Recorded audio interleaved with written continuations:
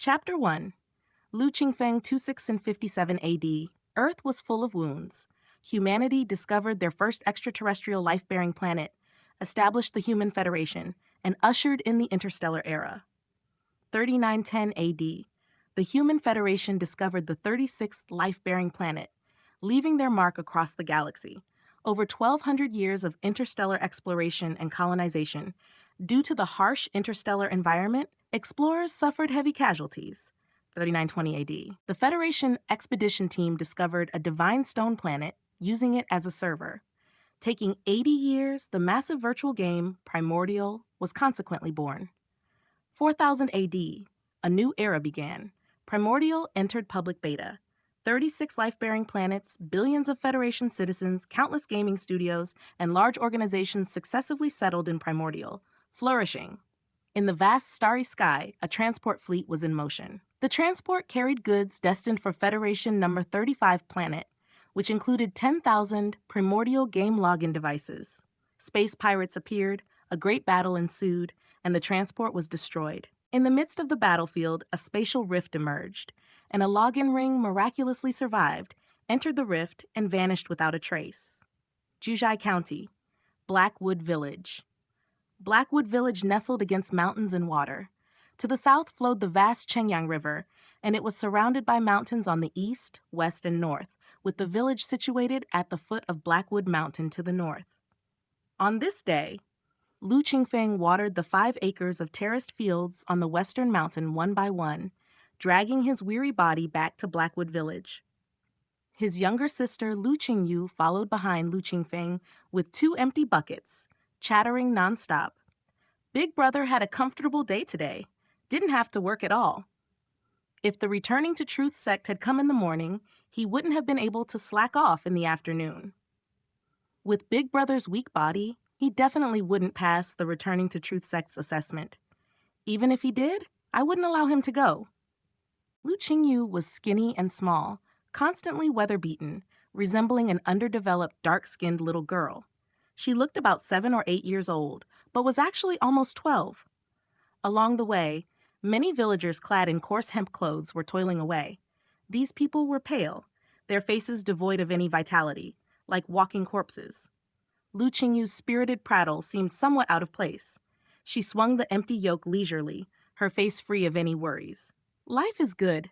A touch of tenderness flickered across the depths of Lu Qingfeng's heart, reaching out to take over the yoke Lu Qingyu was carrying. No need. Big brother, I can handle it. I'm not like second brother. Lu Qingyu agilely dodged, her little face brimming with pride. Don't let second brother hear that, otherwise he's going to get upset and lose his appetite again. Lu Qingfeng couldn't help but laugh. Humph? It's better if he doesn't eat, then you and I can eat more.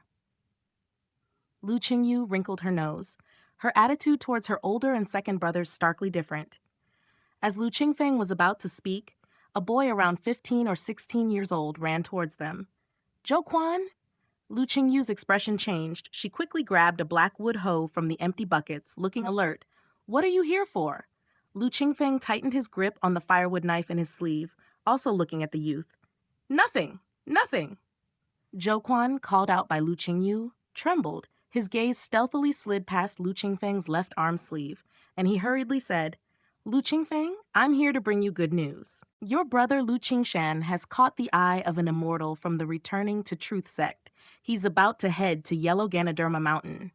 Zhou Quan rubbed his hands together and laughed awkwardly, not daring to make eye contact with Lu Qingfeng.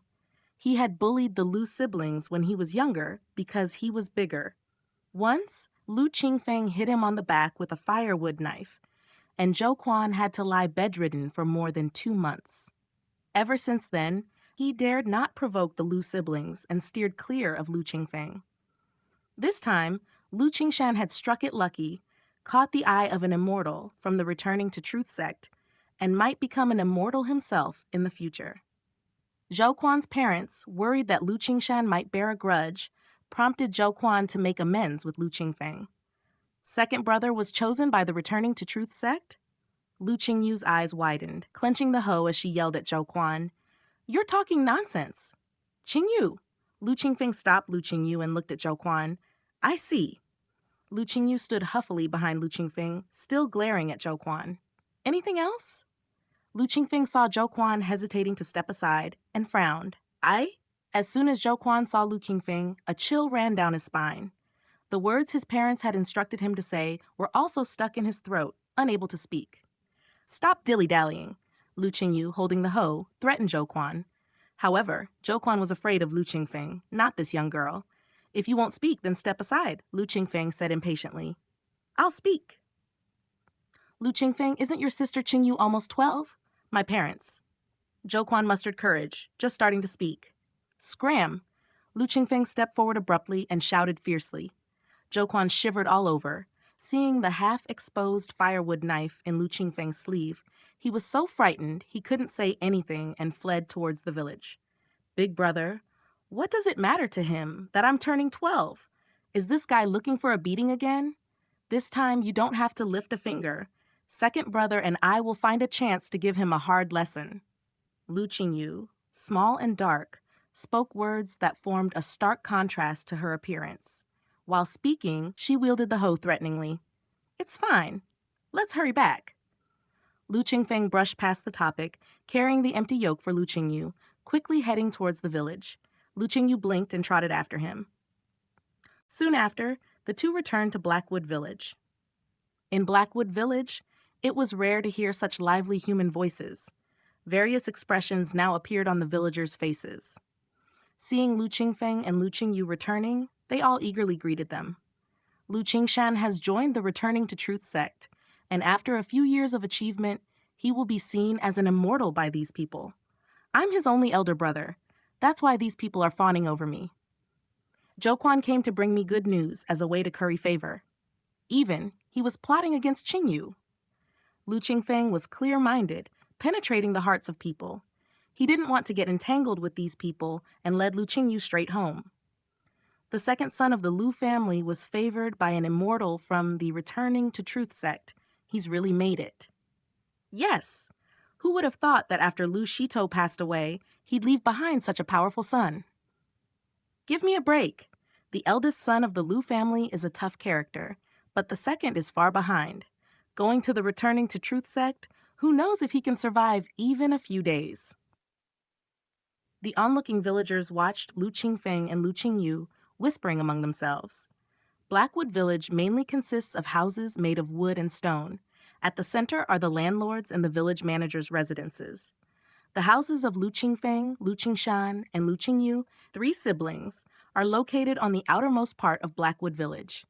Should any demon beasts attack the village, they would be the first ones to suffer. With the outer perimeter as a buffer, the people in the central area have time to react.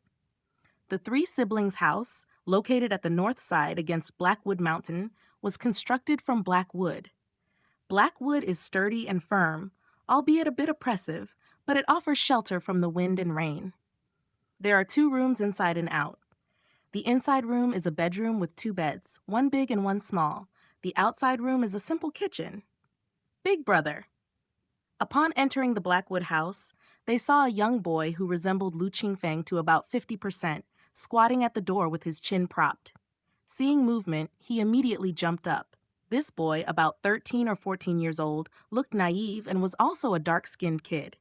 He was Lu Qingshan, Lu Qingfeng's brother from the same parents, also known as second brother by Lu Qingyu. Big brother, I don't want to go to Yellow Ganoderma Mountain.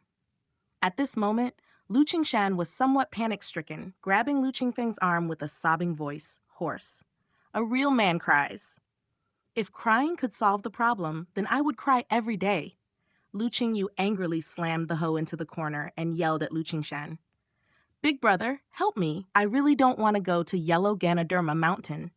The Returning to Truth sect is full of bastards. I don't want to go. Lu Qingshan ignored his sister and pleaded with Lu Qingfeng. Stop saying that you hate the Returning to Truth sect. Just keep it in your heart. Lu Qingfeng glanced outside the door, his face turning serious, and Lu Qingshan immediately stood straight. Lu Qingyu crouched in the corner, crisply said, Exactly. Big brother has taught you many times, and you still don't listen. Revenge is not just about talking. You have to remember it in your heart and prove it with actions. Who says I don't remember? Lu Qingshan, infuriated, found himself at a loss for words. All right, Qingyu, say less. Lu Qingfeng stopped Lu Qingyu, who was about to retort, looked at Lu Qingshan seriously and said, "The Returning to Truth sect selects disciples and servants every year from Juzhai. You won't be able to escape the selection even if you wanted to. Now you only have a little time to pack. I ask, you answer. I say, you listen.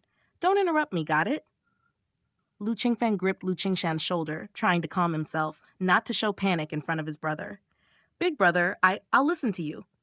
Lu Qingshan's eyes reddened, holding back tears. He nodded emphatically. "Qingyu, you too, don't butt in." Lu Qingfeng then looked at Lu Qingyu crouching in the corner. "I got it." Lu Qingyu nodded her little head. "Qingshan, you were selected by the Returning to Truth sect as a disciple or as a servant?" Only then did Lu Qingfeng turn to Lu Qingshan and asked, "Servant. The person from the Returning to Truth sect said that my aptitude is mediocre, and I could barely become a servant disciple of the Returning to Truth sect." Lu Qingshan felt both fear and lost. Whatever his elder brother asked, he answered, "Servant. I knew it." Lu Qingfeng's eyebrows furrowed tightly, his heart sinking to its lowest depths. In the Returning to Truth sect, there are official disciples and servant disciples. The official disciples, being advanced enough to be taught personally, hold admirable status within the sect. Servant disciples, on the other hand, are equivalent to servants of the Returning to Truth sect. Although they are also granted access to cultivation techniques, they must labor for the sect, dealing with medicinal fields, or handling various mundane chores.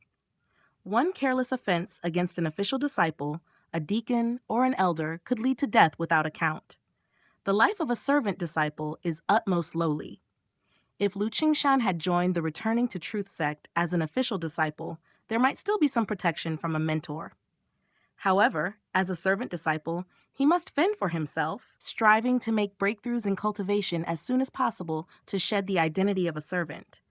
But how difficult it is to advance in cultivation. Qingshan, listen well. From today onwards, do not show our desire for revenge in front of anyone. Once you are in the Returning to Truth sect, just focus on cultivating.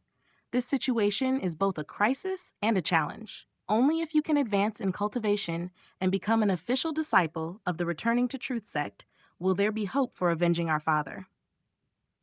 So, before our great revenge is fulfilled, do nothing impulsive or emotional. Only if you survive in the Returning to Truth sect can Qingyu and I live, and there's hope to avenge our father. Lu Qingfeng's expression was extremely serious. Although his body, at only 16, was somewhat stooped from prolonged labor, his eyes were especially bright and resolute. He had lived 2 lives, managing merely to scrape by.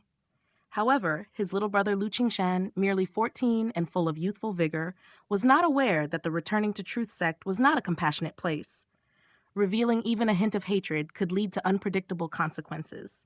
He had to caution carefully. "Brother, I am scared."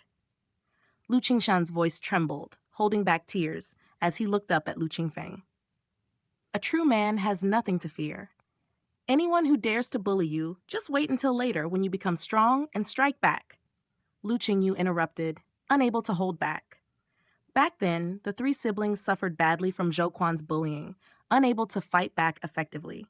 Eventually, with over 20 coarse-grained cakes, the elder brother exchanged a firewood knife from Ironsmith Zhang and managed to scare Zhou Quan away. Hadn't he? Thus, Lu Qingyu had known since childhood, if bullied, you must fight back. Even if you can't win now, always remember, when you are stronger, repay fiercely. Lu Qingshan, though yelled at, unusually did not bicker with Lu Qingyu, but just looked up at Lu Qingfeng, whispering, "Big brother, I'm not afraid anymore." Though the Returning to Truth sect is perilous, there are no shortage of servant disciples. If others can survive, you definitely can too. Lu Qingfeng patted Lu Qingshan's shoulder, comforting him. The ration for a servant disciple is supplied by their family. Henceforth, I'll come to deliver it to you every 7 days. In the end, Lu Qingshan still followed the immortal of the Returning to Truth sect and left Blackwood Village. Lu Qingfeng saw him off. Seeing that immortal from the Returning to Truth sect, towering and robust, with a mountain-chopping knife tied on his back, utterly ferocious, devoid of any immortal spirit chi. Dragon strides and tiger steps, one step crossed, about 20 to 30 feet away. Lu Qingshan and a few other newly accepted servant disciples could only keep up by running with all their might, which was quite strenuous. It was not the first time Lu Qingfeng had seen these disciples from the Returning to Truth sect. Each time he saw them, he felt an overwhelming sense from the bottom of his heart. This feeling was despairing. The one taking Lu Qingshan away was only a regular disciple. It is said that there are more powerful elders and the sect master on Yellow Ganoderma Mountain, renowned throughout Guangyuan County. Their lofty status was no different from that of immortals. Such was the Returning to Truth sect, mastering the way of cultivation, controlling tens of thousands of citizens in Juzhai County, known as immortals. And what about Lu Qingfeng? He was just a frail youth who, after 16 years, had achieved nothing, not even enough to eat or warm clothes to wear. The gap between them was indescribable. Night fell. Lu Qingfeng lay on the hard bed, tossing and turning, unable to sleep. Since his father's death, he had depended on his younger brother Lu Qingshan and younger sister Lu Qingyu for survival. This was the first time in over 3 years that he and Qingyu spent the night alone in the Blackwood house. I wonder how Qingshan is doing. Lu Qingfeng's mind was filled with thoughts of Lu Qingshan. His brother had always followed him since he was little, and they had an exceedingly deep bond. Suddenly separated, Lu Qingfeng found it uncomfortable and was extremely worried. This damn world! Tossing and turning, Lu Qingfeng simply sat up, recalling the bits and pieces of the past 16 years. Lu Qingfeng was not originally from this world. In his previous life, he was a man from Earth, raised in China, with a modestly successful career, considered an aspiring youth. During a trip, he accidentally had a car accident and lost consciousness. When he opened his eyes again, he was a crying baby, born in the cramped Blackwood village. At the age of 4, his mother died from a difficult childbirth after delivering his sister Lu Qingyu. His father, Lu Shito, raised the 3 siblings, Lu Qingfeng, Lu Qingshan, and Lu Qingyu. But unexpected changes occur. When Lu Qingfeng was 13, the 5 acres of family farmland were destroyed by mountain calamities, yielding no harvest. No harvest meant not being able to pay tribute to the Returning to Truth sect. Lu Shito had gone to Yellow Ganoderma Mountain to plead for leniency, where he was ordered by the Returning to Truth sect's external affairs manager to be whipped 10 times. The overworked Lu Shito did not survive, leaving behind 13-year-old Lu Qingfeng, 11-year-old Lu Qingshan, and 9-year-old Lu Qingyu. Since then, Lu Qingfeng had worked day and night, leaving early and returning late, barely sustaining himself while raising his younger brother and sister. 3 years flew by. Now Lu Qingfeng was 16, yet still wasting his days in Blackwood Village. This world was perilously dangerous, with various ferocious wild animals outside Blackwood Village. With Lu Qingfeng's frail body, he wouldn't last 5 miles before being eaten by wild beasts. Furthermore, this text was acquired from MLOEMR. The Returning to Truth sect ruled over Juzhai County, enslaving its people. Once someone ran away, they would immediately be discovered by village managers, and then caught back by the immortals of the Returning to Truth sect, beaten to death, and even their families implicated. No one was sure of escaping from the immortals. Neither did Lu Qingfeng, nor did he have the ability to escape with his younger siblings. It was ridiculous. Being a transmigrant, Lu Qingfeng knew nothing about gunpowder or cannonballs, nor did he know how to construct water wheels or looms. Even if he did, he wouldn't dare reveal such knowledge in the nearly slavery and feudalism Blackwood Village. Tall trees catch much wind. Those who stand out die the fastest. In Blackwood Village, Lu Qingfeng blended in with ordinary villagers. As time passed, this became his reality. If pressed for a difference, it was only on a spiritual level. Ordinary villagers were numb, accepting their servitude under the Returning to Truth sect. But not Lu Qingfeng. He constantly pondered how to escape from Blackwood Village, how to evade the clutches of the Returning to Truth sect. He even thought about overthrowing the Returning to Truth sect. However, 16 years had passed, and he had achieved nothing. The gap between ordinary people and cultivators was too vast to be crossed by human efforts. Once, Lu Qingfeng had hoped to be selected by the Returning to Truth sect. Even as a servant disciple, there would still be a glimmer of hope. But every year the Returning to Truth sect selected, from 12 to last year, Lu Qingfeng didn't meet the standards and was eliminated. Returning to Truth sect? More like Returning True Demon sect. Lu Qingfeng clenched his fists. To him, this so-called Returning to Truth sect was undoubtedly a demon sect, showing contempt for human life, enslaving all living beings. This was an insurmountable mountain weighing on his heart and body, immovable. Qingshan joining the Returning to Truth sect might be an opportunity. Lu Qingfeng gathered his thoughts. To live again in such a miraculous world, merely surviving until death was not his desire. Big brother, are you not asleep yet? In the darkness, Lu Qingyu spoke softly. Not yet. Lu Qingfeng heard his sister moving, looking through the darkness. What's wrong? I can't sleep. Lu Qingyu curled up, feeling a strange sensation in her heart. This feeling was similar to when their father died 3 years ago. It was sour, indecisive, and uncomfortable. Are you missing your second brother? Lu Qingfeng asked. Of course not. He's always so crybaby. Why would I miss him? Lu Qingyu's voice got a little louder. Then try to sleep soon. You can sleep in a bit longer tomorrow. Lu Qingfeng didn't expose his sister's little lie. Oh! Lu Qingyu replied softly, followed by a long silence. After a while, Lu Qingfeng heard soft sobs and the noise of straw. Soon after, he felt a little figure climbing up, huddling in his arms. Big brother, I want to sleep with you tonight. The girl's breath tickled his face as she spoke. Okay. Lu Qingfeng held his sister in his arms, gently patting her back. Before long, the siblings fell deeply asleep. 7 days passed in a blink of an eye. Lu Qingfeng, carrying coarse grain cakes, hurried to Yellow Ganoderma Mountain. Located to the east of Blackwood Village, Yellow Ganoderma Mountain was named for the yellow lychee mushrooms that grew there, and the Returning to Truth sect was situated within the mountain. Not needing to enter Yellow Ganoderma Mountain, just on the outskirts, Lu Qingfeng saw Lu Qingshan peeking out his head. Along with Lu Qingshan, there were more than 10 other servant disciples. Big brother! Seeing Lu Qingfeng appear, Lu Qingshan ran up to greet him, his face bursting with joy. Having not seen him for a few days, Lu Qingshan had lost a lot of weight, and his hair on the left side hung down, covering his left face, making him look somewhat strange. What happened to your face? Lu Qingfeng pointed to Lu Qingshan's left face and asked. It's nothing, just accidentally fell. Lu Qingshan grinned, seemingly pulling at a wound as the corner of his mouth twitched uncontrollably. Be more careful when you walk.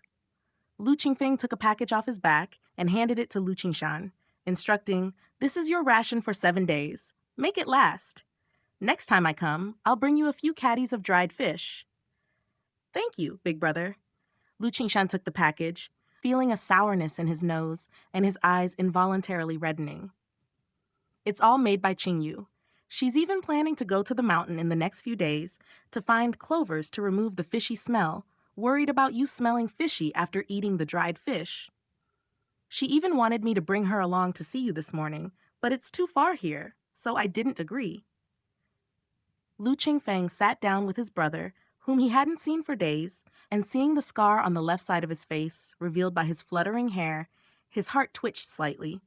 Damn that Returning to Truth sect. No need to ask. Those scars that resembled whip marks definitely didn't come from a fall. Qingyu wouldn't want to come see me. Lu Qingshan pouted, yet couldn't help asking, did she really ask you to bring me dried fish and fuss about coming to see me? Fussing about? Lu Qingfeng, holding back his sadness, forced a smile and nodded hurriedly. Humph! I don't believe it. Lu Qingshan looked up defiantly, though his face couldn't hide a smile. Tell big brother, what have you been doing these days? What have you learned? Lu Qingfeng talked about some family matters with his brother, then asked. The two brothers chatted on the gentle slope for about the time it takes to drink a cup of tea, then Lu Qingshan hurried back to the servant quarters at Yellow Ganoderma Mountain first. Lu Qingfeng watched Lu Qingshan's departing figure, noticing how he clutched the package to his chest and limped when running, not daring to exert too much force on his right leg. This kid. Lu Qingfeng watched Lu Qingshan leave, then looked up at Yellow Ganoderma Mountain. Yellow Ganoderma Mountain was not tall, but its trees were tall and lush. The Returning to Truth sect was hidden among them, concealed by the foliage and completely invisible. At first glance, Yellow Ganoderma Mountain seemed dark and hole-like, much like a demon cave. It's like a fierce demon beast with its open maw, and Lu Qingshan, running 3 steps at a time, disappeared into the maw-like demon cave. In a blink of an eye, more than 3 months passed. During this time, Lu Qingfeng delivered rations to Lu Qingshan every 7 days. Each time, Lu Qingshan appeared thinner and his injuries increased, with the scar on his left face not yet fully healed, and a new whip mark added to his right face. This time, Lu Qingshan couldn't hide it, only mentioning he had accidentally angered the servant supervisor, getting whipped a few times. Lu Qingfeng lifted up Lu Qingshan's shirt, seeing his body, skinny like a rack of ribs, covered densely with whip marks, some new, some old. He pretended not to care, still wearing a grin as he comforted Lu Qingfeng. If this goes on, Qingshan might literally be beaten to death. Inside the Black Wood House, Lu Qingfeng sat on the hard bed, furrowing his brows. Qingyu had gone back to sleeping in her own little bed, already deep in dreams. After sitting for a long while, Lu Qingfeng stood up from the bed and took out a few pieces of bark from a wooden box under the bed. By the moonlight, one could see little figures demonstrating movements on the tree bark. Each punch and kick was quite meticulous. Next to the images, there were words resembling small seal script. Lu Qingfeng, through guessing and inference, could recognize most of them. Coupled with studying the texts of this world with Lu Qingshan in the past few months, his understanding wasn't hindered. Returning to Truth Technique. Barbaric Bullfist. Lu Qingfeng read each word and phrase. Lu Qingshan had joined the Returning to Truth sect, and even though he was a servant disciple, aside from various mundane tasks, he could also cultivate. He spent the first 3 months learning the language and various meridian diagrams. Just a few days ago, he was officially taught the first layer of the Returning to Truth technique and the Barbaric Bullfist. Among them, the Returning to Truth technique was a meditation-based cultivation technique focusing on sensing the fetal breathing and developing qi perception. It's said to be one of the most orthodox internal cultivation techniques and was highly regarded throughout Guangyuan County. As for specifics, that remained unknown. The Barbaric Bullfist was a physical fist and foot technique, training one's physique and physical strength. Every 7 days, Lu Qingfeng took the opportunity to deliver food to Lu Qingshan, learning the language and understanding the meridian points from him. In short, whatever Lu Qingshan learned, he learned too without missing anything. Yesterday, Lu Qingshan even risked his life to secretly teach Lu Qingfeng the newly learned Returning to Truth technique and Barbaric Bullfist. Such unauthorized teaching, once discovered by the Returning to Truth sect, could lead to their deaths, including Qingyu's. However, Lu Qingfeng was careful, and both Qingshan and Qingyu kept tight-lipped, so there was no worry of being discovered. Nevertheless, whether it's the Returning to Truth technique, an internal technique, or Barbaric Bullfist, a physical technique, both consume a lot of physical strength. Once practicing, one's daily food intake must at least double. Various meats and medicinal materials are also indispensable. Otherwise, the body will break down before mastery is achieved. Lu Qingfeng pondered.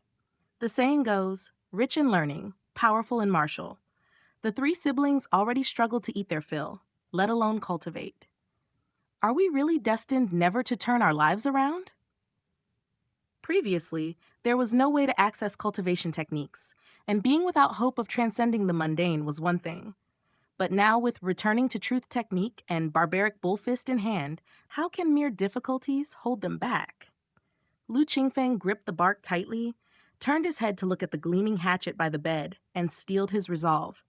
If we can't turn our lives around, what's the point in merely surviving? Tomorrow, I'll go to the Western Mountains to look around. If I'm lucky enough to kill a wild boar, that will provide for half a month of cultivation resources for me and Qingshan. At the very least, let Qingshan cultivate with peace of mind. However, hunting was not as simple as it seemed, and wild boars were not easy prey. With Lu Qingfeng's slight frame, even a young wild boar could leave him with broken bones, turning him into pig feed. Let's see how it goes first. No rush to risk our lives. We can try setting traps.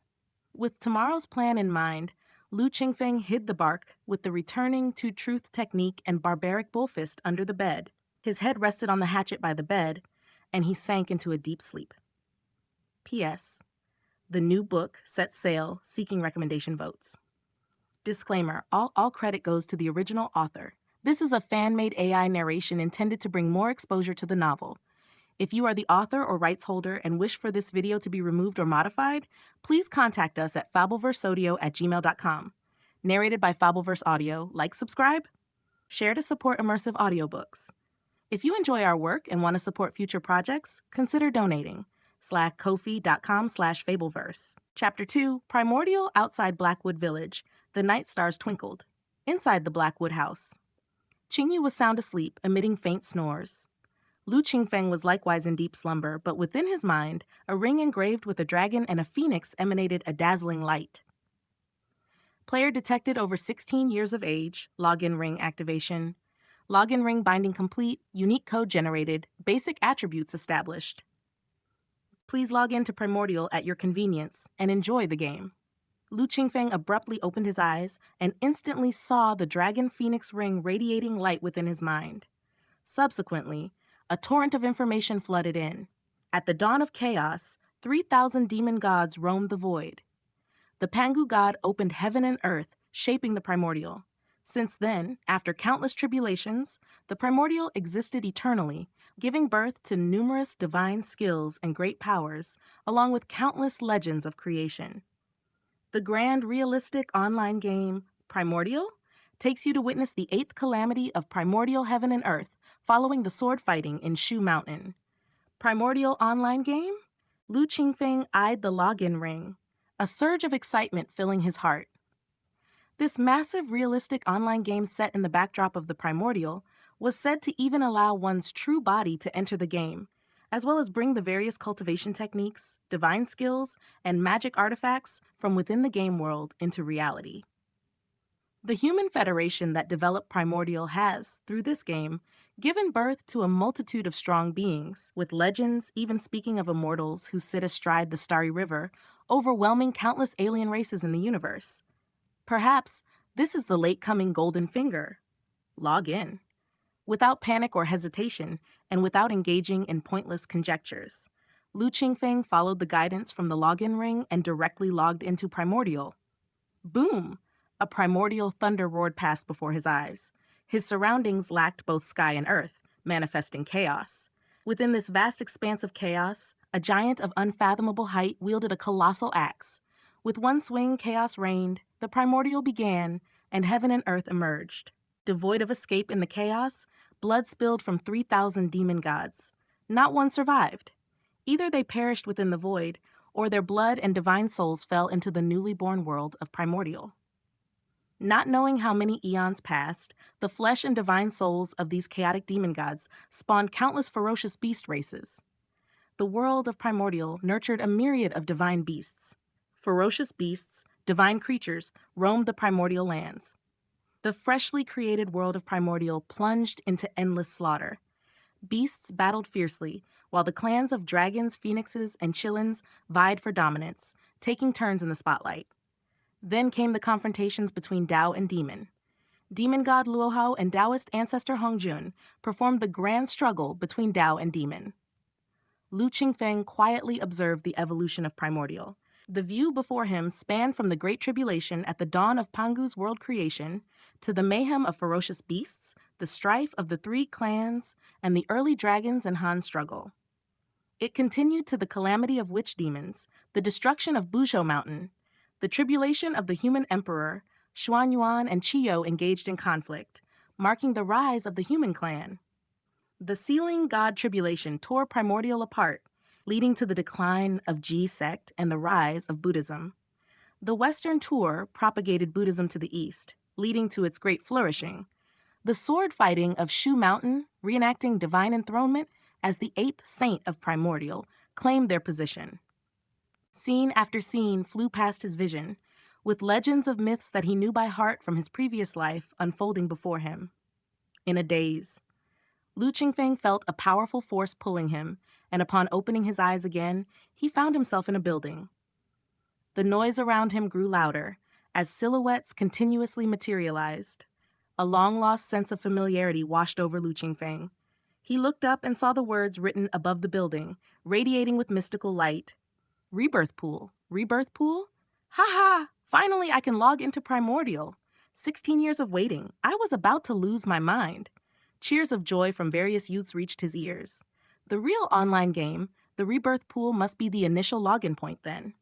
Lu Qingfeng glanced at the surrounding youths, some brimming with excitement, others feigning depth, and couldn't help but smile. Sa is P-Nart of the Collectation on MV plus 2 MP plus YR. Such moods were rare to see within the oppressive Blackwood village. Even during the harvest, the villagers' faces often showed more worry and stillness. It's been a long time. Amidst the noise, Lu Qingfeng's pent-up emotions for 16 years were slightly eased. He followed the cheering youths out of the rebirth pool. It was as if he had passed through a layer of space, and upon re-emerging, he had arrived at a bustling town. This game allows entry with one's true body. It's no longer just a virtual online game. Just why didn't the system let me choose whether to enter with my true body when I logged in? Lu Qingfeng pondered. His current body felt incredibly real, but indeed, it was just a concoction within the game, not his true body that entered. That is to say, without making a conscious choice, the system defaulted him to a consciousness and soul entering the game while the physical body remained in reality. This did not match the game description he read before logging in. I'm not sure if this is good or bad. Lu Qingfeng shook his head and recalled the plots from online game novels of his previous life, thinking to himself, Attribute panel. A virtual panel appeared in front of him. Name, Lu Qingfeng. Race, human clan faction, none. None cultivation. None level, 01. Lifespan, 1668 root bone. Merit, unknown. Karma, unknown. Cultivation technique, Yellow Court scripture layer, uninitiated. Characteristic derivation technique, first layer. Mastery over various techniques, first layer. Karma removal, first layer. Magic skills, none divine skills, none equipment, none. As Lu Qingfeng had expected, his attributes panel was pitifully empty. However, the values for physique, strength, attack, defense, and more that he had anticipated were not displayed on the attributes panel. True virtual reality game, Lu Qingfeng pondered. Turning his head to look around, the pedestrians and buildings that met his eyes were indistinguishable from reality. If he had woken up and found himself here, Lu Qingfeng would have believed he had crossed over to another world once again. Look quickly! Sword immortal! Sudden exclamations filled his ears.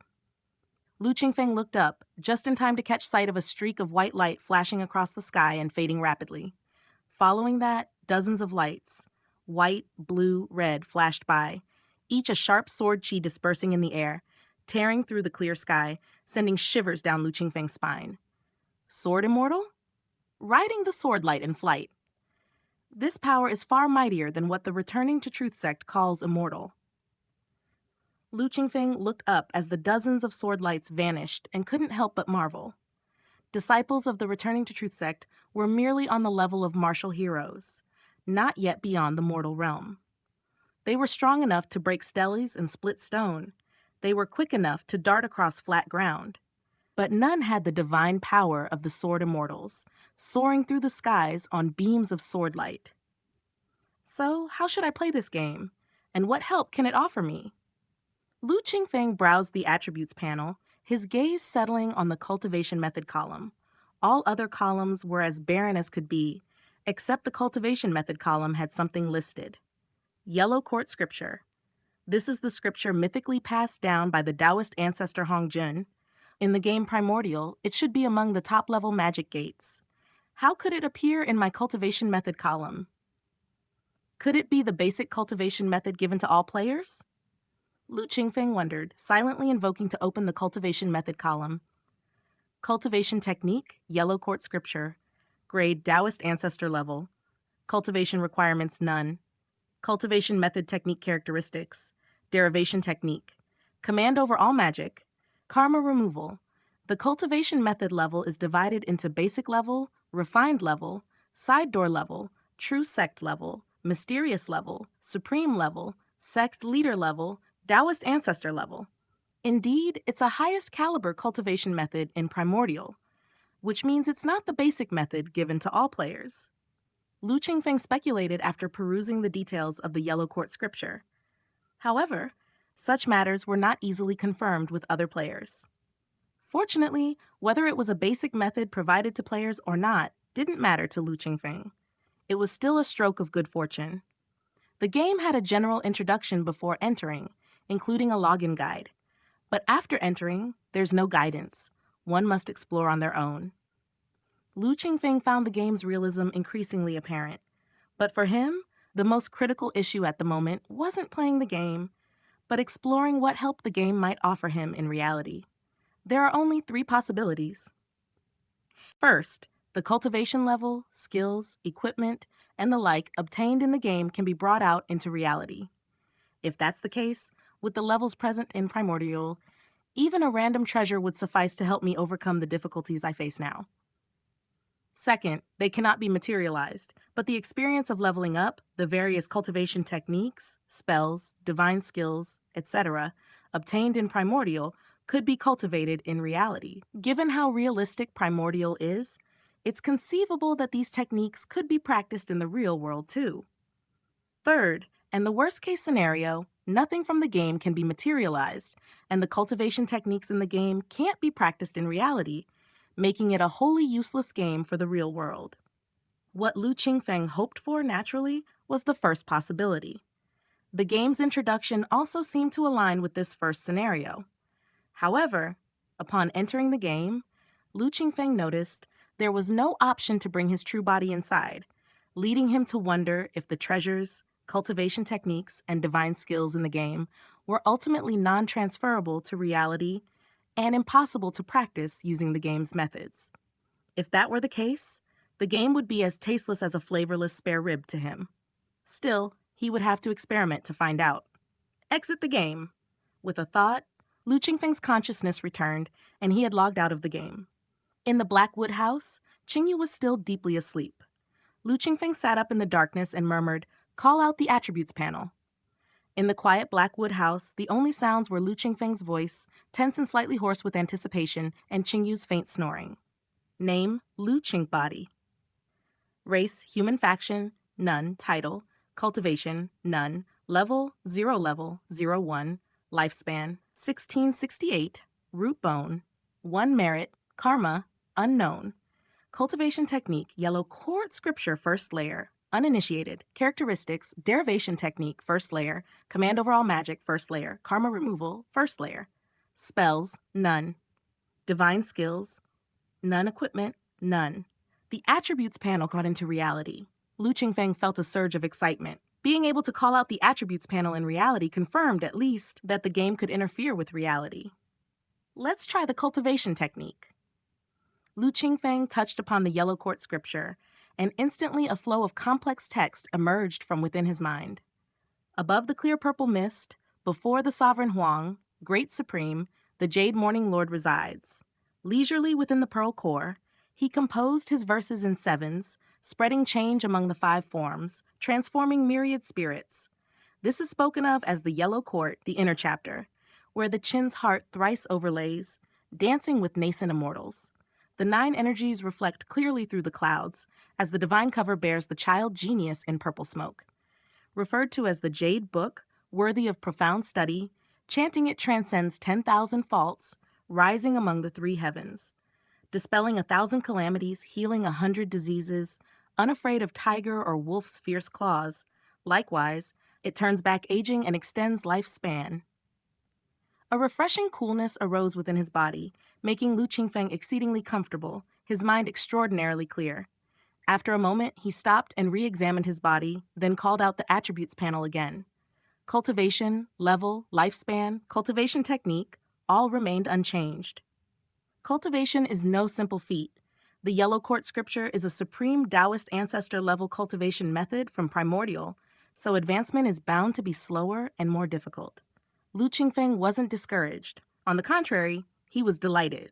Since it was indeed possible to practice the Yellow Court scripture in reality, at least the second possibility he had surmised was correct. Let's enter the game once more. This time, I need to probe thoroughly and see whether cultivation levels and items can be materialized into reality. Lu Qingfeng lay down again and quietly logged back into Primordial. Disclaimer. All credit goes to the original author. This is a fan-made AI narration intended to bring more exposure to the novel. If you are the author or rights holder and wish for this video to be removed or modified, please contact us at fableverseaudio@gmail.com. Narrated by Fableverse Audio. Like, subscribe, share to support immersive audiobooks. If you enjoy our work and want to support future projects, consider donating. ko-fi.com/fableverse. Chapter 3. Exploring Primordial Chaos, expanded continuously since its inception. For billions of years, its height beyond the heavens, its thickness beyond the depths, with boundaries and spans unknown. After the sealing god tribulation, the primordial chaos shattered, splitting into the 4 great continents. These are Eastern Continent, Western Continent, Nanjambu Continent, and Northern Continent. Beyond the 4 great continents extends the vast 4 seas. Above lie the 9 heavens, below, the 9 nether. Beyond the 4 great continents and the 4 seas lies the endless void. Within it, countless large and small worlds orbit around these core lands of the 4 great continents and the 4 seas, like stars surrounding the moon. In the outer realms, the starry sky glitters brilliantly. Within the celestial cycle stars, limitless life spirits are nurtured. Primordial has been open for 3,800 years. Up to now, the footprints of players have only been within a limited range, not to mention those born in the vast expanse of the 4 great continents, even those on an inconspicuous small island in the East Sea without the cultivation of the Mahayana realm would not think of leaving. For most players, they spend their lives wandering their birthplace, unable to escape this cage. Lu Qingfeng was born on an isolated continent beyond the northern continent, billions of miles away from the Earth's immortal world, where the 4 great continents are located. It is said that in this continent, some players cultivated to the Mahayana realm, losing hope in surpassing the calamity, tried to cross the void to the northern continent in search of opportunity, but ultimately got lost in the endless void, vanishing into nothingness. Heavenly Fox Realm, 100 Barbarians Archipelago, 7 Sword Mountain Range, Elephant King City, Black Sand Town. My current location is Black Sand Town, akin to a newbie village. Lu Qingfeng strolled twice around Black Sand Town and gathered quite a lot of information. Black Sand Town is under the jurisdiction of Elephant King City, which itself is one of the 800 mountains and 1,200 cities within the 7 Sword Mountain Range governed by the 7 Sword Sects. This colossal 7 Sword Mountain Range is but a corner on an unremarkable island amongst the 100 Barbarians Archipelago. Such a vast map, is it really just a game created by that human federation? Lu Qingfeng couldn't help but doubt. This doubt is clearly meaningless. Elephant King City, 7 Sword Mountain Range, 100 Barbarians Archipelago, none of these matters to the current Lu Qingfeng. He continued to walk, familiarizing himself with Black Sand Town. In Black Sand Town, newbies make up a vast majority, and there are guilds of all sizes. Amongst them are dozens of established guilds, some nearing the threshold of forming their own sects. Some are directly supported and established by the Wanchang City and other sects around Black Sand Town, specifically to recruit and select talented disciples. Heavenly Pool Guild is recruiting new members. Requirements: level 10 and above, mastery of a combat spell or martial technique. Imperial City Guild sincerely invites experts to join. Requirements: level 21 and above, any combat spell cultivation to the 3rd level. Sword Immortal Guild is recruiting. Requirements: level 10 and above. Passing by the guild plaza, Lu Qingfeng saw crowds of people. Numerous guilds continually select and absorb newcomers, and countless newcomers here are choosing the guilds that suit them. In Primordial, the lines between natives, players, and the descendants of players in the game have long been blurred, indistinguishable at a glance. Black Sand Town is no exception. But in the Human Federation, with a huge population base, constantly, teenagers reaching the age of 16 are able to join Primordial and become newbie players. These new players can take on tasks from shops and government offices, or join major guilds to obtain starting resources. Lu Qingfeng wandered around Black Sand Town for most of the day, barely managing to familiarize himself with even half of the West District. To fully explore Black Sand Town would take at least 3 to 5 days. Black Sand Town, though called a town, is not small in scope. The urban area alone stretches out for 40 to 50 miles. The town has a permanent population of over 200,000, and including the surrounding villages, totals at least 500,000. For primordial startups, if not guided by a senior, let's set that aside. If starting alone, leaving the city to level up through monster slaying is the worst option. Generally, players choose to join a guild, or to join an artifact refining workshop, alchemy workshop, or talisman refining workshop as an apprentice. This method allows one to obtain a basic cultivation technique, earn a definite amount of cultivation resources, and also master a secondary profession. Multiple benefits make it naturally the first choice. Lu Qingfeng arrived in front of an alchemy workshop named Wangchen. Wangchen Alchemy Workshop was not big, and a notice was posted at the door. Wangchen Alchemy Workshop is recruiting apprentices. A contract with the player will provide a free basic cultivation technique, a basic alchemy spell, 5 yellow dragon pills, and 5 fasting pills. 1 month after signing the contract, the player must process at least 10 portions of basic medicinal materials for the alchemy workshop daily, for a period of 1 year. Black Sand Town's various alchemy workshops and artifact refining workshops had similar standards for recruiting apprentices, specifically designed for newbie players like Lu Qingfeng. Put plainly, it is a poverty alleviation project. Lu Qingfeng stood in front of the notice, and even without seeing any person in charge of the Wangchen Alchemy Workshop, he signed a contract with the establishment. After the contract signing was completed, the notice board flashed. 2 booklets, 2 jade bottles, and a greenstone token fell out, landing in Lu Qingfeng's hands.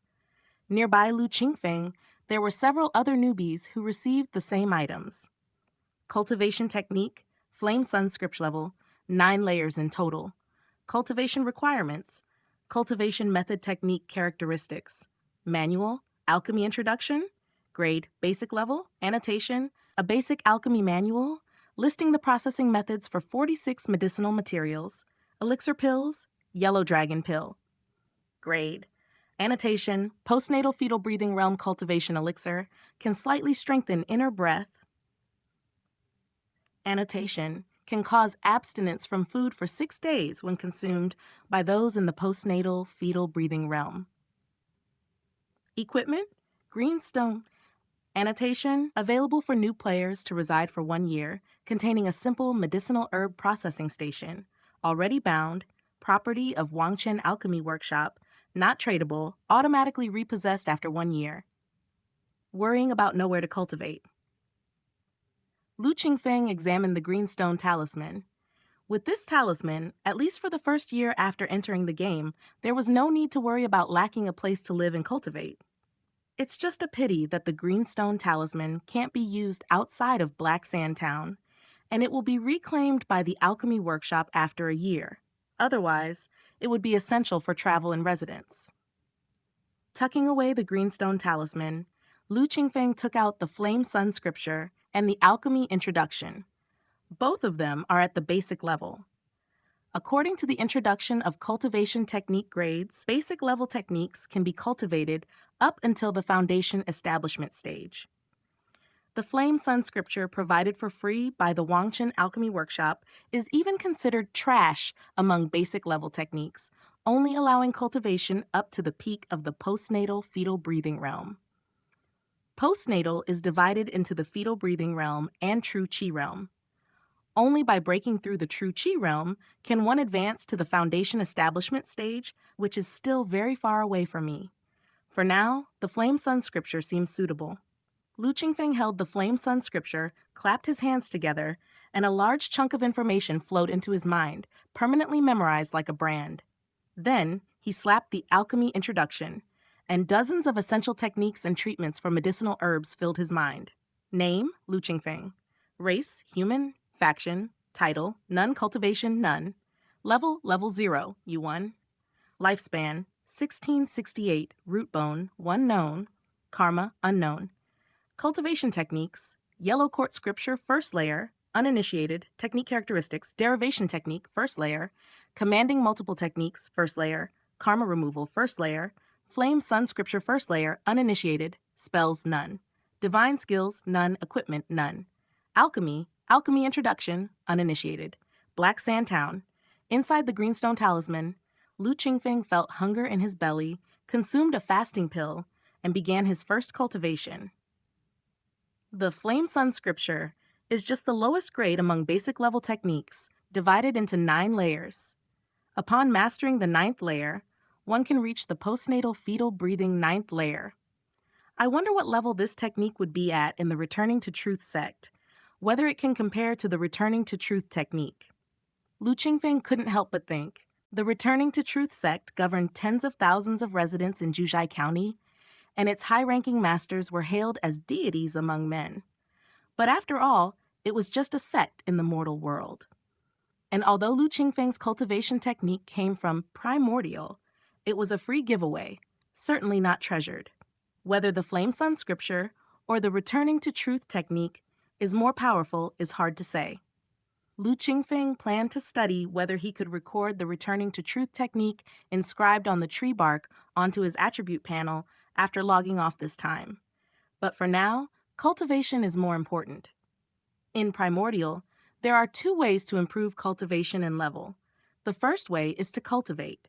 Whether it's methodically meditating, circulating energy, or swallowing spirit pills and marvelous medicines, it's all part of the first method.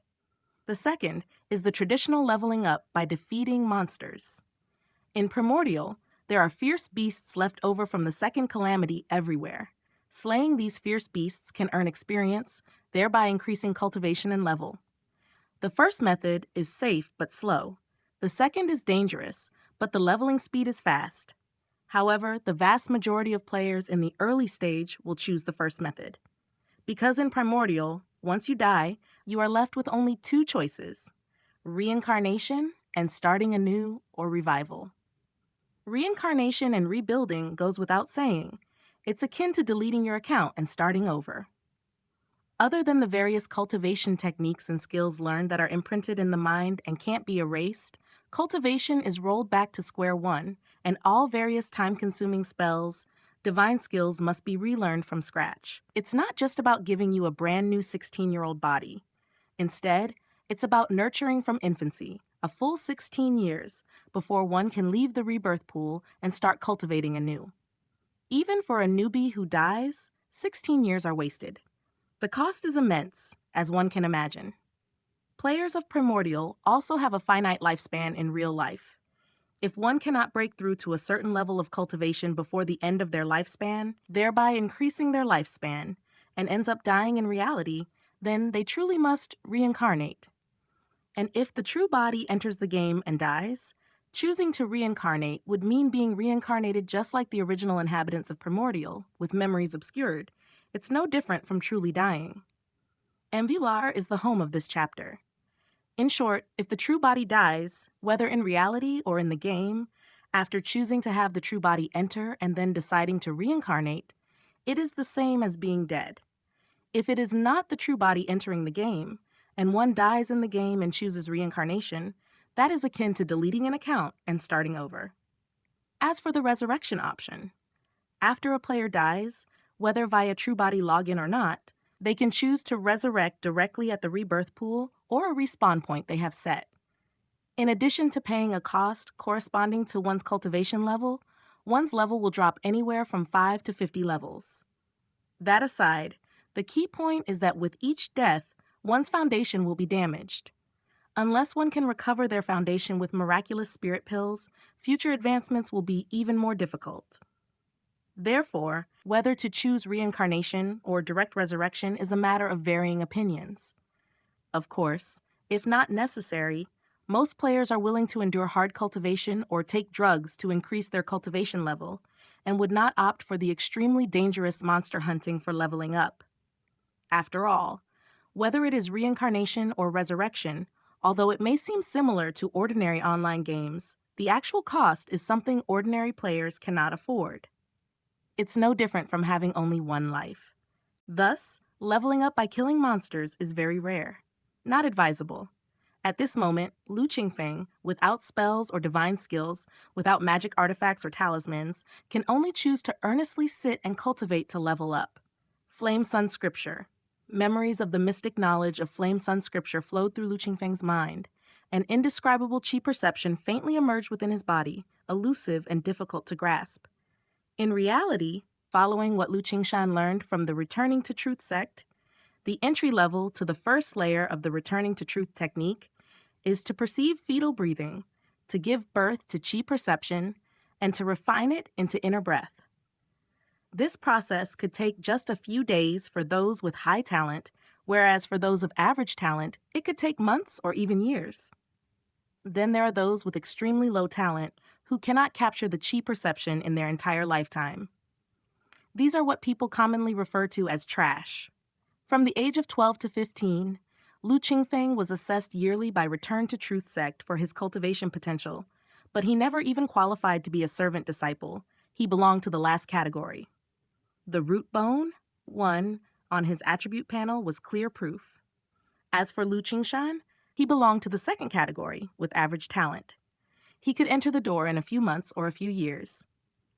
After entering Primordial, Lu Qingfeng's talent seemed to show no improvement. Sitting with the Greenstone Talisman for half an hour, the chi perception within Lu Qingfeng remained faint and elusive, impossible to capture. It seems I'll have to rely on taking pills. Lu Qingfeng felt helpless as he stood up to stretch his numb body. After a short while, he resumed his cultivation. This time, he took out and consumed one of the 5 yellow dragon pills given by Wangchen Alchemy Workshop. Immediately operating the Flame Sun scripture, he began refining the potency of the pill. The power of the yellow dragon pill was astonishing. As soon as it entered his abdomen, it transformed into a warm current that spread through his limbs and bones, giving a feeling of floating and about to become immortal. Time passed. After an unknown duration, as the power of the pill faded, Lu Qingfeng slowly opened his eyes with a tinge of disappointment. 1 yellow dragon pill isn't enough. Lu Qingfeng had such poor talent that even the yellow dragon pill, a sacred pill for the early stage of fetal breathing cultivation, failed to enable him to comprehend chi perception. Adjusting his mindset, Lu Qingfeng got up and walked for a while before taking another pill. After consuming the yellow dragon pill, after an undefined amount of time when the effects had passed, he still failed to grasp that obscure chi perception. Another try. Lu Qingfeng did not get discouraged. If he couldn't comprehend chi perception with the aid of yellow dragon pills in the game, what hope would he have once he returned to reality? The third pill, the fourth pill. The effect of the yellow dragon pills did not fail after all. After taking 4 yellow dragon pills in a row, Lu Qingfeng suddenly felt a stroke of insight, catching a glimpse of the elusive chi perception.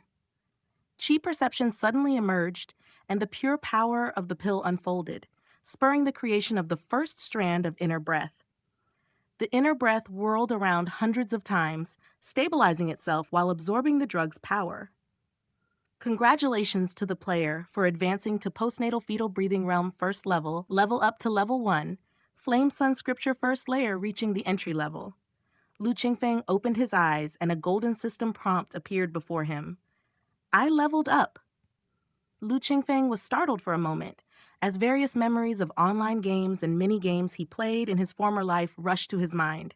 He had been reborn in a different world for 16 years now, surviving miserably Blackwood Village, and his personality had long since become silent and gloomy, with most of the memories from his previous life deeply buried in his heart. Now, suddenly evoked, a mix of emotions welled up within him. More importantly, with the experience gained this time in perceiving chi perception, there was a potential for cultivating in reality a hope for transcending the ordinary. Putting aside distracting thoughts, he brought up his attribute panel. Name, Lu Qingfeng, race human, faction, title, none. Cultivation level, postnatal fetal breathing realm, first level grade, level 105. Inner breath 1 quality basic level. Lifespan, 1668, root bone 1, merit unknown, karma unknown. Cultivation technique, Yellow Court scripture, first layer, uninitiated. Characteristics, derivation technique, first layer. Mastery of all techniques, first layer. Karma removal. Flame Sun scripture, first layer, initiated. Derivable. Spells, none. Divine skills, none. Equipment, none. Alchemy, alchemy introduction, uninitiated. There's not much change in the attribute panel. Aside from the predictable changes in cultivation level and grade, a new section for inner breath appears. The terms derivable can also be found following the Flame Sun scripture and alchemy introduction. Derivation? Is it perhaps the derivation technique characteristic of the Yellow Court scripture? Lu Qingfeng's first thought. Without much speculation, Lu Qingfeng directly clicks on the derivable following the Flame Sun scripture. Would you like to expend 1 experience point to derive the Flame Sun scripture? Notice, the player's current reserve of experience points is 0. Engaging in derivation would result in falling to level 0. Derivation consumes experience points, and if there aren't enough reserve experience points, it will also lead to a drop in level. Lu Qingfeng summarizes the information and then clicks on the derivable following the alchemy introduction. Would you like to expend 1 experience point to derive the alchemy introduction? Notice, the player's current reserve of experience points is 0. Engaging in derivation would result in falling to level 0. The information is the same. Lu Qingfeng considers and chooses not to derive. Yellow dragon pills are greatly beneficial for cultivation in the fetal breathing realm at the early stage and are rather precious, so Lu Qingfeng cannot afford to waste them. If he falls back due to derivation, firstly, he isn't sure if he can cultivate back up on his own in a short period. Secondly, he does not have more yellow dragon pills to consume. Sitting cross-legged, Lu Qingfeng continues to cultivate the Flame Sun scripture. He consumes 4 yellow dragon pills, which give rise to his chi perception and promote him to the first level of the fetal breathing realm. There's still a considerable part of the pill's potency that hasn't been refined inside his body, and if he doesn't cultivate now, some of the potency will seep into all parts of the body, becoming difficult to harness. Another part of it will dissipate through the body, thus going to waste. While sitting in meditation, the effects of the yellow dragon pills are indeed not weak. After an unknown period, Lu Qingfeng finally refines all the pill potency that could be harnessed within his body. His experience points also reach 4 at level 1. Soon he will be able to level up. Take out 2 experience points and try to derive the effect. Lu Qingfeng opens his eyes and starts with the derivation of the Flame Sun scripture. Would you like to expend 1 experience point to derive the Flame Sun scripture? Yes, Lu Qingfeng silently says. Derivation process for the Flame Sun scripture is underway. After spending the experience point, a golden system prompt box pops up in front of Lu Qingfeng, followed by no further action. On the attribute panel, the derivable following the Flame Sun scripture also has changed to derivation in progress. Is it because there aren't enough experience points, or is the derivation process too slow? Lu Qingfeng is perplexed. Let's try with the alchemy introduction. Would you like to expend 1 experience point to derive the alchemy introduction? Yes. Derivation process for the alchemy introduction is underway. Similar to the Flame Sun scripture, the alchemy introduction gets stuck in the middle of the derivation. What's this? Lu Qingfeng considers and touches the derivation in progress term, and immediately a stream of information comes through. Flame Sun scripture derivation in progress, required experience, points 110. Alchemy introduction derivation in progress, required experience, points 1. So, it turns out the experience points I invested weren't enough. Lu Qingfeng suddenly realizes. Given this situation, he is now curious as to what the Flame Sun scripture and alchemy introduction would be like after sufficient experience points are injected. But presently, the combined experience points he has are still insufficient to complete the derivation of any one of them. He has no choice but to put it aside for now and silently exits Primordial. Disclaimer, all credit goes to the original author. This is a fan-made AI narration intended to bring more exposure to the novel. If you are the author or rights holder and wish for this video to be removed or modified, please contact us at fableverseaudio@gmail.com. Narrated by Fableverse Audio, like, subscribe, share to support immersive audiobooks. If you enjoy our work and want to support future projects, consider donating at ko-fi.com/fableverse. Chapter 4, Cultivation Difficulties. Blackwood Village remained silent throughout the starry night. Lu Qingfeng sat up, looking at his hands in the dim moonlight, realizing that the yellow dragon pills and fasting pills had not followed him back to reality. He opened his attribute panel again. Name, Lu Qingfeng True Body. Race, Human Faction. Title, None Cultivation, None. Level 0. Lifespan, 1668. Root Bone, Merit, Unknown. Karma, Unknown. Cultivation Technique, Yellow Court Scripture, First Layer, Not Initiated. Traits, Derivation Technique, First Layer. Commanding All Methods, First Layer. Karma Removal, First Layer. Flame Sun Scripture, First Layer, Initiated. In the process of derivation, spells, none. Divine Skills, none. Equipment, none. Alchemy, Alchemy Introduction, not initiated. In the process of derivation.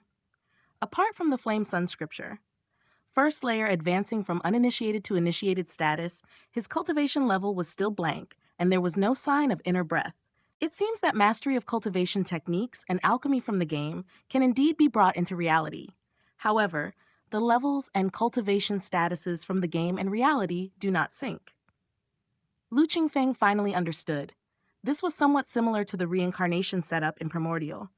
Memories could be carried over, but physical aspects such as inner breath and cultivation levels could not be synchronized.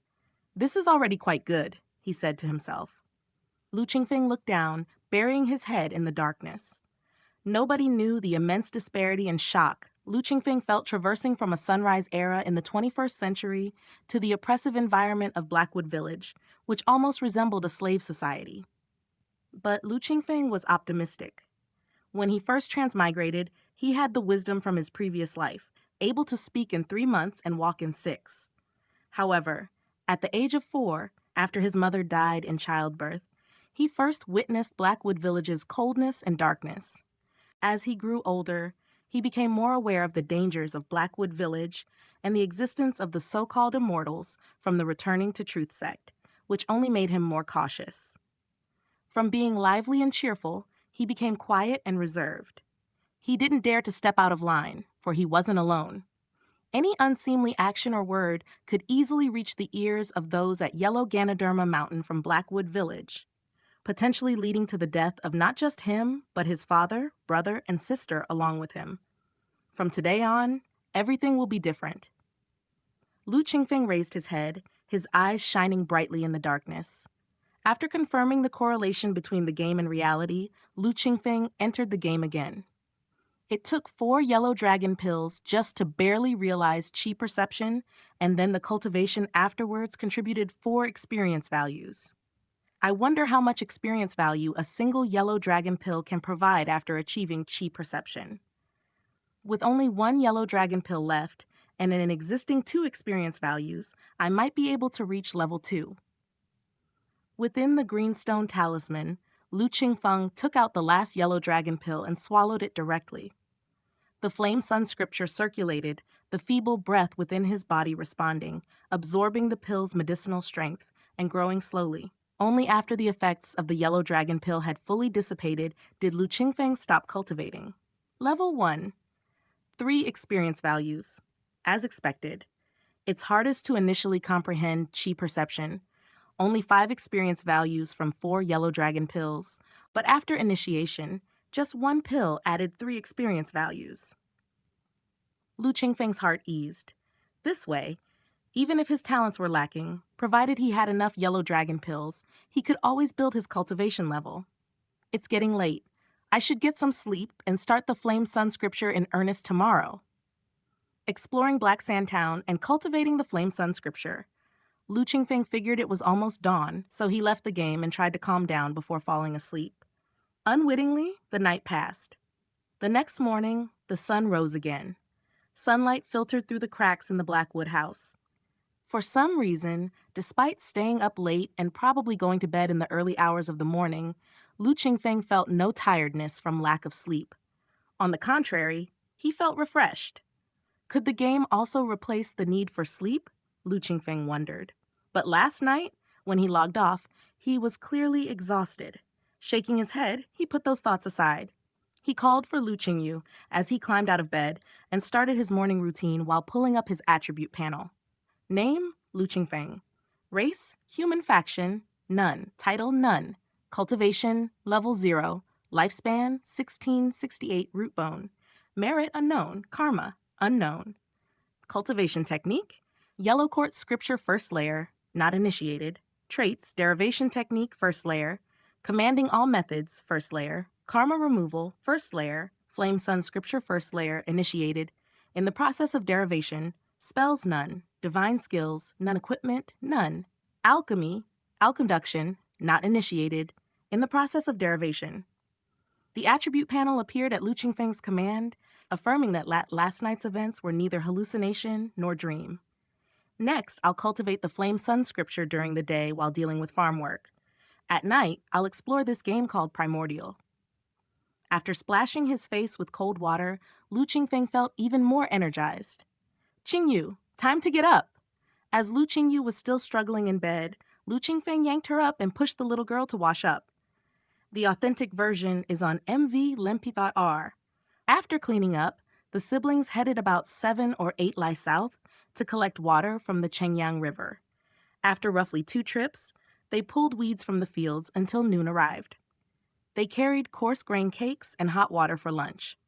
Lu Qingfeng pulled out a coarse grain cake, tore off a large half for Qingyu, and gulped down his smaller half. Big brother, I can't eat so much. Lu Qingyu, devouring her cake, stuffed the leftover bit into Lu Qingfeng's mouth, complaining as she did so, "Your saliva's all over it. I don't want it." Lu Qingfeng just opened his mouth and swallowed the coarse grain cake. Watching this, Lu Qingyu clapped her hands, her eyes curving into crescent moons with delight. She used to think the midday coarse grain cakes were bigger than when they were made, until she noticed that the other half in her brother's hand was much smaller than hers, and since then, she wouldn't eat more. Sometimes, when Lu Qingfeng tried to sneak more cake to her without her noticing, Lu Qingyu would catch him immediately and feed the remainder to him. Qingyu, do you find it hard following your brother?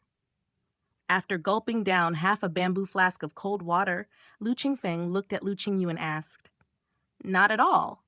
Nobody in Blackwood Village cherishes me more than Big Brother. Little Hua, Daju, they get bullied by their brothers every day. You don't know how jealous they are of me." Lu Qingyu's eyes sparkled like stars, her small face beaming. Satisfied so easily, make sure in the future no one can whisk you away with a few kind words. Lu Qingfeng teased, "I won't. I want to be with Big Brother forever." Lu Qingyu pouted, scrunched her nose, and commented. Lu Qingfeng smiled, ruffling Lu Qingyu's little head, and thought about the suitors that had been turning up at their door, a chill flickering in his heart. "Qingyu, Big Brother had an adventure a couple of days ago, and from now on I need to cultivate every day. You keep a lookout for me, and if someone's coming, let me know, okay?" Lu Qingfeng, playing with the 2 yellow braids at the back of Qingyu's head, negotiated. He spent all his time with Qingyu, and he couldn't hide the fact of his cultivation from her, nor was there a need to. The 3 siblings relied on each other, and Qingyu as well as Qingshan were practically brought up by him. There was no one else in the world more trustworthy than them. Big Brother is cultivating too? That's great! I'll keep a lookout for you, Lu Qingyu exclaimed in joy. Then realizing she was too loud, she shrank her neck and sneakily stood up, checking her surroundings. Seeing no one nearby, she patted her chest, tiptoed over to Lu Qingfeng, and whispered into his ear, "Big Brother, I won't tell anyone you're secretly cultivating. Once you master it, we'll go to Yellow Ganoderma Mountain to rescue Second Brother." Though she didn't say it, little Qingyu thought of her second brother, Lu Qingshan, every single day. Good girl. Lu Qingfeng smiled, then promptly sat down, eager to start cultivating the Flame Sun scripture.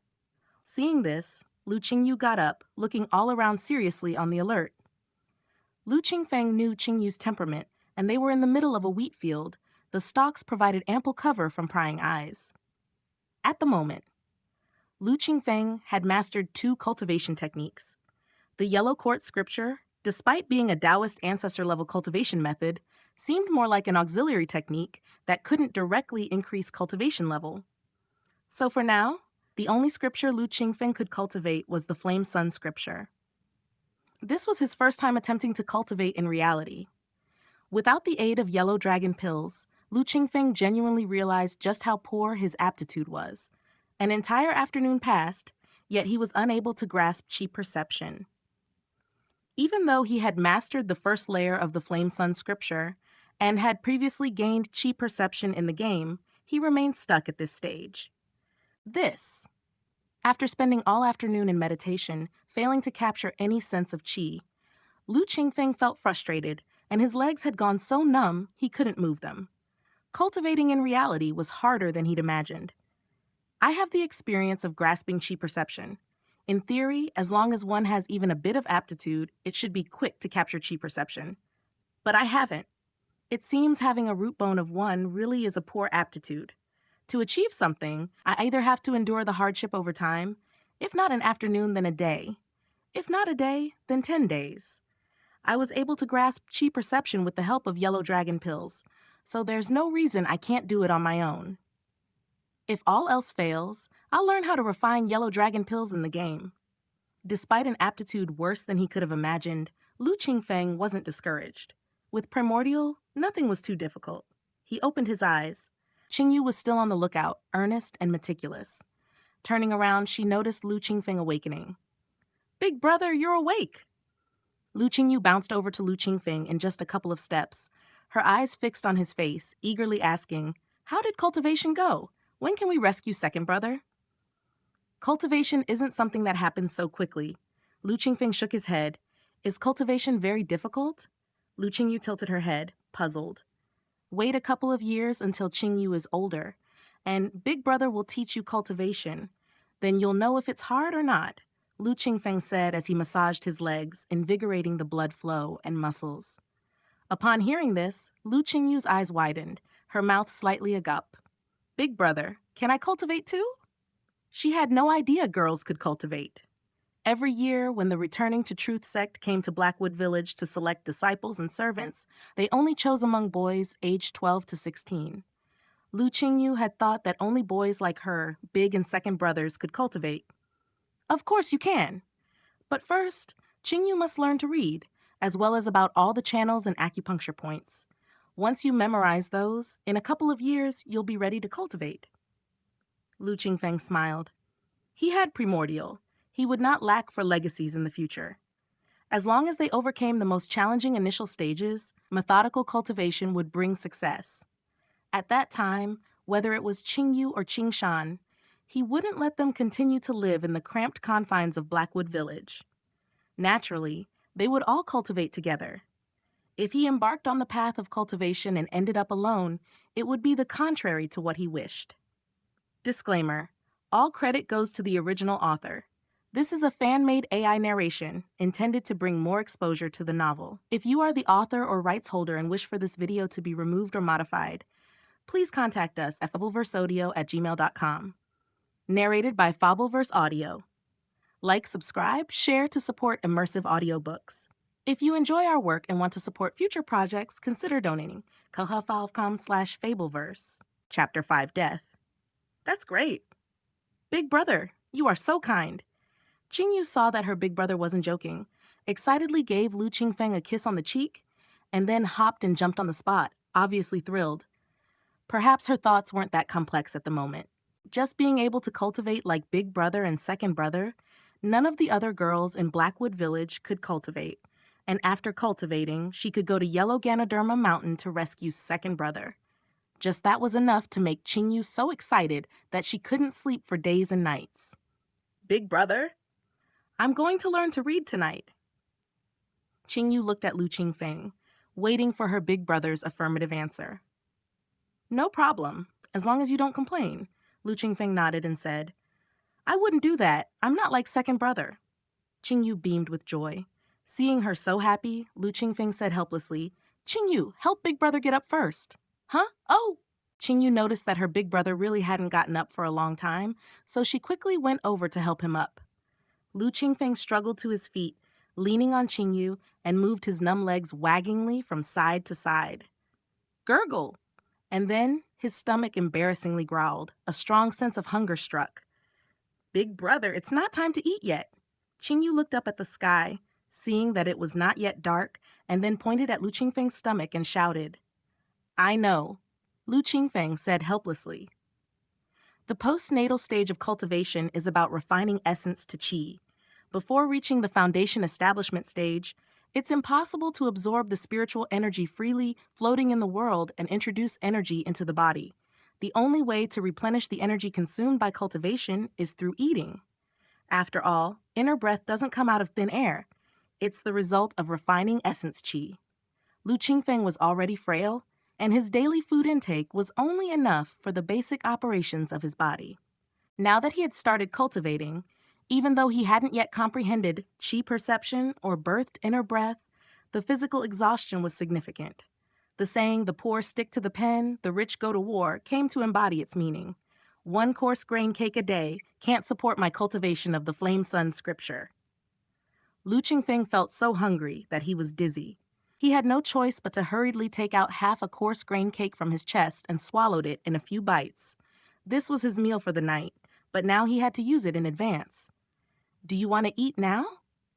After finishing his meal, Lu Qingfeng, holding the remaining half of the coarse grain cake, asked Qingyu. "I don't want it." "If I eat now, I'll be hungry at night." Qingyu shook her head. "Okay, I'll keep it for you then." Lu Qingfeng stuffed the half piece of coarse grain cake into his chest. Qingyu swallowed her saliva, suddenly remembering, "Oh no, we didn't forage for wild vegetables this afternoon." Their home never had meat, so wild vegetables were the only side dish. Usually, they would work on the 5 acres of dry land in the morning and forage for wild vegetables in the afternoon. Now the afternoon was almost over. Thinking that there would be no wild vegetables to eat at night made Qingyu somewhat disheartened. "Today, we're not eating wild vegetables. We'll eat something else." Seeing Qingyu's eyes suddenly light up, Lu Qingfeng couldn't help but smile. The food stored at home, carefully managed, will barely last until the autumn harvest, and Qingshan's appetite will definitely increase a lot after joining the Returning to Truth sect. The food stored by Lu Qingfeng was just enough for Qingshan, a big eater, and now with him included, they probably couldn't last even a month. By that time, let alone cultivating, it was questionable whether they could even survive. So, he thought of herbal medicine. Alchemy Introduction recorded 46 basic herbs, including those that stave off hunger and others that nourish yuan and replenish qi. The villagers in Blackwood Village might know 3 to 5 kinds of herbs for treating colds based on life experience, but they definitely didn't have as detailed records as Alchemy Introduction. Lu Qingfeng had mastered Alchemy Introduction, although he hadn't started practicing yet, but the information on 46 herbs was firmly implanted in his mind. In Alchemy Introduction, there were not only the processing methods for these herbs, but also detailed information about various herbs. To process the herbs, basic information about them had to be understood. Based on this information, it would not be difficult for Lu Qingfeng to find these wild herbs in reality. Among the 46 herbs, white atractylodes, licorice, goji, yellow ginseng, and others are all very common herbs for nourishing yuan and replenishing qi, and they are essential materials for refining yellow dragon pills. The effect of using them alone will definitely not compare to yellow dragon pills, but at this stage, it can solve the urgent need. Among them, licorice is sweet-tasting, and after processing, it can be taken directly. Eating a small amount not only benefits the body, but is also a pleasant sweet, and Qingyu will definitely like it. "Let's go. Big brother will take you to gather herbs." Lu Qingfeng got up, holding a woodcutter knife in his left hand and a blackwood hoe in his right, and headed for the back of the terraced fields. Gathering herbs? Qingyu followed behind Lu Qingfeng, puzzled. To the west of the terraced fields, there was a large area of mountains yet to be developed. White atractylodes and licorice were very common, and in Blackwood Village, people knowledgeable about medicinal herbs were rare, so they should not be difficult to find. Indeed, before even going deep into the forest just on the outskirts, it didn't take long for Lu Qingfeng to find 3 patches of white atractylodes and 2 licorice plants. That's enough.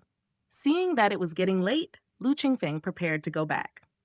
According to the methods of Alchemy Introduction, just pick out the impurities from licorice, wash it, soak it in water until it's 80% soaked, scoop it out, cut it into moistened slices, and let it dry. Slice white atractylodes, fry with powdered Fulong's liver until the surface is dusted with earth color, and sieve out the excess soil. Both herbs can be processed that way. In that case, tomorrow, the well-processed licorice and white attractalodes can be used to supplement the consumption of cultivation. Can we eat these? Qingyu, watching Lu Qingfeng busy for a long time, couldn't help asking. Of course we can eat them. This is sweet. Lu Qingfeng raised his 2 plants of licorice. Sweet. Qingyu's eyes lit up again. In the next few days, we can prepare more licorice and white attractalodes, and when we go to Yellow Ganoderma Mountain the day after tomorrow, we'll bring them to Qingshan. Lu Qingfeng brought Qingyu, who had been longing to taste licorice, back to the Blackwood house and pondered secretly. He didn't yet have the capability to confront the Returning to Truth sect or to flee Blackwood Village with Lu Qingshan and Lu Qingyu. He could only resort to this method to ensure Lu Qingshan wouldn't suffer unspeakable misfortunes due to his weakened body before Qingfeng's own cultivation bore fruit. After processing the white attractalodes and licorice, Lu Qingfeng and Lu Qingyu each ate a root of licorice. It really is sweet. Lu Qingyu broke off half of her coarse-grained cake from dinner and handed it to Lu Qingfeng. Big brother, you eat more. Otherwise, you'll get hungry and won't sleep well at night.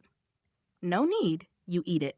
Before Lu Qingfeng finished speaking, Lu Qingyu repeated her usual trick, stuffing the coarse-grained cake directly into his mouth. I'm still young, it's okay if I eat less. Lu Qingyu swallowed saliva, tidied up the table, and sat upright. Big brother, teach me how to read now. You need to eat more precisely because you're young. Lu Qingfeng shook his head, took out a charcoal pencil and tree bark, and taught Qingyu how to read. Night fell. Sample from my virtual library empire. Read more on M and V Lempian R. Lu Qingfeng lay on the bed and logged into Primordial. Because the player has not eaten for an extended period, you have now died. Please select Resurrection Reincarnation. Lu Qingfeng floated in the boundless chaotic space, stunned. In front of him flickered a system prompt with crimson letters. That's right, he was dead, starved to death. From last night when I logged out of the game until now when I logged back in, at most it's been 8 hours. Yet in Primordial, it has already been 3 months and 1 day? The time discrepancy is about 100-fold. No, that's not right. If there's a time difference between the game and reality, since I spent several hours in the game last night, not much time actually passed in reality, so the time when I logged out of the game was around 11 hours. That is 100-fold time difference. Lu Qingfeng checked the death record and found that 3 months had passed in Primordial. And since his physical body had remained in the Greenstone Talisman without eating for a long time, he had already starved to death more than 2 months ago. Even at the first level of the fetal breathing realm, he was still of mortal flesh. Without eating or consuming a fasting pill, he could not survive for 3 months. Now Lu Qingfeng faced the choice of resurrection or reincarnation. No wonder I felt that time passed especially slowly last night. Lu Qingfeng finally understood where that strange feeling came from and also why he felt so energetic this morning. Sufficient sleep naturally brings robust essence chi and spirit. Based on various information from Primordial, other players enter the game with a synchronized time between reality and game time. My experience is an exception, likely due to being in a different world or due to transmigration. This is also why Lu Qingfeng directly logged off last night without considering the time flow rate. For average players, the ratio of reality to game time is 1-to-1, but for Lu Qingfeng, it is 1-to-100. This is probably due to differences in the world he's in, much like how he cannot log into the game with his true body. 100-fold time difference. If I could log in with my true body. Thinking this, Lu Qingfeng shook his head. One must not be too greedy. A 1-to-100 time difference, even just at the level of spiritual consciousness, was already immensely beneficial to Lu Qingfeng, although as it seemed, a small accident had occurred. Resurrecting takes effect immediately. I'm currently only level 0. The loss from level drop is negligible to me, but it would damage my foundation, and my cultivation potential may decrease, affecting my future progress. As for reincarnation, 16 years in the game would be only 2 months in reality for me. Lu Qingfeng pondered for a moment and chose to resurrect. 2 months in reality is enough time for too many things to happen.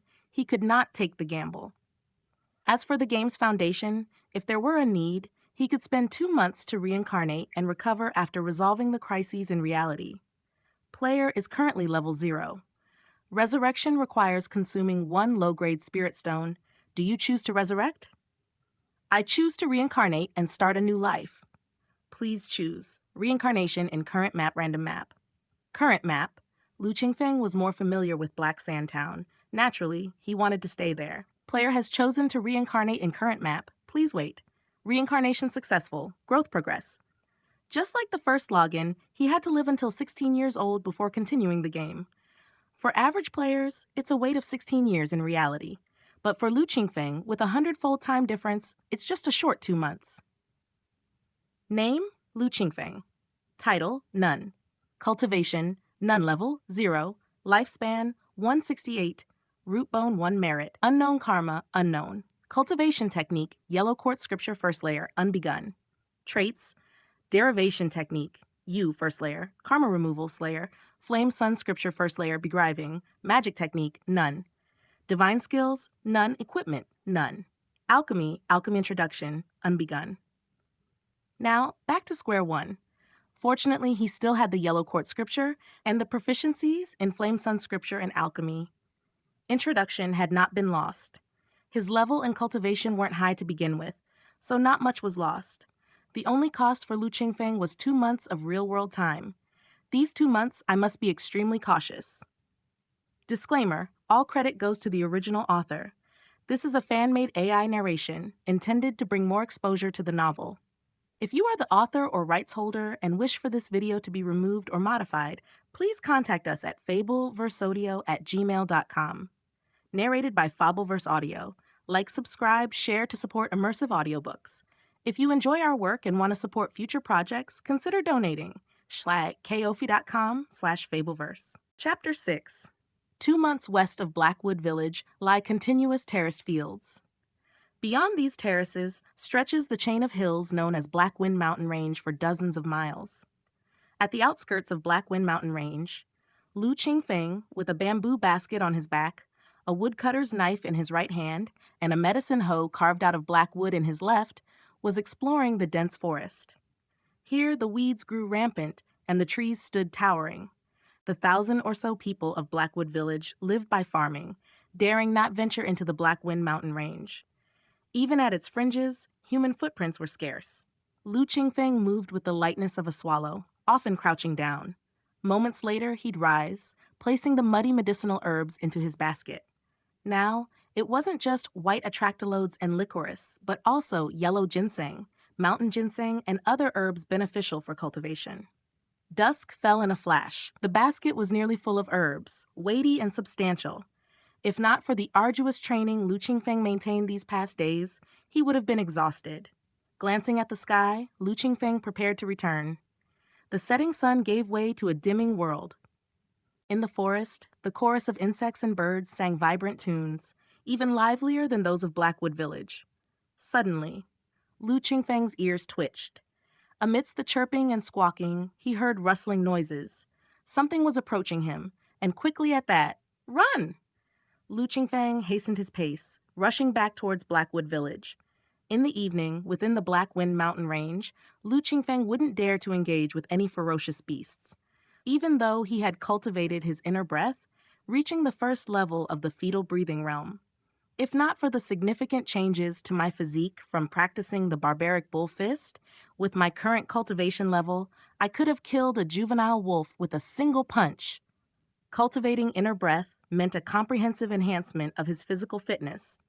His reaction time, speed, strength, and constitution were incomparable to before. And should he train in martial arts, he would be even fiercer. It was just unfortunate that he couldn't train normally during this period. Upon practicing the barbaric bull fist only once, his fists would swell to the size of sandbags, visible to any discerning eye. Lu Qingfeng wouldn't risk danger for the sake of a mere common martial art. But now, the rustling noises grew nearer, and Lu Qingfeng, no longer concerned about making noise, picked up speed. His palms, gripping the medicine hoe and woodcutter's knife, were starting to sweat. This was his first taste of danger since entering Blackwind Mountain Range. Close to Blackwood Village, Masters from the Returning to Truth sect would come every year to deal with threatening wild beasts, even demon beasts. Yet the creature in pursuit felt like a thorn in Lu Qingfeng's back, a palpable sense of threat. Whoosh! The sound of slicing air raised his hackles. Lu Qingfeng halted and whirled around at once, a flash of red and a burst of cold light before him. He felt a sudden chill across his chest, followed immediately by a sharp pain. His hemp cloth was torn to shreds, his chest sporting several deep lacerations, from which blood gushed. Then, the red flash struck again. Die! Sensing the threat of death, Lu Qingfeng's feeble inner breath circulated, and he swung his woodcutter's knife with all his might at the red blur. Thud! The knife connected, sending the red flash that was about to pounce on Lu Qingfeng plummeting to the ground. Squeak, squeak! A small red creature resembling a raccoon lay injured, paws still shimmering with fresh blood. Lu Qingfeng's blood. There was a terrifying wound on the red fox creature, as long as a palm, inflicted by Lu Qingfeng's knife strike. The red fox, wounded by the knife, was slammed to the ground, unable to move for the moment. Its small face was wrinkled like a ball, its watery eyes looking pitifully at Lu Qingfeng. Die! Lu Qingfeng, clutching the woodcutter's knife, brought it down with a ferocious chop, smashing the small face of the red fox into an indistinguishable mess, devoid of any remaining life. Huff! Huff! Having killed the red fox, Lu Qingfeng collapsed, gasping for breath. Hiss! Inhaling sharply, the rising and falling of his chest aggravated his wounds, sending piercing pain through Lu Qingfeng. The red fox's speed was fast, and fortunately, its claws had only raked across Lu Qingfeng's chest. Had they hit his neck, his life would likely have been forfeited in the Black Wind Mountain range. To strike with lethal intent, such a vicious little beast doesn't deserve my pity. Lu Qingfeng glanced at the gorily disfigured red fox, casually stemming the flow of blood from his wounds, then struggled to stand. Not daring to linger, he hurried back to Blackwood Village. Thanks to the cover of nightfall, Lu Qingfeng's disheveled state went unnoticed by the other villagers. Back in Blackwood House, Lu Qingfeng finally breathed a sigh of relief. Big brother, what's wrong? Lu Qingyu was cooking a wild vegetable porridge and rushed over to support the staggering Lu Qingfeng. Nothing. A mountain cat scratched me. Close the door. Lu Qingfeng had Qingyu bolt the door, then seated himself on a stool. That damn mountain cat! Lu Qingyu's eyes filled with tears as she glanced at her brother's blood-soaked chest wound. It's a minor injury, nothing serious. Fetch the small millet grass and bailiwa powder from under the bed. Lu Qingfeng soothed Qingyu, giving her instructions. She hurriedly brought the 2 herbs, treating Lu Qingfeng's wound while tears rolled down her cheeks. It's really okay. Doesn't Qingyu hate it when people cry? Come on, give me a smile. Lu Qingfeng's pain twisted his smile, but he managed to console her until the tears stopped. You're not allowed to come back this late again. Lu Qingyu blew on the wound, then looked up at Lu Qingfeng indignantly. Okay. Big brother will come back earlier in the future, Lu Qingfeng hurriedly said. In fact, this time he had indeed acted recklessly. In the past, when he ventured into Blackwind Mountain Range, he had only skirted the periphery, always returning by dusk. But as of late, having harvested most of the herbs on the outskirts, he found himself delving deeper and returning later and later. He thought nothing of it until today, when he suffered a bloody disaster. Fortunately, he had never taken Lu Qingyu with him into the Blackwind Mountain Range. Otherwise, being distracted by looking after her, they might both have perished in the wilderness. That red fox may be fast, but it isn't strong in attack. Otherwise, the consequences would have been unimaginable. Lu Qingfeng comforted Lu Qingyu as the stinging pain from the medicinal powder on his wound brought him to his senses. That night, Lu Qingfeng was nagged by his sister for a long while until, out of sympathy, Lu Qingyu finally allowed him to lie down and sleep. For a better reading experience, visit M. Time flows like a river, ever fleeting. After beginning cultivation, one loses even more sense of time. In a daze, it had been 2 months since Lu Qingfeng's 16th birthday when he first encountered the virtual game Primordial. Due to not realizing the difference in the flow of time between the game and reality, he had not played for 2 months. 2 months just to barely generate inner breath and advance to the first level of the fetal breathing realm. At this rate, reaching the ninth layer of the fetal breathing realm would take several years, if not longer. Cultivation inevitably becomes more difficult as one progresses. Just stepping through the entrance had taken Lu Qingfeng 2 months, and that was after already having some experience in the game. He did not want to imagine how long it would take to generate inner breath without the game. Lying on his plank bed, Lu Qingfeng summoned his attribute panel. Name Lu Qingfeng, True Body. Race faction? None. Title? Cultivation. Postnatal fetal breathing realm. First level, level 1, year 5. Inner breath, quality, basic level. Lifespan, 1668, root bone, merit, unknown, karma, unknown. Cultivation technique, Yellow Court Scripture first layer, not entered. Features, derivation technique, first layer, mastery over various techniques, first layer, karma removal first layer. Flames of Scripture first layer, entered. Derivation in progress, magic techniques, none. Divine skills, none equipment, none. Alchemy, alchemy introduction, small success, derivation in progress. The changes to the attribute panel were minor. Aside from the increase in cultivation and level by 1, the appearance of the inner breath attribute, and alchemy introduction advancing to small success. Like cultivation techniques, alchemy introduction was also classified into stages: not entered, entered, small success, great success, and perfection, although there were no layered divisions. In the last 2 months, Lu Qingfeng had gathered and processed herbs in reality, gradually mastering alchemy introduction. This was akin to the increase in proficiency level, reaching the stage of small success. Achieving this stage meant not only faster herb processing, but also a better quality of the final product compared to the stages of not entered or entered. Of course, just 2 months in reality would not have been enough for Lu Qingfeng to advance alchemy introduction to small success. In Primordial, although the game character was still in rebirth with the growth process incomplete, Lu Qingfeng could log into the game and enjoy 100-fold time difference. So now, log into Primordial. Lu Qingfeng connected to the login ring in his mind and entered the game. His consciousness floated in a body soaking in the rebirth pool, unable to move, but his thoughts were unrestricted, and he kept revisiting the brief life and death struggle with the red fox and the process of cultivation and processing herbs earlier that day.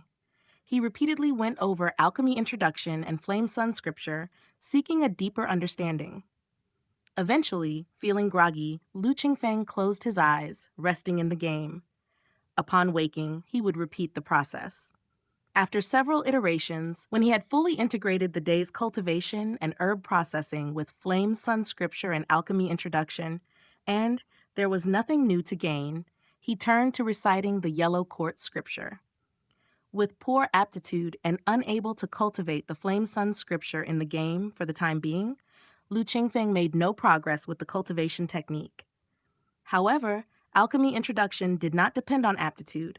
It required only time and effort to improve. Thanks to the time difference, he was able to advance alchemy introduction to small success in reality within a mere 2 months. As for the Yellow Court Scripture, this was a Daoist ancestor-level cultivation method, a top-level technique in the game. Its efficacy was not yet apparent, and he could only grasp some understanding of the derivation feature with insufficient experience value to make further progress. But Lu Qingfeng did not neglect it. Every day in the game, he spent a substantial amount of time reciting the Yellow Court Scripture. In the short term, there were no effects, and he didn't expect any long-term gains either. However, Lu Qingfeng wouldn't give up on this cultivation technique, if only because of its association with the Yellow Court and the Daoist ancestor. He didn't know how many times he had recited it, until feeling a call from reality prompted Lu Qingfeng to exit the game. A night had passed in reality, but in the game, he had spent a full 40 days. The time difference is indeed useful. If it weren't for an accident causing the death of my game character, I could have accomplished much more in these 2 months. Lu Qingfeng logged off from the game with a hint of regret. In these 2 months, 16 years had gone by in the game. Yet each night, Lu Qingfeng had spent 40 days in the game for 1 night in reality.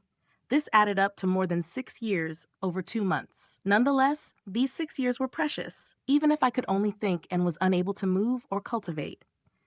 Lu Qingfeng opened his eyes to see that it was already broad daylight. "Big brother, you're injured. Just rest at home today." Lu Qingyu woke Lu Qingfeng, leaning over the bed, checking his wounds. "All right." Lu Qingfeng had intended to do just that. The 16-year game cycle was nearly over, and he estimated he could start playing again by late morning. "This time, I can stay in the game for a few more days, using the time difference to see if there's a quick solution to the issues with returning to Truth Sect." Disclaimer: all credit goes to the original author. This is a fan-made AI narration intended to bring more exposure to the novel. If you are the author or rights holder and wish for this video to be removed or modified, please contact us at fableverseaudio@gmail.com. Narrated by Fableverse Audio. Like, subscribe, share to support immersive audiobooks. If you enjoy our work and want to support future projects, consider donating. sligobaffy.com/fableverse. Chapter 7. Back to the Primordial. Black Sand Town. Lu Qingfeng stepped out of the rebirth pool, feeling both familiar and strange. In reality, only 2 months had passed, but in the Primordial, a whole 16 years had gone by. Black Sand Town was still bustling as ever, yet slight changes made Lu Qingfeng feel somewhat off. Go to Wangchen Alchemy Workshop. Following his memory, Lu Qingfeng hurried to the Wangchen Alchemy Workshop. He cultivated the Flame Sun scripture and had mastered most of the alchemy introduction. If he went to another alchemy workshop, he might have to start all over again, wasting time for nothing. Better to continue at the Wangchen Alchemy Workshop. As luck would have it, Lu Qingfeng had received cultivation techniques and elixir pills from the Wangchen Alchemy Workshop, but after his death, this contract that did not involve reincarnation was directly voided. With his reincarnation, he could claim these once again. If the cost of reincarnation weren't so great, probably many people would exploit this loophole. He went straight to the Wangchen Alchemy Workshop. Half an hour later, Lu Qingfeng stood in front of the Luosheng Alchemy Workshop, a contemplative look in his eyes. A moment later, he entered the Luosheng Alchemy Workshop. Inside the Alchemy Workshop, many players were buying elixir pills. "Excuse me, sir, are you here to rent an alchemy room or to purchase elixir pills?" As soon as Lu Qingfeng entered, a gray-robed clerk approached him, quite enthusiastically. The alchemy workshops in Black Sand Town were equipped with alchemy rooms. Besides being used by the internal staff of the workshop, the alchemy rooms were also rented out to generate income. Of course, the main source of revenue was still from selling and wholesaling elixir pills. Neither. "Was this place originally the Wangchen Alchemy Workshop?" Lu Qingfeng asked the clerk. "Wangchen Alchemy Workshop? It closed down 7 or 8 years ago. Master Luosheng took over and renamed it Luosheng Alchemy Workshop. Master Luosheng has long been a top-level alchemy apprentice. His 3 disciples and several guest elders are all high-level alchemy apprentices. Sir, if you need any elixir pills, anything that Wangchen Alchemy Workshop could refine, our Luosheng Alchemy Workshop will have it." After explaining, the clerk seized the opportunity to promote their services. "Thank you." Lu Qingfeng nodded in thanks and walked out of the Luosheng Alchemy Workshop. "Have a good day, sir." The clerk's voice came from behind. "Nice service." Lu Qingfeng mentally complimented, looking up at the Luosheng sign. He couldn't help but shake his head. After all, 16 years had passed in the Primordial, and he hadn't expected that the Wangchen Alchemy Workshop had already shut down, thinking perhaps he misremembered or the workshop had been renamed. Since it has closed down, let's go with this one. Lu Qingfeng signed a contract in front of the Luosheng Alchemy Workshop. Reborn once, everything feels familiar.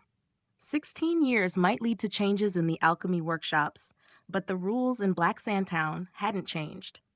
Greenwood technique. Alchemy analysis. 5 yellow dragon pills, 5 fasting pills, 1 greenstone talisman. The latter 3 remained unchanged. The cultivation technique changed from the Flame Sun scripture to the Greenwood technique, and the alchemy introduction was replaced with alchemy analysis. Overall, minor differences. Lu Qingfeng pressed down on the 2 booklets, learning everything. The Greenwood technique was of the same grade as the Flame Sun scripture and could be cultivated up to the 9th layer of fetal breathing realm.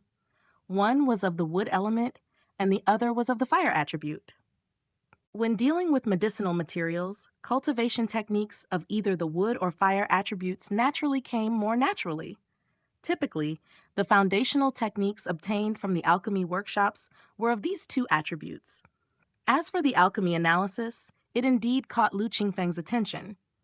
It recorded the processing methods for 49 types of medicinal materials, among which 16 were not in alchemy introduction. In the 33 common types, 12 had different processing methods. 1 month's time, let's first elevate the level. In the 2 months of waiting, Lu Qingfeng also had a rough plan on how to play this game. At least the initial phase planning was ready. First, cultivate the Flame Sun scripture.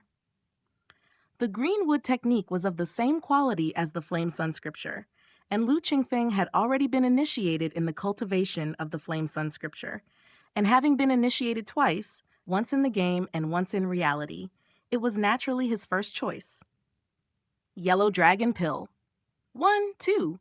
Only 2 yellow dragon pills were swallowed, and Lu Qingfeng's body surged, inner breath bursting forth. The first time, it took 4 yellow dragon pills to experience chi perception, and this time just 2 allowed me to reach the first level of fetal breathing realm. Saving 2 yellow dragon pills was indeed a happy occurrence for Lu Qingfeng at this stage. Having initiated cultivation, Lu Qingfeng directly took on tasks at the Luosheng Alchemy Workshop through the Greenstone Talisman. In the contract he signed with the Alchemy Workshop, he was required to process at least 10 basic medicinal materials each day. Any excess was remunerated by the workshop at market price. Task: process white atracalodes. Requirement: submit 40 portions. Reward: remaining white atracalodes. Task: process lit quantity 50 portions. Requirement: submit 40 portions. Reward: remaining licorice. Task: process honeysuckle. Requirement: submit 40 portions. Oh. Newcomers just need to be careful, and the qualification rate for handling these basic medicinal materials can be at least 80%. Luosheng Alchemy Workshop's task requirements ensure that players will not suffer losses. As the familiarity increases and the qualification rate improves, players can enhance their rewards with each completed task. Through these rewards, they can exchange for fasting pills and yellow dragon pills in the Luosheng Alchemy Workshop. 10 basic medicinal materials can be exchanged for 1 fasting pill. 50 basic medicinal materials can be exchanged for 1 yellow dragon pill. Considering that a newcomer can handle 50 basic medicinal materials a day, even in the worst-case scenario, they would have enough to exchange for 1 fasting pill with the rewards from 10 basic medicinal materials in 6 days. If they can't even accomplish this, they might consider changing jobs. With my current pace, I can handle about 100 basic medicinal materials per day, maintaining a qualification rate of over 85%. Lu Qingfeng took on 1 task for each of the more than 10 types of medicinal materials he had handled in reality, such as white atractalodes, licorice, honeysuckle, yellow ginseng, etc. Then he began to cultivate while processing the medicinal materials. Both tasks were time-consuming without realization. Time passed. In the blink of an eye, a month had gone by. Name: Lu Qingfei Kamzef R plus OM, content on November Y Arbrand. Race: human faction. None title: cultivation, postnatal breathing. Second layer level 3, inner breath, 1212 grade, basic level. Lifespan: 1668. Root bone, merit, unknown. Karma, cultivation technique, Yellow Court scripture first layer uninitiated. Characteristics, derivation technique, first layer, commanding multiple techniques, first layer, karma removal, first layer, flame sun scripture, second layer, small success, deriving, greenwood technique, first layer uninitiated can derive. Spells none. Divine skills none. Equipment, alchemy, alchemy introduction, small success deriving, alchemy analysis uninitiated. Lu Qingfeng averages handling 120 basic medicinal materials per day, with a qualification rate of 85%, allowing him to exchange for 1 yellow dragon pill every 8 days. In 1 month, he exchanged for a total of 4 yellow dragon pills. Coupled with the previously remaining 3 pills, in just 1 month, he refined 7 yellow dragon pills, directly advancing his level to 3 and his cultivation to the second layer of the fetal breathing realm. The calculations show that the experience value of one yellow dragon pill is about 3 points. As for Lu Qingfeng's own cultivation results, they are almost negligible. The experience value is almost saved up. Lu Qingfeng opened the deriving option from Flame Sun Scripture. Flame Sun Scripture deriving, required experience value 110. Level 3, 14, 15, the total experience value in the experience pool has reached 30 points, barely enough for Lu Qingfeng to squander. He poured in 9 experience points, and a system prompt box popped up. Flame Sun Scripture deriving completed. Required experience value 1010. Please choose the derivation direction. Strengthen, enhance, fuse. Strengthen, raise the grade of the cultivation technique with a certain chance to gain attributes. Enhance, increase the levels of the cultivation technique. Fuse, combine with other cultivation techniques with a certain chance to enhance the grade and possibly add attributes. Strengthen, enhance, fuse. Lu Qingfeng suddenly realized, strengthening the cultivation technique has a chance of gaining attributes. After several upgrades, it might even be possible to advance the cultivation technique from basic level to refined level. Enhancing the cultivation technique means increasing the layers of the technique. For example, the Flame Sun Scripture has 9 layers, only allowing cultivation up to the 9th layer of the fetal breathing realm. But if the 10th layer can be derived, it would enable cultivation to the first level of the true Qi realm. This is to advance the cultivation upper limit. Regarding the last type, fusion, as the name implies, involves using one cultivation technique as the main and fusing it with others, having a chance to enhance the grade or add attributes. This, Lu Qingfeng's thoughts flowed, and in an instant he was overwhelmed with immense joy. Strengthen, enhance, fuse. These combined, isn't it just saying that as long as he has enough experience value, he doesn't have to worry about cultivation technique issues in the future? Whether it's refined level techniques, side door level skills, or even true sect level and mysterious level techniques, can he derive them all by himself and be self-sufficient? Ha ha! Heaven helps me too. Even Lu Qingfeng couldn't help but laugh loudly. Although he didn't know how difficult it was to obtain cultivation techniques in the primordial era, having the ability to derive cultivation techniques means he surely can be less restricted and worry less on his cultivation path. This is absolutely a great thing. Fuse. Greenwood technique. Lu Qingfeng suppressed the exhilaration in his heart and through the operating panel, dragged the Greenwood technique into the derivation column. A flash of light, and the derivation was complete. Flame Sun Scripture derivation complete, now renamed Greenwood Flame Sun Scripture. Cultivation technique, Greenwood Flame Sun Scripture, grade basic level, comprising 9 layers. Derivation, 1 fusion. Cultivation requirements, none. Cultivation method technique characteristics, none. Description, formed by the fusion of Greenwood technique and Flame Sun Scripture. No characteristics appeared, nor was there any enhancement. I don't know whether this Greenwood Flame Sun Scripture is stronger or weaker than the Flame Sun Scripture. Lu Qingfeng looked at the cultivation method column, only to see the Flame Sun Scripture and Greenwood technique had disappeared, replaced by the Greenwood Flame Sun Scripture. Derivation completed, and Lu Qingfeng was still somewhat confused. Let's practice and see. Lu Qingfeng sat down cross-legged, beginning to cultivate the Greenwood Flame Sun Scripture. Disclaimer: all credit goes to the original author. This is a fan-made AI narration intended to bring more exposure to the novel. If you are the author or rights holder and wish for this video to be removed or modified, please contact us at fableverseaudio@gmail.com. Narrated by Fableverse Audio. Like, subscribe, share to support immersive audiobooks. If you enjoy our work and want to support future projects, consider donating. htelcofiat.com/Fableverse. Chapter 8 Market. An hour later, Lu Qingfeng stopped, a trace of joy appearing on his face. Better than the Flame Sun Scripture, and it seems that the speed of cultivation has also increased. Lu Qingfeng was somewhat surprised. Although the improvement was not significant, at least it wasn't utterly useless.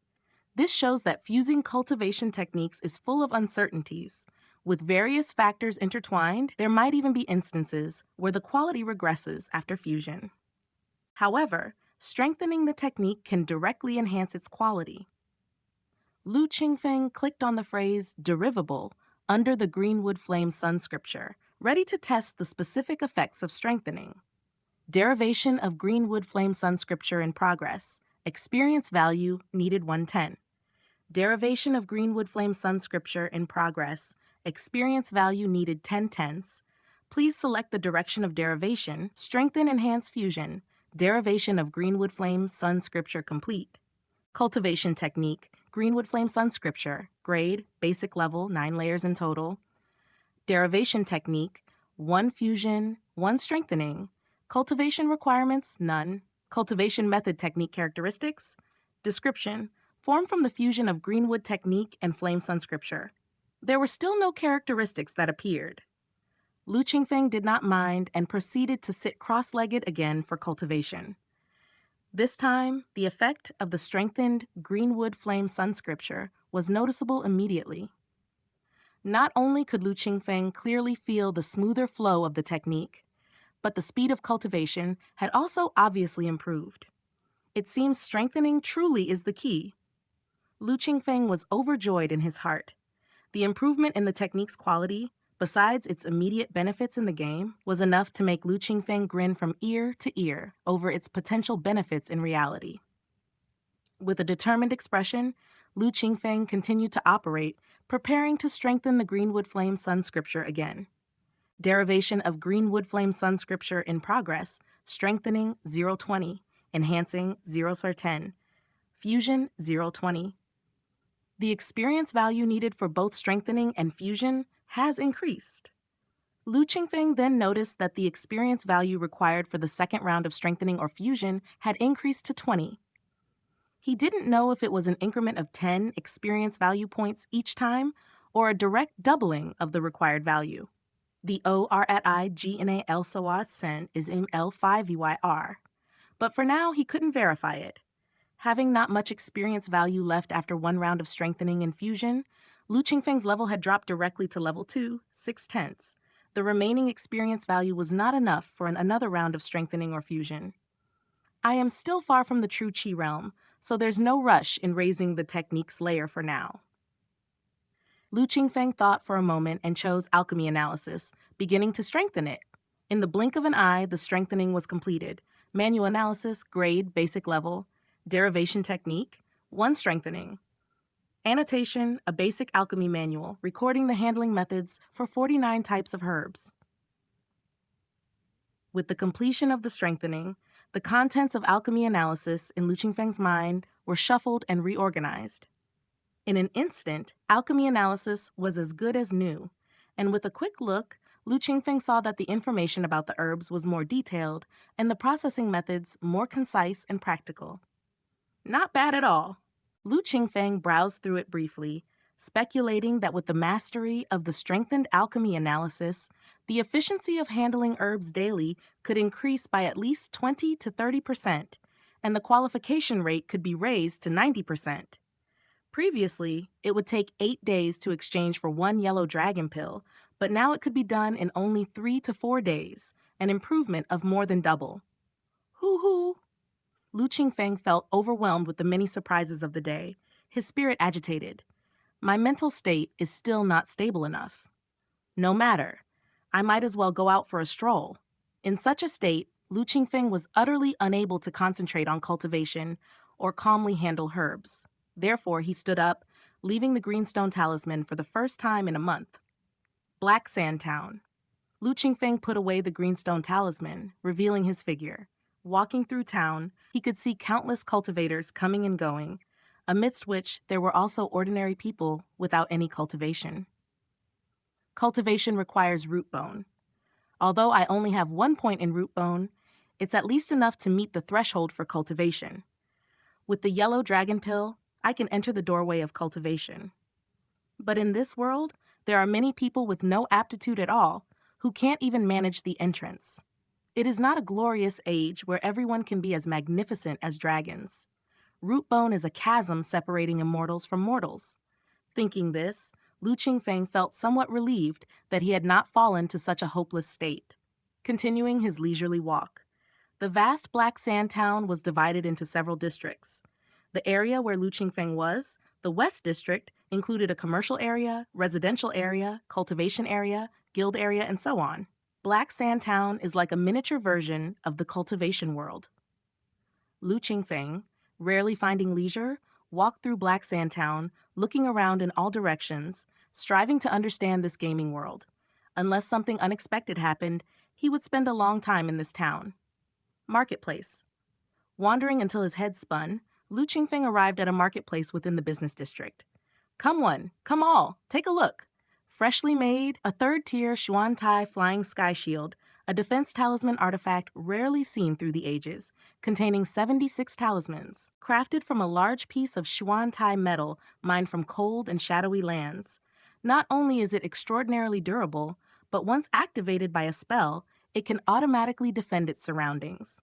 It is absolutely the perfect choice for securing one's safety and establishing oneself. Golden Bamboo Talisman Pen. The nib is made from the neck hairs of a second-ranked demon beast, golden-eyed ape, the shaft from gold essence and black iron, refined by civil and martial fire for 3 uninterrupted days and nights, all for 20 golden marrow pills. A stack of high-level connected bead thunder talismans for sale. Act quickly if you wish to buy. 1 Flame Sunstone from Flame Sun Mountain 300 miles away. The first choice material for refining fire attribute talismans. Don't miss out.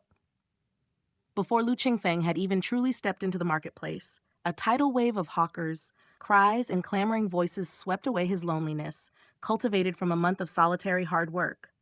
Talisman artifacts, elixir pills, talismans, ores, hundreds of stalls, an array of goods dazzling to the eyes, overwhelming to deal with.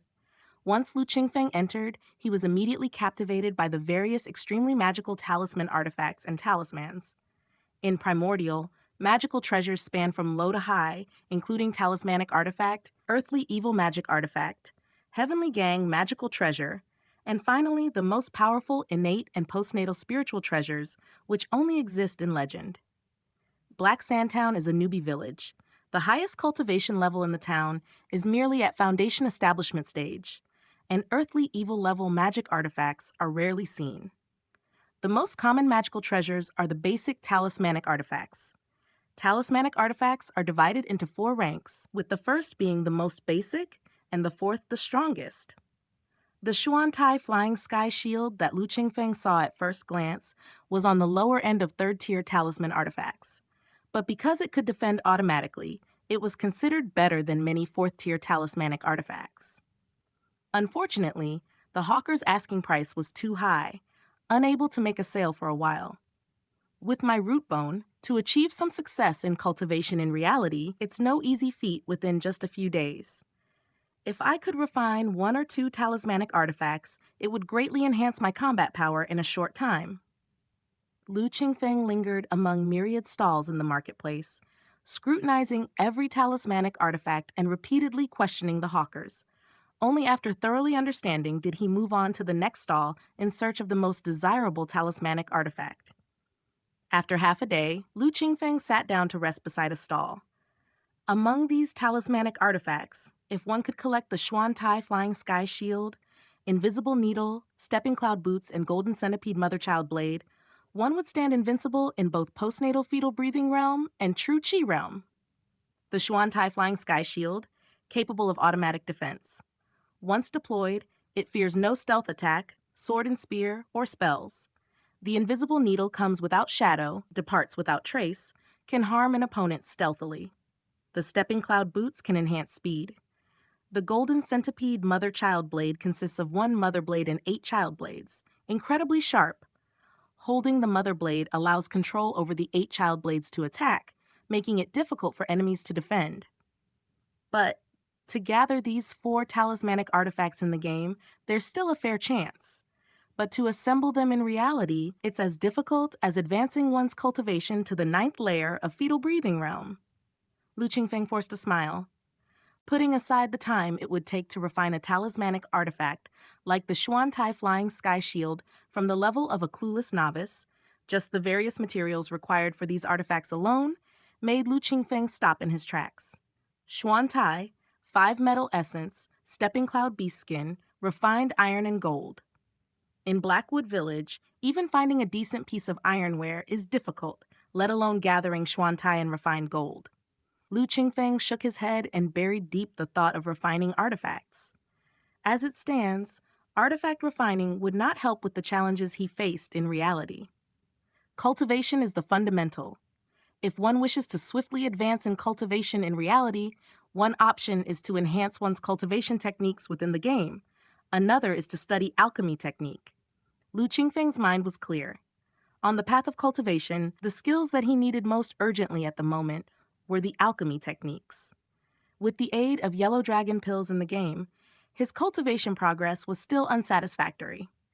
If he returned to reality without the support of yellow dragon pills, progress would likely be even harder. Therefore, mastering the alchemy technique was essential.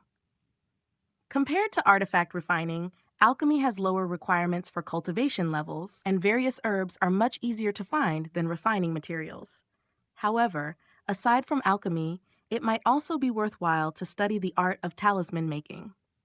Lu Qingfeng's gaze landed on several stacks of talismans on the stall next to him. Drawing talismans with specialized methods conceal spells inside. Triggered by one's inner breath, true chi, or true essence power, it can unleash the spells contained within the talismans, especially useful during combat. If one is wealthy enough to unleash dozens of low-level talismans at once, they could even severely injure or kill a true Chi realm cultivator. Fiery Flame Talisman, 100 Ice Talisman, Invisibility Talisman, Earth Tunneling Talisman, Connected Bead Thunder Talisman. Talismans come in a wide variety, each with its own effect. If Lu Qingfeng had hundreds of various talismans on him, he might even be able to level Yellow Ganoderma Mountain. Moreover, entering the world of talismans is far simpler than refining artifacts.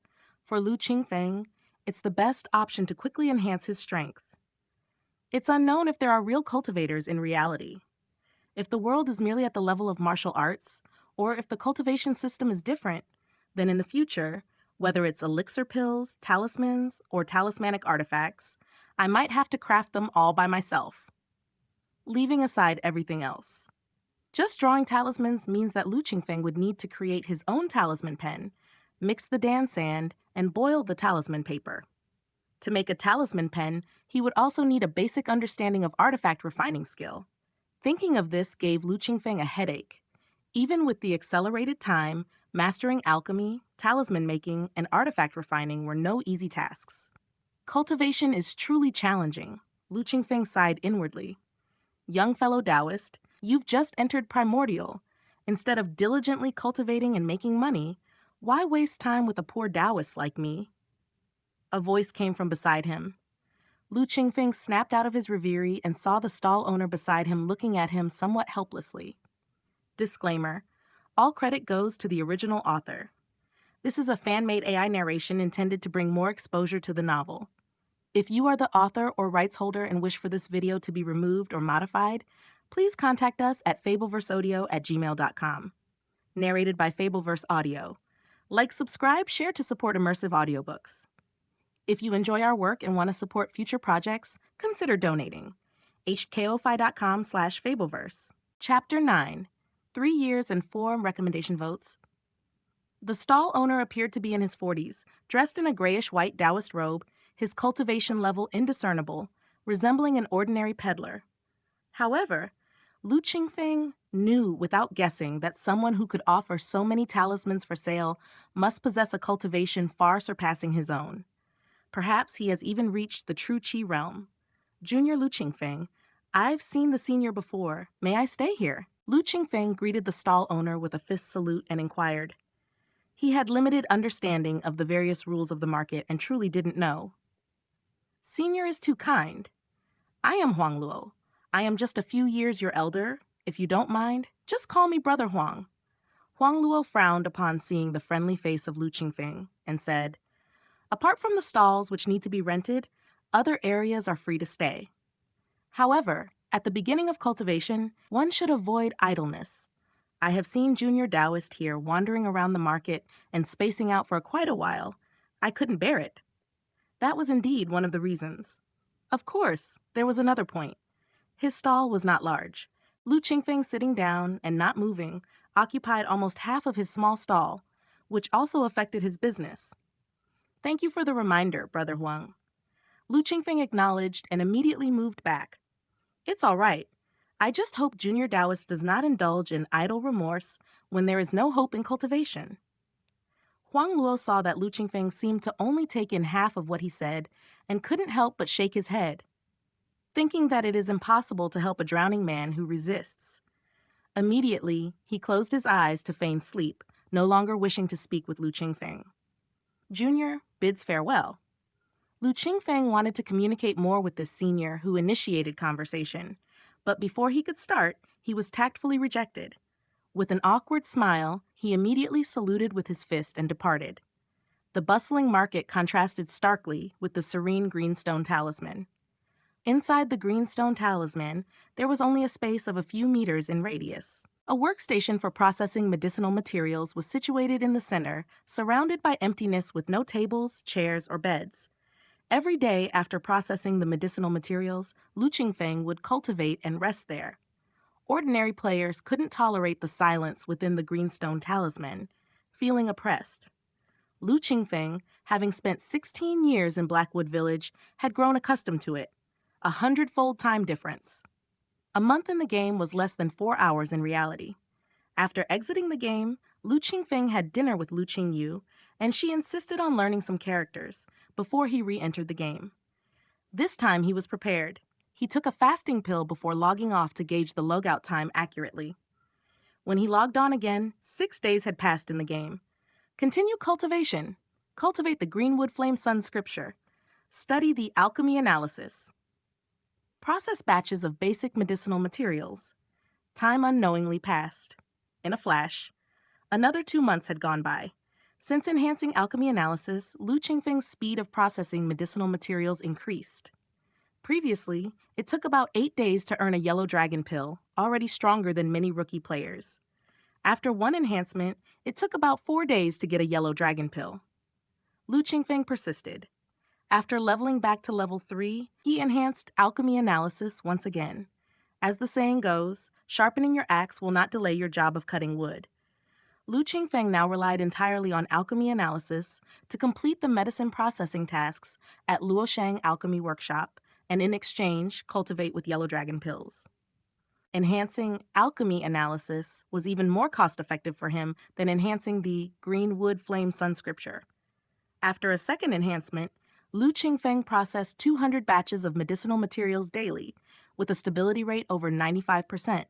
On average, he earned a reward of 30 batches of basic medicinal ingredients per day, equivalently exchanging for a yellow dragon pill and a fasting pill every 2 days. After 2 enhancements, I have almost completely unearthed the potential of alchemy analysis. Even if I continue enhancing, the speed and qualification rate of processing medicinal materials won't improve much. I wonder what changes will occur after upgrading alchemy analysis.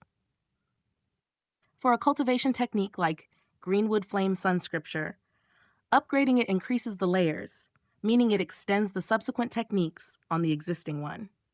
For alchemy analysis, I really don't know what changes will occur. Will more medicinal materials appear, or will it be similar to enhancement? Lu Qingfeng glanced at the experience bar and realized unconsciously the level 3 experience value was filled again.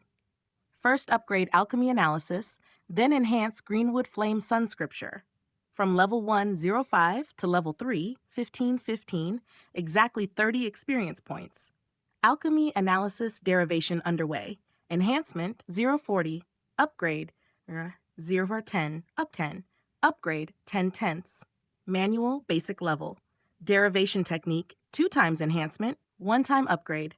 Annotation, a basic alchemy manual that records the processing methods of 49 medicinal materials. Attached, grain avoidance pill recipe. Grain avoidance pill recipe? Lu Qingfeng examined the upgraded alchemy analysis and found that on top of its original basis, no additional medicinal materials or enhancements appeared, only an additional grain avoidance pill recipe. If upgrading alchemy analysis yields an elixir recipe? Upon further contemplation, the content of alchemy analysis consisted of 49 basic medicinal materials, including their processing methods. This was fundamentally for refining elixir pills. After further derivation and upgrade, Receiving an elixir recipe was indeed more than normal. This indeed saved Lu Qingfeng the trouble of searching for elixir recipes elsewhere. Even a simple recipe like the grain avoidance pill could not be purchased without 15 to 20 yellow dragon pills. Now it only required 2 or 3 yellow dragon pills and some time, completely within his range of acceptance. Since it's possible to derive the grain avoidance pill recipe, maybe I can also derive the yellow dragon pill recipe. An idea struck Lu Qingfeng, and he immediately gave up on enhancing Greenwood Flame Sun Scripture and instead upgraded Alchemy Analysis again, continuously downgrading to level 1, but the results of the derivation brought Lu Qingfeng great joy. Manual, Alchemy Analysis, grade. 2 times enhancement, 2 times upgrade. Annotation, a basic alchemy manual logging the processing methods of 49 medicinal materials, attached, grain avoidance pill recipe, yellow dragon pill recipe, yellow dragon pill recipe. Indeed, it's like being sent a pillow while dozing off. With this recipe, Lu Qingfeng can study alchemy in advance. Once he masters crafting the fasting pill and yellow dragon pill, his cultivation in reality will also make tremendous strides. However, counting the time, it has been 3 months in the game since he was reborn through reincarnation, and a day and a night have already passed in reality. It's almost time to get up. Log off first and study tonight. The days in reality must go on, at least until Lu Qingfeng was capable of confronting or avoiding the returning to Truth sect. He needed to perform some superficial tasks to cover up. The crops in the fields cannot be neglected either. Based on his current cultivation progress, he wouldn't be able to accumulate enough power before the family's food supplies ran out. Without crops, learning to craft fasting pills could keep him from starving, but failing to deliver the offerings to the land returning to Truth sect would be troublesome. From today onwards, Lu Qingfeng worked every morning, allocated 2 hours in the afternoon for practicing the Greenwood Flame Sun Scripture, gathering herbs, and processing them. This meant entering the game every half hour or so to take a fasting pill to sustain life. Although it seems troublesome, as long as he kept track of time precisely, entering and exiting the game wouldn't even waste a breath. Sadly, without Lu Qingfeng's control, his game character could not automatically practice the Greenwood Flame Sun Scripture. Otherwise, leaving it to level up automatically could have increased his efficiency by 30 to 50%. Even though he couldn't level up automatically, Lu Qingfeng entered the game every day from 6 in the evening until 8 the next morning, managing to stay 2 months in the game every night. Before you know it, 10 days had passed in reality. 3 years and 4 months had passed in the game, and Lu Qingfeng had spent a full 2 years intermittently there. Name, Lu Qingfeng, race, human faction, none. Title, none. Cultivation, postnatal fetal breathing realm, first level, level 1, 3/5. Inner breath 4, grade, refined. Lifespan, 1968. Enjoying the story? Find more at MV Lempier. Root bone, 1, merit, unknown, karma, unknown. Cultivation techniques, Yellow Court script layer entry. Properties, norm derivation, first layer. Command all techniques, first layer. Karma removal, first layer. Greenwood Flame Sun Scripture, second layer. Perfection, derivable. Techniques, Firebomb technique, first level. Heavenly Eye skill, first level. Luo Smoke Step, first level. Burning Heart Palm, first level. Divine skills, none. Equipment, none.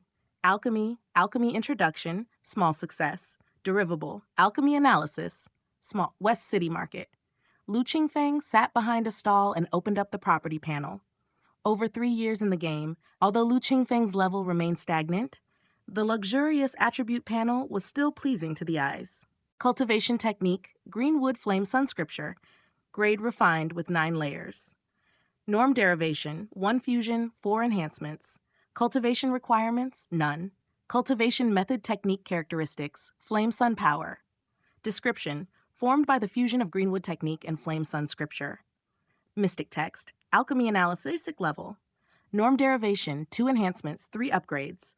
Notes, a basic alchemy manual detailing the processing of 49 herbs.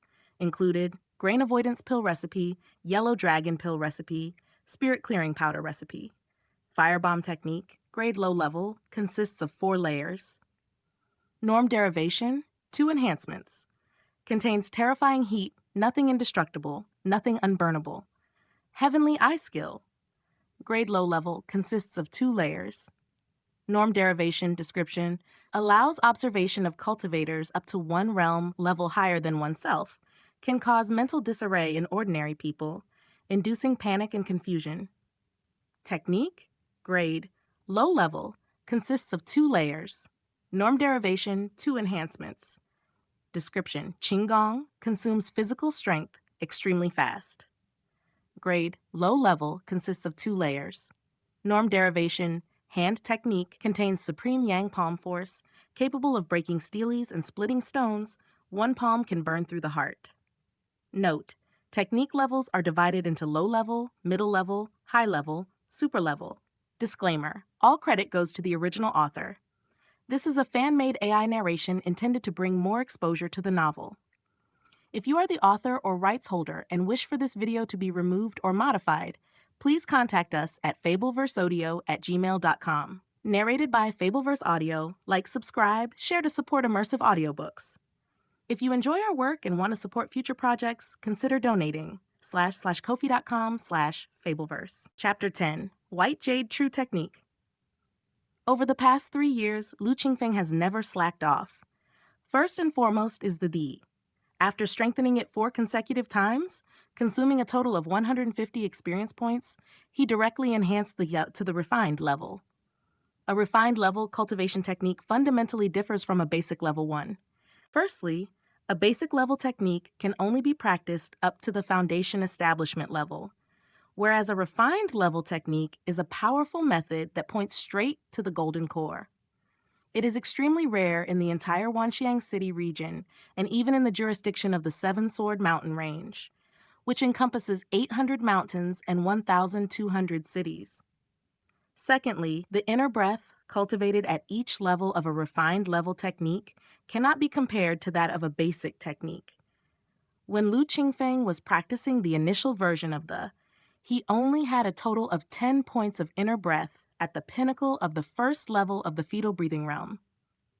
But after switching to the 4 times strengthened refined level, at the same pinnacle of the first level of the fetal breathing realm, his total inner breath reached 20 points, which is double the previous amount, and equivalent to the total inner breath at the pinnacle of the second level of the fetal breathing realm when practicing the multiplication of inner breath stored at every level signifies an increase in strength far beyond just a simple doubling.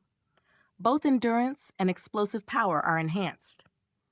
In addition, the quality of the inner breath has also been raised from basic to refined, reinforcing the flame sun power characteristic, further increasing combat capabilities. With the same first level of the fetal breathing realm, even without using martial techniques or spells, relying on double the inner breath, refined inner breath quality, and the flame sun power characteristic, I can now confidently defeat 3 to 5 of myself practicing the. Lu Qingfeng appears to have stagnated in rank, but in reality, his foundation has been continuously accumulating. This flame sun power may sound ordinary, but its effects are quite significant. Inner breath imbued with flame sun power is more powerful and has stronger explosive force. It greatly enhances fire attribute techniques and martial skills like the firebomb technique and burning heart palm. Combined with the firebomb technique and burning heart palm, along with the formidable power of a refined level technique, Lu Qingfeng at the fetal breathing realm level can even fight across several ranks. Firebomb technique, Luo smoke step, burning heart palm. The combination of these 3 techniques means I have means to defend against enemies at close and long range. What I lack now is a defensive magic. Lu Qingfeng sat in front of his stall, contemplating the combination of techniques. Though he had 100-fold time difference, he still cherished time immensely and was unwilling to waste it. For Lu Qingfeng, who is a root bone 1 waste material, 3 years isn't considered long.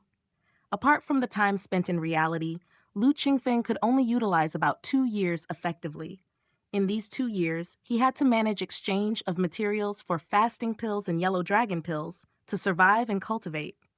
He also had to practice cultivation techniques and study alchemy, so the time he could set aside to practice techniques was already limited. Therefore, he couldn't afford to cast a wide net, but had to make targeted choices. Among the low-level techniques available in the fetal breathing realm, the firebomb technique is one with great power. After being enhanced twice and boosted by the flame sun power, it became extraordinary and suitable for long-range attacks. The burning heart palm is a fire attribute hand technique. After 2 enhancements and the addition of the flame sun power, it has respectable power in close combat. Like a red-hot branding iron, one palm strike can crush hearts and shatter lungs. The Luo smoke step is a Qingfeng technique. It allows for flexibility and variation when facing an enemy and enables a retreat with ease if overpowered. As for the last technique, Heavenly Eye Skill, it is a must-learn for cultivators, allowing them to observe the cultivation levels of other cultivators. Only by fully understanding the enemy can one stand on invincible ground. Being able to master these 4 techniques in such a short period is already the limit for Lu Qingfeng. Even so, the last mastered Luo Smoke Step and Burning Heart Palm still require lots of practice to become fluent. Brother Lu, 2 bottles of fasting pills. While pondering, a middle-aged Daoist stood in front of the stall. Lu Qingfeng collected his thoughts and looked at the newcomer. To support our work, please read on MVLE MPYR. So it's Brother Fang. Was your trip to Silverlight Mountain smooth? This Brother Fang is an old player named Fang Ju, whom Lu Qingfeng met 6 months ago. Roughly built and in his 40s, he has been stuck at the True Qi Realm 3rd level for 10 years. Now, he is searching for opportunities everywhere to improve his cultivation. Pretty okay. I managed to get a blood spirit grass, so the trip wasn't in vain, Fang Ju said nonchalantly, but his face was already blooming with joy. Blood spirit grass? That's great stuff. Congratulations to Brother Fang. Blood spirit grass is like the common medicinal herb red oil flower, but the difference between the two is significant. Common medicinal herbs can only be used to refine low-level elixirs like fasting pills and yellow dragon pills, or intermediate elixirs like golden marrow pills. However, even the lowest-level first-rank spiritual grasses can serve as the main ingredients for advanced and top-level elixirs, which is extraordinarily valuable. With just 1 blood spirit grass, Fang Ju's trip to Silver Light Mountain was a complete success. Seeing his beaming face, it was clear that besides the blood spirit grass, he probably had other gains as well. Ha ha! Fang Ju laughed heartily. He was indeed in a good mood due to his fruitful rewards. Taking the 2 bottles of fasting pills from Lu Qingfeng's hands, Fang Ju handed over a cloth bag from his waist. Here are 300 portions of basic medicinal materials. Brother Lu, will you count them? Brother Fang, you must be joking. But next time, please treat these herbs a bit better. Just tossing them all into a sack like this. Lu Qingfeng opened the bag and saw hundreds of medicinal materials mixed with fresh soil. They did not exactly present well. Brother, I risk my life out there. With demon beasts and ferocious beasts everywhere in Silverlight Mountain, I had to grab these herbs and leave. There was no time to sort them. Fang Ju laughed heartily, waved the 2 bottles of fasting pills in his hand and said, I better get going. I have some things to sell. Seeing this, Lu Qingfeng quickly added, Brother Fang, don't you need to replenish some talismans? Talismans? All right then, I'll patronize Old Huang's business for the sake of Brother Lu. Fang Ju stopped and indeed bought a stack each of Fiery Flame talismans, 100 Ice talismans, and Golden Light talismans from Lu Qingfeng's stall before leaving. However, calling it Lu Qingfeng's stall might not be quite accurate. This spot belongs to Huang Luo, who Lu Qingfeng met during his first visit to the market 3 years ago. Since then, Lu Qingfeng would visit the market every few months as a respite from his cultivation. Over time, he got to know Huang Luo. Lu Qingfeng has been studying alchemy for a long time and has a rough mastery of refining fasting pills. As for the more complex and precious yellow dragon pills, occasionally with good luck, he might refine 1 or 2 inferior pills. When luck is bad, a whole batch of materials could be ruined, resulting in a loss with nothing to show for it. Let's not delve into yellow dragon pills. Fasting pills were used by Lu Qingfeng for practice to hone his skills, but he himself didn't need so many. Therefore, he decided to sell the surplus in the market. Renting a stall in the market was expensive, and Lu Qingfeng couldn't afford it.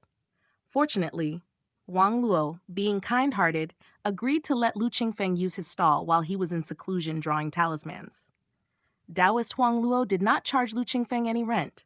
He only asked him to help sell his talismans while selling the fasting pills. Lu Qingfeng was overjoyed and readily accepted. Daoist Huang Luo's talismans were of good quality, and Lu Qingfeng's fasting pills had gained a bit of a reputation. Alchemy analysis had been reinforced twice, yielding an elixir recipe that was even more refined than those from Luosheng Alchemy Workshop and those circulated in Black Sandtown. A regular fasting pill could relieve one from hunger for 6 days, but the fasting pills refined using alchemy analysis by Lu Qingfeng could do so for 8 days, and the price was increased only by 20%. Fair prices naturally retained many repeat customers, including Fang Jiu. Thus, Lu Qingfeng's fasting pills were sold alongside Huang Luo Daoist's talismans, with surprisingly good results. A regular fasting pill's standard price is 10 portions of processed basic medical herbs. An alchemy apprentice, proficient in fasting pill refinement, can produce one pill at a cost not exceeding 5 portions of basic medical herbs. This includes the failure rate. The profit is more than double. The fasting pills that I refine at 12 pills per bottle are sold for 150 portions of basic medical herbs. The average selling price per fasting pill is 12.5 portions of basic medical herbs, while the comprehensive cost is only 4 portions. That's a threefold profit. Whether alchemy, artifact refining, or talisman making, these skills are notoriously expensive. Take Lu Qingfeng. Although he has now mastered the refinement of fasting pills and has a threefold profit, the amount of medical herbs he wasted before was in the thousands. Even now, as he endeavors to study the refinement of the yellow dragon pill, the wasted medical herbs are even more. The basic medical herbs earned from the fasting pills are not enough to fill this bottomless pit. Alchemy apprentices and alchemists, except for those with exceptional talent, almost every one of them struggled through hardships. Those without substantial family wealth simply couldn't afford to play this game. This also led to the fact that out of the 500,000 population in Black Sandtown, with over 200,000 cultivators, the number of alchemy apprentices does not exceed 100. Among these 100, most are at low or intermediate levels. Only a very few can reach high or top levels. My talent in alchemy is mediocre, but luckily I have the feature to enhance elixir recipes, so I'm not running at a loss. Lu Qingfeng sighed, then closed his eyes to comprehend the greenwood flame sun scripture. Before long, it was evening. Qingfeng, I have found the defensive martial art you requested. Daoist Huang Luo arrived, bringing good news to Lu Qingfeng. Found it? Thank you, Brother Huang. A smile spread across Lu Qingfeng's face. He now possessed skills for ranged attacks, close combat, and lightness skill maneuvering, lacking only a defense skill. Daoist Huang Luo was a high-level talisman apprentice with extensive connections. Lu Qingfeng had asked him to find one on his behalf. Unexpectedly, in just a few days, there was already a result. Lu Qingfeng eagerly looked at Daoist Huang Luo, who shook his head with a smile. You have just entered the primordial. You should focus on cultivation first. Techniques and alchemy can be put off for later. Remember, cultivation does not tolerate any slack. One step behind is to fall behind at every step, and by the time you. He got carried away as he spoke. Then looking up, he saw Lu Qingfeng appearing attentive and tossed a scroll at him. Enough. No matter how much I say, you won't listen. This white jade true technique belongs to a friend of mine, and when practiced to the extreme, it can ignore attacks at the fetal breathing realm level without any changes in posture. Meets your requirements, right? White jade true technique. Grade low level, a total of 3 layers. Description: a horizontal training martial art. When cultivated to the extreme, the body is like white jade, invulnerable to all threats within the fetal breathing realm. It meets the requirements. It does. Lu Qingfeng eagerly took the white jade true technique. With this martial art, he could make up for his last weakness. Brother Huang, how much did the white jade true technique cost? Lu Qingfeng asked Daoist Huang Luo. Defensive martial arts at the fetal breathing realm level aren't pricey, but white jade true technique is among the top at this level. It can also boost your strength a bit after reaching the true chi realm level. It costs a total of 5 spirit stone fragments, Daoist Huangluo said casually with a slight smile. 5 spirit stone fragments? Lu Qingfeng was stunned. As Daoist Huangluo said, ordinary techniques or martial arts at the fetal breathing realm level aren't valuable. Techniques like the Luo smoke step and the burning heart palm did not exceed the cost of 1 spirit stone fragment, but this white jade true technique costs more than 5 times that. 1 spirit stone fragment holds significant purchasing power, enough to buy 100 yellow dragon pills or 10 golden marrow pills. White jade true technique. 500 yellow dragon pills? All right, don't make that face. I've already paid the 5 spirit stone fragments for you. Just pay me back later. I see you have a talent for alchemy, but you must concentrate on your cultivation. Still, lingering in the first level of the fetal breathing realm after 3 or 4 years, I really don't know how you've been practicing. Daoist Huangluo shook his head, looking helpless. Thank you very much, Brother Huang. Qingfeng will definitely pay back as soon as possible. Lu Qingfeng thanked him earnestly. He was indeed short of money right now. With the failure rate of the yellow dragon pill at 95%, all his wealth was invested there. Presently, he only had a little over 20 yellow dragon pills, far from the equivalent of 5 spirit stone fragments, 500 yellow dragon pills. Go on, go on. Don't hang around in front of me, it's irritating. Daoist Huangluo waved his hand. Lu Qingfeng smiled, stayed with Daoist Huangluo for a while, then stood up and left. Disclaimer: all credit goes to the original author. This is a fan-made AI narration intended to bring more exposure to the novel. If you are the author or rights holder and wish for this video to be removed or modified, please contact us at fubbleverseaudio@gmail.com. Narrated by Fubbleverse Audio. Like, subscribe, share to support immersive audiobooks. If you enjoy our work and want to support future projects, consider donating. ko-fi.com/fableverse. Chapter 11. Preparing to Escape, Seeking Recommendation Kits. Over the next 2 months, Lu Qingfeng devoted himself to refining fasting pills. Every morning and evening, he would refine 2 batches, yielding 24 fasting pills. Before logging off, he had refined a total of 780 fasting pills. After deducting the portion exchanged for the required medicinal ingredients for refining fasting pills, he made a profit of 1,234 fasting pills. The standard exchange rate between fasting pills and yellow dragon pills was 5-1, but the fasting pills Lu Qingfeng refined could be exchanged for yellow dragon pills at a rate of 4-1. Thus, the 1,234 fasting pills were equivalent to 308 yellow dragon pills. There was still a shortfall to reach 500. He would have to make up for it after 2 months when he logged on again. Time flew by rapidly in Primordial. Only 1 night had passed in Blackwood Village. Traveling back and forth through a 100-fold time difference, Lu Qingfeng would feel a surreal sense of being worlds apart each time he logged on and off, growing more amazed at the mighty force of time. This day, it was time to go to Yellow Ganoderma Mountain again. It had been over 5 months since Lu Qingshan joined the Returning to Truth sect.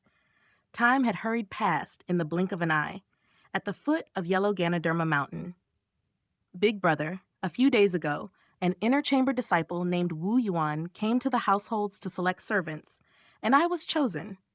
There were 6 servant disciples selected in total, and Wu Yuan told us to prepare provisions and follow him to Chengyang River in 3 days to collect spiritual medicine. Over the past 5 months, Lu Qingshan's frame was still lean, but he looked a lot sturdier. Alone within the Returning to Truth sect, his character underwent subtle changes, no longer as timid and indecisive as before. However, no matter what happened in the Returning to Truth sect, Lu Qingshan would share everything with Lu Qingfeng every 7 days and seek his opinion. This time, he was taken as a servant by Wu Yuan, and they would even be going to the opposite side of Chengyang River. Lu Qingshan thought it might be an opportunity, but he was still somewhat apprehensive.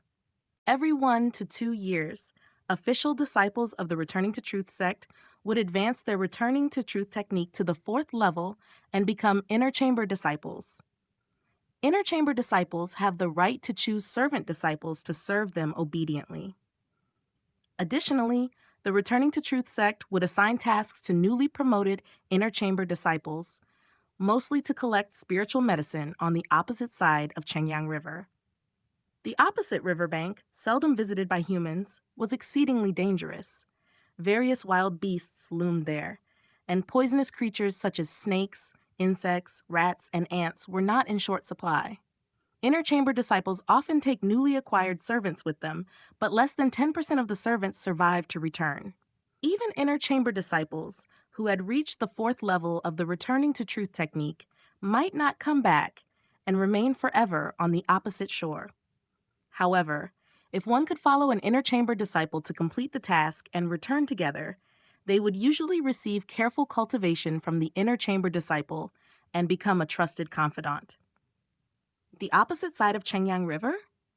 Upon hearing this, Lu Kang's brows couldn't help but furrow. Although he had never been to the other side, he had heard since childhood that the beasts there were even more ferocious, and demons not inferior to the immortals of the Returning to Truth sect existed there. It was only because the Chengyang River formed a barrier that these demons could not threaten Blackwood Village. Cross the river? Not a single person in Blackwood Village dared to.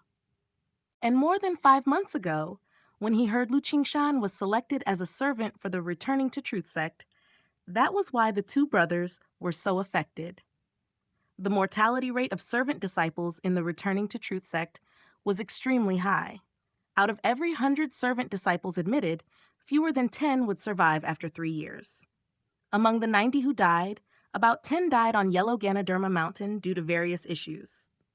The remaining 70 or 80 all perished on the other side of the river, ending up as demon fodder. How were things in previous years? Lu Qingfeng asked, hoping for some luck. Such tasks usually involve one inner chamber disciple taking 6 servant disciples across the river. When lucky, 4 or 5 servant disciples might return. But if unlucky, it's also possible that all will be annihilated. Nothing is certain. According to the elders inside the Returning to Truth sect, such tasks largely depend on luck. Actually, Lu Qingshan was still scared. But an inner chamber disciple's status is far above the official disciples, let alone more noble than these servant disciples.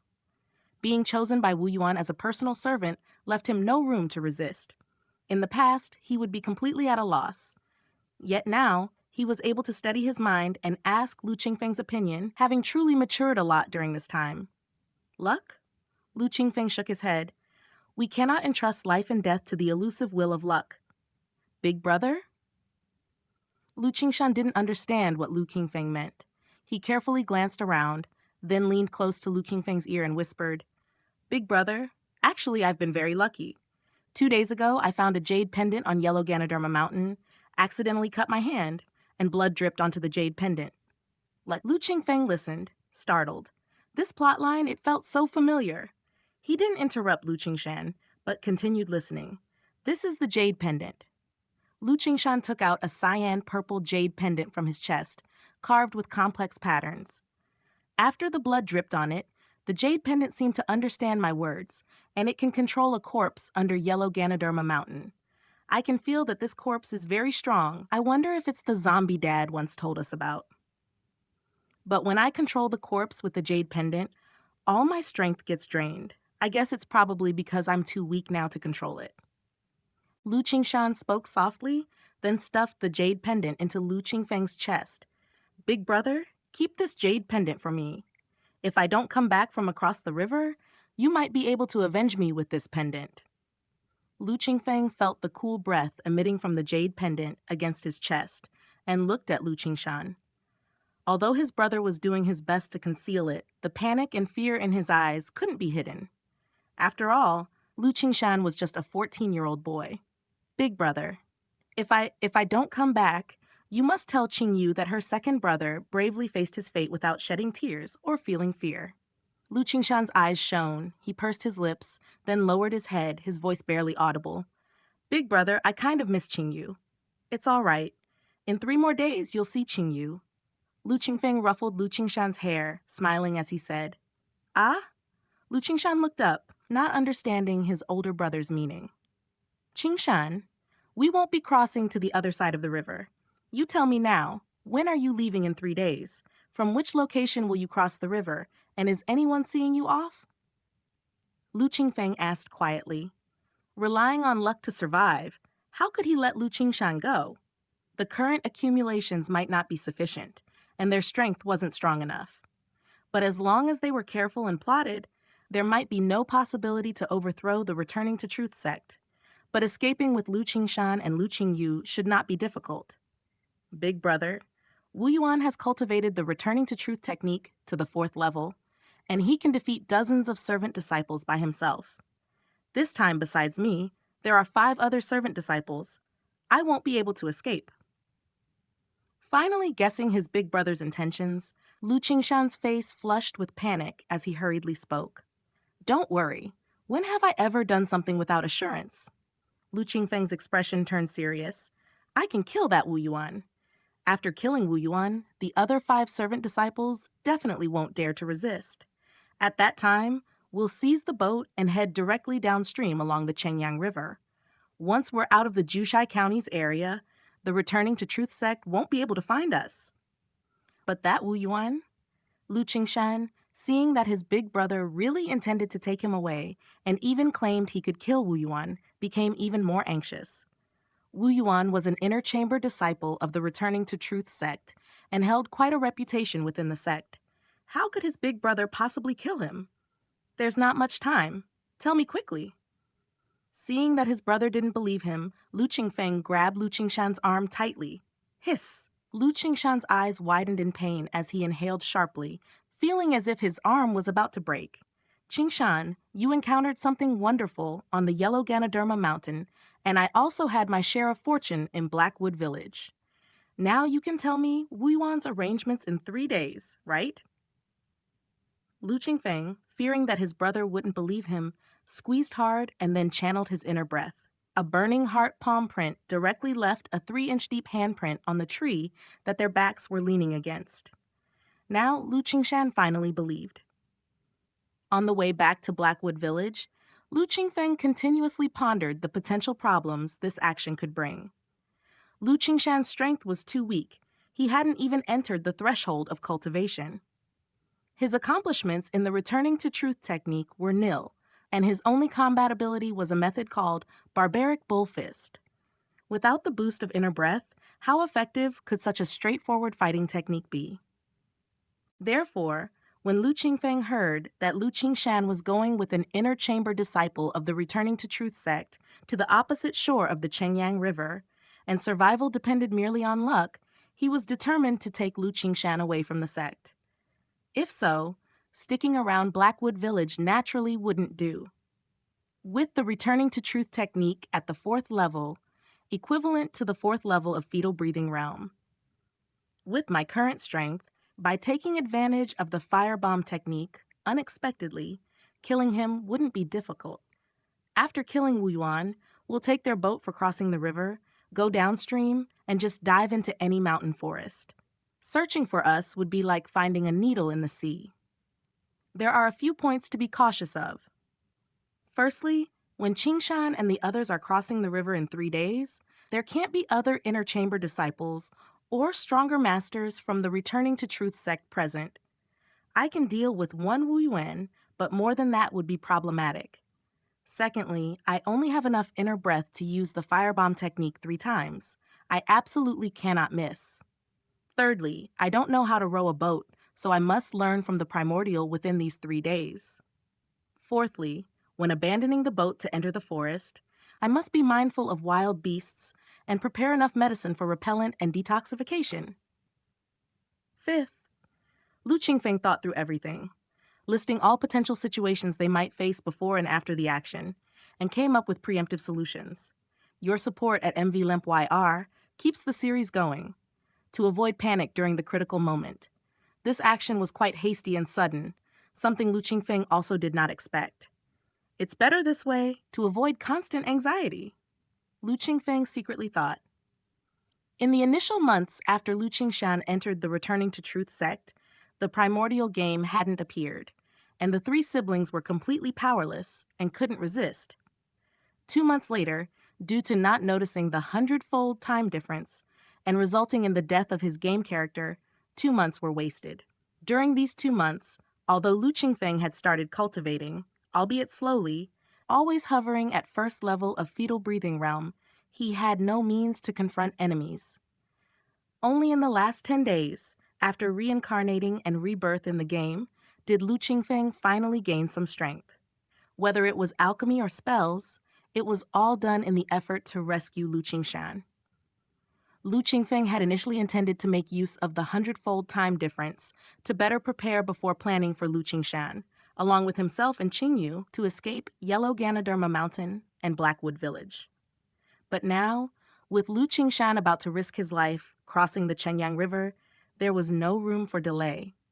Even if the preparations were not sufficient and far from meeting Lu Qingfeng's expectations, he simply couldn't stand by and watch Qingshan walk to his death. This is also an opportunity. Normally, aside from allowing Qingshan to stay at the foot of the mountain for 30 minutes every 7 days, he has to be on the Yellow Ganoderma Mountain at all other times. If he leaves for too long, he would be immediately hunted down. With the returning to Truthsek's response speed, it's probable that Qingshan would be intercepted and killed before he even made it to the riverside.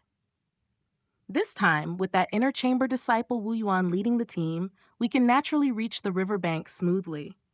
As long as we can kill Wu Yuan, there's a great chance of escaping. Escaping from Blackwood Village and the returning to Truth Sect, I wouldn't need to disguise myself every day and could spend much more time cultivating. Fortune depends on misfortune, and misfortune lurks within fortune. Between fortune and misfortune, who can predict? This situation might seem perilous, but it could be an excellent chance to break free from the cage. Escaping Blackwood Village and the returning to Truth Sect would mean the sky's the limit. With the various secret techniques inheritance from Primordial, even with weaker root bone, it wouldn't hinder making a name for himself in this world. Who knows? He might even find a path to the long-lasting immortal Dao. Disclaimer: all credit goes to the original author. This is a fan-made AI narration intended to bring more exposure to the novel. If you are the author or rights holder and wish for this video to be removed or modified, please contact us at fableverseaudio@gmail.com. Narrated by Fableverse Audio. Like, subscribe, share to support immersive audiobooks.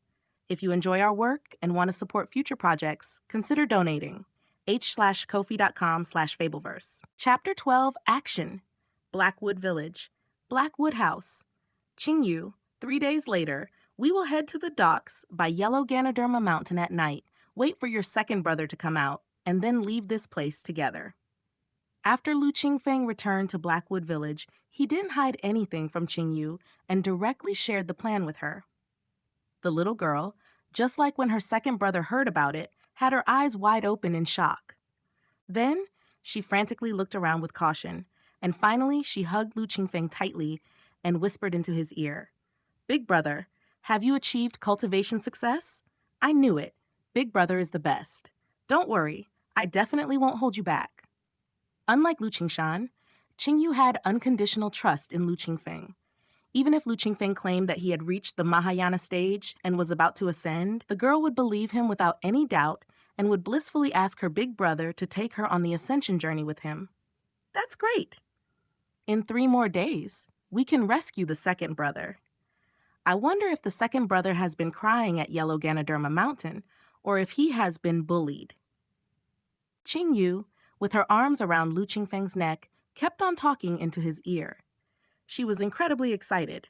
Although the second brother was sometimes annoying and crybaby-ish, after not seeing him for half a year, Lu Qingyu realized that he wasn't actually that irritating. Thinking about the suffering he must be enduring at Yellow Ganoderma Mountain, her heart ached, and she couldn't help but shed tears. Now that things have improved, since her big brother has cultivated successfully, he can rescue the second brother, and the 3 of them can be together again. Lu Qingyu was so excited she nearly danced with joy. Lu Qingfeng, holding his sister, felt her excitement, which made him somewhat anxious, but even more so, he was filled with anticipation and longing. Blackwood Village. Returning to Truth Sect, we are finally leaving. Having lived in Blackwood Village for 16 years, under the shadow of the Returning to Truth Sect, his father was beaten to death, his brother was taken to Yellow Ganoderma Mountain as a slave to be whipped at will, and he himself had been so pressured by life that he was bent over at such a young age, already somewhat hunchbacked. But everything started getting better with the arrival of Primordial, just as his body was becoming robust and upright. The 3 days passed quickly. The night before Lu Qingshan was set to leave. After midnight passed, it was pitch dark. The night was favorable for their plan, with the moon and stars obscured by clouds. Taking advantage of the dark night, Lu Qingfeng sprang from Blackwood House, carrying Qingyu on his back. Their home was on the very edge of Blackwood Village, and they left the village with ease. Lu Qingyu lay on her brother's back, with her lips pursed, not even daring to breathe out loudly, her face red from holding her breath. She behaved well these 3 days. Although excited, she appeared normal on the surface, and no one noticed anything peculiar. But now, when it came to the real action, Lu Qingyu was extremely nervous. She didn't even dare to take a deep breath, and her whole body was tense to the limit. "We are out now." Lu Qingfeng patted Qingyu, worried that she'd hold her breath until it harmed her. Who? Are we out yet?" Lu Qingyu took several breaths of fresh air and asked in a low voice. It was too dark at night for her to see anything, so she could only cling tightly to Lu Qingfeng. We're out." Lu Qingfeng nodded. He had been cultivating the green wood flame sun scripture, which improved his constitution, so even in the pitch-black night, he could just make out the sight up to 5 or 6 meters ahead. Thank heavens! Lu Qingyu cheered quietly. In the silent village outskirts, it seemed a bit jarring, frightening her to immediately cover her mouth and not dare to speak anymore. After leaving Blackwood Village, they headed east along Changyang River. Relying on memory, Lu Qingfeng carried Qingyu to a spot in the forest not far from the docks and stopped. To support our work, please read on. MVLEMPYR. Looking up at the sky, there was still time before dawn. Lu Qingfeng took out some insect repellent powder from his body and sprinkled it around to prevent being bitten by poisonous insects and so avoid any delay. Lu Qingyu carefully stuck close to Lu Qingfeng. She was very nervous, too nervous to speak. "Don't be nervous. Your second brother will arrive tomorrow morning, and then we can leave this place." Lu Qingfeng held Qingyu and whispered comfortingly. Lu Qingyu nodded firmly, feeling a little less nervous. Waiting is torturous. The closer it gets, the more so it is. During the time before dawn, when it was neither light nor dark, even Lu Qingfeng was feeling parched and his mind was in a haze. He was just an ordinary person who had transmigrated, and since his rebirth, he had never left Blackwood Village. His biggest conflict was when he hurt Zhou Quan with a firewood knife. In the game, aside from cultivating alchemy and setting up his stall, he had never had a conflict with anyone, let alone battle experience. This was different. He was going to kill someone.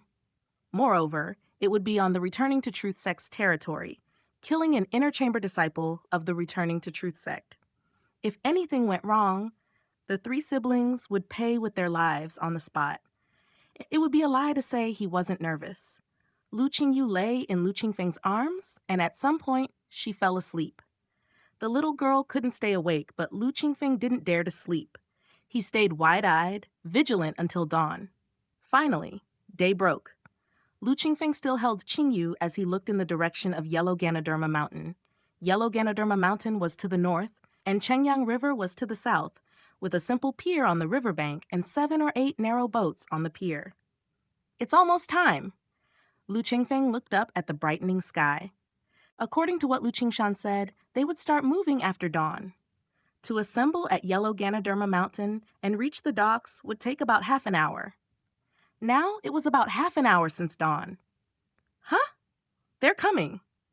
Lu Qingfeng was feeling nervous when he saw several figures emerge from the direction of Yellow Ganoderma Mountain. The leader strutted along with a 9-ring saber in hand, seemingly the Returning to Truth sect's inner chamber disciple, Wu Yuan. With another 6 men meekly following behind, among them was unmistakably the figure of Lu Qingshan. From afar, it was visible that Lu Qingshan was stealthily looking around.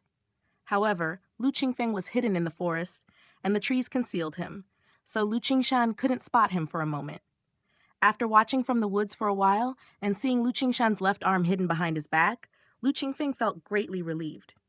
"Qingyu, wake up quickly. Your second brother is here. Just like we planned before, don't give anything away. whispered Lu Qingfeng as he woke up the sleeping Qingyu in his arms. Ah! Oh! Lu Qingyu just woke up and was still a bit groggy, but then quickly realized what they were about to do.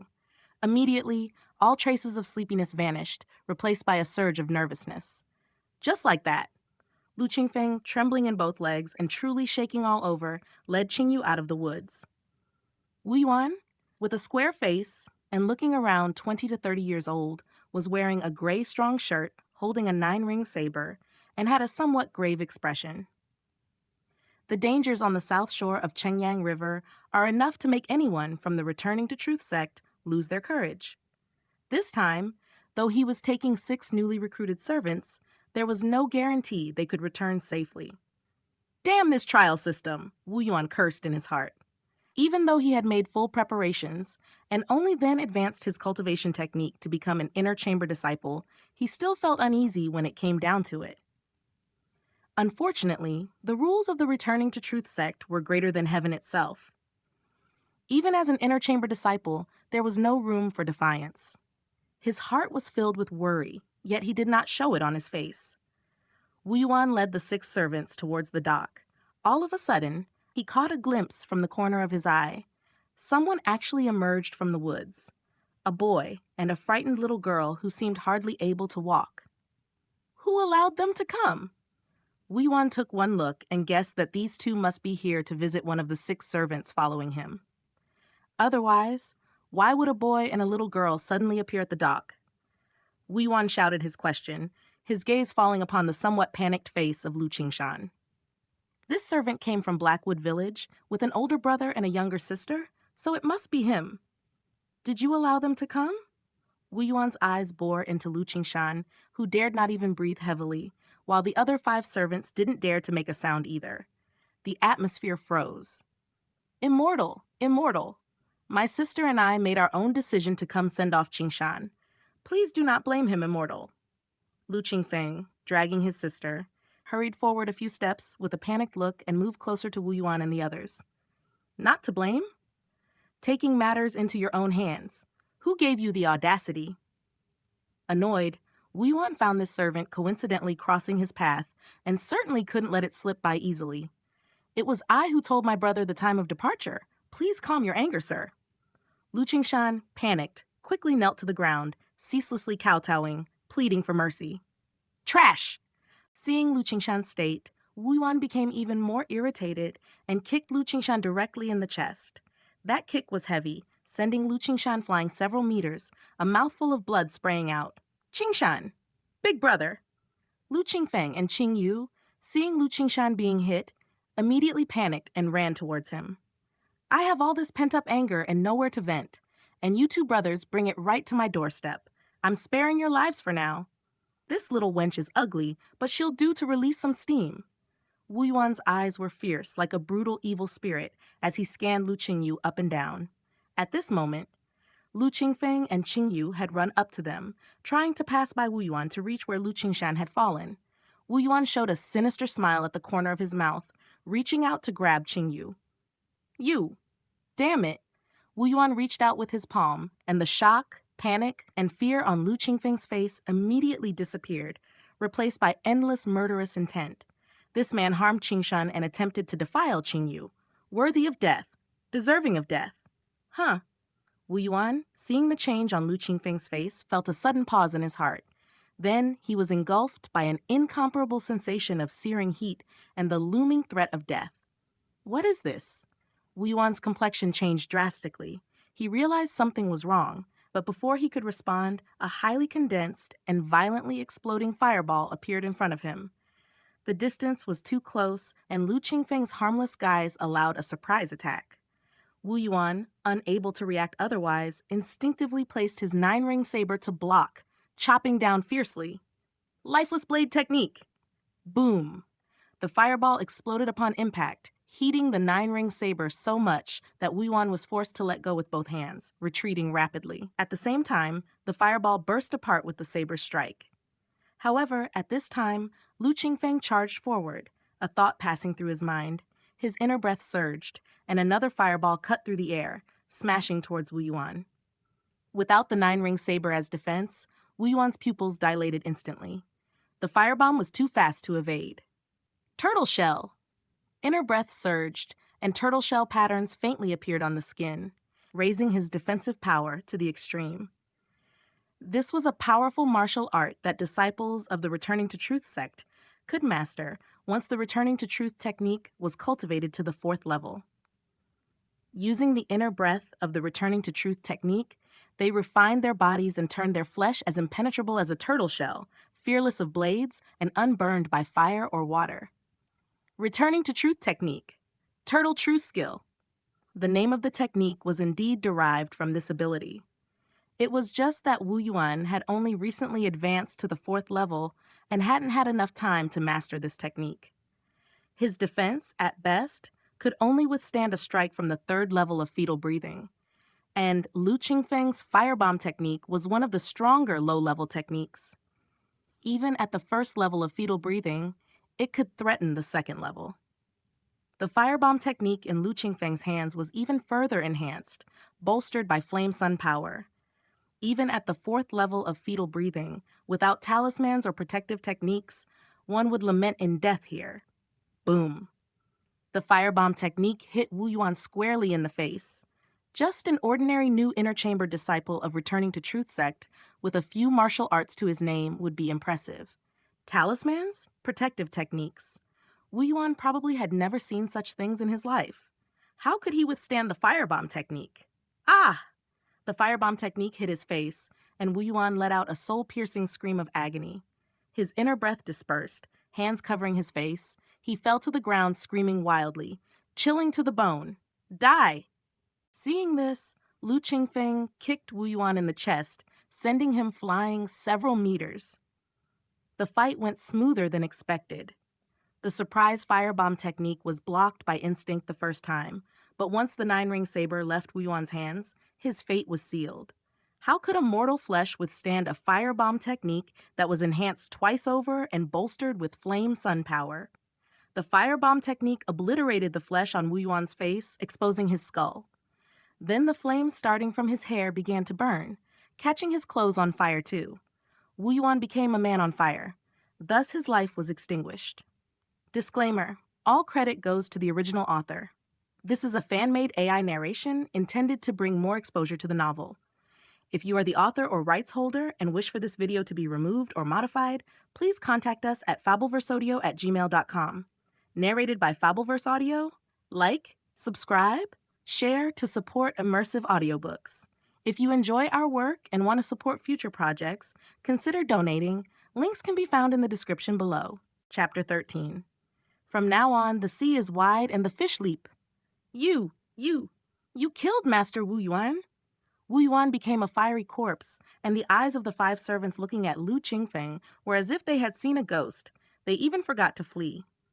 The inner chamber disciple Wu Yuan, who appeared mighty in their eyes, was shockingly killed in a single encounter by this seemingly frail youth. This youth, could he be the same Lu Qingshan they used to bully? The shock was too great, and they had lost the ability to think. Qingshan, how are you? Lu Qingfeng didn't tangle with these servants, pulling Qingyu and coming to Lu Qingshan's side. He hadn't expected Wu Yuan to be so violent that before he could make a move, Wu Yuan had grievously injured Lu Qingshan. Fortunately, it was just a kick. If Wu Yuan had gone mad and started slashing with his saber, Lu Qingfeng would have regretted it for a lifetime. I'm okay. Cough, cough. They can't be spared. Lu Qingshan was in severe pain in his chest. In the span of just 2 sentences, he had already coughed up several mouthfuls of fresh blood. Even so, he was still pointing at the other 5 stunned servant disciples. All right. Lu Qingfeng hadn't wanted to deal with the 5 servants, as they might have been suffering the same unlucky fate as Lu Qingshan.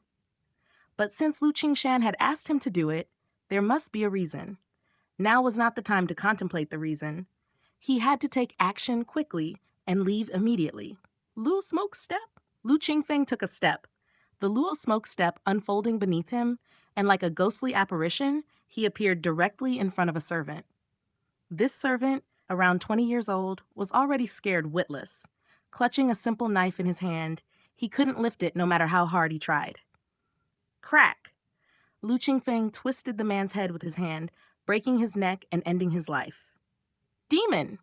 Run! The remaining 4 servants finally reacted, frantically throwing down their knives and running for their lives. But just like Lu Qingshan, they were servant disciples who hadn't really begun their cultivation journey. How could they outrun Lu Qingfeng? In less than 20 breaths, all were killed by Lu Qingfeng. Strangely enough, the night before the killing, Lu Qingfeng was extremely nervous. Now that he had begun the slaughter, he felt nothing. Let's go! There was no time to reminisce now. Lu Qingfeng lifted Lu Qingshan onto his back, tucked Lu Qingyu under his arm, and tied together the 9-ring saber and a few simple knives from the ground. He ran frantically towards the dock. It wasn't long after dawn, and the dock was deserted. With the returning to Truth Sect's notoriety, who would dare steal a boat at the foot of Yellow Ganoderma Mountain unless they were weary of living? Lu Qingfeng, carrying Lu Qingshan and holding Lu Qingyu, randomly jumped onto a wooden boat. The 7 or 8 boats here were all small, the largest fitting about a dozen people, the smallest only large enough for 3 or 5. He chose the smallest one, and then untied the ropes of the other boats. By doing so, it would also create some trouble for the returning to Truth Sect's pursuit. During these 3 days, Lu Qingfeng had found a swift river near Black Sand Town and spent 2 months practicing how to control a boat, so handling a small boat was no trouble at all. The boat was anchorless. Once the ropes were loosened and the oar pushed off, it shot directly into the Chengyang River. Wu Yuan and his 6 men were all dead. Even if the returning to Truth Sect discovered this at the earliest opportunity, it would take at least half an hour to respond and investigate. Taking advantage of the current downstream, their only choice would be to follow the water to catch up with us. But as long as we don't stop midway, they can forget about catching us. Only now did Lu Qingfeng breathe a sigh of relief. The greatest variables and difficulties in their escape plan lay in killing Wu Yuan and seizing a boat. Once these 2 steps were completed, the rest of their escape and the ensuing pursuit were not as dangerous as imagined. The vast Chengyang River stretched out endlessly. The returning to Truth Sect had great power in Juzhai County, but once they left the county, they should be safe. Hoo-hoo! From now on, the vast sea allows the fish to leap, and the high sky is the domain of the birds. Lu Qingfeng held the oar, steering the boat. He looked back toward the direction of Yellow Ganoderma Mountain, his face showing a relieved smile he had never known before. Blackwood Village. Returning to Truth Sect. I will come back. But by then, it would be the day of the returning to Truth Sect's downfall. At Yellow Ganoderma Mountain, near the dock, a dozen people dressed in black, strong shirts with solemn expressions. The one at the head, with a 9-ring saber around his waist, furrowed his brows. About 40 years old, his aura was as deep as an abyss, fathomless. This translation is powered by the readers at MVLE9MPYR. This person, Zhao Zhou, was a bigwig within the Returning to Truth Sect, holding immense power as the head of the Punishment Hall. Head deacon, from the scene, the burnt body is Wu Yuan. The other 5 bodies are the servants selected by Wu Yuan. One of the servants, named Lu Qingshan, is missing. Lu Qingshan, a servant disciple, came from Blackwood Village. His family still has an older brother and a twin sister, and it's been 5 months and 24 days since they joined the sect. A disciple reported to Zhao Zhou. Lu Qingshan. Zhao Zhou's eyes reflected contemplation. Then he said, "Go to Blackwood Village, see if his brother and sister are still there. If they are, bring them here." Yes! Disciple received the order and led the team to rush to Blackwood Village. Zhao Zhou walked to Wu Yuan's charred body and squatted down to inspect it. Beside him, Chen Shang, a disciple specialized in the art of corpse examination, respectfully said, "Wu Yuan's fatal injury was to the head. The fire started on his face and burnt its way down his body. The wound on his chest was caused by a kick. Judging from the angle and force, Wu Yuan was already powerless and lying on the ground at the time. The perpetrator's strength does not exceed the fetal breathing 3rd level." The corpse examiner indeed possessed exceptional skills, nearly reconstructing the circumstances of Wu Yuan's death. "What about the fire?" Zhao Zhou asked. "The fire," Chen Shang said with a troubled expression, shaking his head. "The fire was extremely fierce. Wu Yuan activated his inner breath to form a turtle shell defense, but it failed to withstand. It seems to have been caused by a fire attribute martial skill, but I cannot fathom any fire attribute cultivation technique within Juzhai County, let alone Guangyuan County, capable of conjuring flames that harm people out of thin air at the level of fetal breathing. Upon hearing this, Zhao Zhao looked down, deep in thought. Half an hour later, 6 of the boats washed away by the river have been found. The whereabouts of the other 2 are unknown. Within Blackwood Village, the siblings Lu Qingfeng and Lu Qingyu have not been seen since early this morning, and their clothes remain at home. Additionally, residuals of 17 types of medicinal herbs, including white atractalodes, licorice, yellow ginseng, and a box of bark containing literacy, acupuncture points, the first layer of the returning to truth technique, and barbaric bull fist were found in the home. Zhao Zhou, after listening to the report, showed a faintly amused smile. Private mentoring, escaping by boat, youngsters from the countryside daring to such an extent.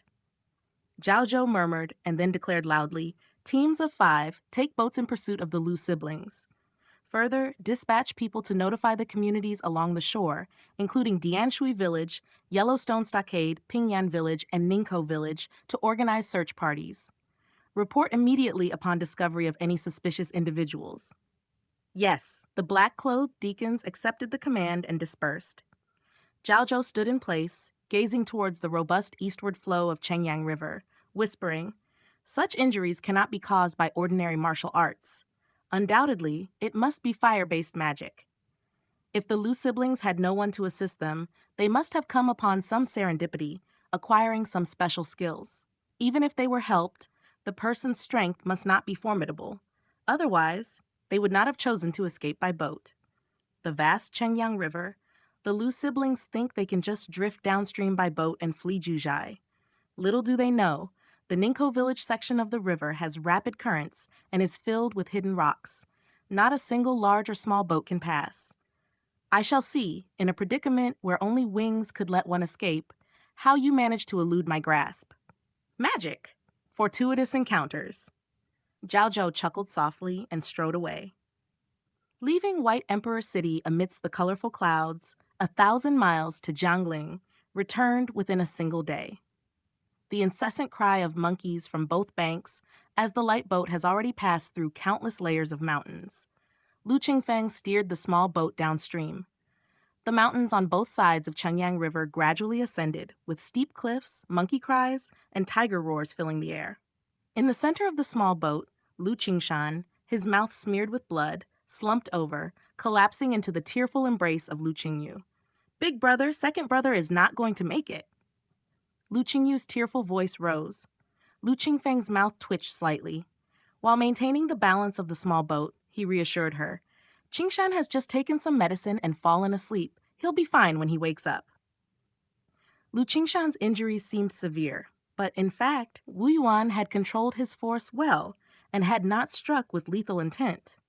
After all, he needed to bring Lu Qingshan to the other side of Chengyang River. When necessary, an additional piece on the board might provide a hope for survival.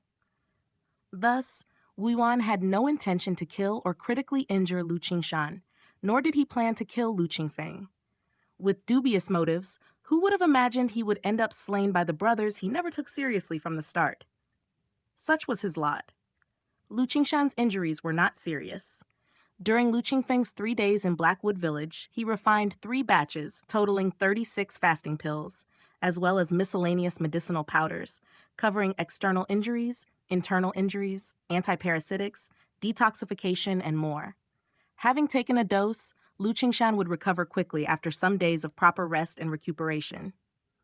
Lu Qingyu blinked away tears that still clung to her long eyelashes, so aggravated she was ready to toss Lu Qingshan into Chengyang River. Just before, her second brother had embraced her, talking at length, how much he missed her, then telling her to be good in the future. Then, with a tilt of his head and a smile on his face, he fainted in her arms. Anyone would think he was done for. "Naughty second brother." Lu Qingyu smacked Lu Qingshan's arm hard, making the tattered clothing tear even more. Through the gaps, fresh and old scars on Lu Qingshan's arms were visible. In his sleep, Lu Qingshan felt pain, furrowed his brows, turned his body, revealing more injuries on his back, whip marks, bruises. Lu Qingyu lifted Lu Qingshan's shirt, revealing countless grim scars. The returning to truth sect is full of bastards. Bastards! Lu Qingyu clenched her fists tight, cursing loudly. Lu Qingfeng, hearing this, turned his head to see Lu Qingshan's injuries. He had noticed these wounds while checking Lu Qingshan, hoping to keep them from Qingyu, but she found them anyway. Big brother, we will come back, won't we? To kill every last one of those bastards from the returning to truth sect. Lu Qingyu looked up at Lu Qingfeng. Yeah, we will definitely come back. Lu Qingfeng nodded. Leaving aside how the returning to truth sect harmed the heavens and was akin to the demon Dao, just the suffering his family had endured through the years was enough to embitter Lu Qingfeng for a lifetime. Until the returning to truth sect is no more, his obsession will not fade. Disclaimer: all credit goes to the original author. This is a fan-made AI narration intended to bring more exposure to the novel. If you are the author or rights holder and wish for this video to be removed or modified, please contact us at fableverseaudio@gmail.com. Narrated by Fableverse Audio. Like, subscribe, share to support immersive audiobooks. If you enjoy our work and want to support future projects, consider donating. Links can be found in the description below. Chapter 14, Hiding in the Wilderness. The small boat headed east. It was unclear how far they had left Yellow Ganoderma Mountain when suddenly they entered a stretch of river with rapid currents. Huge rocks jutted out from the riverbed, but there were even more hidden reefs. Qingyu, hold on tight! Lu Qingfeng reminded her, holding the paddle tightly, focusing intently on maneuvering the boat to avoid the reefs. Splash! Splash! The turbulent river water crashed against the protruding rocks, the sound clear and sharp. A small skiff carrying the three Lu siblings agilely wove through these rocks. The boat rocked precariously, threatening to capsize at any moment. Lu Qingyu clung to the handles on the boat with both hands, pressing Lu Qingshan beneath her body. Perspiration beaded on Lu Qingfeng's forehead. He had only practiced boating for 2 or 3 months in the primordial wilderness. He could ensure that the boat would not flip, but he was far from a seasoned hand. These complex river terrains were beyond his capabilities. Thump, thump, thump, thump. More hidden reefs emerged, and the boat constantly struck against them, beginning to leak. Big brother, we're taking on water. Lu Qingyu saw the river flooding over their feet and hurriedly shouted. No way. We must get to shore quickly, or we'll die in the river sooner or later. Lu Qingfeng quickly steered the boat towards the north bank. The south was fraught with dangers, inhabited by demons. Even inner chamber disciples from the returning to truth sect could perish there. Lu Qingfeng, with Qingshan and Qingyu in tow, dared not land on the south shore. Thump, thump! Lu Qingfeng's timely decision could not be understated. Just as the boat reached the shore, it completely sank. The roaring and surging Chengyang River was on par with the Yangtze River that Lu Qingfeng had seen in his previous life. The Chengyang River flowed through Juzhai County, breaking through lofty mountains and ridges, carving out a magnificent and unique Grand Canyon, much like the Three Gorges. At this moment, the Lu siblings, disheveled, stood on a protruding rock on the shore, with the torrential river 3 feet below their feet. Big brother, how do we get up there? Lu Qingyu held her big brother's arm and looked up at the nearly vertical cliff behind them, speaking out. Qingyu, stay right here and don't move. Make sure your second brother doesn't fall down. I'll go up first to find some vines, then come back for you both. Lu Qingfeng placed the unconscious Lu Qingshan on the rock. The cliff was too steep. He could barely climb it himself, but it was impossible to do so while carrying Qingshan and Qingyu. He had to find some tools first. Okay. Lu Qingyu nodded in agreement, then sat down on the rock, supporting Lu Qingshan. Lu Qingfeng knew they were short on time and could not afford to delay. He found his footing, leapt into the air, and landed firmly. After reaching the first level of the fetal breathing realm, his body became light and agile. A half an hour later, he finally climbed up. Only upon reaching the top did he realize that the cliff was 100 feet tall. Standing on the cliff, he looked out. Below, the river was wild and unforgiving, with waves crashing against the shore, never turning back. Surrounding him were towering rocks and steep cliffs, shrouded in a mist of smoke. He had no idea where he was. Lu Qingfeng had no time to enjoy the view. After reaching the top, he plunged into the jungle. Quarter of an hour later, he tore down more than 10 vines and braided them into a rope slung over his shoulder. Then he returned to the cliff. Lu Qingyu leaned against the rock, one hand holding Lu Qingshan, looking up at the top of the cliff. Seeing Lu Qingfeng appear, her profoundly dark face lit up with surprise. After transporting Lu Qingyu and Lu Qingshan up, 2 hours had passed, and it was now afternoon. Ever since midnight, Lu Qingfeng's nerves had been on edge. He had killed Wu Yuan, controlled the boat downstream, and climbed the precipice. His physical strength had long been depleted. After arriving at the top, he collapsed on the ground, gasping for air. While they had just reached the top, not having even recovered, several boats stopped at the upstream part of the reef-strewn river section. More than a dozen people surveyed around, but failed to spot the trio of Lu Qingfeng on top of the cliff. Lu Qingfeng rested for a moment, and his strength returned. At this time, Lu Qingshan also awoke. "Big brother, Qingyu, where are we?" Lu Qingshan, just awakened, looked pale and confused. "On a mountain. We've left Blackwood Village in Yellow Ganoderma Mountain." Lu Qingyu, watching over her second brother, heard him wake and crisply replied. "We," Lu Qingshan remembered. They had killed Wu Yuan, killed 5 servant disciples, and then boarded the ship. "Big brother, did we make it?" Lu Qingshan looked towards his big brother beside him, belatedly excited. "Almost. But we don't know where we are now. We have to cross this forest and a few mountains before we can truly be safe." Lu Qingfeng pointed eastward, to command a view from a height. To the east and north lay an endless forest, with towering trees and lush vegetation so dense that nothing was visible beneath them. One could only see a continuous range of peaks, high and low, with no end in sight. They could not head north, for it could lead them back into the power of the Returning to Truth sect. Lu Qingfeng planned to head east, to put a significant distance between them and the Returning to Truth sect. The forest was equally perilous, but without the looming presence of the sect, Lu Qingfeng was willing to face whatever dangers lay ahead, even if it meant being devoured by wolves or tigers the next moment. "That's great! That's great! That's great!" Lu Qingshan was so overwhelmed that he couldn't utter anything else. He just kept repeating those 3 words, then his voice grew quieter. Sitting on the ground, his head buried deep between his knees, his shoulders shook rhythmically. Sobs could be heard. Lu Qingfeng watched in silence, not offering any comfort. The pressure he faced in Blackwood Village was nothing compared to what Lu Qingshan suffered in the Returning to Truth sect. The myriad of injuries that covered his body were testament to the kind of life Lu Qingshan had endured in the sect these past months. Lu Qingfeng even regretted not enacting their plan earlier to take Lu Qingshan away from the Returning to Truth sect. "Second brother, you can cry today. I cried today too." Lu Qingyu, who rarely missed an opportunity to kick someone when they're down, was instead gently patting Lu Qingshan's back. Lu Qingfeng, taking Qingshan and Qingyu with him, plunged into the depths of the mountains, heading east. They intended to swiftly pass through the jungle, to put distance between themselves and the Returning to Truth sect while looking for human settlements. As it turned out, Lu Qingfeng had overestimated his own abilities and completely underestimated the dangers of the jungle. The dense forest was filled with towering ancient trees that blocked out the sky and sun. Within, one couldn't distinguish north from south, east from west. Entering the forest soon led to dizzying disorientation and a loss of one's bearings. Wandering aimlessly could easily lead to an intrusion upon the territory of fierce wild beasts.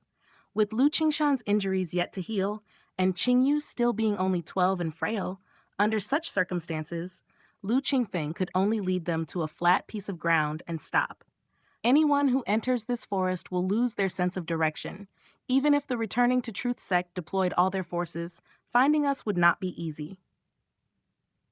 Lu Qingfeng had lived under the tyrannical rule of the Returning to Truth sect for a full 16 years, and his fear of it was deeply ingrained. In fact, setting aside whether the sect would go to such great lengths to pursue them, even if they were determined to do so, they would not be able to find them in a short time. Rather than risking a blind dash through the forest, it was better to rest and recuperate there for a while. Once their strength had increased, they could then leave. With a day in reality equating to 100 days in the primordial wilderness, just a few days' stay might not lead to a rapid increase in cultivation, but Lu Qingfeng's array of combat and survival skills would undoubtedly become much richer. Nameless Cliff Mountain. Mid-mountain dense forest. Visit my virtual library empire, MVLM/YR, for more. Lu Qingfeng, holding a rough-hewn knife, found a small tree as thick as a man's waist and began to chop. In theory, it should be easy to find one cave after another in the mountains.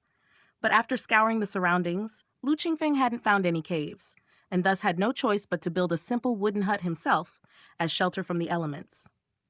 "Big brother, let me help you." Lu Qingshan struggled to stand up, but was abruptly pulled down by Lu Qingyu. "Ah!" Caught off guard, Lu Qingshan landed on the ground, the movement aggravating the wound on his chest, twisting his face in pain. "What are you trying to prove?" "Your body hasn't recovered yet. You need to rest properly. Otherwise, if you can't get out of bed, who do you think will have to take care of you?" Lu Qingyu pouted and scolded her second brother without any good temper. "Just sit there. Don't go anywhere." Lu Qingshan's face showed his frustration as he looked up at his big brother. "Listen to Qingyu. Rest up and heal."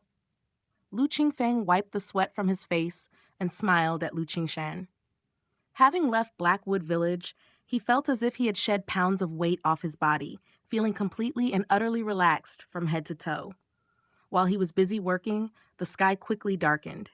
At that moment, evening mist was rising, the twilight deep and vast. A bright moon hung over the mountain's edge, its pure light shining forth, casting a glow on one's brows and hair. 7 or 8 long wooden planks, fitted into the trees around, formed a makeshift hut only 2 meters tall. The wooden hut was open on all sides with a fire burning outside. "It's really nice." Lu Qingyu, sitting by the campfire, hugged both her brothers from left and right, her young face blossoming into a smile. She found this way of living interesting and far better than in Blackwood Village, where she could say nothing and do nothing. It was immeasurably better. "Yes, it's really nice." Ever since joining the Returning to Truth sect, a smile had rarely appeared on Lu Qingshan's face. Now he laughed carefreely.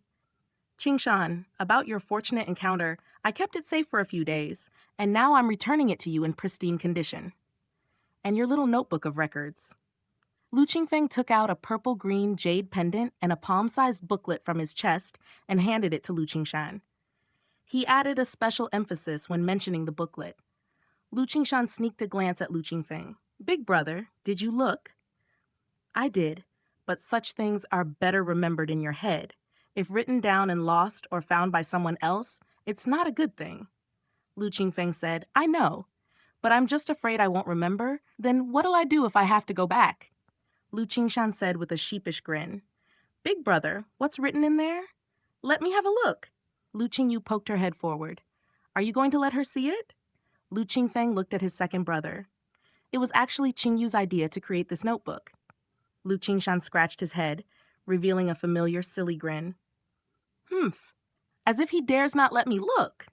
Lu Qingyu snorted lightly, taking the small booklet from her big brother, and browsed it in the faint light of the fire. As she read, she spoke crisply. 7th day of the 3rd month, Zhang Chong, 3 lashes. 9th day of the 3rd month, Zhang Chong, 3 lashes, 1 kick. 9th day of the 3rd month, Qian Han, a pastry, 1 punch. 10th day of the 3rd month, Zhang Chong, 10 slaps. 12th day of the 3rd month, Zhang Chong, 3 lashes. 13th day of the 3rd month. Disclaimer: all credit goes to the original author. This is a fan-made AI narration intended to bring more exposure to the novel.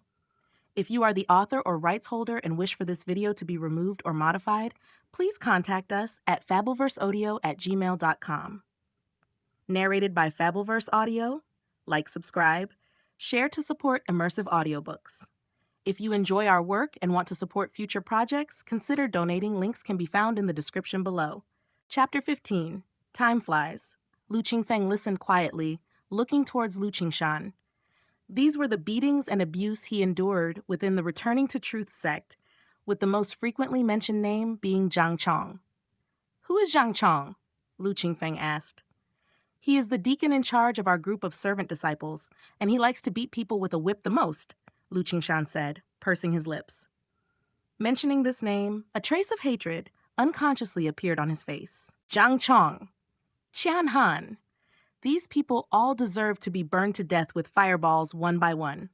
At first, Lu Qingyu recited this zealously, but then, feeling a rush of anger, his little face turned red, and he threw the booklet onto the ground fiercely. If we want to seek revenge on them, we can't burn this booklet. Lu Qingfeng picked up the booklet that was thrown beside the fire pit and handed it back to Lu Qingshan.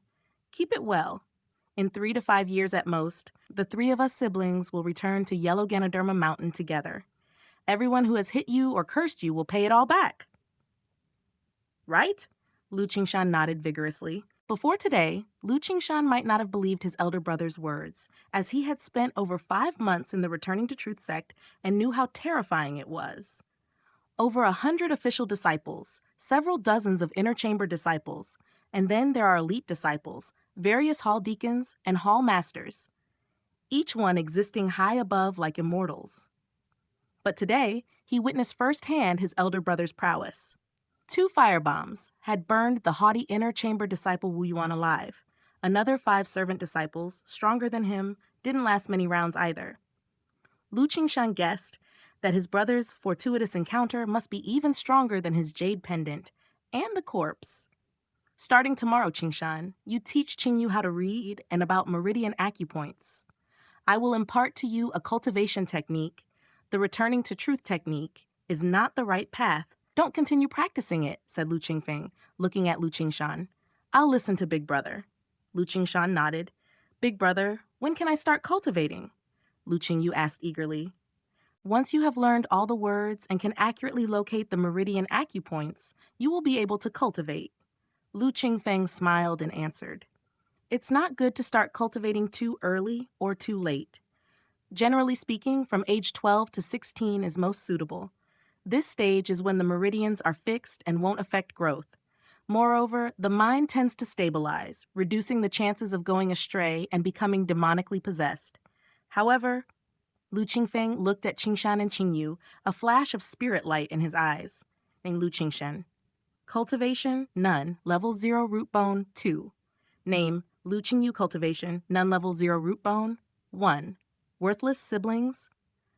Lu Qingfeng used the Heavenly Eye skill to discern the levels, cultivation, and root bone of Lu Qingshan and Lu Qingyu. Normal Heavenly Eye skill could only detect the level of cultivation, but Lu Qingfeng's Heavenly Eye skill, having been enhanced twice, could evaluate root bone. If used for selecting disciples, it would be a top-notch tool among the 2. Although Lu Qingshan had been cultivating for a few months in the Returning to Truth sect, he had failed to truly enter the path and was still at level 0, utterly lacking cultivation. His root bone wasn't much better, only a 2, making him a tall figure among the worthless. Lu Qingyu, more like her big brother, also had a mere 1-point root bone, a peerlessly worthless person. Lu Qingfeng had previously observed that the villagers in Blackwood Village generally had a root bone between 0 and 1, with very few reaching 2, probably escapes from the Returning to Truth sect. The siblings truly shared the same mediocre talent. However, with the primordial in hand, nurturing 1 or 3 worthless beings makes no difference, Lu Qingfeng thought to himself. Let's go to sleep quickly then, and start learning early tomorrow morning. Lu Qingyu, somewhat impatient, pulled her elder and second brother to head back into the wooden hut to sleep. Lu Qingfeng sprinkled sulfur powder and insect repellent powder around the wooden hut and tied a circle of vines as a precaution before lying down to sleep in his clothes, logging into Primordial. In reality, since the day Lu Qingfeng visited Lu Qingshan, it had been 4 days with 3 days of preparation included.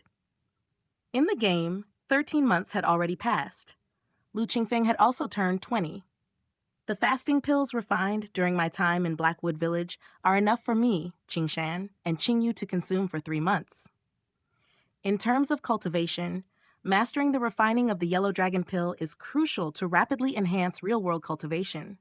Also, medicines that recover inner breath, quickly recover or control injuries, also need to be practiced and mastered one by one. Hand techniques and fist techniques ultimately can't compare with the sharpness of weapons, especially at the fetal breathing realm stage. I have Wu Yuan's ear. This way, he had a total of 6 elixir recipes in his hand, including fasting pills, yellow dragon pills, spirit clearing powder, recovery breath pills, nourishing essence pills, and charming fragrance pills. Among them, the effects of fasting pills and yellow dragon pills need not be elaborated. Spirit clearing powder is an elixir recipe that appeared in the third enhancement of Alchemy Analysis, a rare detoxification holy medicine within the fetal breathing realm. Recovery breath pills are low-level elixirs for restoring inner breath. Nourishing essence pills have miraculous effects on both internal and external injuries. The last, charming fragrance pills, are poison. Those poisoned must not mobilize their inner breath rashly, or it will expedite the poison's onset, making it impossible to fully eradicate. Once the poison acts, unless one surpasses the fetal breathing realm, they are doomed to suffer limbs weakening and be at the mercy of others. This was prepared by Lu Qingfeng for the potential high-ranking experts from the Returning to Truth sect. In reality, refining 2 charming fragrance pills just in case might lead to unexpected rewards. Thus, time flew by.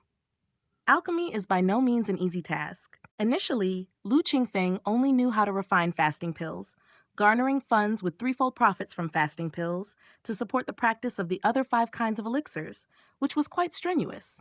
This situation lasted for 5 years. After 5 years, Lu Qingfeng finally mastered the refining of yellow dragon pills, and the situation greatly improved. The yellow dragon pill recipe derived from the twice-enhanced alchemy analysis had the same efficacy as the fasting pills and were above ordinary elixirs. During these 5 years, alchemy analysis had been further strengthened twice by Lu Qingfeng. Whether it was fasting pills or yellow dragon pills, their efficacy and quality were greatly elevated, far surpassing ordinary elixirs.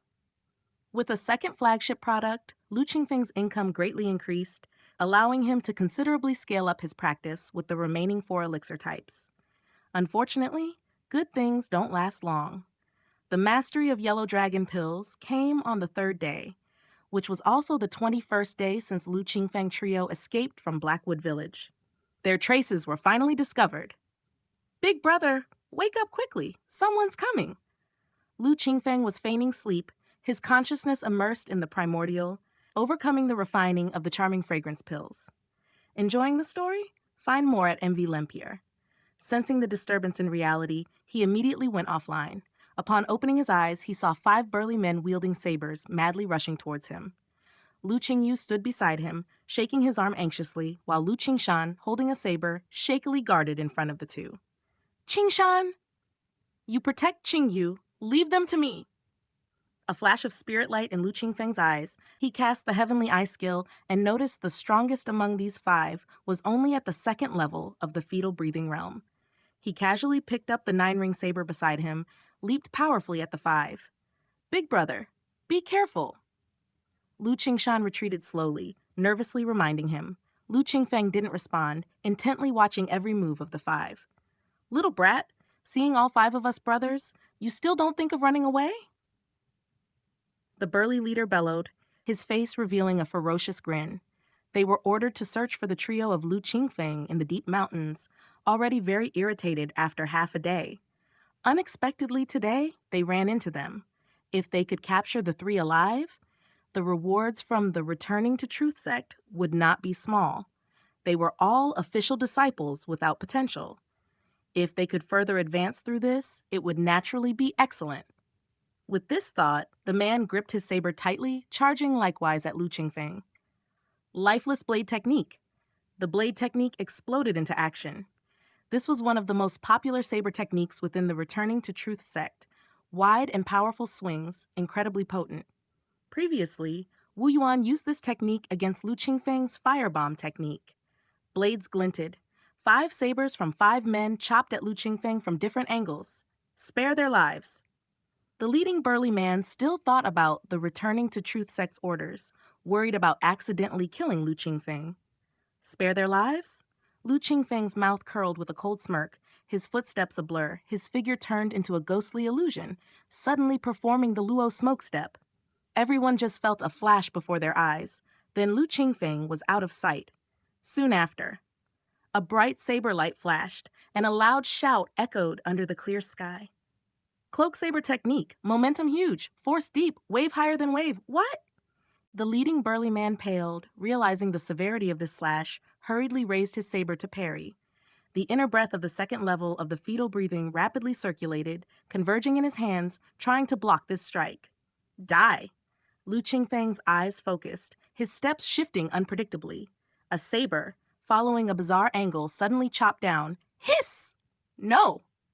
The leading second-level fetal breathing burly man showed a look of terror, his eyes wide as the nine-ring saber directly cleaved his face, killing him instantly.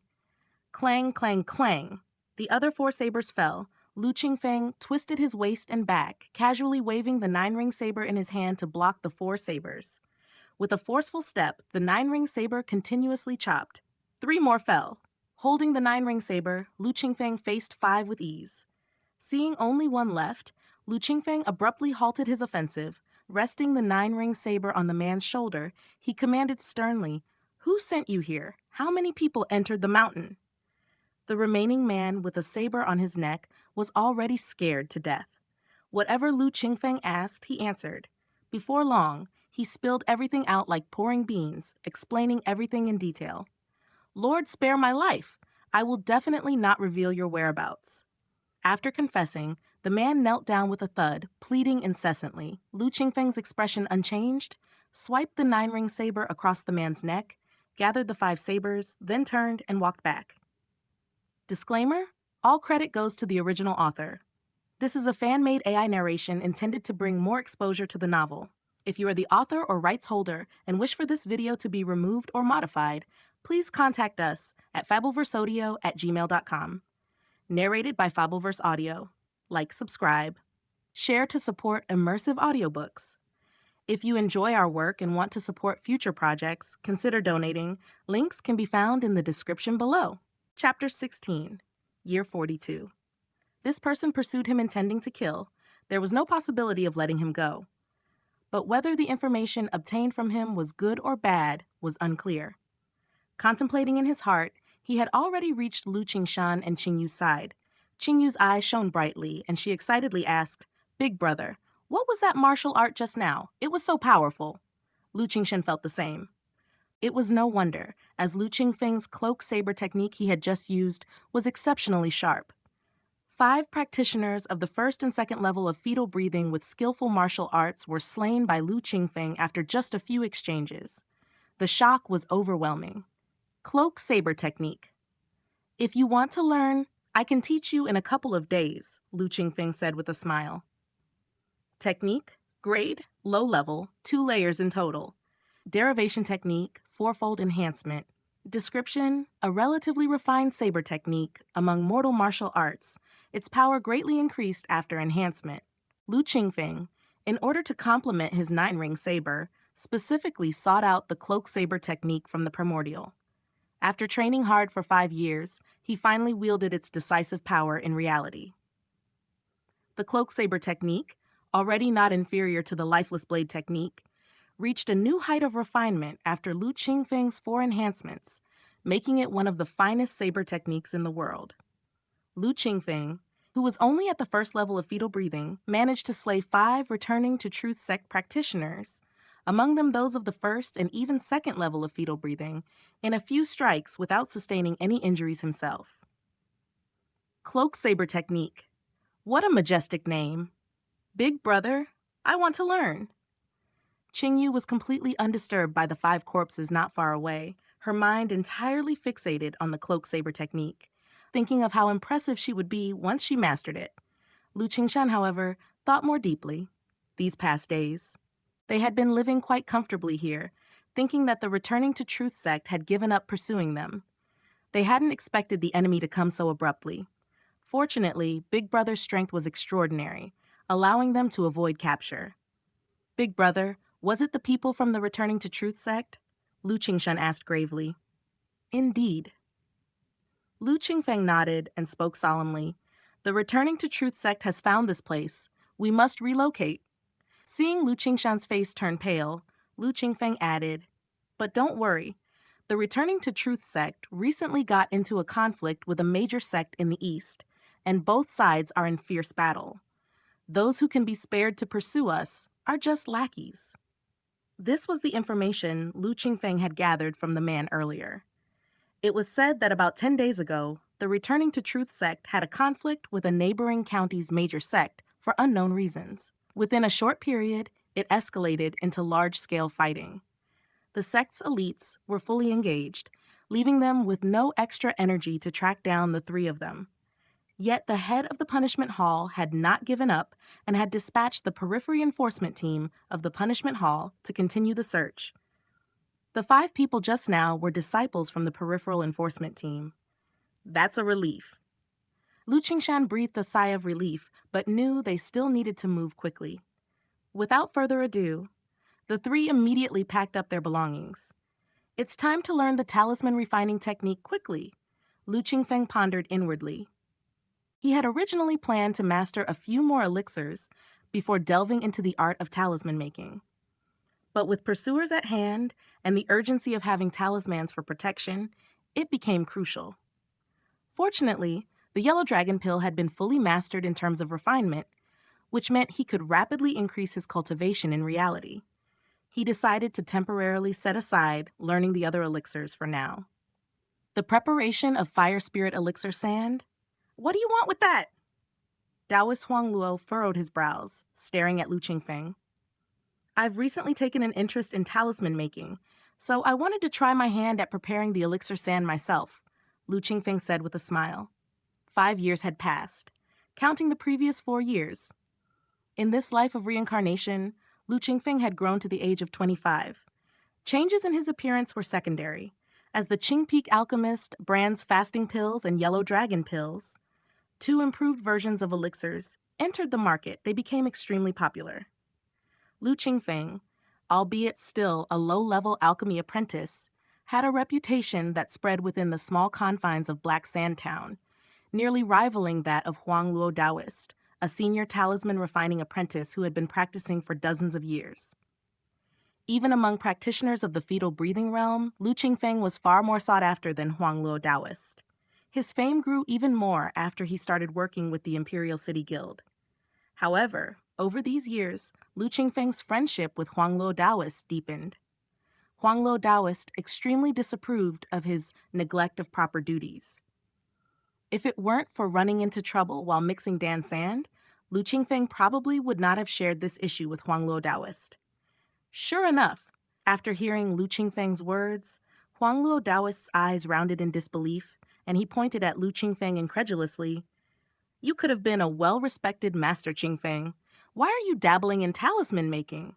What are you mixing Dan sand for? Huang Luo Daoist thought Lu Qingfeng was crazy. These past few years, he had watched Lu Qingfeng waste so much time on alchemy. But now, unexpectedly, he was even planning to divert his attention to learn talisman making. Ordinary cultivators, whether alchemy or talisman refining, would already find it difficult to master one of them. Lu Qingfeng had achieved some success in alchemy, which surprised Huang Luo Daoist. But the depth of talisman refining technique is not less profound than that of alchemy. Where would an ordinary person find the energy for both? Brother Huang, I know my limits, Lu Qingfeng said, still smiling. Seeing this, Huang Luo Daoist couldn't help but shake his head. Forget it. I know your stubborn nature all too well. I just hope you won't have any regrets when your lifespan is drawing to an end. With that, Huang Luo Daoist took several jade scrolls out of his waist pouch and threw them to Lu Qingfeng. Lu Qingfeng caught them quickly. Comprehensive explanations on the common 6 types of Dan sand mixtures, detailed refinement of tungling talisman pens, fundamentals of talisman paper, compendium of low-level talismans. If you want to learn talisman refining, these are the basics. However, you only need a brief understanding of mixing Dan sand and refining talisman paper and talisman pens. If you are truly interested in focusing on studying talisman refining, the materials are readily available on the market. You should not waste your efforts, Huang Luo Daoist advised. Thank you, Brother Huang. Lu Qingfeng quickly expressed his gratitude. Huang Luo Daoist, as an experienced senior talisman refining apprentice, could provide invaluable guidance. With his help, Lu Qingfeng could avoid many detours in learning the art of talisman making. Given that pursuers from the Returning to Truth sect might catch up at any moment, mastering the art of talismans would give him an additional chance of survival. It's just returning the favor for helping me connect with the Imperial City Guild, Huang Luo Daoist said nonchalantly. It was nothing. Lu Qingfeng laughed. Imperial City Guild. One of the 6 top-level guilds in Black Sand Town, although it did not have as strong a backing as the Breaking Army Guild, 10,000 Laws Guild, and Sword Immortal Guild, its strength was not inferior to those 3 major guilds. It was also the only one of the 6 top-level guilds in Black Sand Town without any backing. The fasting pills and yellow dragon pills, crafted by Lu Qingfeng, were far superior in quality to similar elixirs. As soon as they were released, word of mouth spread rapidly. They were first highly sought after in the market, then attracted numerous guilds for recruitment and collaboration. For character sheets and glossaries, visit MV Lempier.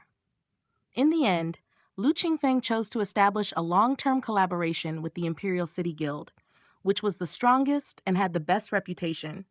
He provided the elixirs he refined to the Imperial City Guild, and they would purchase these elixirs at a fixed price while also being responsible for collecting various herbs for Lu Qingfeng. Because of Lu Qingfeng's exceptional skill in refining low-level elixirs, it was of extraordinary significance for the Imperial City Guild to attract new members. Therefore, when Lu Qingfeng proposed to bridge a connection between the guild and Huang Luo Daoist, they agreed after a brief investigation.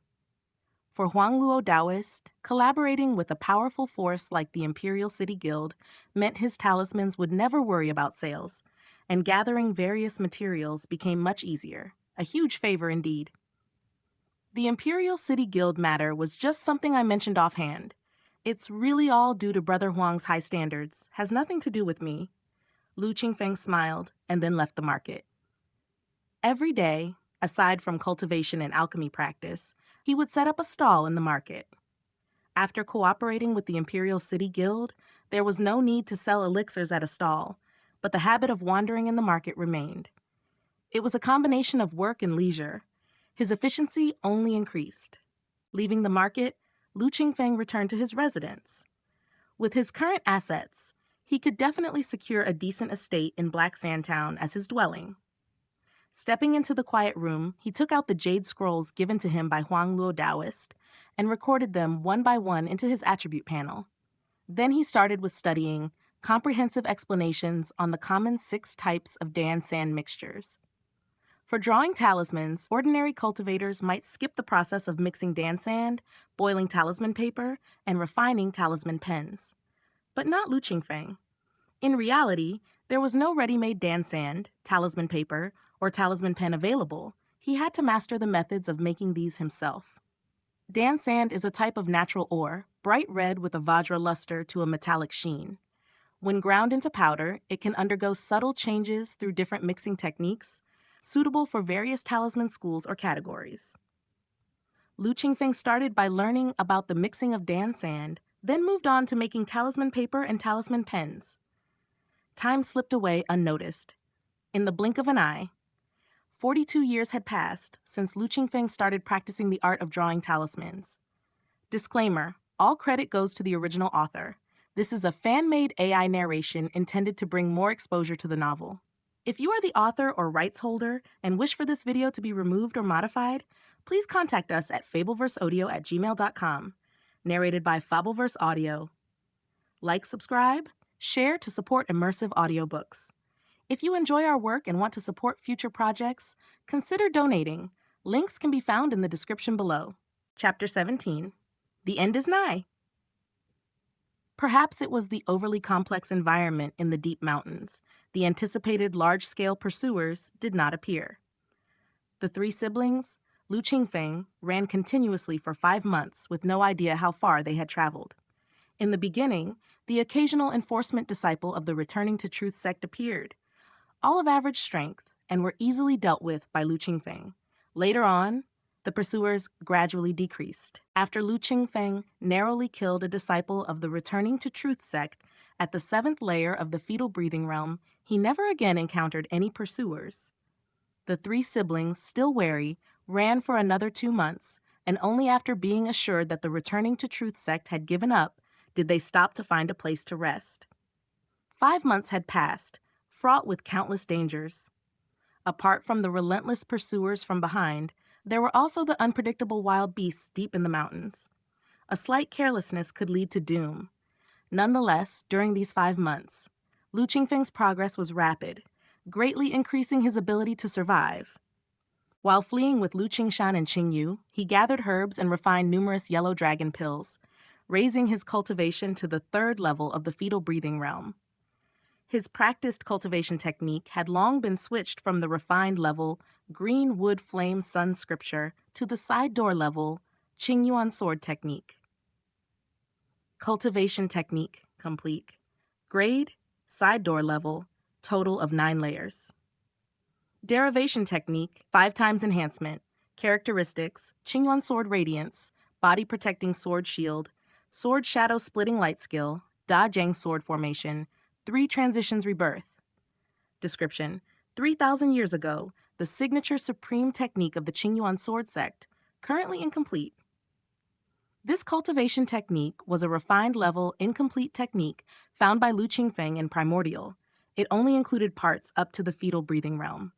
For ordinary cultivators, this technique was truly a dilemma. Although high grade, it could only be cultivated up to the 9th layer of the fetal breathing realm, unable to break through to the true Qi realm. And to complete a refined level technique, even a Golden Core expert would need decades of hard work. Therefore, when this incomplete Qingyuan sword technique appeared, nobody cared for it. But Lu Qingfeng regarded it as a supreme treasure and swiftly claimed it. He had the derivation technique characteristic from the Yellow Court scripture, allowing him to enhance the Qingyuan sword technique as long as he had enough experience value, deriving subsequent techniques. The Qingyuan sword technique itself being refined level saved Lu Qingfeng a lot of experience value. After acquiring it, through 5 enhancements, Lu Qingfeng incredibly raised the Qingyuan sword technique from refined level to side door level. New features in the cultivation technique's characteristics, such as Qingyuan sword radiance, body protecting sword shield, sword shadow splitting light skill, Da Geng sword formation, and 3 transitions rebirth, were added on top of the existing ones. However, with his current cultivation level, Lu Qingfeng only grasped Qingyuan sword radiance. The remaining 4 characteristics required reaching corresponding levels to master. Even so, once the Qingyuan sword radiance was unleashed, if a regular disciple at the fetal breathing realm lacked self-defensive magic artifacts, defense techniques, or heavily trained martial arts, they would inevitably be defeated brutally. In Primordial, refined level techniques can be cultivated up to the Golden Core realm, and the side door level techniques could aim straight for the heights of the Mahayana realm. Not to mention Black Sand Town, even the entire 7-sword mountain range with its 7 sword sects don't possess techniques of this level. Such a treasure was naturally extraordinary. Each layer of the side door level Qingyuan sword technique increased the inner breath cultivated by another magnitude compared to the prior greenwood flame sun scripture. Currently only at the 3rd level of fetal breathing realm, Lu Qingfeng possessed a substantial inner breath, triple that of a disciple who practiced a basic level technique at the same realm. Ordinary disciples at the 9th layer of the fetal breathing realm wouldn't necessarily be his match. Coupled with his martial arts and techniques that had undergone several enhancements, he found few equals in the fetal breathing realm. Of course, more than 2 months ago, when fighting the enforcer of the Returning to Truth sect at the 7th level of the fetal breathing realm, Lu Qingfeng did not possess such capabilities. That battle was extremely dangerous, but fortunately, Lu Qingfeng had the upper hand and decapitated his enemy with a single sword strike. The 3 siblings escaped disaster. As Lu Qingfeng's strength improved greatly, Lu Qingshan and Qingyu also progressed. Lu Qingshan's cultivation had reached the 2nd level of the fetal breathing realm.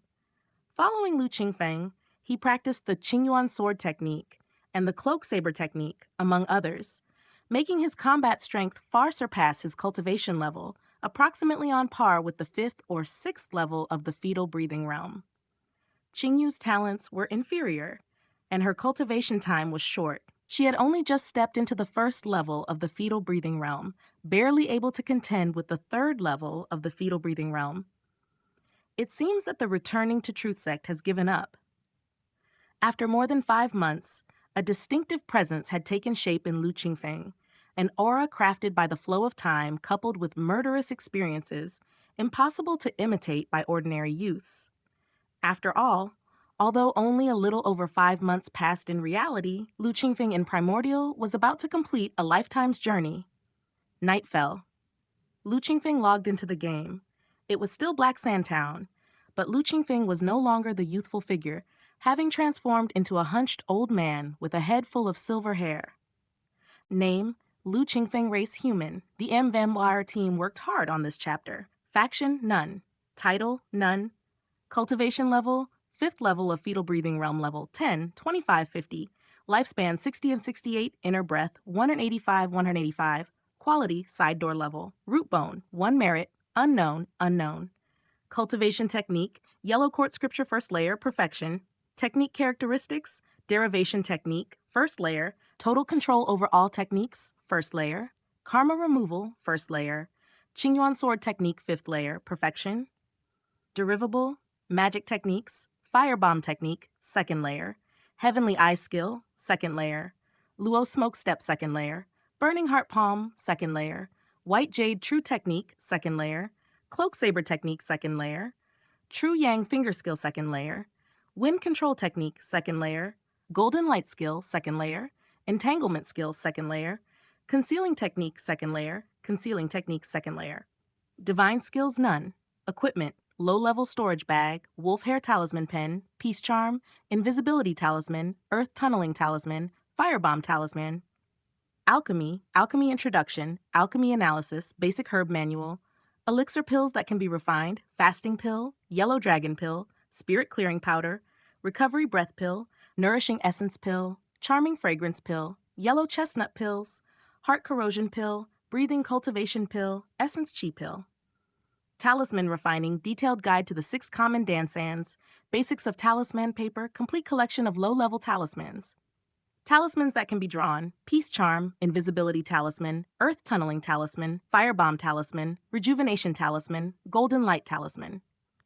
Artifact refining basics, detailed guide to crafting the Tongling talisman pen. Magic artifacts that can be refined, wolf hair talisman pen. Tame beast, lark, Chan 9. This luxuriously detailed character panel represents Lu Qingfeng's achievements over more than 5 months on the run and nearly 50 years in game. Looking back, the year Lu Qingfeng mastered the refining of yellow dragon pills, he had just turned 25 in the game. Then came the first wave of the returning to truth sect's pursuers, and he began his escape. He traveled during the day and logged into Primordial at night to study the art of talisman refining. For a full 42 years, he had mastered the refining of 6 different talismans: peace charms, invisibility talismans, earth tunneling talismans, firebomb talismans, rejuvenation talismans, and golden light talismans. Meanwhile, his alchemy never fell behind. After the fasting pills and yellow dragon pills, he gradually mastered 8 more elixirs: spirit clearing powder, recovery breath pill, nourishing essence pill, charming fragrance pill, yellow chestnut pills, heart corrosion pill, breathing cultivation pill, and essence chi pill. Dan and Talisman Double Master, Lu Qingfeng. This title was extremely prestigious in the entire Black Sand town. Whether it was talismans or elixir pills crafted by Lu Qingfeng, though they were all of the lowest grade, their power and quality far surpassed those of other alchemists and talisman refining masters. This was thanks to the derivation technique characteristics, as well as the vast amounts of experience value that Lu Qingfeng invested. It is time. Lu Qingfeng sat cross-legged in the alchemy room, calling over his 4 disciples who he had taken in over the years. Soon, 2 young men and 2 middle-aged men entered, bowing deeply to Lu Qingfeng and addressing him as master. You 4 have served by my side, some for more than 20 years, others for at least 10. My time in this world is up. Out of fondness of our master-disciple bond, I leave these to you. Lu Qingfeng looked at his 4 disciples, waved his sleeve, and a shower of jade scrolls scattered down, each landing in front of them. Master! Peng Hai, Lei He, Yao Jusi, and Jifu knelt down, looking at their silver-haired master, feeling a rush of mixed emotions. Back in the day, when Lu Qingfeng took them under his wing, they began to study the arts of alchemy and talisman refining.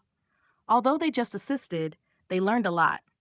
Over the years, as the fellow disciples were unable to learn their master's true arts and joined the Imperial City sect, they left one after another. In the end, only these 4 remained. Although they also joined the Imperial City sect, unlike the others who rarely returned, they remained in Black Sand Town and often visited their master. They never expected any rewards, but today they were pleasantly surprised. The low-level talismans and low-level elixirs produced by Master Qingfeng were second to none in Black Sand Town and the entire Elephant King City region. Once refined, they were never short of buyers. If they could inherit his mantle, at least in the initial stage at the Imperial City sect, they would not have to worry about cultivation resources. Master, I have heard that there are spirit grasses on Thunder Mountain that can extend one's lifespan. I've asked around, and there should be news soon. Peng Hai said to Lu Qingfeng, "There's no need. Life and death are predestined. Why insist upon them?" Lu Qingfeng shook his head. How rare are spirit grasses that extend one's lifespan? Even if he could find them, it wasn't something a low-level alchemist or low-level talisman refining master like himself could afford. It's better to go through reincarnation with dignity and live a carefree life again. Over the years, Lu Qingfeng rarely left Black Sand Town. After sending off his 4 disciples, Lu Qingfeng packed up and Black Sand Town. Disclaimer: all credit goes to the original author. This is a fan-made AI narration intended to bring more exposure to the novel. If you are the author or rights holder and wish for this video to be removed or modified, please contact us at fableverseaudio@gmail.com. Narrated by Fableverse Audio, like, subscribe, share to support immersive audiobooks. If you enjoy our work and want to support future projects, consider donating. Links can be found in the description below. Chapter 18, Random Reincarnation. Purple Luo Gorge. This is the natural gorge located between Silverlight Mountain and Thunder Mountain, where demon beasts roam, and fierce beasts are everywhere, making it extremely dangerous. Ordinary cultivators rarely come here. The endless fierce beasts, even the major guilds and sects, are helpless against them. Lu Qingfeng steps on the stepping cloud boots and leisurely enters the Purple Luo Gorge. In the game, this is my second life, but it is the first time I've come to the Purple Luo Gorge to see these fierce beasts. Lu Qingfeng surveys his surroundings with a sense of novelty. Because the cost of death is too high. Reincarnation requires 16 years and 2 months in real life, not to mention. Even if you choose to revive, the fetal breathing realm also needs a low-grade spirit stone, equivalent to 100 spirit stone fragments. So, Lu Qingfeng has been burying his head in Black Sand Town to train in alchemy, refine talismans, and has never gone out for experiences. This is his first time leaving Black Sand Town for battle. Looking around, not a soul in sight. Slaying monsters for leveling up is ultimately a rare occurrence. Fierce beasts are violent, only knowing destruction, harmful to heaven and earth. Slaying them can gain merit, beneficial to cultivation. This is the origin of slaying monsters for leveling up. Lu Qingfeng's gaze sweeps across, eyes brimming with spirit light. Skill, Heavenly Eye skill, incomplete, grade middle level, a total of 2 layers. Description: can observe cultivators up to 1 rank lower than one's own realm, can cause psychological deterrence to ordinary people, making them panic. Passive effects: breaking illusion, insight. After 6 enhancements by Lu Qingfeng, Heavenly Eye skill directly rose from low level to middle level. With the increase in might, additional passive effects also emerged. At this moment, where Lu Qingfeng's gaze reaches, streams of fierce beasts emit evil qi, soaring to the sky. Some are like beacon fires, while others are as thin as strands of hair, their strengths and weaknesses discernible at a glance. The outskirts of Purple Luo Gorge should belong to the iron-crowned beast species. Iron-crowned beasts, resembling small dogs, have a dark red rooster-like iron crown on their heads. They have average combat power and are low-level fierce beasts around the perimeter of the Purple Luo Gorge. Lu Qingfeng steps on the stepping cloud boots with the Xuantai Flying Sky Shield revolving around him. Armed with 2 4th-rank talisman artifacts, he should be able to survive for a short time on the periphery. Roar, roar! Following the direction of the thin strands of smoke, it doesn't take long for a group of iron-crowned beasts to roar, charging towards Lu Qingfeng's location. Fierce Beast Iron Rank. Description: the weaker species among Fierce Beast clans, large in numbers, excel in group attacks. With iron teeth and steel claws, melee-type Fierce Beasts. Weakness: Fear of Thunder attribute techniques. Second rank Fierce Beasts are equivalent to true Chi Realm cultivators. The passive insight of Heavenly Eye skill triggers, discerning the weakness of Iron Crown beasts. In fact, as the lowest level and most common Fierce Beast species, the weaknesses of Iron Crown beasts are well known. However, the value of insight technique is still immeasurable when applied to unknown Fierce Beasts, demon beasts, or even other cultivators. Lu Qingfeng's Heavenly Eye skill scans and discovers that these charging Iron Crown beasts are mostly around level 20, and they hardly exceed level 40. Good timing. Without any sign of preparing, Lu Qingfeng reaches into his storage bag at his waist, sprinkling out a thundercloud talisman. Boom, boom, boom. Boom, boom, boom. Dozens of thunderclouds shrouded an area of several tens of yards ahead. Iron Crown beasts within, whether level 20 or level 40, couldn't withstand a single round and were all blasted into char. Congratulations, player, for killing an Iron Crown's level 10. Received 1 experience value. Congratulations, player, for killing an Iron Crown beast level 20. Received 5 experience value. Congratulations, player, for killing an Iron Crown beast level 30. Received 10 XP value. Congratulations, player, an Iron Crown beast. Received 15 experience value. Congratulations, player, on leveling up. Monster hunting and leveling up indeed cannot be compared with the slow cultivation in Black Sand Town. A few thundercloud talismans thrown down, Lu Qingfeng's experience value kept soaring, and his level was raised by more than 3 in the blink of an eye. The monster killing level up mechanism in Primordial is killing beasts within 10 levels above or below one's own gives 1 experience point. Below 10 levels gives 0, 1 experience value. Below 20 levels gives 0.01 experience value, and so on. Above 10 levels gives 5 experience value. Above 20 levels gives 10 experience value, and so on. If there's a master protector who is willing to spend a lot of talismans, raising the level wouldn't be too difficult. But for me, earning experience value is simpler than raising the level. Lu Qingfeng bent over, yet he strode like a leisurely walk in the garden, distributing talismans and quickly slaughtering a small group of Iron Crown beasts. His level remained at level 10.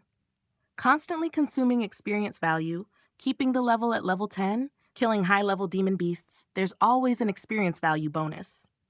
Lu Qingfeng's mouth curled slightly as he invested experience value into various techniques, elixir recipes, and talismans. Previously, carefully calculated experience value, now fully splurged. The Qingyuan sword technique has already reached the side door level, and the next improvement requires a massive amount of experience value.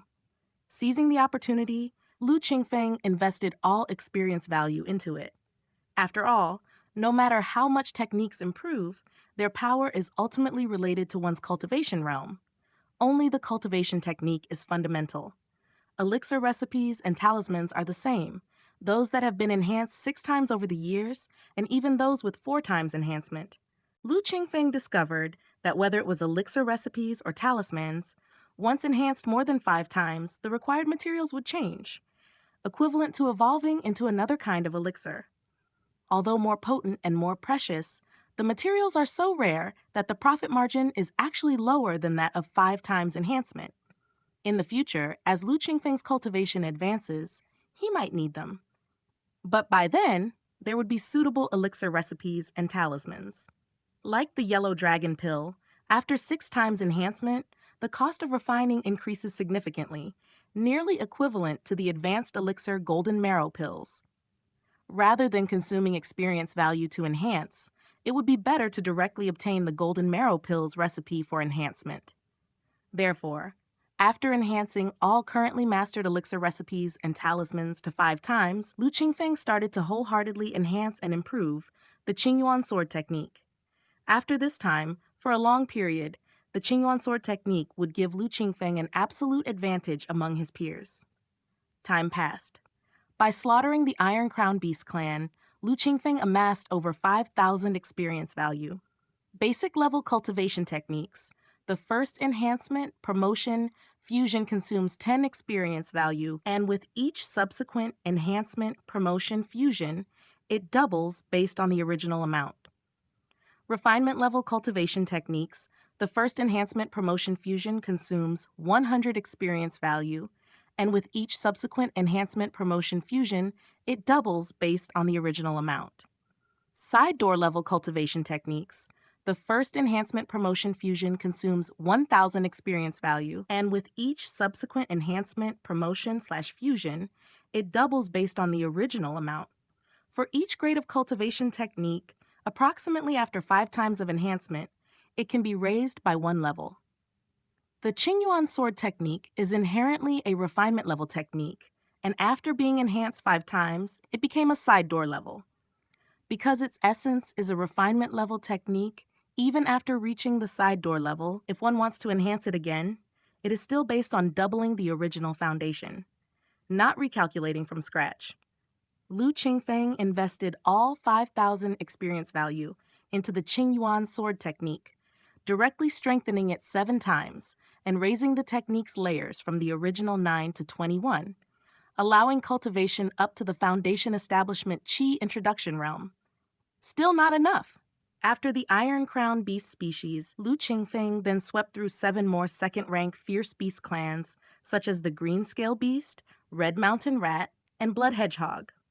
All his possessions exchanged for Continuous Fire Talisman, Connected Bead Thunder Talisman, Thundercloud Talisman, Fire Cloud Talisman, 100 Ice Talisman, and other high-level, top-level talismans have already been exhausted. That's just how wealthy Lu Qingfeng is. After spending experience value to enhance elixir recipes and talismans, he refined high-quality elixir and talismans at a cheap cost and earned a substantial profit margin. After decades of accumulation, his wealth was almost comparable to a small guild. And for this moment, Lu Qingfeng exchanged all his assets for high-level, top-level talismans, madly reaping experience value before his lifespan arrived. An average cultivator, even a foundation establishment, great cultivator, would hardly be able to act as crazy as Lu Qingfeng. For one, they don't have the financial means. 2, as the level of the beasts being slaughtered increases, the experience value drops like a waterfall, and they can't always mingle among the second-rank fierce beasts. Plus, experience value can only rapidly raise one's level, but to break through the bottlenecks of various realms still takes time. Endlessly leveling up is not realistic. Lu Qingfeng is different. He slays beasts not to raise levels or cultivation, but simply to gain experience value. Without raising his level, slaying beasts of the same rank, the experience value will never decline. Under such circumstances, 2 hours later, cultivation technique. Grade true sect level, 27 layers in total. Derivation, 10 times strengthened, 5 times improved. Features: Qingyuan Sword Radiance, Body Protecting Sword Shield, Sword Shadow Splitting Light Skill, Dageng Sword Formation, 3 Transitions Rebirth, 9 Refinements of Sword Pill, Primordial Spirit 100 Forging. Description: 3,000 years ago, the absolute technique of the Qingyuan Sword Sect, currently incomplete. True Sect level. Brought to you by the folks at MV Lempier. Lu Qingfeng threw out the last Fire Cloud Talisman, investing all experience value into the Qingyuan Sword Technique. The attributes of Qingyuan Sword Technique underwent a massive change, transforming from side door level to true sect level. Next, even without further enhancements, just continuing to increase its layers, it was enough for Lu Qingfeng to practice up to the Earth Immortal level. Such a technique, if looked upon the entire Heavenly Fox realm, was something great powers would frantically vie for. Once released, the entire world's great sects, Mahayana cultivators, would go crazy for it. Worth it. Lu Qingfeng glanced at the Qingyuan sword technique and laughed loudly. Soon after, he caught sight of a smoke signal thick as an arm from the corner of his eye. Looking up, he saw a dark red eagle swoop out from the depths of Purple Luo Gorge. Grade 7th Thorderg. Description: a flying class of fierce beast, fast speed, strong physique, capable of unleashing thunder attacks. 7th Order Fierce Beast. Comparable to a Spirit Void Great Cultivator. Screech. Just as Lu Qingfeng looked up and the information about this fierce beast flashed in his mind, A thunder prison enveloped it. Amidst the booming, both body and soul were annihilated. You have died. Please choose to revive, reincarnate. For 68 years, game time, Lu Qingfeng reappeared in the chaotic space where there was neither sky nor earth. The blood-red system prompt actually gave Lu Qingfeng a sense of warmth. Indeed, the feeling of death is unpleasant. Lu Qingfeng shook his head, recalling the moment of death. Even though he knew it was in a game, it was still a great terror. The iron-feathered thunderhawk swooped down fiercely. Its wings trembled. A vast expanse of thunder rained down, blasting Lu Qingfeng's body into pieces. Under such an onslaught, the third-tier talisman artifact Xuantai Flying Sky Shield couldn't even last half a breath and immediately exploded. That kind of sensation, no one would want to try a second time. However, this was also Lu Qingfeng seeking death on purpose. He had slaughtered so many first and second rank fierce beasts on the outskirts of Purple Luo Gorge, which obviously alarmed the powerful fierce beasts deep within. Like the iron-feathered thunderhawk, it fed on iron crown beasts, red mountain rats, and other first and second rank fierce beasts. Since Lu Qingfeng killed all its food, how could the iron-feathered thunderhawk let him go? Facing a seventh-order fierce beast, even if he threw out a barrage of high-level talismans, it wouldn't cause any harm to it. With Lu Qingfeng's level of cultivation, provoking such a beast, he only had death to await. If I hadn't actively sought death, I wouldn't know what changes might occur when the lifespan comes to an end. Time in the game flew by swiftly. Lu Qingfeng immersed himself in alchemy and talisman refining, and before he knew it, his lifespan was exhausted. Worried about unexpected changes from a natural end of lifespan, Lu Qingfeng simply went to Purple Luo Gorge to hunt fierce beasts for experience value. He had been prepared for death all along. Now, the familiar yet unfamiliar scene of death gave Lu Qingfeng a sense of being worlds apart. Reincarnation. Please choose reincarnate on the current map, random map, random map. Lu Qingfeng had been in Black Sand Town for so many years and was extremely familiar with the environment and forces here. For instance, the Imperial City Guild, which had been working closely with him, had produced a Spirit Void Realm true cultivator over 20 years ago and had the qualifications to establish a sect. They built the Imperial City Sect right next to Black Sand Town. With Imperial City Sect's relationship, Lu Qingfeng was like a fish in water in Black Sand Town. Besides, the various low-level elixir and low-level talismans he sold in the past few decades, almost every new low-level cultivator in Black Sand Town knew of Lu Qingfeng. Though Daoist Huang Luo had traveled far and wide in search of opportunities in recent years, Lu Qingfeng's connections had grown even wider. Naturally, he wanted to stay in Black Sand Town. However, if the identity of reincarnation is exposed at reincarnating, it might cause some trouble. It's quite rare to see in the game someone whose lifespan has come to an end while still alive in real life. It's better to switch to a new environment to see the sights of the primordial elsewhere, perhaps uncovering new gains. Player has selected reincarnation on a random map. Please wait. Reincarnation successful. Growth progressing. In the Ascension Pool, the newborn Lu Qingfeng was being nurtured. In 16 years, he will set off on the journey of Primordial again, yet unknown where he will be born. Disclaimer, all credit goes to the original author. This is a fan-made AI narration intended to bring more exposure to the novel. If you are the author or rights holder and wish for this video to be removed or modified, please contact us at fableverseaudio@gmail.com. Narrated by Fableverse Audio. Like, subscribe, share to support immersive audiobooks. If you enjoy our work and want to support future projects, consider donating. Links can be found in the description below. Chapter 19. Preparing to come out of seclusion. A lifetime of beauty in the game flashes by in an instant, and half a year has already passed in the real world. Hey, ha! In the dense woods, the light shouts of a young boy are incessant. Two figures twist and maneuver, blades flashing, sparring against each other. Big Brother is awesome! Lu Qingyu stands to the side, dancing with excitement. On her shoulder, a palm-sized bird stands, chirping non-stop along with Lu Qingyu. Big Brother, Big Brother! Let's take a break. Amidst the rapid exchange, Lu Qingshan shouts out loud and leaps out of the fray. Upon stopping, his face and body are covered in sweat. He's nearly exhausted. In contrast, Lu Qingfeng, standing in place, only has slightly disheveled hair and shows no sign of fatigue. Second brother, you're too weak. Lu Qingyu hops and skips over to Lu Qingfeng, using her sleeve to wipe non-existent sweat from her big brother's face, then turns her head to make faces at Lu Qingshan. Lu Qingyu, you ain't great. Lu Qingshan collapses onto the ground, pointing at Lu Qingyu and shouting angrily, I like it, and you can't control me. Lu Qingyu sticks out her tongue. Lu Qingfeng allows the two to play around and finds a place to sit down. Decades of gaming life have left no trace on Lu Qingfeng's face, but the passage of time has still imparted an indescribable quality to him. Steadfast, experienced. He emanates a sense of time worn by the ages, not at all resembling a young man barely 16 years old. Lu Qingfeng sits down leaning against a tree and takes out a thick booklet. Visit my virtual library empire, and for more. The booklet, made of yellow paper, contains all the unsatisfactory talisman paper produced by Lu Qingfeng over the past half year. He's compiled it into a booklet to record the conditions of the forest. It's marked with various symbols and simple, scattered lines. This is a map of the terrain within a 10-day journey's distance. It merely notes approximate routes and basic information, like the presence of large wild beasts. The Returning to Truth sect has been quiet for a long time now, and just relying on Qingfeng, Qingyu, and myself to personally gather herbs is too inefficient.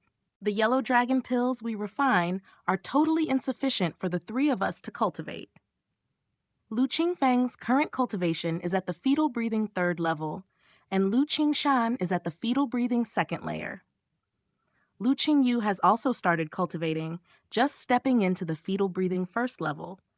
The cultivation of 3 people significantly increases the demand for yellow dragon pills.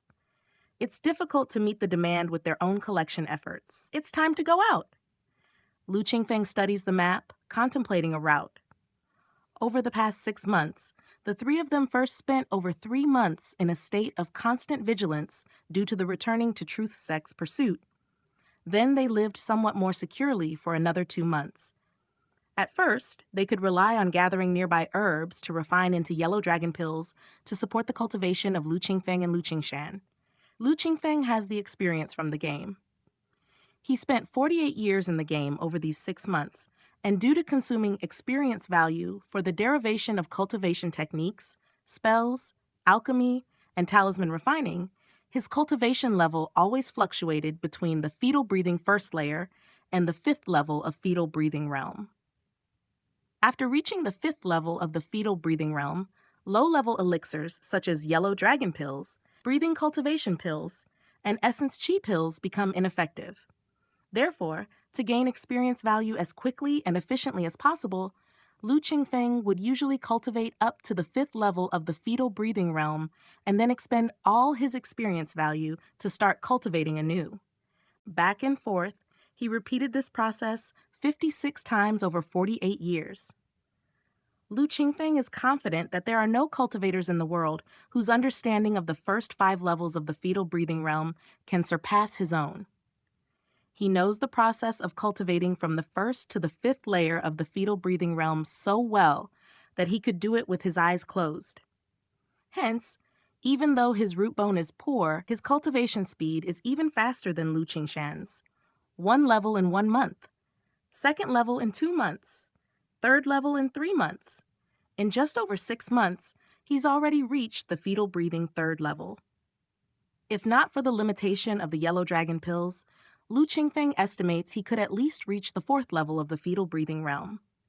Lu Qingshan is slightly behind. After all, he didn't have his elder brother's heaven-defying cultivation experience, and with only 2 points in root bone, it was difficult to make significant progress. Thus, after half a year, he was still only at the 2nd level of the fetal-breathing realm. The nearby medicinal herbs hadn't decreased too much. The amount he could find each day was about the same as before.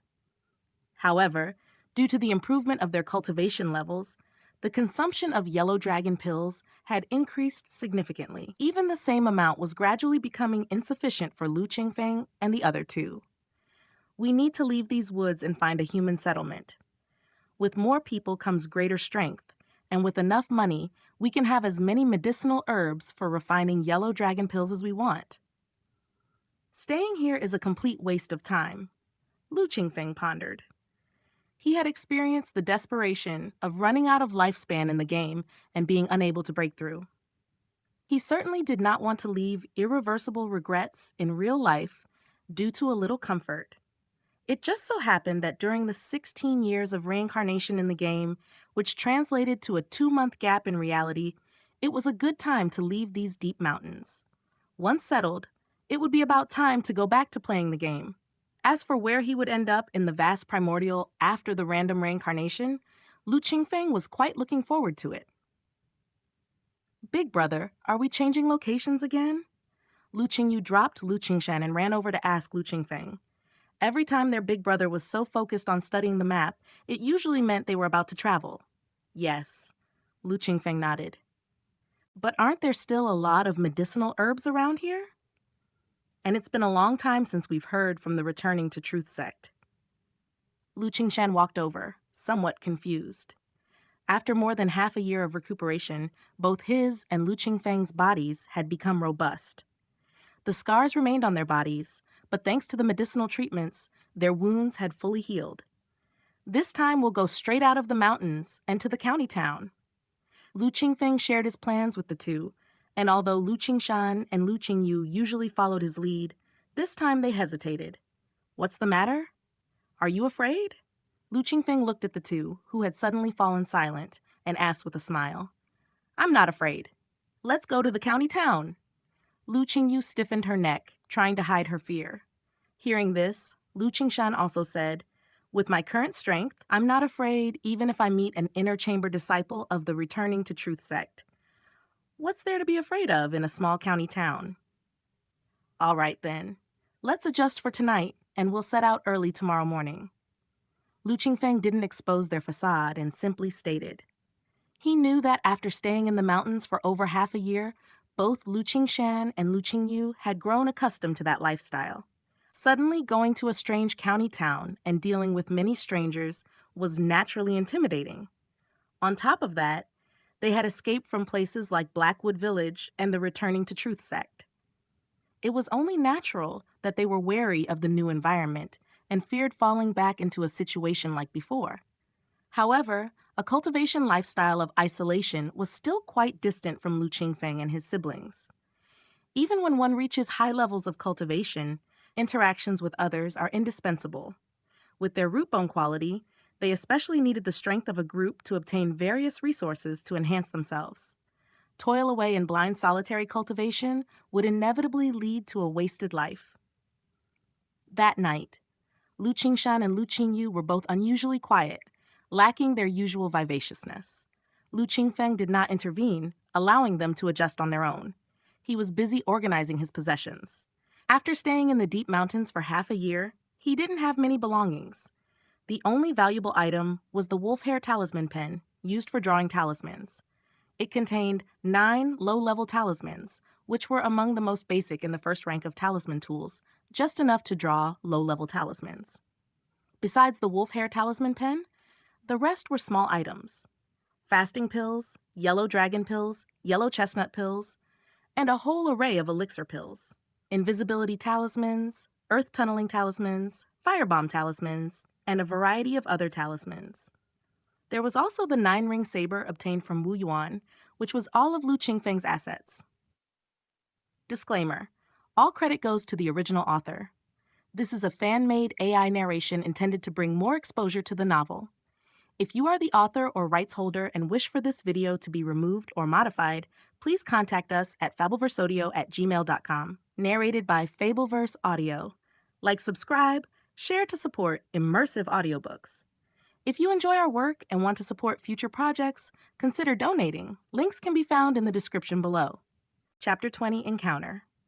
Early the next morning, 3 people set out.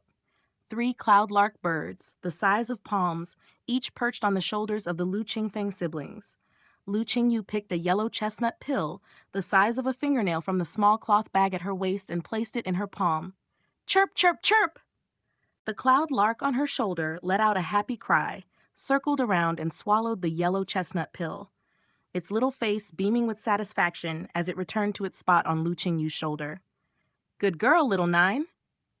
Lu Qingyu played with the cloud lark, which made the tension of approaching the city dissipate significantly. Chirp, chirp! Chirp, chirp! Seeing their companion enjoying a yellow chestnut pill, the cloud larks on the shoulders of Lu Qingfeng and Lu Qingshan became anxious and chirped incessantly. Qingyu, cloud larks are so small, you only need to feed them 2 yellow chestnut pills a day. Don't keep feeding them. You're making little 8 cause a fuss too. Lu Qingshan complained, but nonetheless he had to feed little 8 on his shoulder a yellow chestnut pill. They work so hard. What's wrong with eating a bit more? Lu Qingyu retorted, and little 9 on her shoulder tilted its head defiantly at Lu Qingshan. Lu Qingfeng, who was accustomed to such scenes, shook his head helplessly. A few months ago, during their escape, they had found a nest of cloudlark eggs and a fatally poisoned adult cloudlark in a tree. Lu Qingyu took the eggs and carefully hatched them. After discovering this, Lu Qingfeng had an insight and spent some time in the primordial researching the beast's taming skill.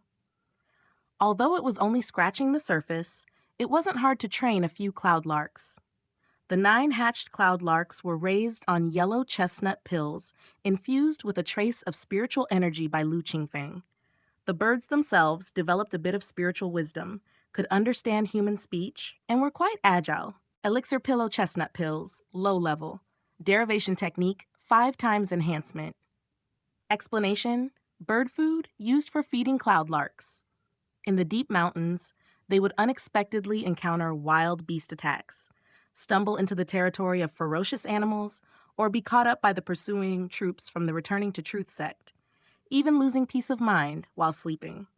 However, since taming the cloudlarks, their situation had greatly improved. Cloudlarks, the size of a palm, had no combat power, but their speed was fast and they understood human speech, which made them ideal for scouting. Once any danger was detected, the cloudlarks would alert them first, allowing the 3 to deal with it calmly. The rough map in Lu Qingfeng's hands was also completed with the help of the cloudlarks. Chirp, chirp! As the trio made their way, a scouting cloudlark returned, tracing a beautiful arc in the sky before landing in front of Lu Qingfeng and shaking its little head. Shaking its head meant there were no humans or large wild beasts ahead, and they could pass safely. With the cloudlarks leading the way, Lu Qingfeng and his siblings avoided wild beasts as they continued northeast. After about 10 days, finally there was a change. Human beings? 5? Lu Qingfeng's heart skipped a beat as he observed the cloudlark reporting excitedly in front of him. Big brother, what do we do now? Lu Qingshan spoke up. Let's approach them and get an understanding of the situation nearby. If they are from the Returning to Truth sect, we'll kill them on the spot. If they're too strong, we'll use the Earth Tunneling Talisman to escape. Talisman Earth Tunneling Talisman. Grade, low level. Derivation technique, 5 times enhancement. Explanation, used for Earth escape. Rushing out of the mountains and into human settlements also posed risks. If they could gather some basic information from these 5 people, it would be decidedly more prudent. With the Earth Tunneling Talisman at hand, they could advance or retreat on solid footing, and it was unlikely that they would make any major slip-ups. Make sure the talismans are prepared and placed in the most accessible position, Lu Qingfeng reminded Qingshan and Qingyu as he looked at them. Don't worry, big brother, they're ready. Lu Qingyu patted the area around her waist and replied. Lu Qingshan also nodded. With preparations complete, the 3 of them followed the guidance of the cloud lark towards the location of the 5 people. Are we already within the borders of Lanjiang County? About there, go around the mountain ahead, then head straight east, and you'll reach the border of Lanjiang County. If you go north, you'll enter the territory of Heng Mountain County. In the mountain forest, 5 men dressed in coarse linen clothes, disguised as villagers, moved nimbly through the jungle. From the conversation among the 5, it seemed they were headed towards either Heng Mountain County or Lanjiang County. It was just unclear to which Earth realm these 2 counties belonged. Suddenly, the hook-nosed man leading the group, who was about 30 years old, gestured with his hand and said in a low voice, "Something's moving." The other 4 immediately stopped, silent. In a short while, thump, thump, thump, thump, thump, thump, A series of heavy footsteps sounded, and the hook-nosed man, Yan Zhang's face changed as he exclaimed in alarm, "Bears!" Such footsteps could only mean a bear, no other possibility. Yan Zhang held his breath. Chirp, chirp! However, a lark's call from overhead broke the silence. Rumble. To report errors, please visit the original post on MV Empire. The footsteps were getting closer. Damn it! Run! Yan Zhang cursed and with a push off a tree, dashed away hastily. With the bear's powerful defensive strength and immense force, even though he had a sharp blade and was skilled in martial arts, he dared not confront it directly. Run! The other 4 men were also startled, and seeing Yan Zhang flee, followed in a desperate sprint. Anyone who lagged even a half step would end up as bear food. Boom, boom, boom! Sounds from behind them. Yan Zhang looked back to see a nearly 10 feet tall black bear leaping several meters at a time, pouncing towards them with ferocious momentum. A truly frightening scene. The 5 men fled in panic.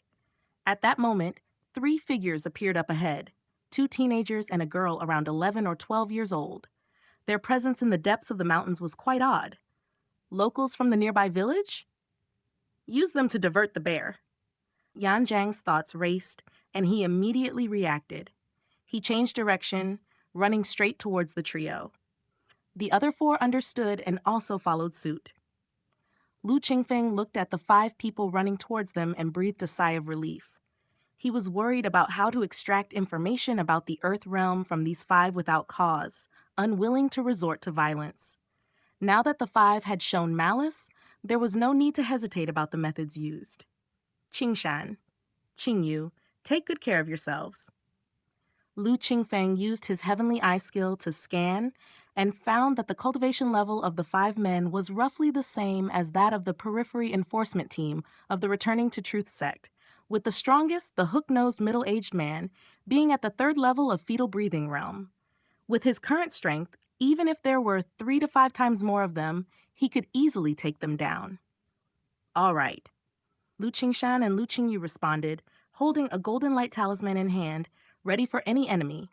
Meanwhile, Lu Qingfeng stood at the forefront, gripping a glimmering 9-ring saber in his hand.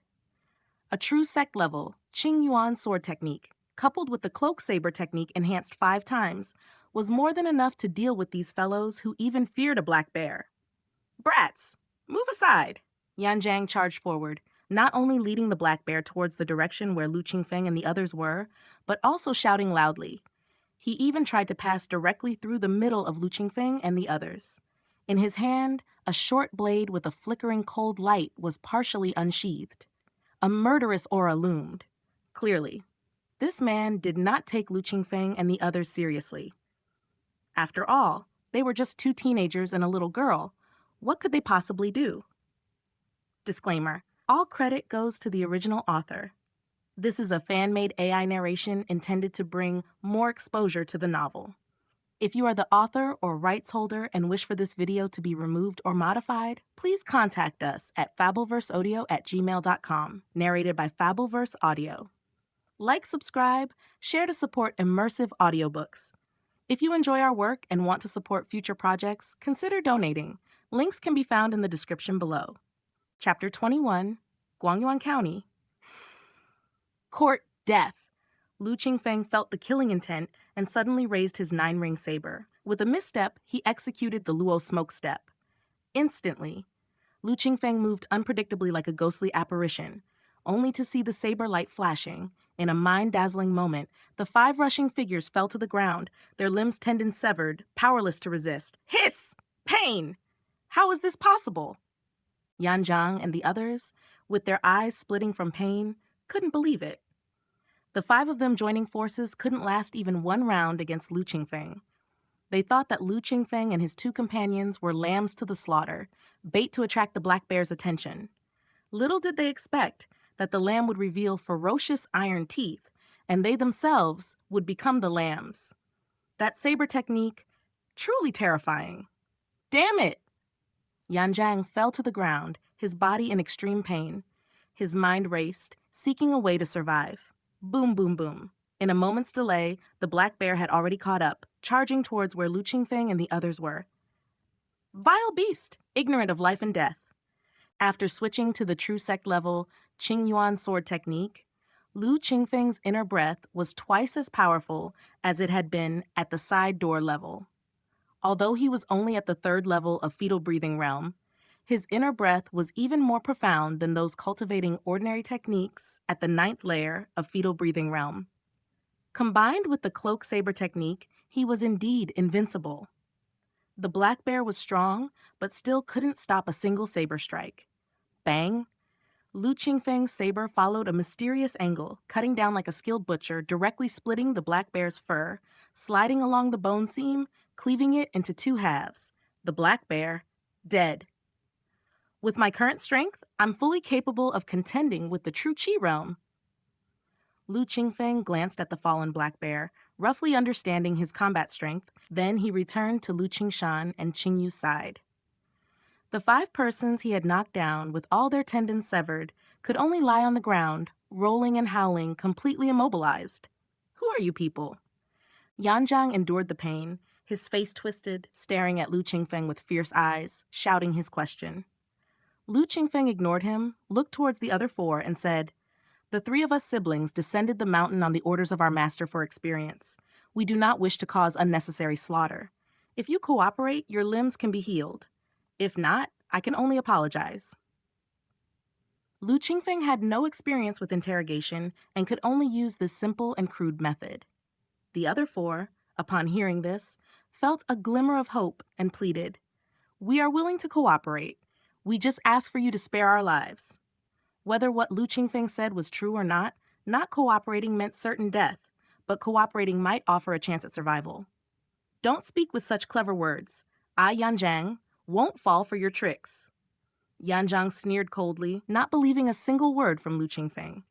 "Oh, then, my apologies." Upon hearing this, Lu Qingfeng's inner breath coursed through, extremely condensed.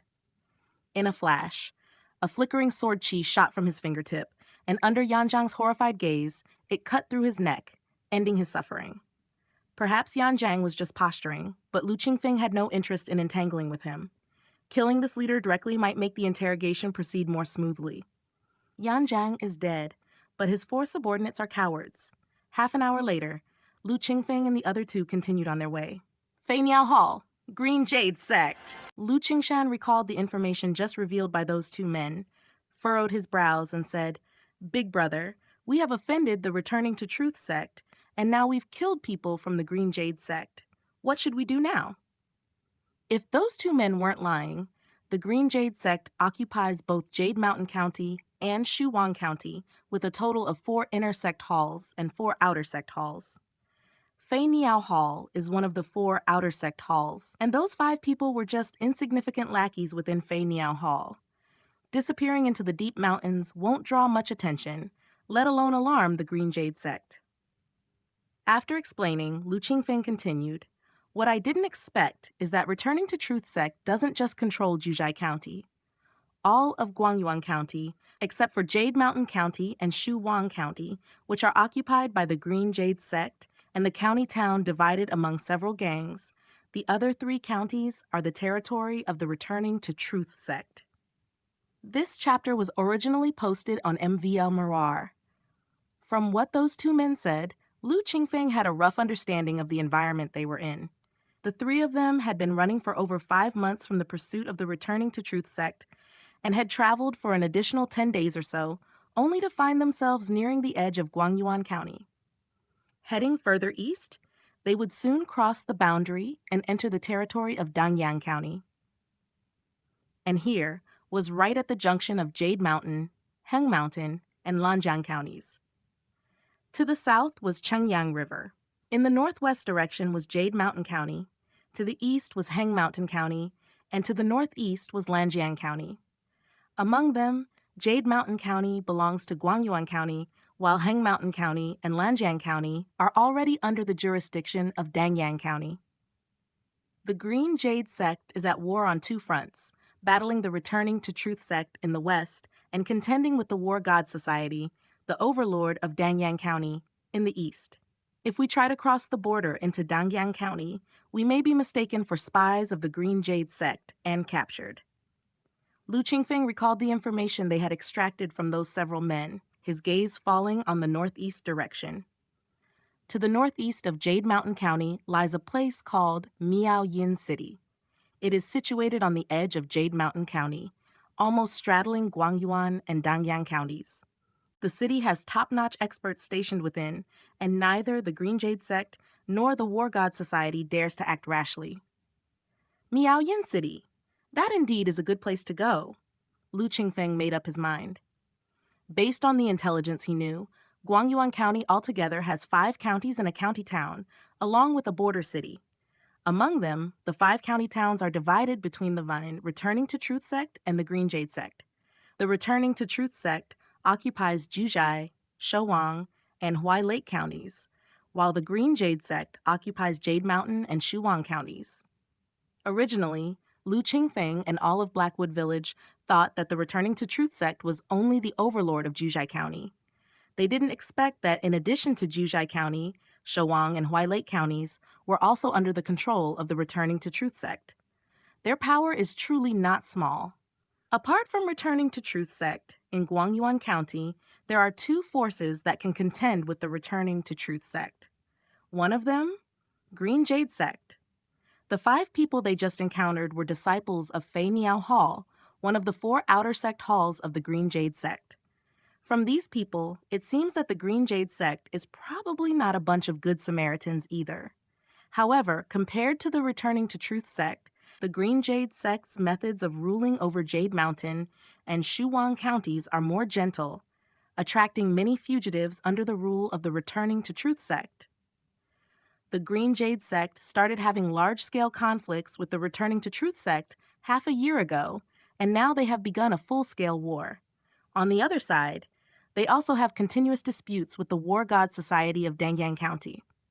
Fei Niao Hall is responsible for intelligence and reconnaissance, and Yan Zhang and his group appeared here to infiltrate Dangyang County and probe the enemy situation. A glint flickered in Lu Qingfeng's eyes. It was exactly because the Green Jade Sect had drawn the attention of the Returning to Truth Sect that he and his siblings could escape safely, hitting the mark by a fluke. Secondly, the county town. Where the county town is located, several gangs have banded together, opposing the Returning to Truth Sect and the Green Jade Sect. Returning to Truth Sect, Green Jade Sect, county town. These are the 3 major powers in Guangyuan County. However, outside of the 3 major powers, there's another place called Miao Yin City, which is even more unique, somewhat transcendent. The place Lu Qingfeng decided to go to is exactly this Miao Yin City. Disclaimer: all credit goes to the original author. This is a fan-made AI narration intended to bring more exposure to the novel. If you are the author or rights holder and wish for this video to be removed or modified, please contact us at fableverseaudio@gmail.com. Narrated by Fableverse Audio. Like, subscribe, share to support immersive audiobooks. If you enjoy our work and want to support future projects, consider donating. Links can be found in the description below. Chapter 22, Life 3, Miao Yin City. This place was originally an inconspicuous small town in the northeastern corner of Jade Mountain County. Decades ago, a powerful individual known as Daoist Miao Yin settled down here, attracting a multitude of martial artists from the Jianghu to flock and pledge their allegiance, making it a place where fish and dragons intermingle. As time passed, the small town expanded into a city, renaming itself Miao Yin City. It became an extraordinary existence between Guangyuan County and Dangyang County. The city lord, Daoist Miao Yin, is one of the formidable figures in Upper Sun Country, receiving due respect from various forces and experts from all walks of life who dare not neglect him. This day, Lu Qingfeng, Lu Qingshan, and Lu Qingyu finally arrived. Is this Miao Yin City? Lu Qingshan looked up at the lofty city walls not far ahead, his eyes wide open with astonishment. Miao Yin City is much more imposing than Blackwood Village. The walls towered 4 to 5 feet. Zhang Hai, lined with armored soldiers standing guard, stern and solemn. Below, the city gate was also guarded by armored soldiers, collecting a fee to enter. The name's written up there, isn't it? Miao Yin. Lu Qingyu pointed at the giant characters Miao Yin above the city gate, equally astounded by the size of the city. The fence outside Blackwood Village couldn't compare to these walls at all. Lu Qingfeng, however, was not as impressed. Having spent decades in Black Sandtown, city walls 3 to 5 jang high did little to shock him. Let's go inside. Lu Qingfeng led the two into the city. Entering the city required paying a fee, but this wasn't a problem for Lu Qingfeng. His quick eyes and hands stealthily took a purse from a passing martial artist without notice. He casually took out 3 copper coins, and the 3 of them entered Miaoyin City. So bustling. Lu Qingyu, following closely behind Lu Qingfeng, was dazzled by the prosperity of Miaoyin City. Lu Qingshan was also taken aback by the scenery of the city. The streets were full of pedestrians and vendors. The cries of hawkers and shoutings were endless. From the silent and uninhabited mountains to suddenly arriving at a bustling market, it took some time to adjust. Let's go! Time to change into some new clothes. The 3 of them had been in the mountains for half a year, and their clothes were tattered and no longer presentable. They made do in the mountains, but stood out oddly in the city. They randomly chose a clothes shop, each grabbed 2 sets of clothes, and then they returned to the streets, transformed. Big brother, this place is so nice. Lu Qingyu walked, touching her new clothes and smiling brightly. During her years in Blackwood Village, she only had 1 or 2 sets of clothes to wear all year round, which were rough hemp garments. But the 2 sets she picked in the clothes shop were made of fine fabric and well-tailored, incomparable to the hemp clothes she wore before. Which girl doesn't love beauty? Lu Qingyu was no exception. At first, she resisted leaving the mountains, but now she had completely forgotten her previous reluctance. Lu Qingfeng tousled Qingyu's hair, his face showing a smile. The young girl was always so easily content. Lu Qingshan, now in new clothes, was also grinning from ear to ear. Miaoyin City? Lu Qingfeng observed the surroundings, noting the vibrant streets and the teams of black-clothed patrols that maintained the exceptional law and order of Miaoyin City. This environment was entirely different from Blackwood Village and made Lu Qingfeng breathe a sigh of relief. After walking around Miaoyin City a couple of times, Lu Qingfeng leased a small courtyard with only 4 rooms through a middleman, planning to spend a few days getting familiar with the city's regulations and environment before deciding on which industry to operate to gather cultivation resources. Having been in this world for over 16 years, escaping from Blackwood Village and wandering in the deep mountains for half a year, they finally settled down. After leasing the small courtyard, Lu Qingfeng, as well as Qingfeng and Qingyu, all felt an indescribable sense of relief. After arriving at Miaoyin City, the 3 members of the Lu family settled down. After a few days of familiarization, Lu Qingfeng used the last bit of his borrowed savings to take over a poorly run pharmacy, planning to start from the pharmaceutical business and trade in medicinal materials. Lu Qingfeng now mastered the refining of 10 different elixir pills, such as the fasting pill, yellow dragon pill, spirit clearing powder, etc. Among them, spirit clearing powder is a detoxification holy medicine and the nourishing essence pill is a healing holy medicine. These 2 types of pills, especially the latter, were sure to sell well in Miaoyin City.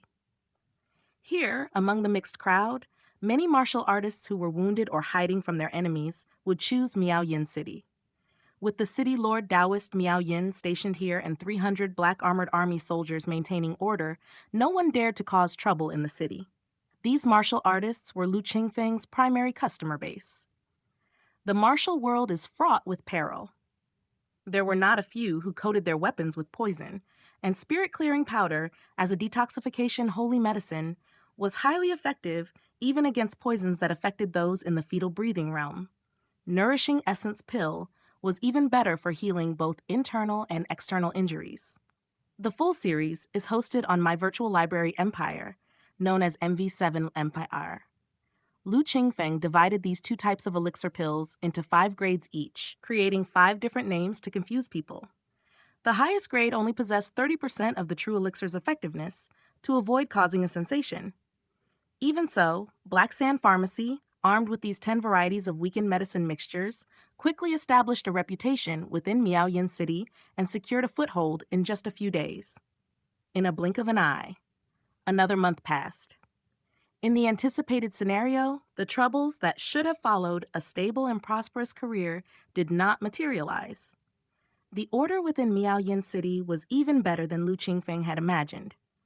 Black Sand Pharmacy conducted business without a hitch. Besides the normal taxes, not even a few small-time hooligans showed up. Visiting martial artists did not harass the three young-looking Lu siblings. In summary, everything was so harmonious that it seemed somewhat surreal. Compared to Blackwood Village and returning to Truth Sect, Miaoyin City was practically an immortal paradise. In such an environment, Lu Qingfeng couldn't help feeling glad about choosing this place as his stronghold. In the span of a month, he ran the pharmacy, earning exorbitant profits through a weakened version of spirit clearing powder and nourishing essence pill, and refined plenty of yellow dragon pills, recovery breath pills, and other elixirs for backup. The past days of financial struggle were gone, leading to a sweet turn of events at last. His cultivation that had been stagnant for many days also began to loosen up. This way, unknowingly, the day when the primordial reincarnation progress would end arrived. Name, Lu Qingfeng race, human faction. Nidal, none cultivation, none, level 0th level 01, lifespan 1668, root bone merit unknown, karma unknown. Cultivation technique, Yellow Court scripture first layer, perfection. Features, derivation technique level 1, commanding all techniques level 1, karma removal level 1, Qingyuan sword technique. 5th layer, perfection, derivable, spells, firebomb technique, 2nd level, heavenly eye skill, 2nd level, Luo smoke step, 2nd level, burning heart palm, 2nd level, white jade true technique, 2nd level, cloak saber technique, 2nd level, true yang finger skill, 2nd level, wind control technique, 2nd level, golden light skill, 2nd level, entanglement skill, 2nd level, concealing technique, 2nd level, concealing technique, 2nd level, divine skills, none.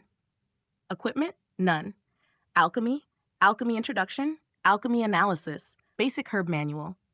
Elixirs that can be refined, fasting pill, yellow dragon pill, spirit clearing powder, recovery breath pill, nourishing essence pill, charming fragrance pill, yellow chestnut pills, heart corrosion pill, breathing cultivation pill, essence chi pill.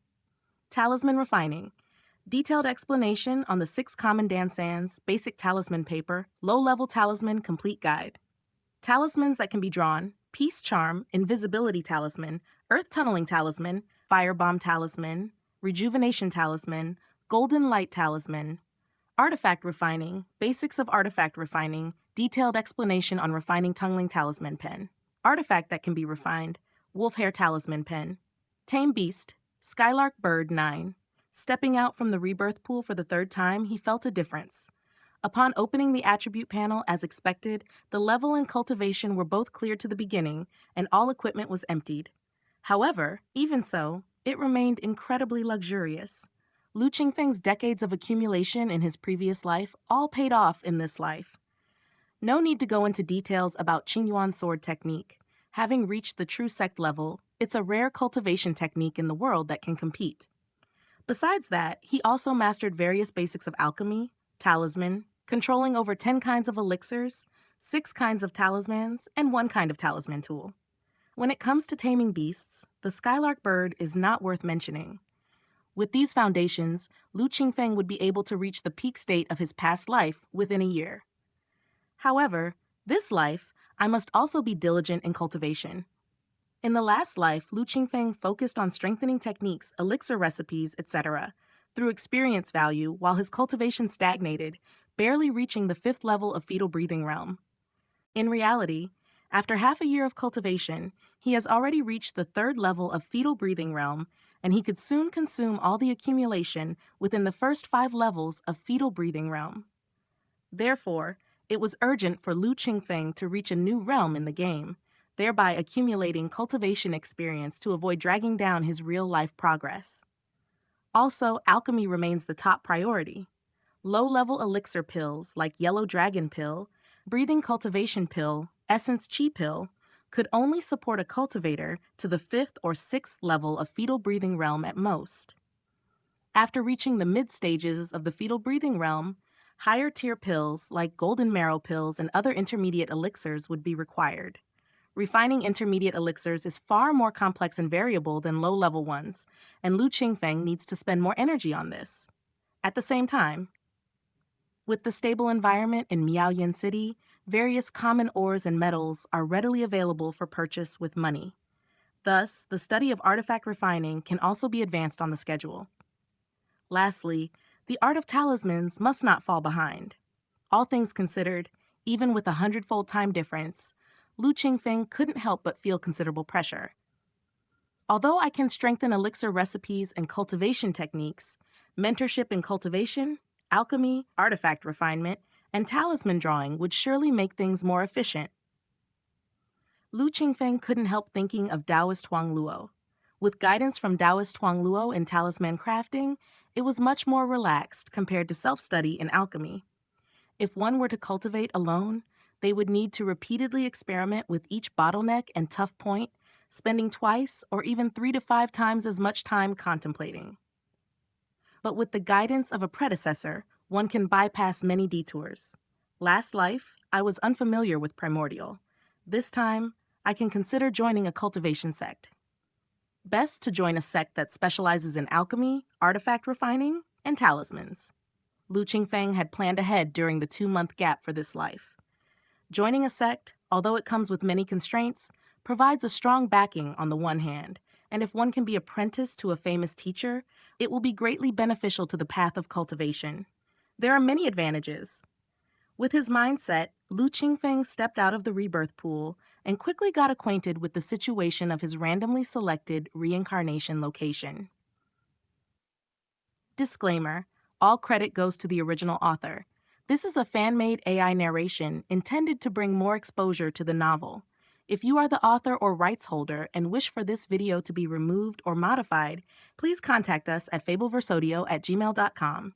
Narrated by Fableverse Audio. Like, subscribe, share to support immersive audiobooks. If you enjoy our work and want to support future projects, consider donating. Links can be found in the description below. Chapter 23, Bingling Realm. 300 li of Qingfeng Mountain, with its lofty peaks shrouded in mist, presents a truly celestial atmosphere. 80 years ago, a great cultivator descended and founded an immortal residency called the Spirit Mechanism Institute, commanding a vast mountainous area. Over those 80 years, countless seekers of the immortal Dao have been attracted here. Not all are equal in their innate root bone. Those with poor talents see no hope in joining the immortal sect, yet they are unwilling to leave. Over time, under Qingfeng Mountain, many mortals have gathered, forming 2 small towns. Aside from these mortals who failed to join the immortal sect, the towns also host families of the disciples of the Spirit Mechanism Institute. The increasing numbers of disciples on Qingfeng Mountain have attracted profit-seeking merchants, thus they gradually flourished. Qingfeng Mountain, Spirit Mechanism Institute, Sishui Town. Lu Qingfeng stands in the bustling Sishui Town, feeling somewhat uneasy. This place is nothing like he imagined. It lacks the atmosphere of Black Sand Town, and instead resembles a mortal town, quite similar to Miaoyin City, where Lu Qingfeng currently resides in reality. The only identifiable players are the 7 or 8 guilds stationed in the central square. No alchemy workshop, no artifact refining workshop, no talisman refining workshop. It's really not user-friendly for newcomers. Lu Qingfeng shook his head. He wandered around Sishui Town, finding his past life experiences in Black Sand Town utterly useless here. The only sect near Sishui Town is the Spirit Mechanism Institute, which has stringent assessments for accepting disciples. With my root bone, I'd be eliminated in the first round. It seems I must first join a guild. After pondering for a moment, Lu Qingfeng headed to the central square. There, 8 large flags representing 8 guilds were standing. Lu Qingfeng saw many people wandering the square, wishing to join a guild. However, after taking the test, they left dejectedly, clearly having failed. It seems not just anyone can join these guilds. Lu Qingfeng walked around the square, getting to know the recruitment standards of the major guilds. After some thought, Lu Qingfeng chose a guild called Yuanyi Guild. The introduction stated that within Yuanyi Guild, there were 2 top-level alchemy apprentices and 1 first-rank alchemist. Perhaps he could find guidance on alchemy if he could join. Hello, I wish to join Yuanyi Guild. Lu Qingfeng stood before the Yuanyi Guild flag, addressing a guild member responsible for recruitment. Lu Hongwen lazily glanced at Lu Qingfeng, his eyes shimmering with spiritual light as he used the heavenly eye skill to probe Lu Qingfeng's cultivation.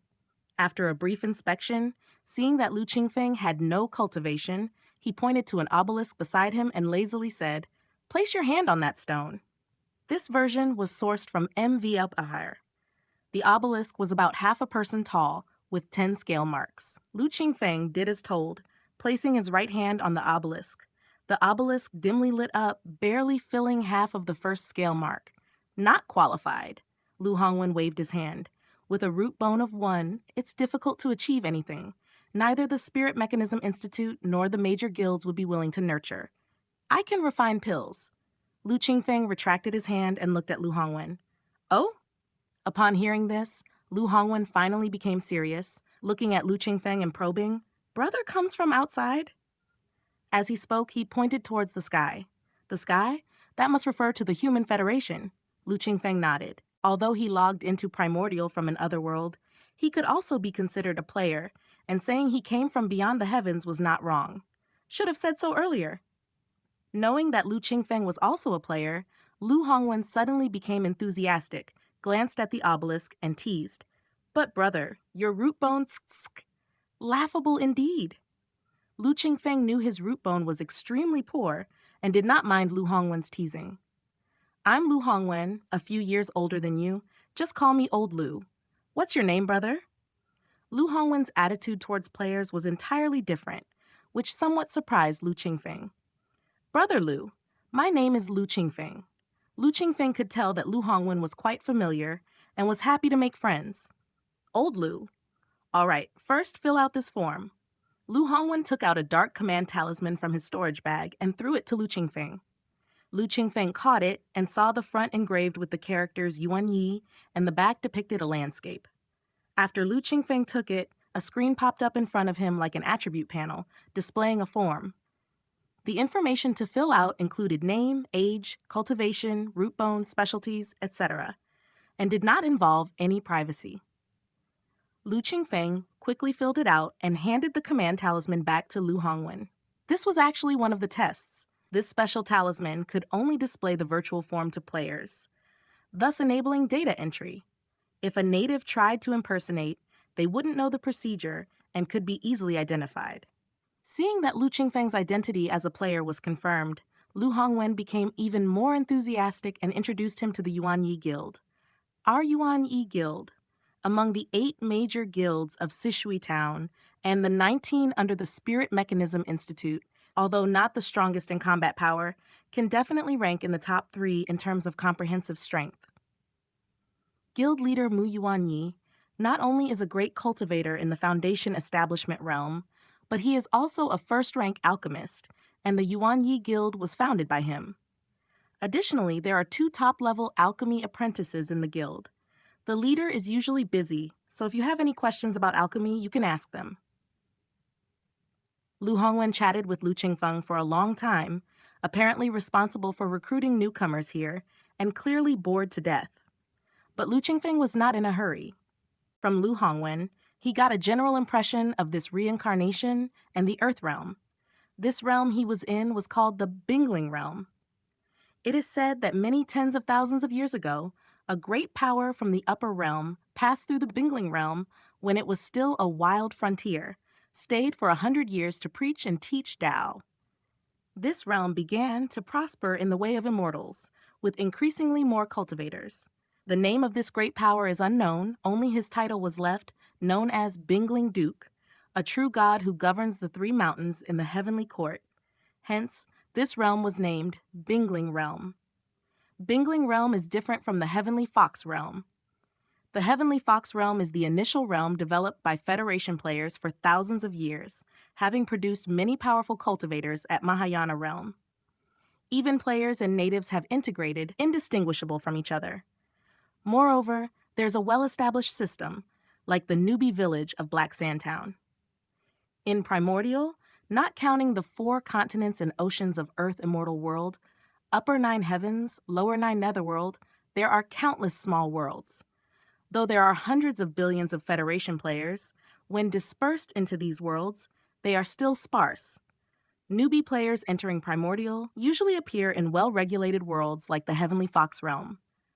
Only a few appear in worlds where players are scarce or even non-existent, like the Bingling realm. 70 years ago, it just welcomed its first player.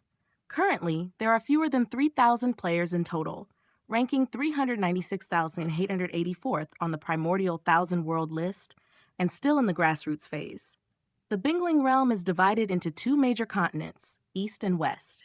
The one Lu Qingfeng is in is called East Victory Continent, where the Bingling Duke preached his teachings is called Xianling Continent. Between the two continents, the chaotic Star Sea serves as a barrier. On East Victory Continent, there are the three countries, Qian, You, and Jin. The north is a vast glacier, west and south are wild frontiers, and to the east, adjacent to the overseas immortal cultivation world, is the chaotic Star Sea. The Spirit Mechanism Institute and Sishui Town are located in the south in the borders of Yu country, adjacent to the western Qian country. Disclaimer: all credit goes to the original author. This is a fan-made AI narration intended to bring more exposure to the novel. If you are the author or rights holder and wish for this video to be removed or modified, please contact us at fableverseaudio@gmail.com. Narrated by Fableverse Audio, like, subscribe, share to support immersive audiobooks. If you enjoy our work and want to support future projects, consider donating. Links can be found in the description below. Chapter 24. Wang Tao. After a rough understanding, Lu Hongwen then took Lu Qingfeng and 6 new recruits of the day toward the guild's residence. The residence was on a small hill outside Sishui Town. The hill had no name originally, but it was called Yuanyi Mountain since the Yuanyi Guild was stationed there. Leaving Sishui Town, and after about a half-hour's journey, they finally reached Yuanyi Mountain. Among the 7 new recruits Lu Hongwen had brought in this time, only Lu Qingfeng was a player. The other 6 were natives with decent root bones. One of them, named Chi Hai, had a root bone value of 4, considered a moderate talent. After all, as long as one's root bone reached 2 points, one could join the guild. If someone's root bone reached 4 points, they could go directly to the Spirit Mechanism Institute. Who knows why Chi Hai, with such a good choice, joined the Yuanyi Guild instead? Entering Yuanyi Mountain, Lu Hongwen handed the other 6 over to the deacon in charge of newcomers, while he took Lu Qingfeng to the mountain's peak. Yuanyi Mountain had many buildings from its midsection to the peak. Among them, 2 were clearly alchemy rooms, located at the edge. Old Wang, old Yu, come out to greet the guests. Lu Hongwen stood in front of the 2 alchemy rooms and shouted at the top of his lungs. Elder Lu, please keep it down. The master is refining a batch of chi movement powder and can't come out to meet anyone right now. A disciple quickly stepped out from the left alchemy room and bowed to Lu Hongwen. I didn't expect Brother Lu to be an elder of the guild. My apologies. Lu Qingfeng couldn't help but speak from the side. This was not teasing, but genuinely unexpected. Lu Hongwen, who seemed lazy and inconspicuous, actually had a rather high status in the Yuanyi Guild. The position of an elder was just below the guild leader and vice leaders. Don't joke around. You'll be an elder soon, too. Lu Hongwen winked at Lu Qingfeng. The words he said, however, made Lu Qingfeng start. Seeing his reaction, Lu Hongwen waved his hand at the disciple, signaling him to go back. Then he smiled at Lu Qingfeng and said, in Yuanyi Guild, apart from the guild leader and 2 vice leaders, there are only 3 people with our status, and they are all elders. Although you just joined, you're already Yuanyi Guild's 7th player, more than qualified to be an elder. This, Lu Qingfeng started to grasp it upon hearing this. So it turned out that including him, Yuanyi Guild only had 7 players. No wonder Lu Hongwen was so enthusiastic after learning of his player status. That's also normal. Considering the vast Bingling realm, there were still fewer than 3,000 players in total. For a small Yuanyi guild to have 7 slots was already pretty good. It was just that being an elder right after joining the guild was somewhat amusing and awkward for Lu Qingfeng. After Lu Hongwen explained to Lu Qingfeng, it wasn't long before several people came out of the alchemy room on the right.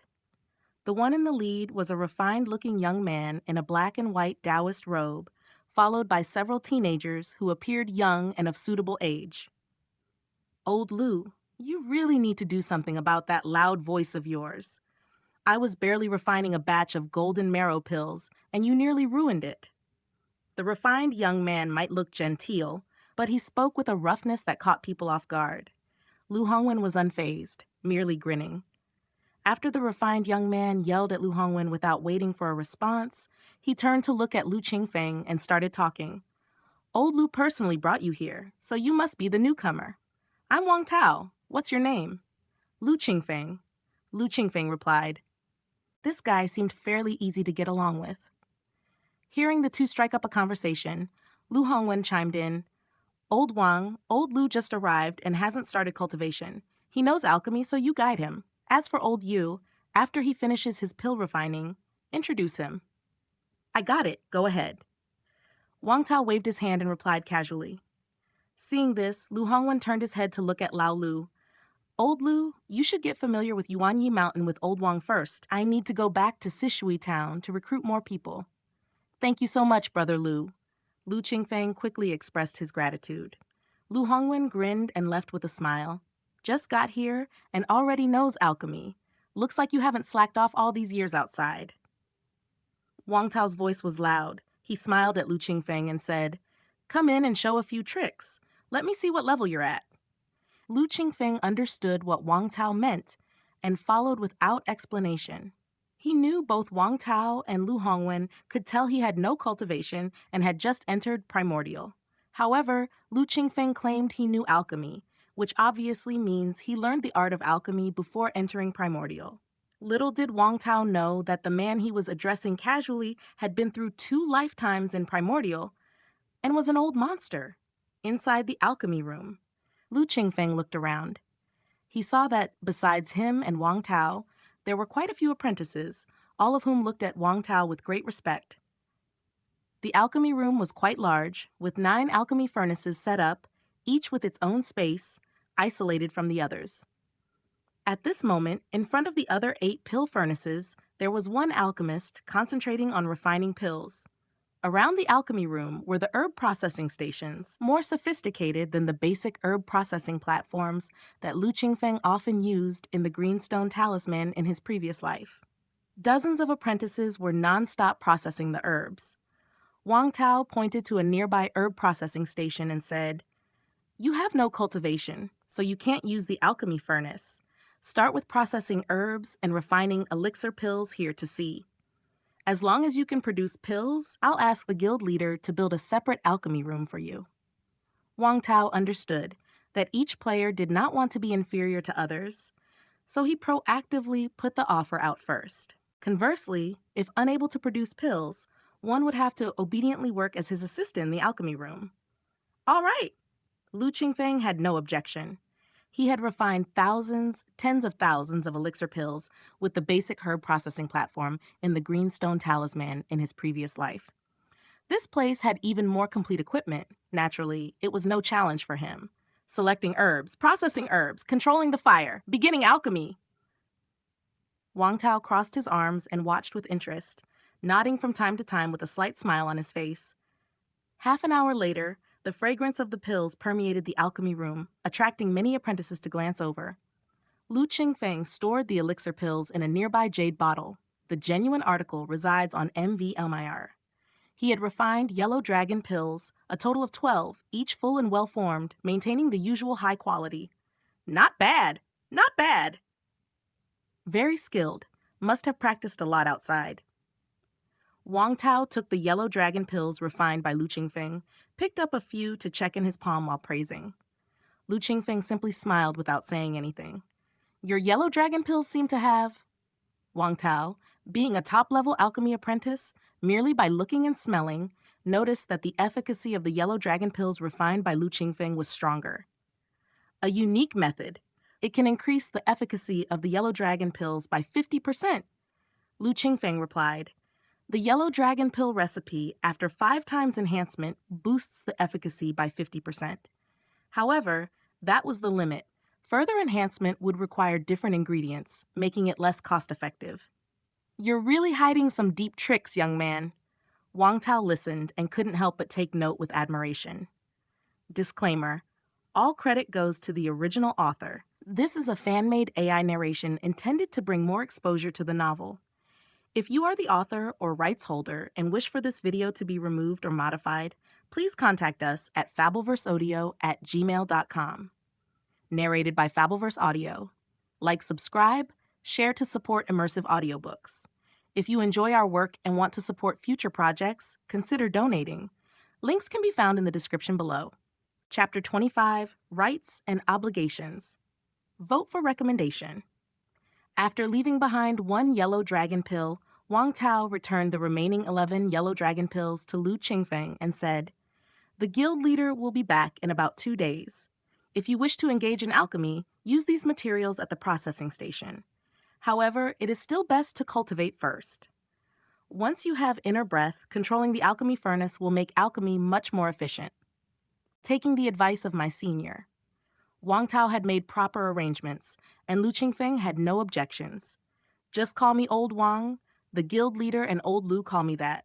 Wang Tao was quite forthright and then looked at Lu Qingfeng to ask, "Do you have any cultivation techniques?"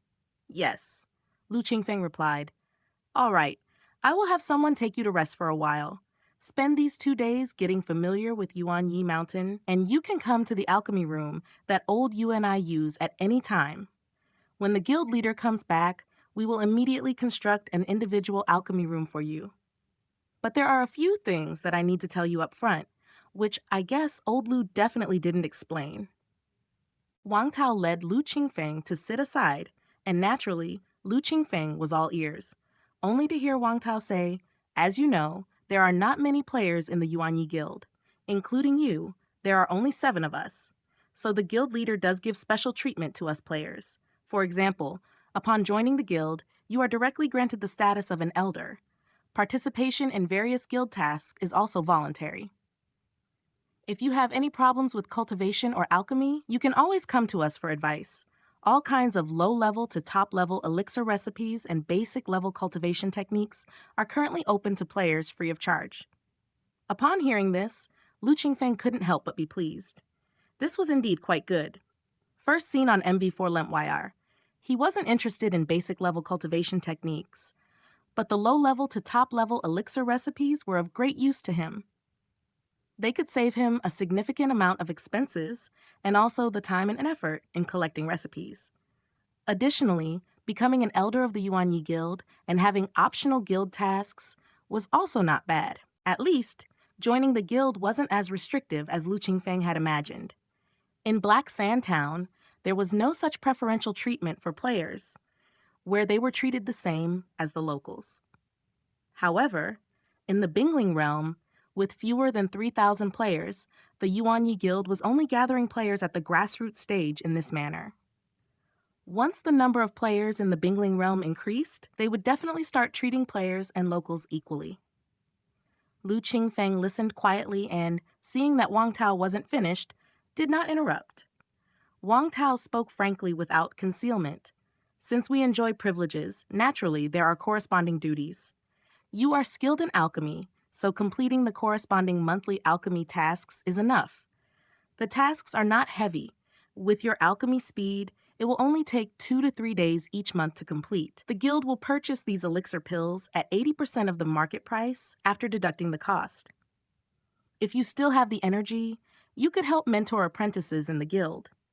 It would not only help you with assistance, but if you successfully train alchemy apprentices, there will also be corresponding benefits." At this point, Wang Tao's mouth moved slightly, and he used the transmission skill to say, "I can tell you about the benefits in advance. I have been with the Yuanyi Guild for 23 years, and I have trained 14 low-level alchemy apprentices and 2 intermediate alchemy apprentices. The elixir pills they refine, the guild purchases at 70% of the market price after deducting costs, and that extra 10% goes to us. So teaching a few more apprentices, in the long run, the benefits are quite substantial." Lu Qingfeng nodded upon hearing this. Indeed, the 10% profit from 1 or 2 apprentices might not seem much, but with 16 apprentices trained by Wang Tao, the combined profit was quite impressive. Lu Qingfeng felt some heart movement. In his previous life, he had rich experience in teaching apprentices and had trained 7 or 8 alchemy apprentices himself. Now that he had joined the Yuanyi Guild, these experiences might come in handy. After chatting with Lu Qingfeng for a good while, Wang Tao called an apprentice to lead Lu Qingfeng to a residence that had been prepared in advance. To Lu Qingfeng's delight, it was actually a detached small courtyard, and the courtyard even had dedicated servants to attend to him. These servants had only a slight root bone and could not meet the standards required by the Yuanyi Guild for recruiting cultivators, so they started as servants. If the household they served was kind-hearted and gave them a bit of nurture, they too had the chance to set foot on the path of cultivation. Therefore, when Lu Qingfeng arrived, a total of 4 servants in the courtyard, 2 boys and 2 girls, were all exceedingly respectful. Go about your business. Do not approach the cultivation chamber unless there's a matter. Lu Qingfeng gestured with his hand and walked straight toward the chamber. He had refined 12 yellow dragon pills in Wang Tao's alchemy room.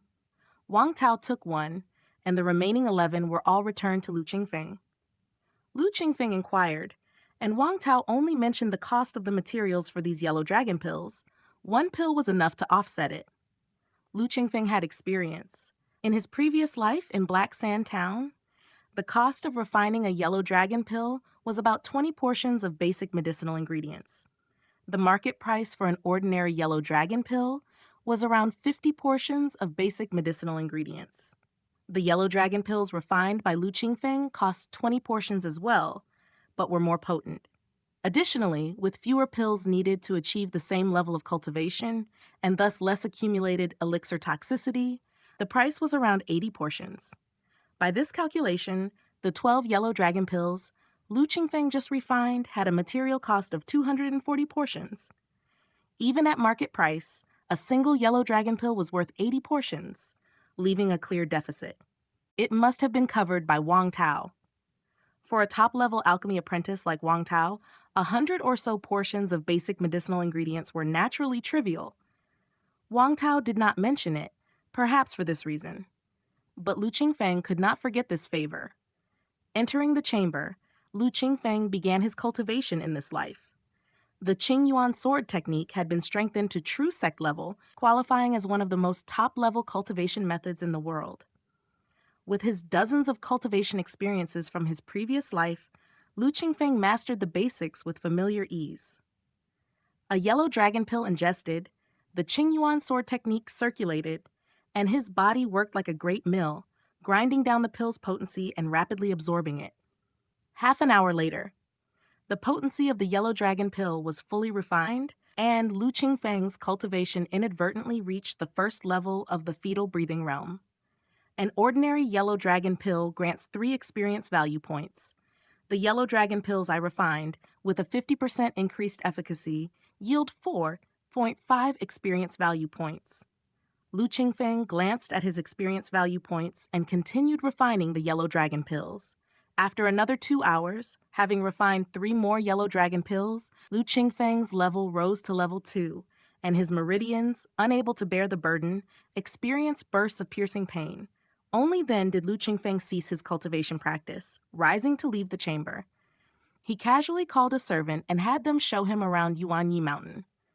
The following 3 days, Lu Qingfeng repeated this process, practicing cultivation every morning for 2 hours, then circling around Yuanyi Mountain to familiarize himself with the operations of the Yuanyi Guild, followed by refining yellow dragon pills in Wang Tao's alchemy room in the afternoon. During this period, Lu Qingfeng also got to know another top-level alchemy apprentice on Yuanyi Mountain, Yuran. Yuran looked more mature, seemingly in his 30s, but in reality, he was younger than Wang Tao, who appeared youthful. This top-level alchemy apprentice, unlike the handsome but rough Wang Tao, was more composed, quiet, and spoke little. His attitude towards Lu Qingfeng was neither cold nor warm. According to Wang Tao, old Yue is quite distant to ordinary people. After interacting with him several times, Lu Qing found this to indeed be the case.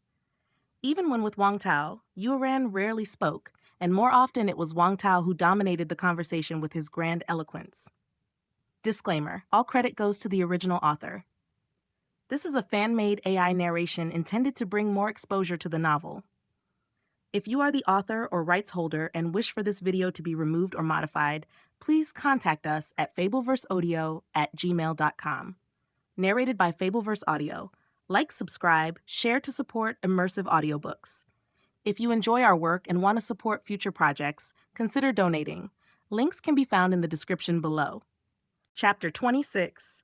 The President Returns. Puppet Shock. These past few days, Lu Qingfeng reached level 4, 1820, and his cultivation also reached the peak of the second level of the fetal breathing realm, with the possibility of breaking through at any moment. With inner breath at his disposal, Lu Qingfeng was finally able to use an alchemy furnace. Alchemy furnaces are different from the medicinal material processing table. Each alchemy furnace is meticulously refined by artifact refiners, assisting alchemists to refine elixir pills more effectively and efficiently. Like Wang Tao, he uses a 4th-rank talisman alchemy furnace, Purple Smoke. It is etched with 336 talismans, forming 13 sets of talisman arrays, including Gathering Spirit, Cooling, Flame, Temperature Control, and so on. Controlled with inner breath and true qi, alchemy is done with much ease. Using the medicinal material processing table, it takes Lu Qingfeng half an hour to refine a batch of yellow dragon pills. But using Wang Tao's Purple Smoke, the time is shortened by the duration of an incense stick. It might seem insignificant, but the accumulation over days and months should not be overlooked. Perhaps I can start learning artifact refining skill from the alchemy furnace by collecting ores and metals in Miaoyin City. Lu Qingfeng pondered and stepped out of the alchemy room. Boom, boom, boom. Just as he came out, the ground seemed to tremble slightly. Shortly after, a roaring sound reached his ears. Looking up, he saw a giant rapidly approaching from outside Yuanyi Mountain. This giant was the very cause of the earth's trembling. Is this puppets? Lu Qingfeng looked towards the giant, immediately thinking of the puppets Wang Tao had mentioned during the past few days.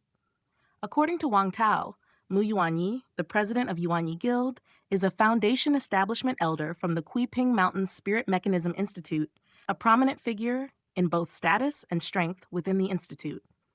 And the Spirit Mechanism Institute is an annex established by the Spirit Void True Cultivators of the Great 100 Skill Sect on Yunmeng Mountain, hundreds of miles away. 100 Skill Sect, known as 100 Skill, is top-notch in the entire East Victory continent for its puppetry and the skill of refining various talismans and magical artifacts. With Yuanyi Guild backed by the Spirit Mechanism Institute, and the institute being an annex opened by the Spirit Void True Cultivators of 100 Skill Sect, having puppets is not surprising at all. But for Lu Qingfeng, witnessing a 7 or 8 jang tall human-shaped puppet was still overwhelmingly shocking. Upon a closer look, behind the 7 or 8 jang tall human-shaped puppet, there were 9 slightly smaller puppets, about 2 to 3 jang tall each. Alone, they might be equally shocking, but following behind the giant puppet, they seemed a bit overshadowed. These puppets bore various signs of battle, and their bodies were stained with dark red blood, indicating they had experienced a fierce fight. These are our Yuanyi Mountains mechanical puppets, so powerful. Of course, these were refined by the elders entrusted by Spirit Mechanism Institute. The biggest one can sweep away 6th-rank demon beasts, and the other 9 can battle against 4th and 5th-order demon beasts. I wonder when I'll be able to have a puppet of my own. Behind Lu Qingfeng, many members of Yuanyi Guild, alerted by the commotion at the foot of the mountain, ran out to see what was happening.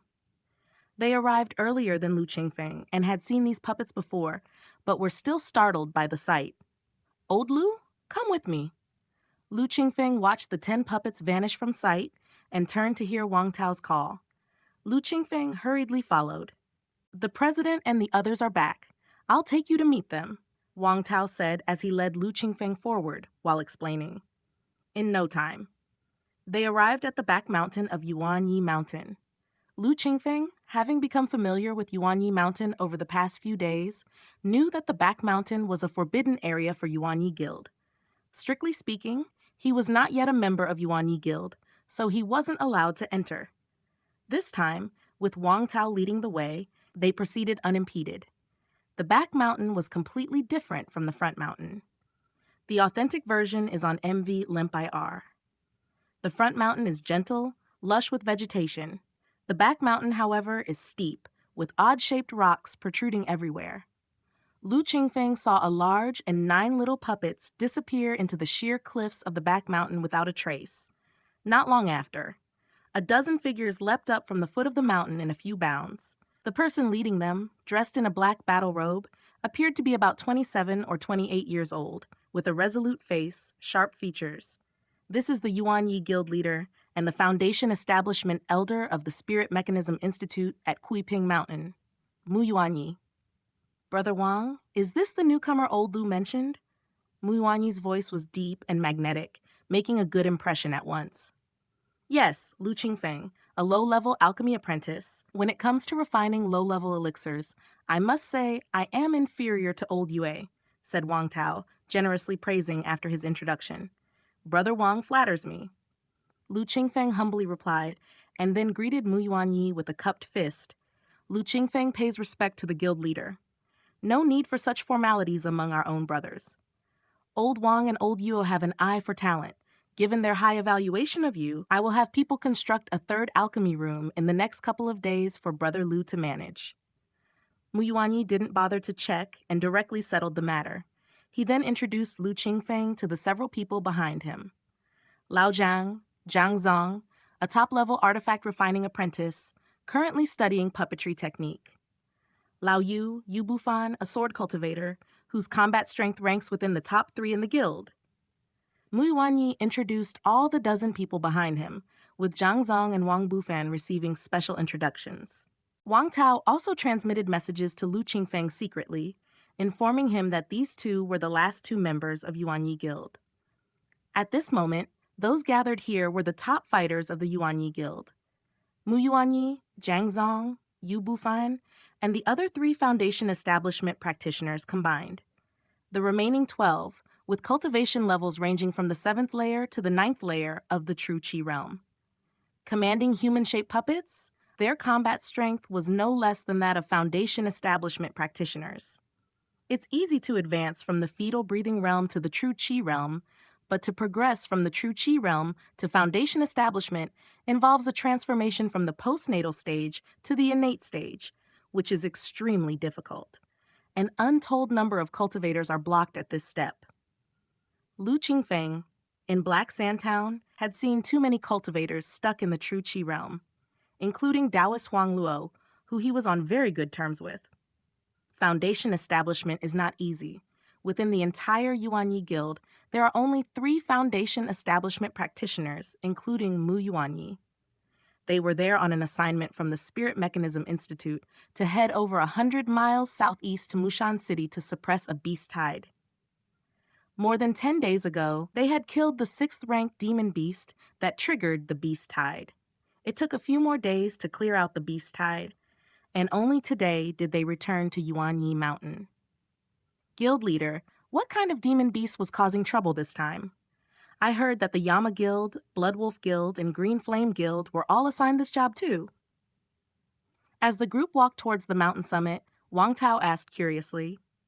4 of the 8 major guilds in Sishui Town were mobilized at once, indicating that this beast tide was no ordinary event. It was a 3-headed python. Mu Yuanyi pursed his lips as he said, "A 3-headed python? The legendary 3-headed python that can spew water, fire, and wind spells, and even consume talismans and magic artifacts?" Wang Tao's eyebrows twitched. That's right. This 3-headed python must have cultivated for countless years, reaching the 6th rank.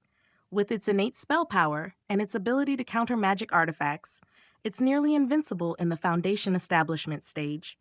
Together with the Yama, Blood Wolf, and Green Flame guilds, we fought for more than 2 hours before we were finally able to kill it. Mu Yuanyi recalled with a hint of trepidation on his face. Beside him, Zhang Zong, who appeared middle-aged, spoke up. We still fared well. The Blood Wolf Guild's treasure, the Blood Wolf puppet, was bitten in half. A serious blow.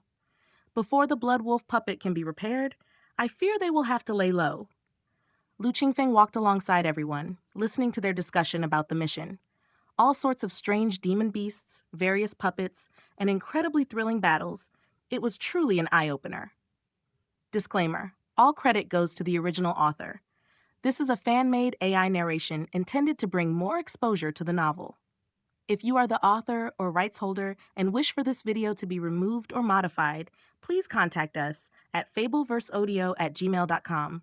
Narrated by Fableverse Audio. Like, subscribe, share to support immersive audiobooks. If you enjoy our work and want to support future projects, consider donating. Links can be found in the description below. Chapter 27, 8 Years, Seeking Recommendation Tickets. Miaoyan City is safe for now, but conflict and battle are bound to occur in the future. Perhaps I should familiarize myself and adapt to the battles between cultivators.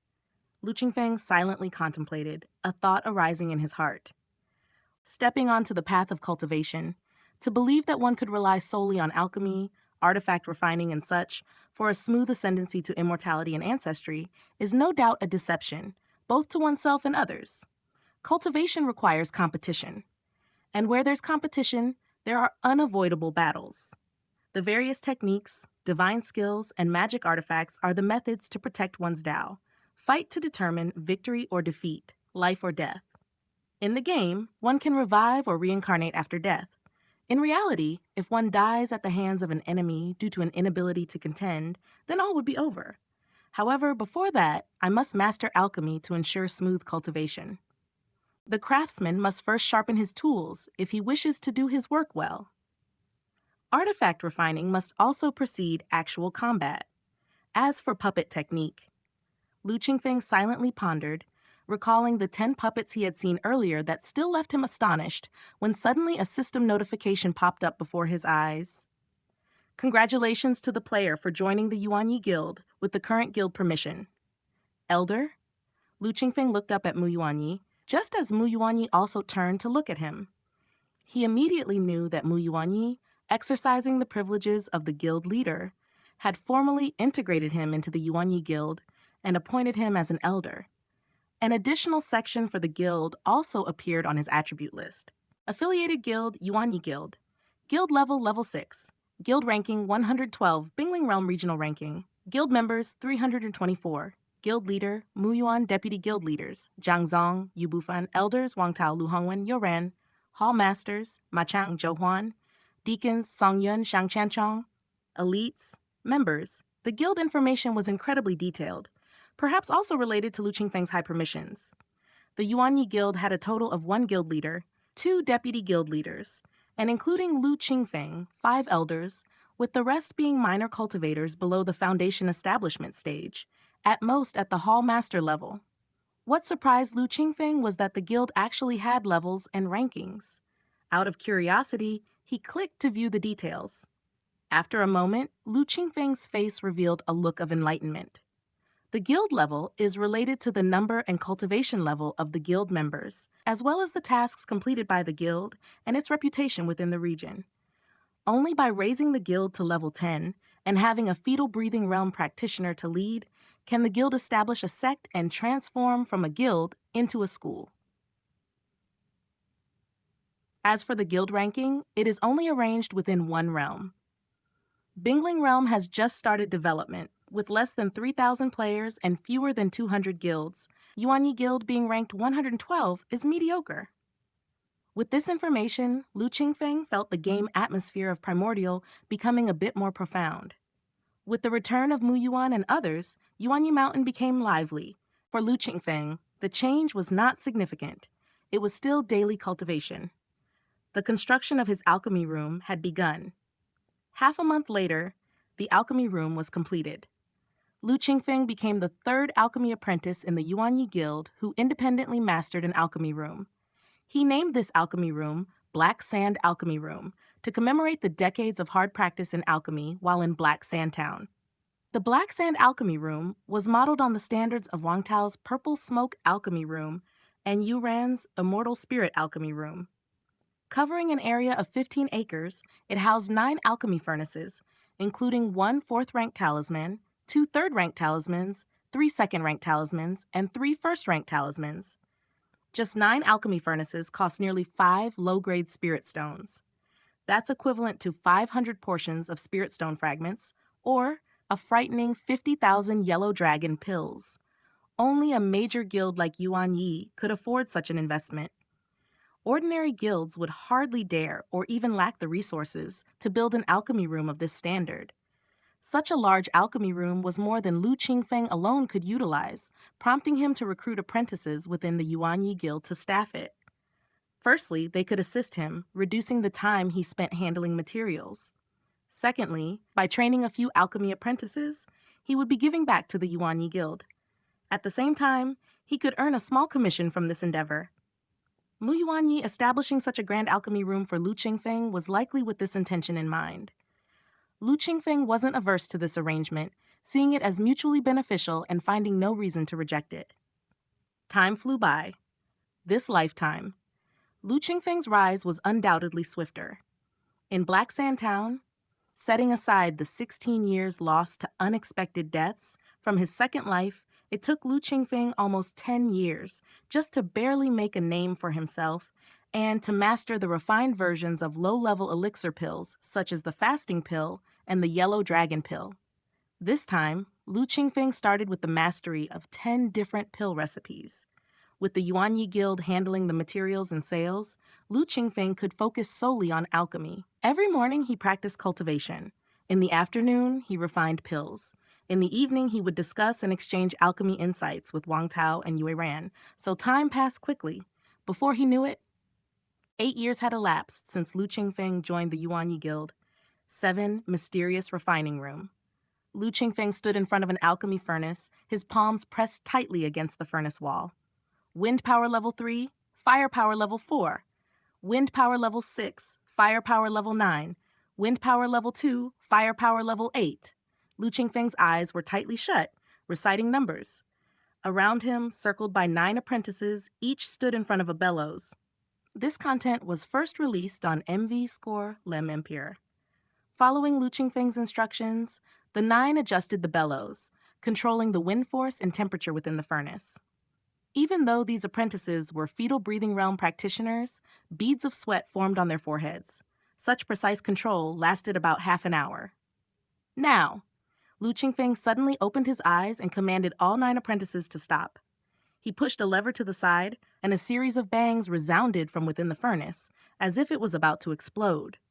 A pipe on another side opened, and jets of high-temperature steam shot out like swords, dissipating outside the refining room. After the shaking stopped and the steam had fully poured out, with a wave of his hand, Lu Qingfeng opened the top of the furnace, releasing a billow of black smoke.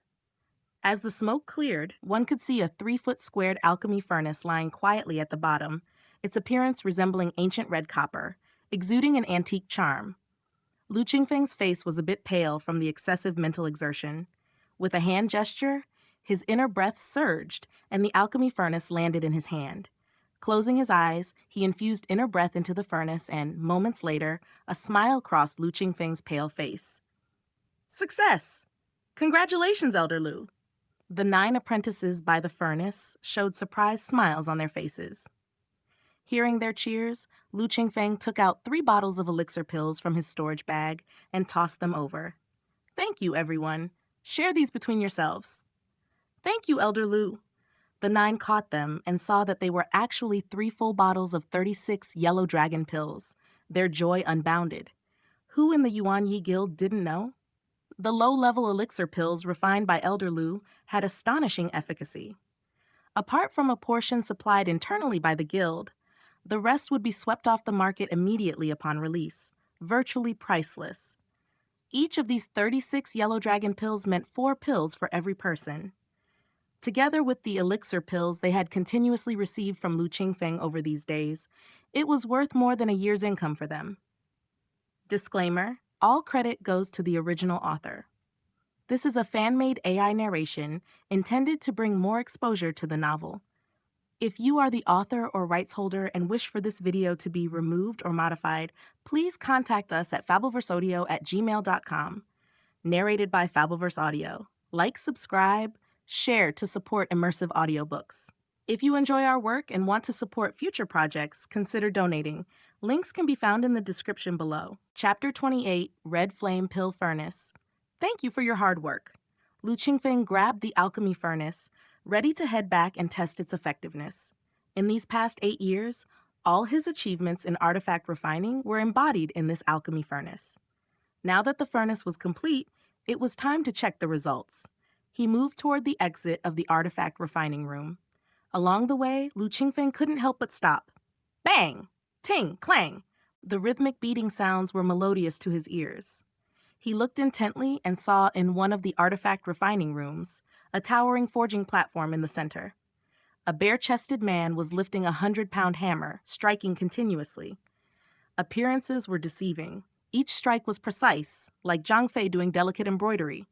The hammer swung in his hand as dexterously as an embroidery needle. Lu Qingfeng found himself engrossed in this unusual rhythm. An outsider might not notice, but he could barely make out that with each hammer blow of the big man, the equipment on the forging platform changed significantly. Big hammer switched with a small hammer, and a small hammer switched back to a big hammer. Alternating between them, continuously cooled by the chilly cold spring water, they managed to carve out the patterns and designs on the equipment with just a few hammers. Lu Qingfeng was spellbound. It wasn't until the large man stopped and submerged the fully forged sword into the cold spring that Lu Qingfeng snapped back at the hissing sound. He saw that the big man had already noticed him and was walking toward him. "Old Lu, are you here to refine another alchemy furnace?" Zhang Zong approached Lu Qingfeng, wiping the sweat from his forehead, and casually asked. "Yes, it's already finished." Lu Qingfeng replied, lifting the alchemy furnace in his hand. The man before him was the owner of the 7 Mysterious Refining Room, one of the 2 vice presidents of the Yuan Yi Guild, Zhang Zong. As Lu Qingfeng was studying artifact refining, practical exercises were essential. Therefore, the only artifact refining room in the Yuan Yi Guild, the 7 Mysterious Refining Room, became a place he frequented over the years. Over time, Lu Qingfeng became as familiar with Zhang Zong as he was with top-level alchemy apprentices Wang Tao and Yue Ran. Not bad, not bad. A trace of amazement flashed in Zhang Zong's eyes as he took the alchemy furnace from Lu Qingfeng's hands.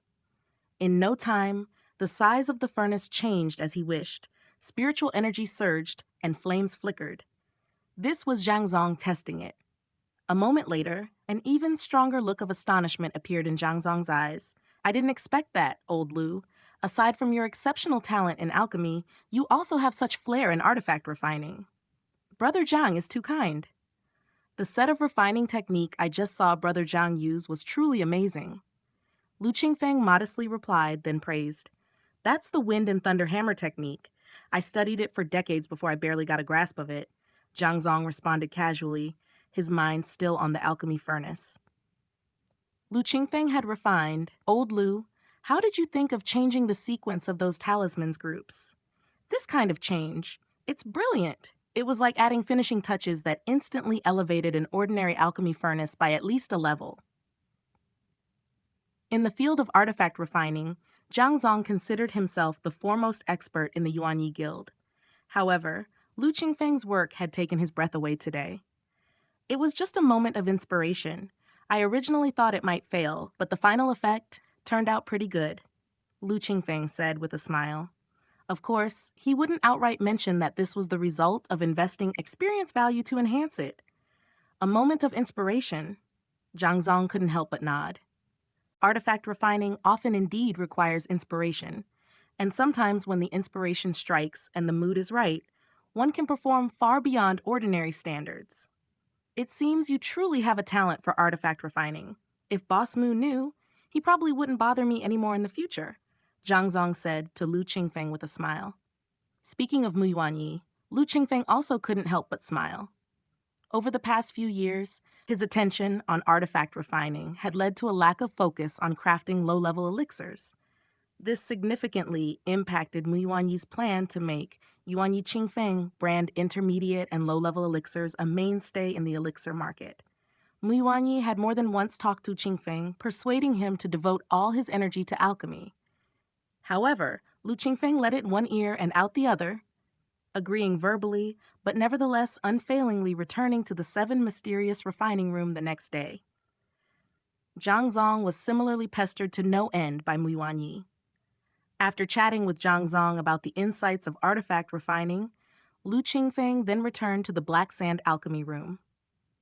8 years have passed, and now the Black Sand Alchemy Room is home to 6 low-level alchemy apprentices, 42 alchemy apprentices, and the only high-level alchemy apprentice, which is Lu Qingfeng himself. Master, Elder Lu. Upon entering the alchemy room, the apprentices all greeted Lu Qingfeng with respectful salutations. Lu Qingfeng nodded slightly and went straight to his own 4th-rank alchemy room. The room was simply furnished with a 4th-rank talisman-level alchemy furnace in the center and some bottles and jars as well as processed herbs scattered around. There was also a meditation cushion on one side for Lu Qingfeng to restore his inner breath or cultivate after refining. First, let's take a look at this red flame pill furnace. Lu Qingfeng placed the alchemy furnace he was carrying, the red flame pill furnace, onto the ground. He pressed his hands on top of it, and his inner breath surged out. Instantly, the red flame pill furnace shone with spirit light, suddenly enlarging until it stopped at the height of an average person. The size-changing talisman array is stable. Lu Qingfeng slapped the wall of the red flame pill furnace and sent another stream of inner breath into it. Find the source of this chapter at MVLEMR. Centering around the red flame pill furnace, nature's spiritual energy began faintly to converge. Lu Qingfeng, who had not yet reached the Foundation Establishment energy introduction stage, could only sense it vaguely. The next moment, bang! A tuft of flame ignited between the 3 legs of the pill furnace. The flame was a reddish color, indicating no low temperature. The spiritual energy gathering talisman array is stable. The talisman array that stimulates the red flames is stable. Lu Qingfeng withdrew his hands, and the red flames continued to burn beneath the pill furnace. Although flickering, they never vanished. Mission accomplished. Lu Qingfeng's eyes widened in a jubilant smile. Overjoyed. This red flame pill furnace was originally a 1st-rank talisman-level alchemy furnace comprised of 9 talismans. Lu Qingfeng spent hundreds of experience value to enhance its refining technique 5 times. What were originally disordered and erratic 9 talismans were instantly optimized into 3 groups of 3 talisman arrays. While stability was greatly increased, the effects of spirit gathering and the flames were likewise greatly enhanced. Although it was merely a 1st-rank talisman containing 9 talismans, in reality, it was far superior to many 2nd-rank talisman that contained over 30 talismans. That was the reason for Zhang Zong's astonishment. Because of material limits, there is an extreme to the number of talismans that a talisman can contain. If it exceeds that, the material will not be able to bear the load and will collapse, resulting in failure. The higher the quality of the material, the more talismans it can contain, and naturally the power and quality of the magic artifact will also be higher. A good artifact refiner, a superb refining technique, can use ordinary materials to arrange talismans properly so that within the limits of what the material can hold, the maximum effectiveness of these talismans is displayed. The derivation technique that strengthened the refining method of red flame pill furnace is based on this principle. Lu Qingfeng caressed the red flame pill furnace. Disclaimer: all credit goes to the original author. This is a fan-made AI narration intended to bring more exposure to the novel. If you are the author or rights holder and wish for this video to be removed or modified, please contact us at fableverseaudio@gmail.com. Narrated by Fableverse Audio. Like, subscribe, share to support immersive audiobooks. If you enjoy our work and want to support future projects, consider donating. Links can be found in the description below. Chapter 29. Puppet. The so-called 1st-rank talisman and 2nd-rank talisman are classified by the amount of talismans. However, due to the varying standards of artifact refiners, it is quite possible to encounter assertions such as a 1st-rank talisman with the might comparable to a 2nd-rank talisman. Such cases, however, are relatively rare. After all, optimizing talisman arrangements, or even forming an entirely new talisman array, is far beyond the ability of an ordinary artifact refiner. Some spend their entire lives without being able to optimize a single talisman or magic artifact. Lu Qingfeng, with the help of the derivation technique from the Yellow Court scripture, is able to optimize every talisman, every magic artifact, provided he has enough experience value. Lu Qingfeng thought silently, his heart filled with joy. Being able to refine the red flame pill furnace in the game means he could also do the same in reality. This way, he could finally free himself from the plight of using a boiler for alchemy and significantly increase the efficiency of alchemy. Only this artifact refining. Lu Qingfeng reined in his thoughts and reflected on his years of artifact refining career, shaking his head. Alchemy is difficult. It is difficult due to the control over the properties and ratio pairing of various medicinal ingredients, as well as fire control, etc. Talisman refining is difficult. It is difficult due to the drawing of talisman, the precision of the strokes, mastery of erosion text, the coordination with inner breath, Dan sand, talisman pen, talisman paper, and many other details, and controlling the amount of spiritual energy drawn, etc. And the difficulty of artifact refining encompasses both. Firstly, before artifact refining, handling various ores and metals, although seemingly similar to processing different medicinal ingredients, is more difficult than handling medicinal ingredients. After processing, these ores and metals also need to be paired in different proportions, forged with proper fire control. Besides fire control, there is also the control of the strength of the blows. For example, when Lu Qingfeng was refining the red flame pill furnace, he continuously issued commands, allowing 9 apprentices to control the power of fire and wind. At the same time, he used inner breath to control the chaotic and disordered wind within the smelting furnace, condensing it into powerful forces to shape the metal in the furnace. The principle is the same as when Zhang Zong forges sword equipment with the wind and thunder hammer. These aspects seem similar to alchemy, but they are vastly different in essence.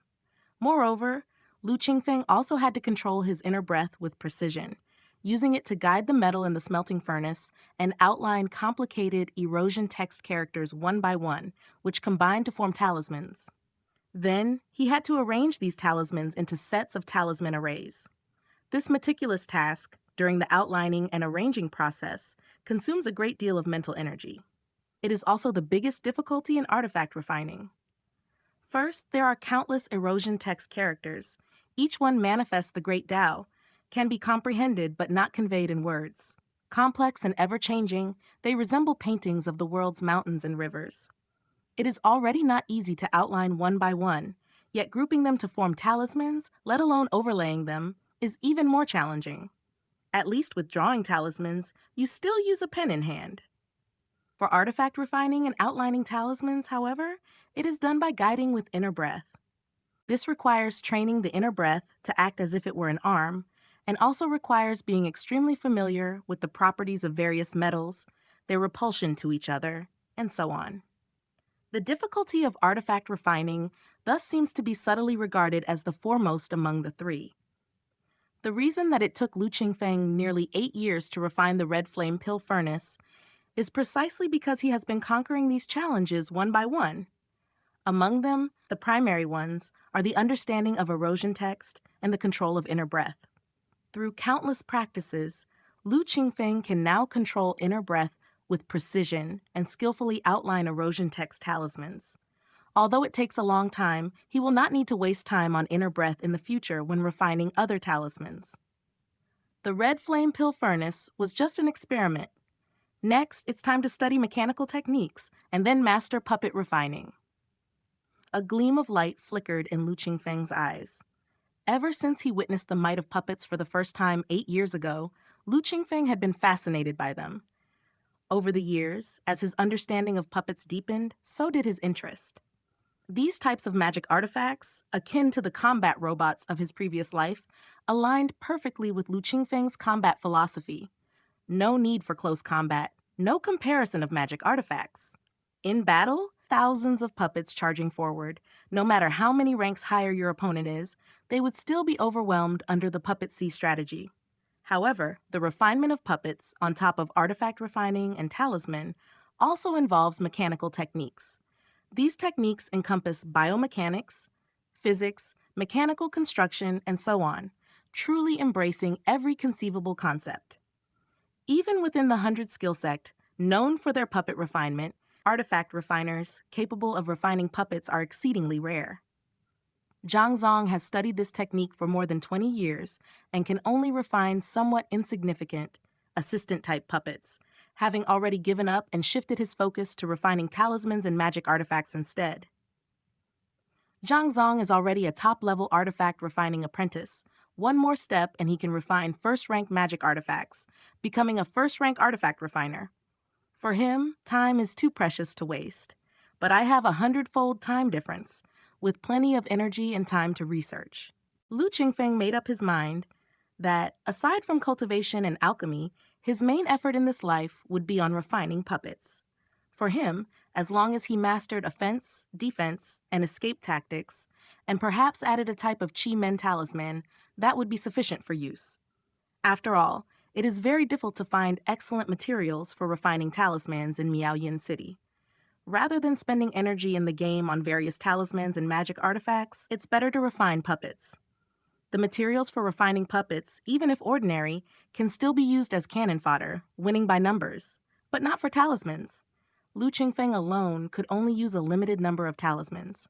Thinking this way, puppets naturally became the preferred choice. Chapter source: My Virtual Library Empire, Emba for Halfar. After routine alchemy, Lu Qingfeng took out the books on mechanical techniques obtained from the guild and started to study and ponder over them. In the Primordial, mechanical techniques are the foundation for refining puppets, such as the wooden ox and horse, the wooden bird flying falcon, the Hunshin instrument, the earthquake detector, and so on, are all forms of mechanical techniques, and are also among the basic types in the mortal world.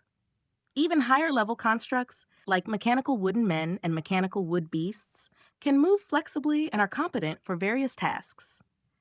This has some similarities with the robots of the 21st century. One level higher, and it could be referred to as a puppet. Puppets use the skeletons of various demon beasts, ferocious beasts, or peculiar metals as frameworks. They are connected by beast tendon or other methods, giving them extremely strong defensive power and the ability to move freely, either imitating human forms or beast forms. On this basis, numerous talisman arrays are inscribed using the method of artifact refining, endowing the puppets with various incredible abilities. They could have invincible defenses, immense strength, capable of wrestling with demon beasts, or capable of releasing techniques, skilled at long-range attacks. In short, all the abilities of the puppets depend on the talisman arrays that the refiner inscribes on them. Like the human-shaped puppets of the Yuan-Yi Guild, the giant puppet controlled by Mu Yuan-Yi has strong defensive power and great strength. Its arms hold a sawtooth sword that rivals a second-rank magic artifact.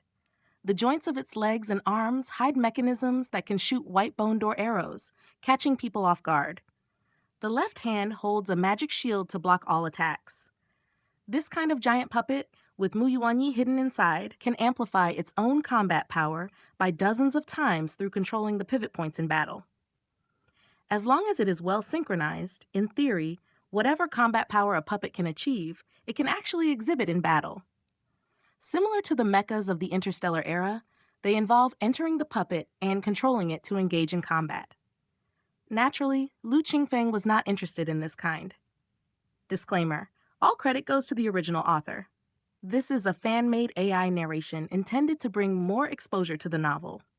If you are the author or rights holder and wish for this video to be removed or modified, please contact us at fableverseaudio@gmail.com.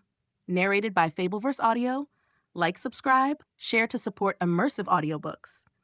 If you enjoy our work and want to support future projects, consider donating. Links can be found in the description below. Chapter 30, Fetal Breathing Realm Level 4. The most important arrays on a puppet's body are the Spirit Core formation and the Object Control Array. The former can gather nature's spiritual energy and store it, similar to a spirit gathering array. It can also utilize the spiritual energy from spirit stones placed at corresponding nodes, thereby empowering the puppet. The latter is an array used to control the puppet. Lu Qingfeng pondered. A puppet, big or small, to manipulate using inner breath, true Qi or true Yuan all over its body is impractical. Even controlling multiple talisman arrays on a puppet can exhaust one's heart power. Therefore, someone has developed a special magical artifact known as Thousand Machine Stone. Talismans are input into the Thousand Machine Stone through codes, and then linked with the puppet's talisman array. Cultivators can easily control the puppet by mastering the Thousand Machine Stone. Muyuan Yi controls the giant puppet using this method. Otherwise, even though he's already a Foundation Establishment practitioner, he couldn't dream of controlling a giant puppet that's tens of meters tall. Lu Qingfeng thought about enhancing, upgrading, or integrating the control array within the Thousand Machine Stone to achieve the level of remote control or even autonomous movement based on specific commands. This is not impossible.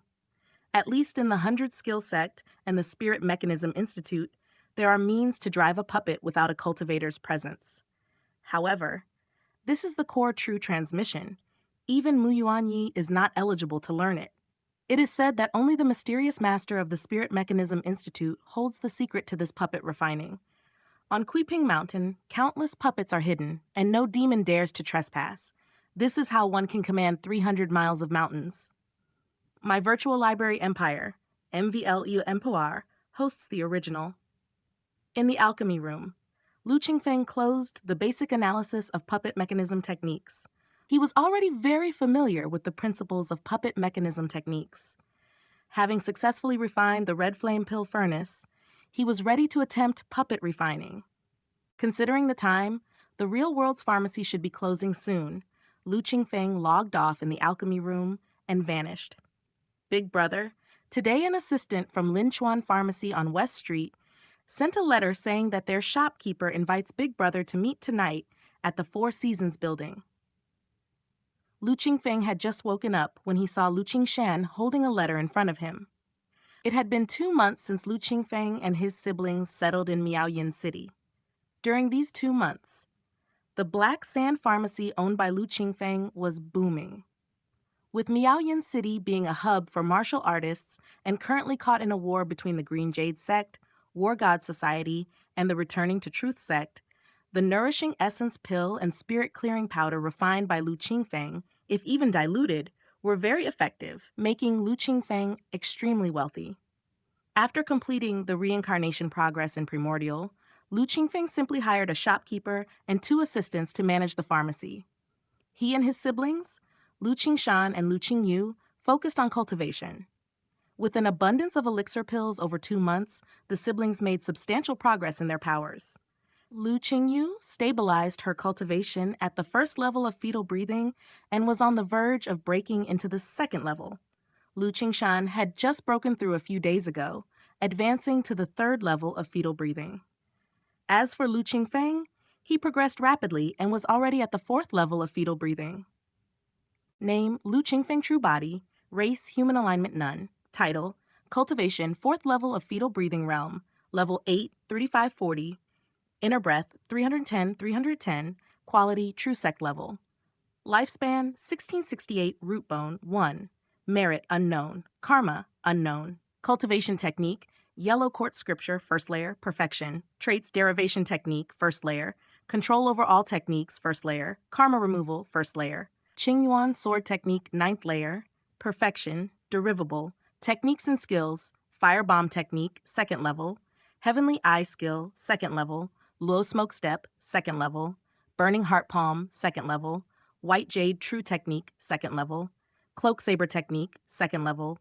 True yang finger skill, 2nd level. Wind control technique, 2nd level. Golden light skill, 2nd level. Entanglement skill, 2nd level. Concealing technique, 2nd level. Concealing breath technique, 2nd level. Object control skill, 2nd level. Transmission skill, 2nd level. Water control technique, 2nd level. Ice freeze skill, 2nd level. Divine skills, none. Equipment, wolf hair talisman pen, several talismans. Alchemy, alchemy introduction, alchemy analysis, basic herb manual. Can refine elixir pills, fasting pill, yellow dragon pill, spirit clearing powder, recovery breath pill, nourishing essence pill, charming fragrance pill, yellow chestnut pills, heart corrosion pill, breathing cultivation pill, essence chi pill, golden marrow pills, chi movement powder, chi union pill. Talisman making, detailed analysis of 6 common Dan San methods, talisman paper basics, comprehensive low-level talismans. Can draw talismans, peace charm, invisibility talisman, Earth Tunneling Talisman, Firebomb Talisman, Rejuvenation Talisman, Golden Light Talisman, Form-Changing Talisman Artifact Refining, Basics of Artifact Refining, Detailed Fabrication of Tongling Talisman Pen, Red Flame Pill Furnace, Basics Analysis of Puppet Mechanism Technique. Can refine artifacts, Wolf Hair Talisman Pen, Red Flame Pill Furnace. Beast Taming, Skylark, 9. Cultivating a true sect-level cultivation method. Qingyuan Sword Technique to the 4th level of fetal breathing, compared to cultivating a basic level technique, Flame Sun Scripture, also to the 4th level of fetal breathing, there are vast differences. Both the total amount and quality of inner breath are greatly disparate. For instance, when Lu Qingfeng initially cultivated the Flame Sun Scripture and reached the 4th level of fetal breathing, his inner breath was merely 30 or 40. Now, by cultivating the Qingyuan Sword Technique, his total amount of inner breath has reached over 300. That's almost a tenfold increase. Even if the Flame Sun Scripture was cultivated to the 9th layer of fetal breathing, it still may not achieve such robust inner breath. The quality between the two is incomparable. One is a true sect type, and the other is merely basic level, differing by 3 major grades. With his robust inner breath, coupled with a variety of techniques and martial skills, Lu Qingfeng is no longer the youth at Blackwood Village who was at the mercy of others. Even if a high-level true Qi Realm master were to attack him now, he would have the confidence to contend with them. If it's someone newly entered into the true Qi Realm, he even has the confidence to fight and possibly slay them. Of course, this only applies to those in the true Qi Realm who have cultivated beginner or refined level techniques. If they practiced a side door level, or even the same true sect level techniques, Lu Qingfeng would still opt to flee as far as possible. However, in the cultivation world, Guangyuan County is considered a remote area. Lu Qingfeng has reviewed the Returning to Truth sect's cultivation method, Returning to Truth technique, which is only slightly more advanced than the Flame Sun Scripture, but still categorizes as a basic level technique. That Returning to Truth sect uses a basic level technique as its Gen sect's divine skill illustrates the level of the martial artists or hidden cultivators' techniques in Guangyuan County. Glancing at the attribute panel, Lu Qingfeng felt greatly assured and took an envelope from Lu Qingshan.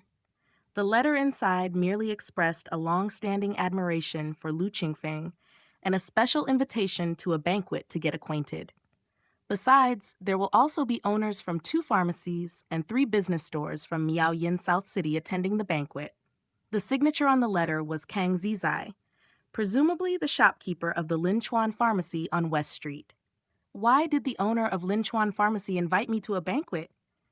Could it be that Black Sand Pharmacy has blocked their financial path? Lu Qingfeng closed the letter, somewhat perplexed. Logically, considering the size of Miaoyin City's market, the minor Black Sand Pharmacy could only cause a slight ripple. If it had indeed blocked the financial paths of these competitors, it would definitely be impossible. Thus, there are only 2 possibilities. First, this Kang Zizai covets the secret formula of Black Sand Pharmacy and intends to seize it forcefully. This is the worst-case scenario. Second, as mentioned in the letter, Kang Zizai genuinely just wants to meet Lu Qingfeng and befriend him. This is the optimistic scenario. The surnamed Kang definitely has no good intentions. Big brother, let's not go. Seeing that his elder brother had yet to speak, Lu Qingshan preemptively voiced his opinion. Having experienced Blackwood Village and various malicious situations in Returning to Truth sect, he had great distrust towards people's intentions. This sudden invitation from Kang Zizai to invite Lu Qingfeng certainly seemed abnormal. Lu Qingshan was worried about possible deceit. Four Seasons Building is located in the most bustling area of Miaoyin City. Even if he has ill intentions, he wouldn't dare to act in Four Seasons Building and within Miaoyin City. Lu Qingfeng shook his head. Let's go and see what his intentions are. It's not too late to make plans afterward. Disclaimer. All credit goes to the original author. This is a fan-made AI narration intended to bring more exposure to the novel. If you are the author or rights holder and wish for this video to be removed or modified, please contact us at fableverseaudio@gmail.com. Narrated by Fableverse Audio. Like, subscribe, share to support immersive audiobooks. If you enjoy our work and want to support future projects, consider donating. Links can be found in the description below. Chapter 31, Probe, Cooperation, Four Seasons Building. Located in the most bustling area of Miaoyan City, it has a profound background. Some even say that the Four Seasons building is owned by the Miaoyan City Lord, but no one knows the truth. However, this does not prevent the Four Seasons building from being the most upscale banquet venue in Miaoyan City. On this day, Kang Zizai, the owner of Linchuan Pharmacy, hosted a banquet for Lu Qingyu and the owners of the other 5 major stores, including Rejuvenation Pharmacy. In the evening, Lu Qingyu arrived as agreed. Boss Lu honors us with your presence. Kang is truly honored. As Lu Qingyu walked up the stairs and into the private room, a portly middle-aged man in a brocade robe came up to greet him with great enthusiasm. Boss Kang is too polite. Lu Qingyu responded with a smile, as one does not slap a smiling face. Kang Zizai looked at the owner of Black Sand Pharmacy, composed, ethereal, world-weary. According to intelligence, this youth came from Blackwood Village in Juzai County, under the jurisdiction of the Returning to Truth sect. How could a mere local lad from a village, barely 16 years old, possess such a demeanor? Kang Zizai was astonished in his heart.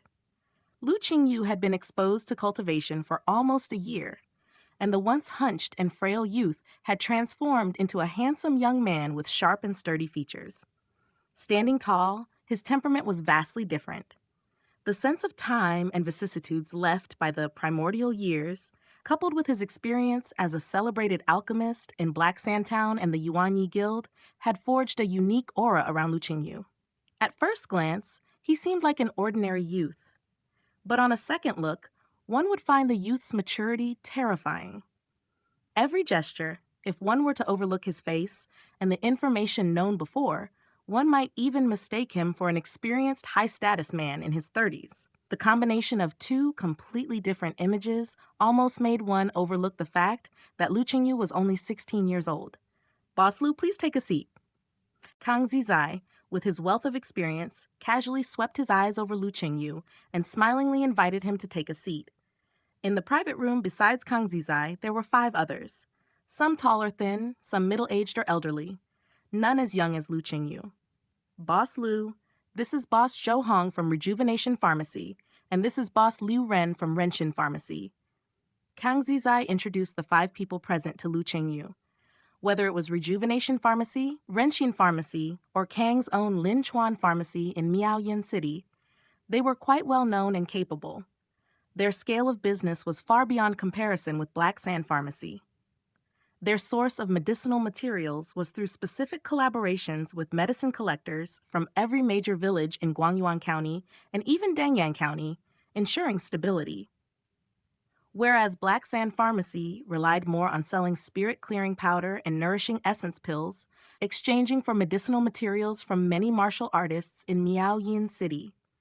The strength of the 3 major pharmacies all surpassed Lu Qingyu's Black Sand Pharmacy, leaving one to wonder what game they were playing. Lu Qingyu's time was valuable. Once everyone was seated and acquainted, he went straight to the point. May I ask why the distinguished owners have summoned Qingyu here?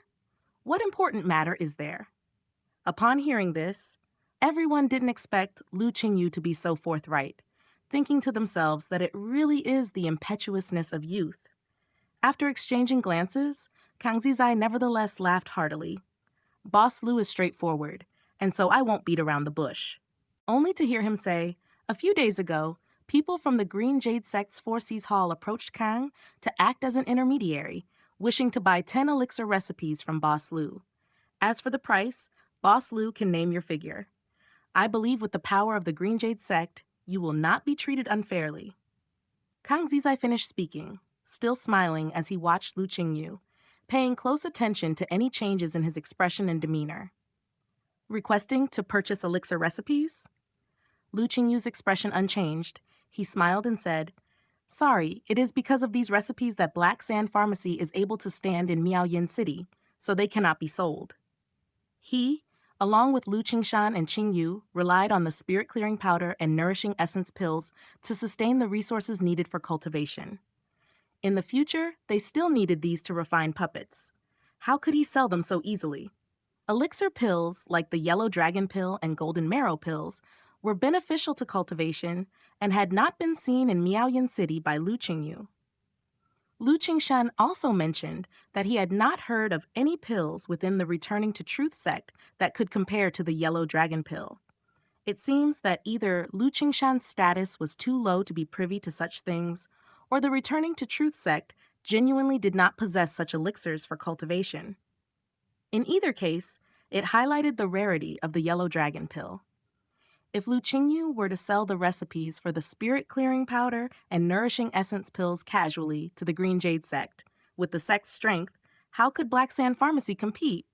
And with the precious yet hard-to-sell Yellow Dragon Pill, it might be difficult to maintain operations in the future. A one-time deal would truly not be worth it. Boss Lu speaks plainly. Kang admires that about you. Kang Zi's eyes showed no displeasure but flattered instead.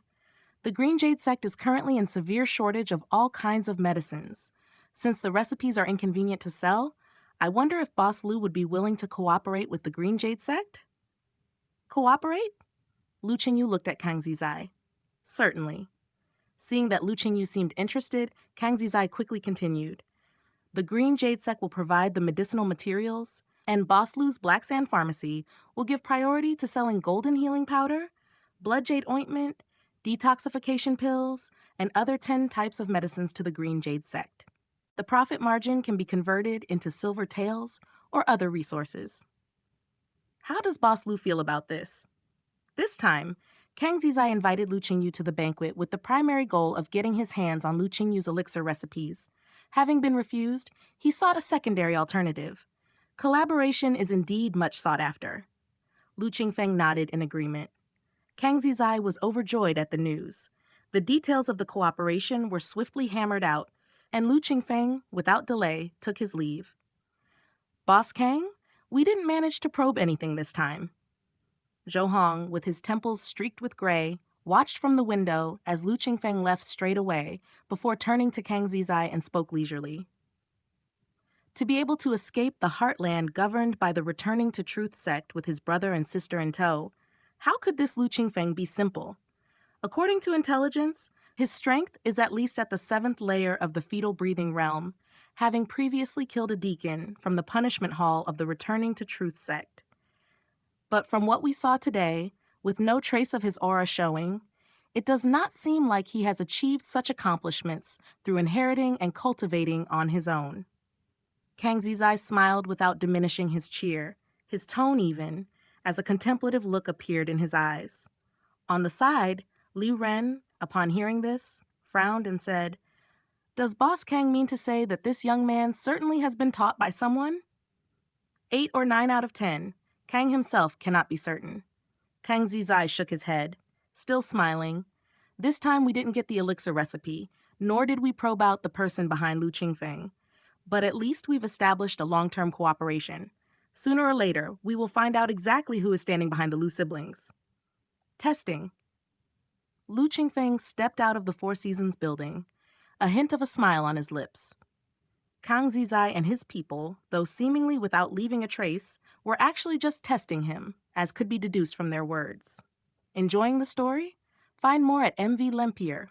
That's to be expected. Carrying his brother and sister along, Lu Qingfeng suddenly appeared in Miaoyan City and ran a pharmacy that was doing well, naturally attracting attention. That these tests came after 2 months, Lu Qingfeng even felt it was somewhat slow, overestimating the sensitivity of the people in Miaoyan City.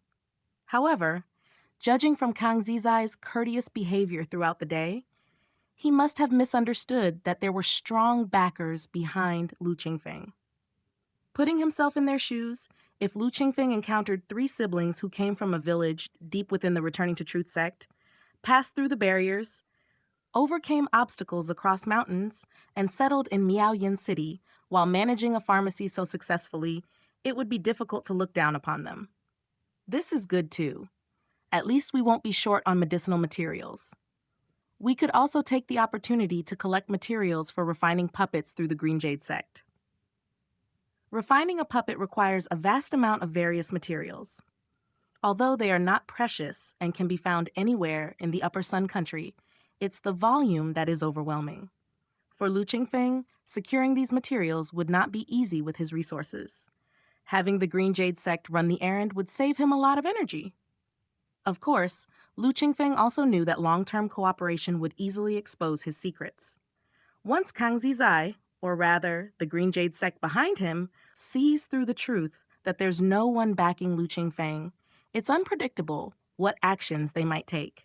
In terms of elixir pills, the golden marrow pills for the late-stage fetal breathing realm, the Qi Union pill, and the Qi movement powder that have marvelous effects for advancing to the true Qi realm and enhancing true Qi are all mastered.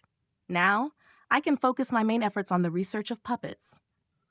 Lu Qingfeng felt a sense of urgency in his heart. The Green Jade sect could target him. Who knows if the Miaoyin City Lord might as well? Relying on Miaoyin City could deter the Green Jade sect. As long as he didn't leave the city, even if the Green Jade sect sought to hurt him, they could only operate in the shadows. In a situation where information was not symmetrical, he was confident he could escape. But as for Miaoyin City, after all, the three siblings were in Miaoyin City, where if the Miaoyin City Lord really wanted to deal with him, casually dispatching a squad from the Black Armored Army would be enough to cause them immense trouble. Increased strength. Lu Qingfeng clenched his fists tightly and returned to his residence. Big brother. In the small courtyard, Lu Qingshan and Lu Qingyu stood anxiously waiting. Seeing Lu Qingfeng push the door and enter, the hearts they were holding finally settled down. It was just an invitation to a banquet. Lu Qingfeng smiled reassuringly at the two. Lu Qingshan pursed his lips without saying a word, but Lu Qingyu stepped forward and hugged Lu Qingfeng's arm and said in a flurry, "Who knows if it was a trap like the banquet of Hongmen? What if those people, unafraid of the Miaoyin City Lord, poisoned the wine or the food?" Lu Qingyu was anxious ever since returning from shopping and hearing from Lu Qingshan that the big brother had gone to the Four Seasons building for a banquet. She hadn't been able to settle down. One moment she thought of signals with a clashing cup, the next of poison in the food and drinks. She had frightened herself terribly. Now seeing Lu Qingfeng return safely, she loosened up but still couldn't help but complain. "Big brother, be more careful next time."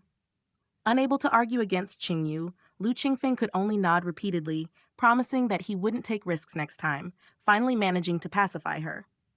The three siblings chatted in the yard for a while, mainly about the awareness of safety.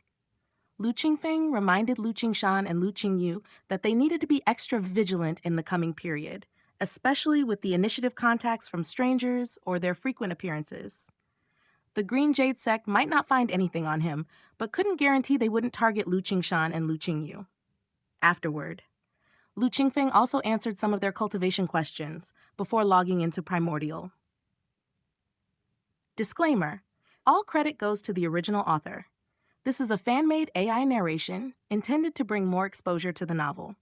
If you are the author or rights holder and wish for this video to be removed or modified, please contact us at fableverseaudio@gmail.com. Narrated by Fableverse Audio. Like, subscribe, share to support immersive audiobooks. If you enjoy our work and want to support future projects, consider donating. Links can be found in the description below. Chapter 32. Being a jack of all trades is not as good as mastering one. Upon logging into the game, Lu Qingfeng glanced at the attribute list. The attributes in the game were similar to those in reality, except for a higher cultivation level. Over these 8 years, Lu Qingfeng had completely set aside talismans. As the saying goes, mastering one is better than being mediocre at 10. Alchemy, talismans, and artifact refining, each of these fields is vast and profound, and cultivators could spend their entire lives without mastering them. Despite having ample time, Lu Qingfeng couldn't afford to dabble superficially. Otherwise, time would be wasted, ultimately achieving nothing. Among the 3 major skills, alchemy was indispensable. With the root bones of the Lu siblings, progress would be nearly impossible without the aid of elixir pills. Seeking elixirs externally has many restrictions, and suitable elixir pills may not always be found. Thus, alchemy was a compulsory course. Talismans and artifact refining were both means of combat and self-defense. Previously, Lu Qingfeng delved into talismans because he lacked sufficient resources for artifact refining deep in the mountains. Thus, he studied talisman arts as a temporary measure for self-protection. Now having settled in Miaoyin City, he could gather various resources through the city. Talisman study could be temporarily set aside to focus exclusively on artifact refining. Compared to soulbound and magic artifacts, talismans were ultimately consumables. Besides, as Lu Qingfeng's strength increased, his ability to master talismans couldn't keep up. For instance, although Lu Qingfeng was currently at the 4th level of fetal breathing realm, his actual combat strength was enough to contend with the true Qi realm. However, he could only refine low-level talismans, adequate against early and mid-stage fetal breathing cultivators, but somewhat lacking against late-stage fetal breathing cultivators. This was quite ineffective. Better to refine artifacts. Even the lowest first-rank artifacts could enhance and add bonuses to Lu Qingfeng at this moment. And by mastering a few types of artifacts, he could fully arm himself. Clearly a more appropriate option than talismans. Also, the grade of talismans drawn was closely related to one's cultivation level. It focused on completing in one go. With Lu Qingfeng's limited inner breath, he could only draw up to intermediate level talismans, solely posing threats to late-stage fetal breathing realm. Relying on quantity to win would truly be a waste of time. Therefore, from the very start of this life, Lu Qingfeng abandoned talismans.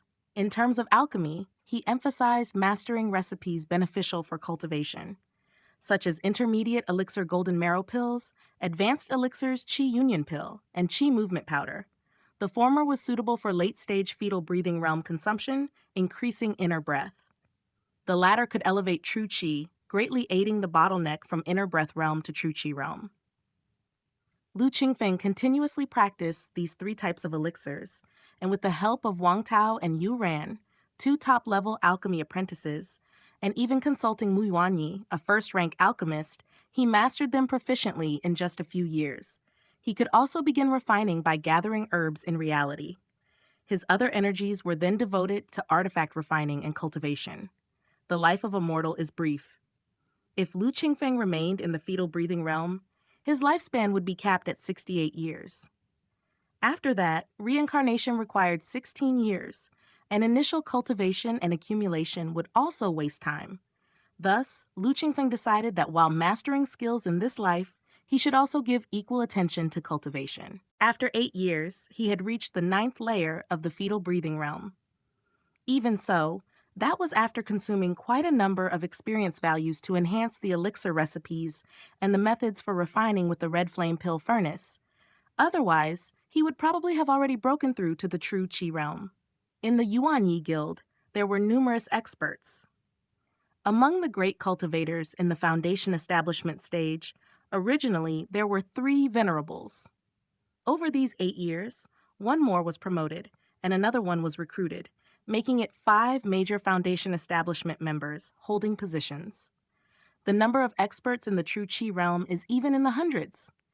Given Lu Qingfeng's identity in the Yuanyi Guild, if he had any doubts about cultivation and sought advice, rarely would anyone refuse. Under the guidance of these true Qi realm experts and foundation establishment great cultivators, Lu Qingfeng bypassed countless detours. Coupled with the aid of sufficient elixir pills, his cultivation advanced at divine speed. Normally speaking, without the assistance of elixir pills, relying solely on painstaking self-cultivation, a common disciple from a sect with a root bone of 4 can complete the fetal breathing realm in about 5 to 8 years. Those with a root bone of 3 require around 20 years. With a root bone of 2, it's about 40 years. A root bone of 1, theoretically, cannot rely on self-perseverance to break through to the true Qi realm. They might not even achieve the fetal breathing realm. This is also why the various immortal sects of the Bingling realm, in their first assessment for recruiting disciples, require a minimum of 4 points of root bone. In Guangyuan County, the requirements of the various sects to recruit disciples are much lower. For example, the Returning to Truth sect, with a root bone of 2, if there is hope to ascend to the true Qi realm within one's lifetime, they can be admitted as servant disciples. Those with a root bone of 3 or 4 could even become regular disciples. However, those with a root bone of 1 are similarly not accepted. But the above discussion on root bone is merely in theory. The world is vast, filled with people of extremely low root bone who defy fate and soar to the skies. There are also those with high root bone who, due to various accidents and changes, remain stuck in the lower stages without breakthrough. Moreover, there are elixir pills in the world and various methods to aid cultivation. These make it possible for even those with a root bone of 1, deemed useless, to possibly reach the pinnacle of the immortal Dao. Even geniuses cannot avoid relying on elixir pills to alter their fate and accelerate their cultivation rate. For someone with my root bone, it is even more necessary to rely on a large number of elixir pills to amass cultivation. Without a powerful cultivation technique, sooner or later one would end up with a hollow foundation. Reaching a certain realm, one would hardly make any progress. It is even common for one's foundation to collapse and cultivation to regress during a breakthrough. But the true sect-level Qingyuan sword technique, as a sword cultivation method, uses sharp sword qi to dispel the toxicity of the elixir pills, refining inner breath and true qi without the worry of an unstable foundation. Lu Qingfeng chuckled. A true sect-level skill is indeed extraordinary. Cultivators in the world, even the top immortal sects, all crave such skills intensely, and the intricacies cannot be fully explained in just a few words.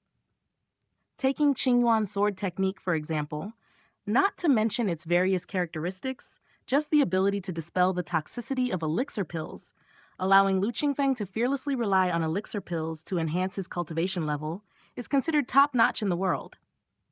The A Yunshin VE Uranat is on MVAM, PYR. The only requirement during cultivation is the need to spend more effort in refining away the elixir toxicity, which may slightly delay the progress of cultivation and requires enduring the agony of piercing sword qi. However, compared to the benefits, this is hardly worth mentioning. At this moment, Lu Qingfeng was just one small step away from reaching level 20 of experience value. Lu Qingfeng planned to level up to 21, reaching the true qi realm. The difference between the true qi realm and the fetal breathing realm lies in true qi and inner breath. To advance to the true qi realm, one must first purify the inner breath, compressing it into a strand of pure true qi. Then using the true qi to open up the lower dantian, allowing the true qi to reside within the dantian, would establish the true qi realm. Lu Qingfeng recalled the guidance from Li Wanyi and others, as well as the key points in breaking through to the true qi realm. From his waist storage bag, he took out a bottle of qi union pills. In the critical juncture of ascending to the true qi realm, the qi union pill's effectiveness is second only to top-level elixirs like qi condensing pills and qi gathering pills. Considering Lu Qingfeng's identity and resources, obtaining the latter two top-level elixirs wasn't difficult. But given the difficulty in refining top-level elixirs and the challenges in sourcing materials in reality, Lu Qingfeng decided to use the qi union pill to break through to the true qi realm. This way, he could save up usable experience value for the reality. Disclaimer: all credit goes to the original author. This is a fan-made AI narration intended to bring more exposure to the novel. If you are the author or rights holder and wish for this video to be removed or modified, please contact us at fableverseaudio@gmail.com. Narrated by Fableverse Audio. Like, subscribe, share to support immersive audiobooks. If you enjoy our work and want to support future projects, consider donating. Links can be found in the description below. Chapter 33, True Qi Realm. Seeking recommendation tickets. A qi union pill was consumed. Lu Qingfeng felt an extremely potent medicinal power abruptly emerge in his body. While running the Qingyuan sword technique, the compressed and condensed inner breath slowly circulated, continuously refining the majestic medicinal power, and his inner breath gradually grew. Not until most of the medicinal power was consumed did Lu Qingfeng feel an indescribable barrier hindering the further increase of his inner breath. It was like being imprisoned. Only by breaking through this imprisonment could he sublime and soar to the heavens. Lu Qingfeng attempted to make a breakthrough. However, even after nearly half of the remaining medicinal power was exhausted, Lu Qingfeng remained at the 9th layer of the fetal breathing realm, his inner breath even receding. What waxed must wane, so it was with inner breath. It seems that a single qi union pill is not enough. Lu Qingfeng rose to his feet, personally experiencing the difficulty of ascending to the true Qi realm. Despite the failure, he was not disheartened. He got up, adjusted his mindset, and moments later started refining more pills in the furnace. For the following 5 days, Lu Qingfeng attempted to charge at the barrier to the true Qi realm 1 or 2 times every day. Finally, on the 5th day, Lu Qingfeng refined the 8th Qi Union pill he had taken over these days, and a breakthrough came, like a mountain collapsing. Like a tsunami, the massive inner breath swept through, converging into great rivers, surging mightily. During the tumultuous course, the inner breath gradually coalesced into one, charging towards the invisible barrier. Crack! The barrier shattered in response. Inner breath, like a carp leaping over the dragon gate, rapidly condensed after breaking through the layer. What was once river-like in sensation, in an instant made a hissing sound. Amidst the mist, it became as thin as a strand of hair. Yet, this mere hair-thin strand encapsulated energy far beyond Lu Qingfeng's imagination, far stronger than his inner breath, which was like a river just a moment ago. Boom! This chapter was made possible by the MV Lempier community.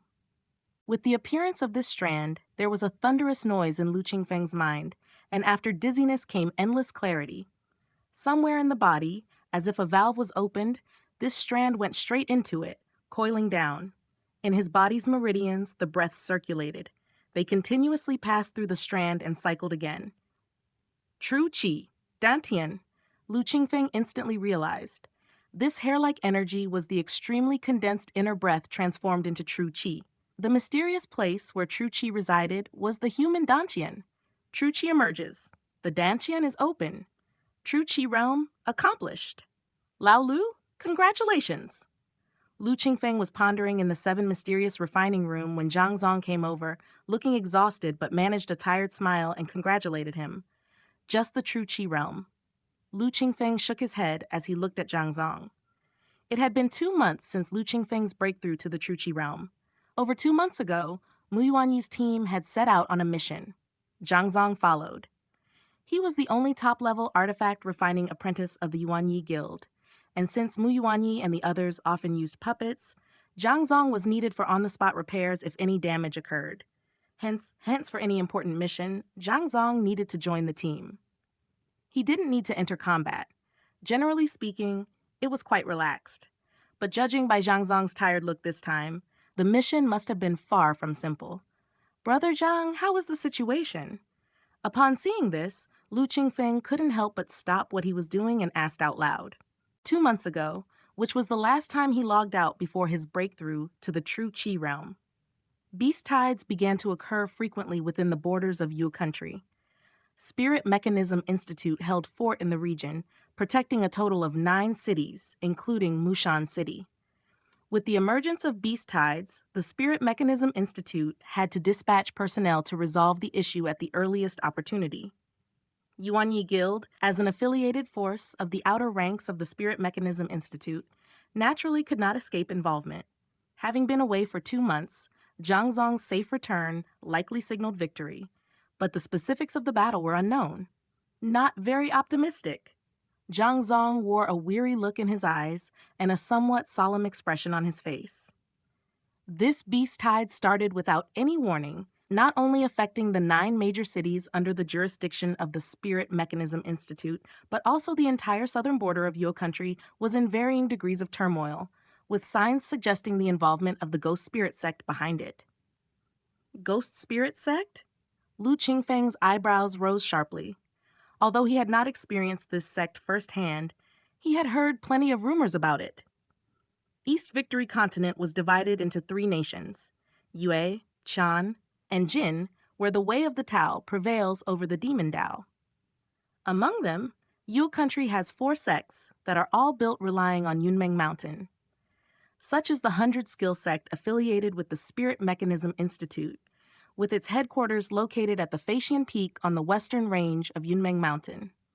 Therefore, the 4 sects of Yu country are also known as the Yunmeng 4 sects, all belonging to the Righteous sect. While Qian country has 3 sects and Jin country has 3 sects, all of which follow the demon Dao and are collectively known as the 6 sects of the demon Dao.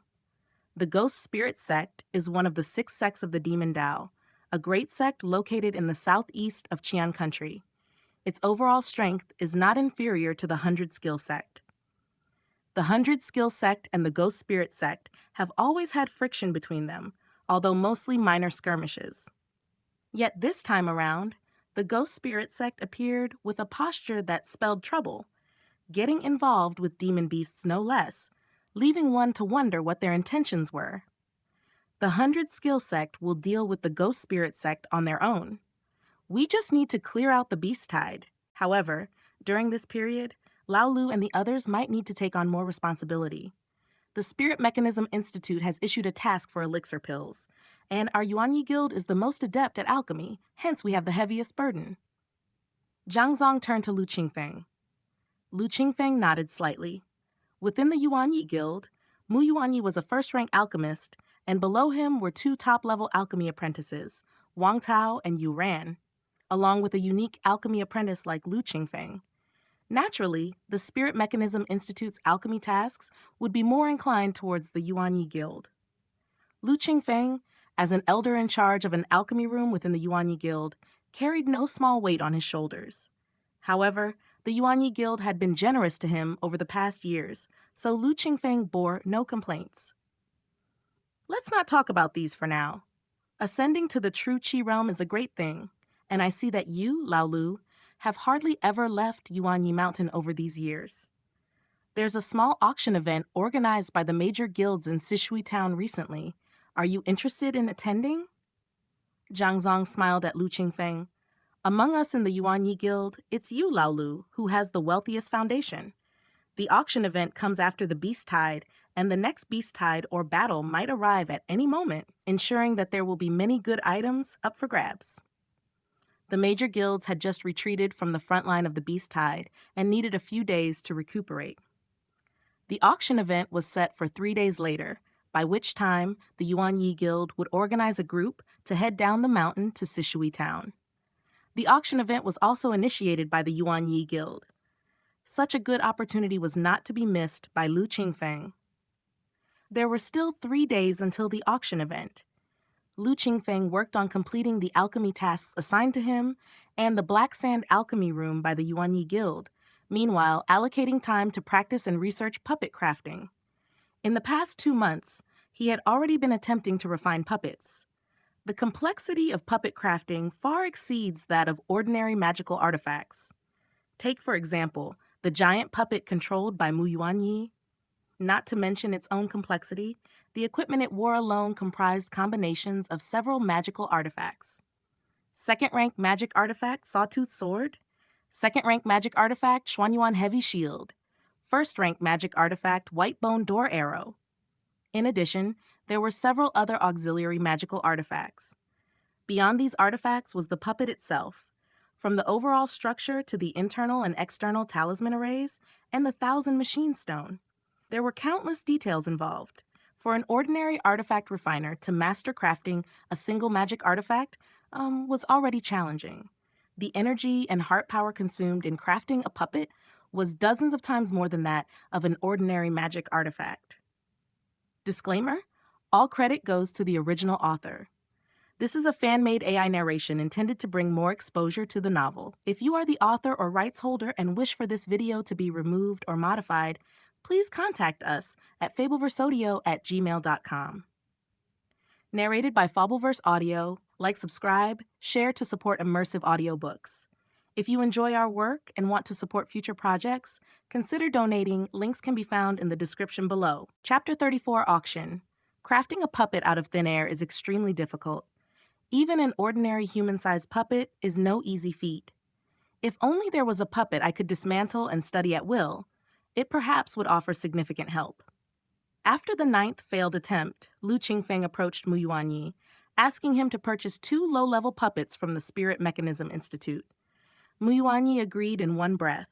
However, the Spirit Mechanism Institute was currently operating at full capacity, fighting to extinguish beast tides one after another under the command of the 100-skill sect, and dealing with the hidden masters of the Ghost Spirit sect. Every disciple was in danger, and puppets, being a part of their strengths, would certainly not be easily sold off. Whether he could secure a purchase, Mu Yuanyi couldn't guarantee. this ghost spirit sect. After hearing this, Lu Qingfeng couldn't help but feel more antipathy towards the ghost spirit sect. During peaceful times, it would have been a breeze to request 2 low-level puppets with Mu Yuanyi's connections. But now, it had become difficult. Furthermore, even if they could be purchased, the price would be several times higher than usual. No wonder Lu Qingfeng was disgruntled with the ghost spirit sect. In desperation, with no puppet samples to be found for the time being, and surely not being allowed to dismantle the puppets within the Yuanyi Guild for casual research, Lu Qingfeng had no choice but to continue trying to craft one himself. Puppets were categorized in many ways. To be specific, there were those that required a person to reside within to control, those that could be remotely controlled via 1,000 machine stone, and those that could act autonomously following given instructions.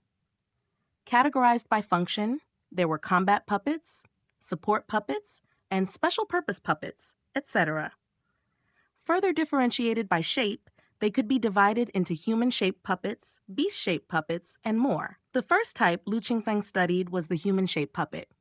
To craft a human-shaped puppet, one needed to construct a humanoid frame using metal or special materials, or the skeleton of a demon beast. Depending on the design, puppets could range in size. Like the giant puppet controlled by Mu Yuanyi, its large size allows for carving in various talisman arrays. With more arrays, naturally, the power is also greater. Lu Qingfeng had learned of this. That giant puppet belonged to level 6 puppets. With Mu Yuanyi housed within, it could exert the power of the Foundation Establishment 4th Realm, the Body Refining Realm, which is an invincible presence among those in the Foundation Establishment stage.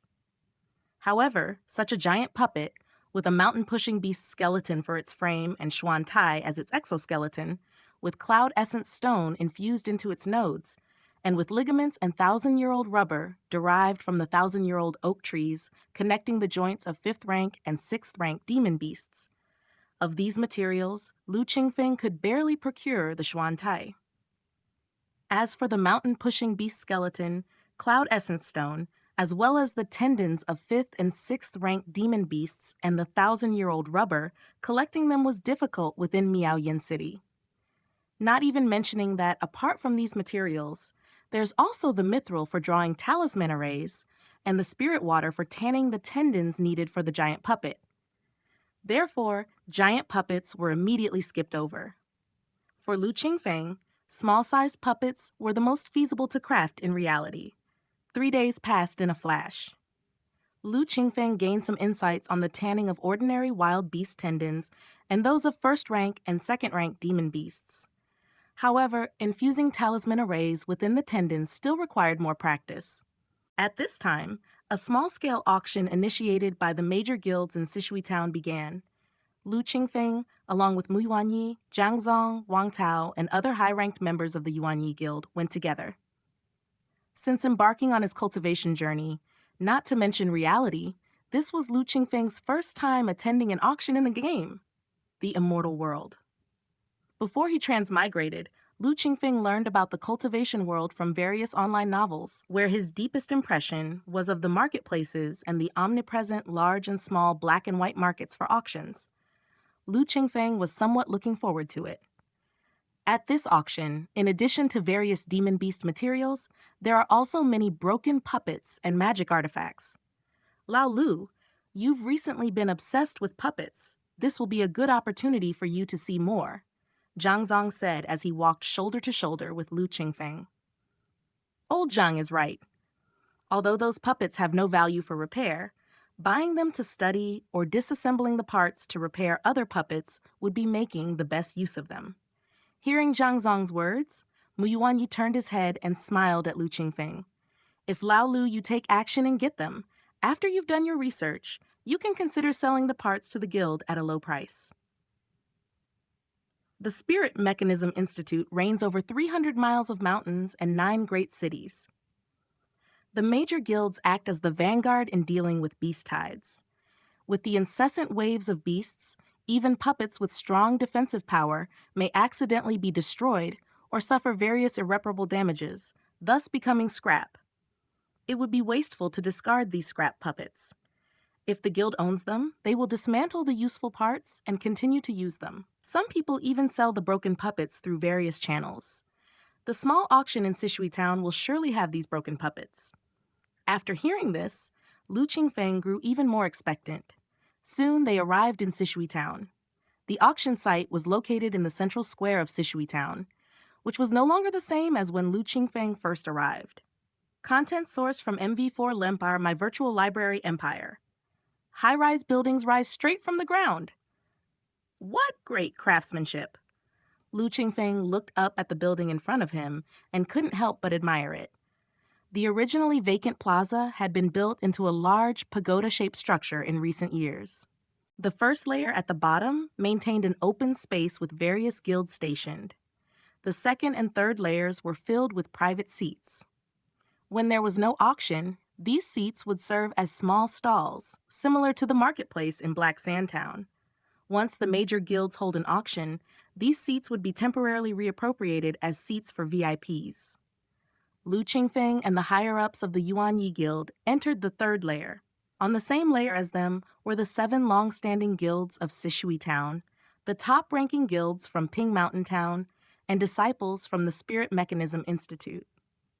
The second layer housed emerging guilds from the 2 towns over the past few years and nearby loose cultivators with some renown. The first layer was for loose cultivators without any background. Lu Qingfeng looked down at the first layer and saw that in a short time, hundreds of loose cultivators had already arrived, provoking his curiosity. Are there so many loose cultivators around Sishui Town? He didn't travel often and truly wasn't familiar with these circumstances. Of course there are.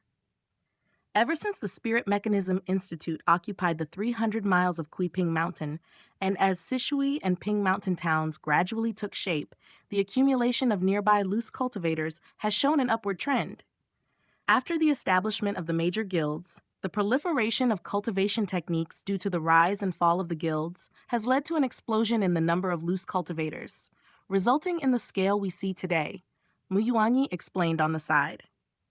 Among these loose cultivators, if 1 or 2 manage to succeed and establish a family clan, if they can fortuitously pass on their legacy, they become the embryonic form of a cultivation family. Besides this origin, cultivation families may also stem from disciples of the Spirit Mechanism Institute who start families and support their descendants in entering the path of cultivation. Over time, they might also form a family lineage tied by blood.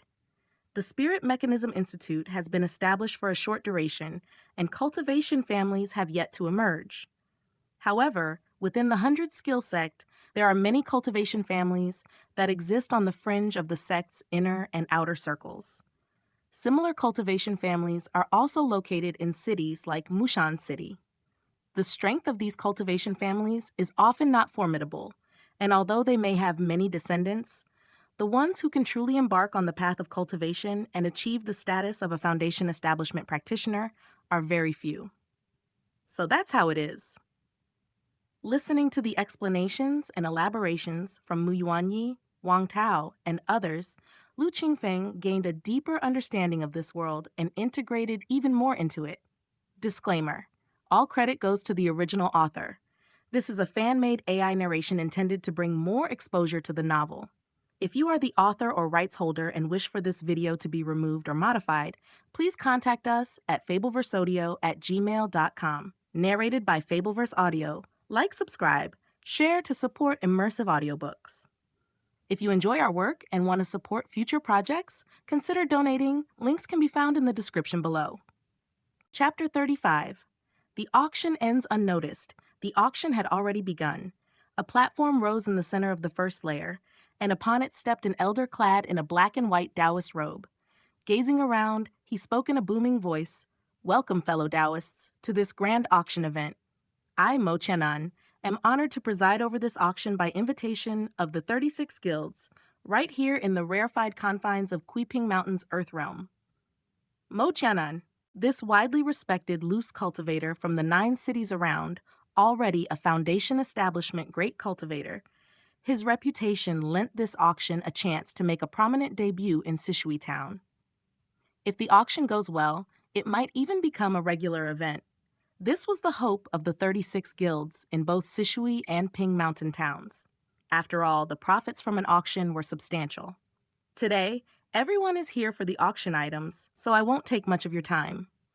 As this is the first time holding this event, I need to explain the rules first. The items in this auction will start at set opening bids, and everyone is free to bid as they desire. The highest bidder will secure the item. Bids are to be made in spirit stones.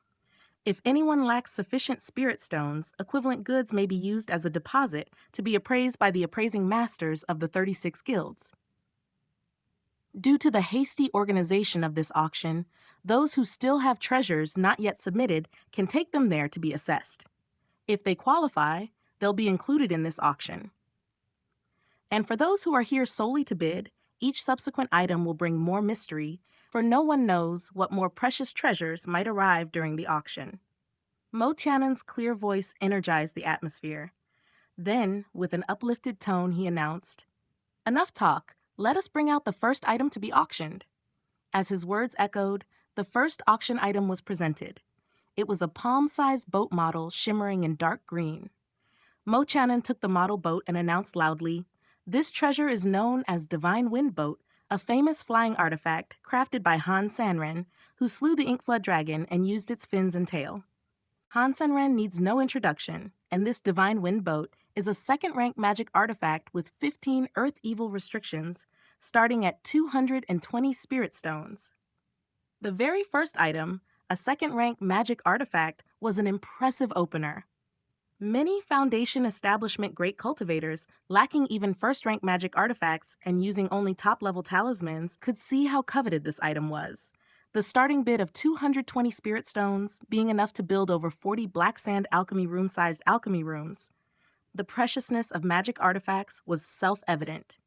Many cultivators, financially strapped, sighed with longing. Han Sanren. Interestingly, one of the rare second-rank refining masters in Qingfeng Mountain's Earth Realm, devoted solely to refining. Known as a man of both good and evil, he's nicknamed Han Laomo, and also Han Pao Pao for his unrivaled evasion skills. His crafts, especially flying artifacts, are surely going to cause a frenzy. Zhang Zong, as a top-level artifact refining apprentice, was keen on refining knowledge. Lu Qingfeng, deeply immersed in cultivation with little worldly experience, felt that coming here was already worth it just to hear such stories, even if he ended up not winning any bids. As Zhang Zong expected, the bidding for the Divine Wind Boat skyrocketed from 220 spirit stones to 300 before slowing down. Normally, the price for a second-rank magic artifact ranged from 200 to 400 spirit stones. Given the Divine Wind Boat's 15 restrictions, it was of mid-tier quality amongst second-rank magic artifacts, priced around 300 spirit stones. Its association with Han Sanren would push its price even higher, but there was a limit to its worth. "These are the real money bags." Lu Qingfeng watched the unstinting bids, unable to resist commenting. Before coming, Zhang Zong and others had joked about him dominating the auction. Witnessing the extravagant bids, Lu Qingfeng realized his financial status was modest at best. Over the years, he made high profits from refining low-level elixirs like yellow dragon pills, achieving a 240% profit margin even after the guild took a 20% cut. His mastery over refining intermediate and advanced elixirs like golden marrow pills, chi movement powder, and chi union pill had further increased his profits. Refining elixirs for 2 hours a day, Lu Qingfeng earned more than 2 spirit stone fragments daily. Plus, he received cuts from several apprentice disciples he trained. Accumulating wealth over time, despite costs of cultivation, mastering new elixir recipes, and expenses in artifact refining, his net worth had reached 28 spirit stones. Yet compared to those who could casually spend 200 or 300 spirit stones, Lu Qingfeng felt impoverished. Hearing Lu Qingfeng mumble, Wang Tao turned and smiled. These investments are pooled by the guilds to boost their strength. Individual cultivators, even great cultivators in the Foundation establishment stage, rarely can afford such magical artifacts. This made Lu Qingfeng feel somewhat better. Individuals truly couldn't be compared to guilds. The Yuan Yi Guild, among the many in the Bingling realm, ranked mid-tier but still managed substantial income from various industries. Lu Qingfeng's wealth was dwarfed in comparison. The bidding for the divine wind boat was fierce, but soon concluded. Ultimately, the Tianhe Guild from the third layer secured it for 327 spirit stones. This first item had pushed the auction to its climax, with subsequent items not as precious as the divine wind boat, but still quite rare. Various valuable magic artifacts, talismans, demon beast materials, rare talisman scripts and elixirs, and even incomplete cultivation methods and techniques. Clearly, the 36 guilds had invested much effort to gather many treasures for this event. Magic artifacts and talismans were things Lu Qingfeng was either disinterested in or couldn't afford. Demon beast materials were of no use to him. However, he showed some interest when incomplete cultivation methods came up. But upon seeing that the incomplete method was only at the refined level and could only cultivate up to the true Qi realm, Lu Qingfeng promptly lost interest. He was currently cultivating the true sect level Qingyuan sword technique, derived from a refined level technique.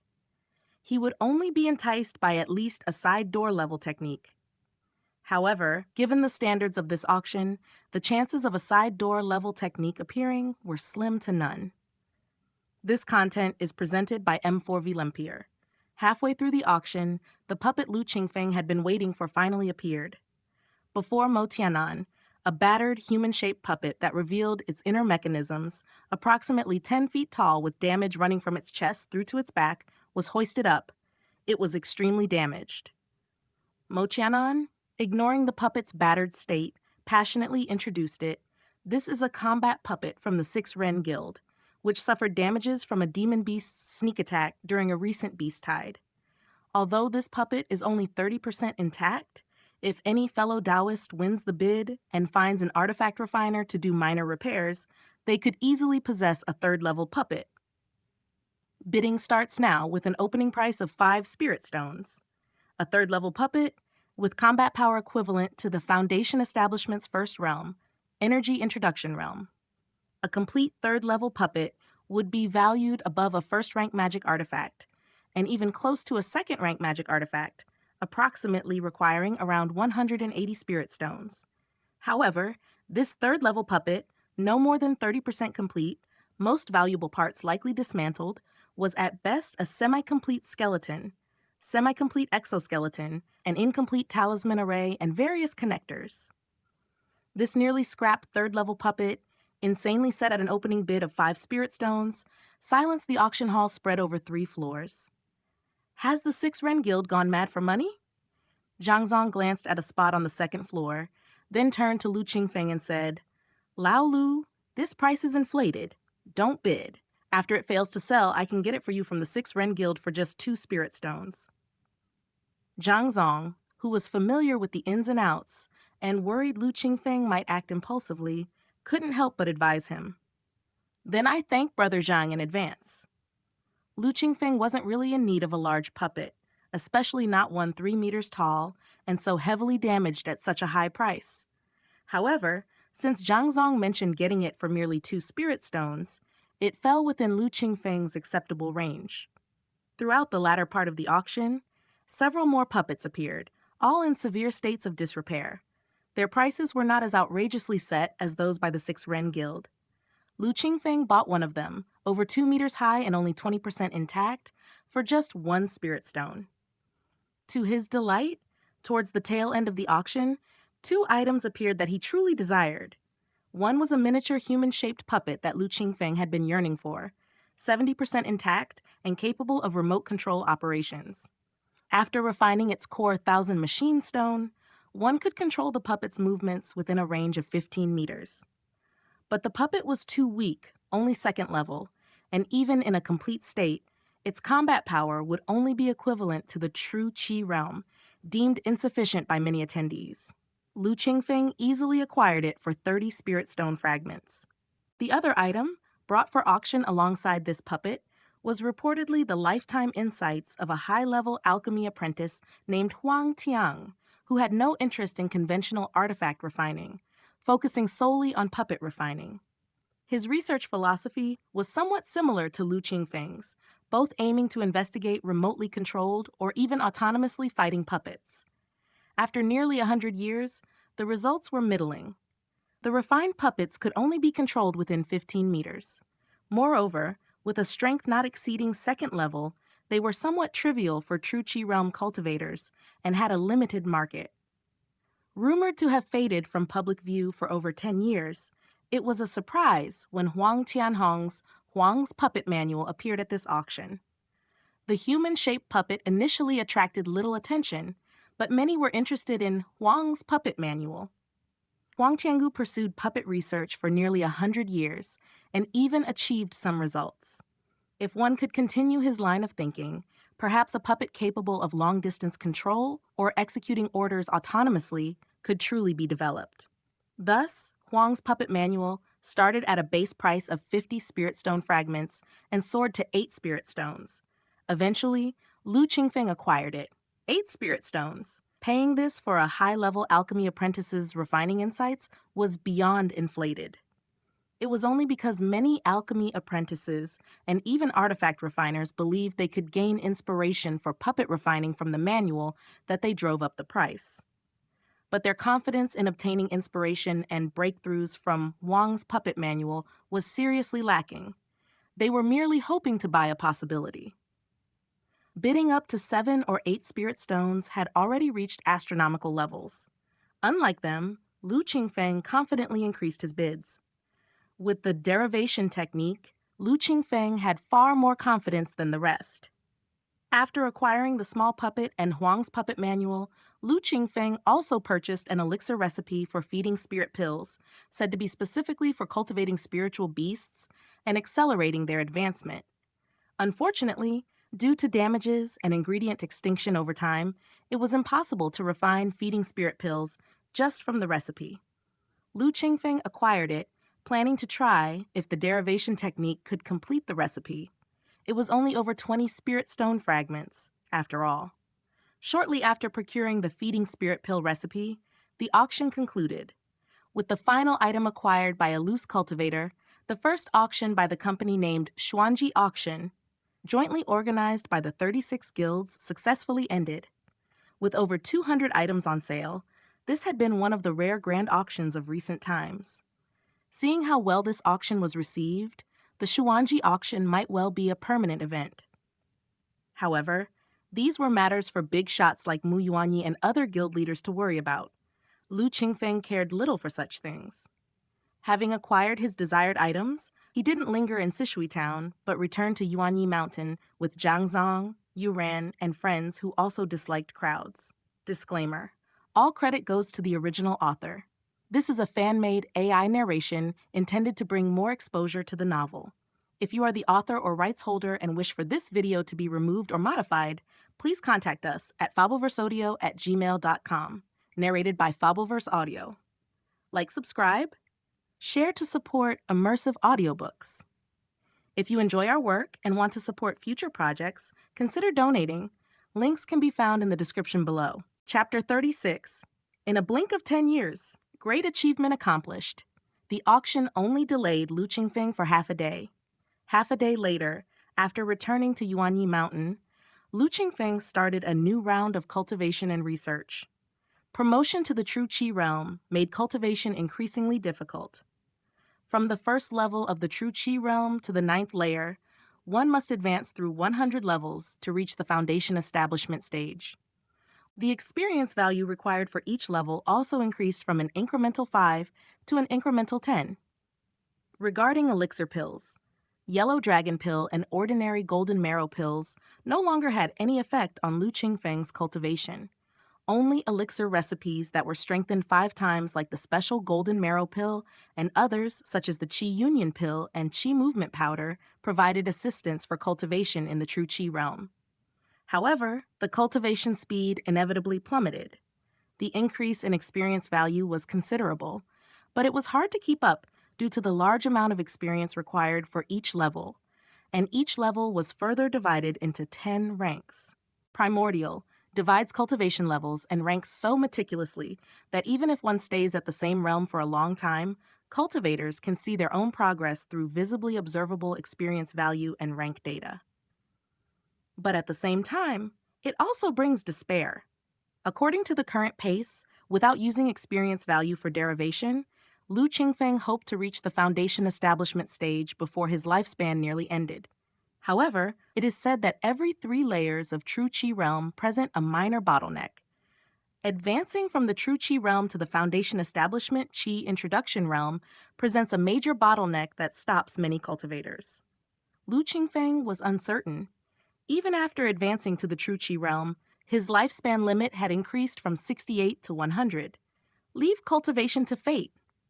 In the game, 100 years is a lifetime, but it's just 1 year in reality. According to my current real-life cultivation progress, it would take 3 to 5 years to even think of advancing to the true Qi realm. That means I have at least 3 to 5 lifetimes in the game to repeatedly cultivate in the true Qi realm and accumulate experience. If 1 lifetime is not enough to break through, then 2. If 2 lifetimes are not enough, then 3. After several lifetimes of accumulation, surely I will break through the true Qi realm and advance to foundation. Keep a balanced mindset. Continue cultivating relentlessly. If in doubt, consult Zhang Zong, Wang Tao, Lu Hongwen, Mu Yuanyi, and others. Ponder over various hurdles in cultivation without rushing the speed, but fully mastering it.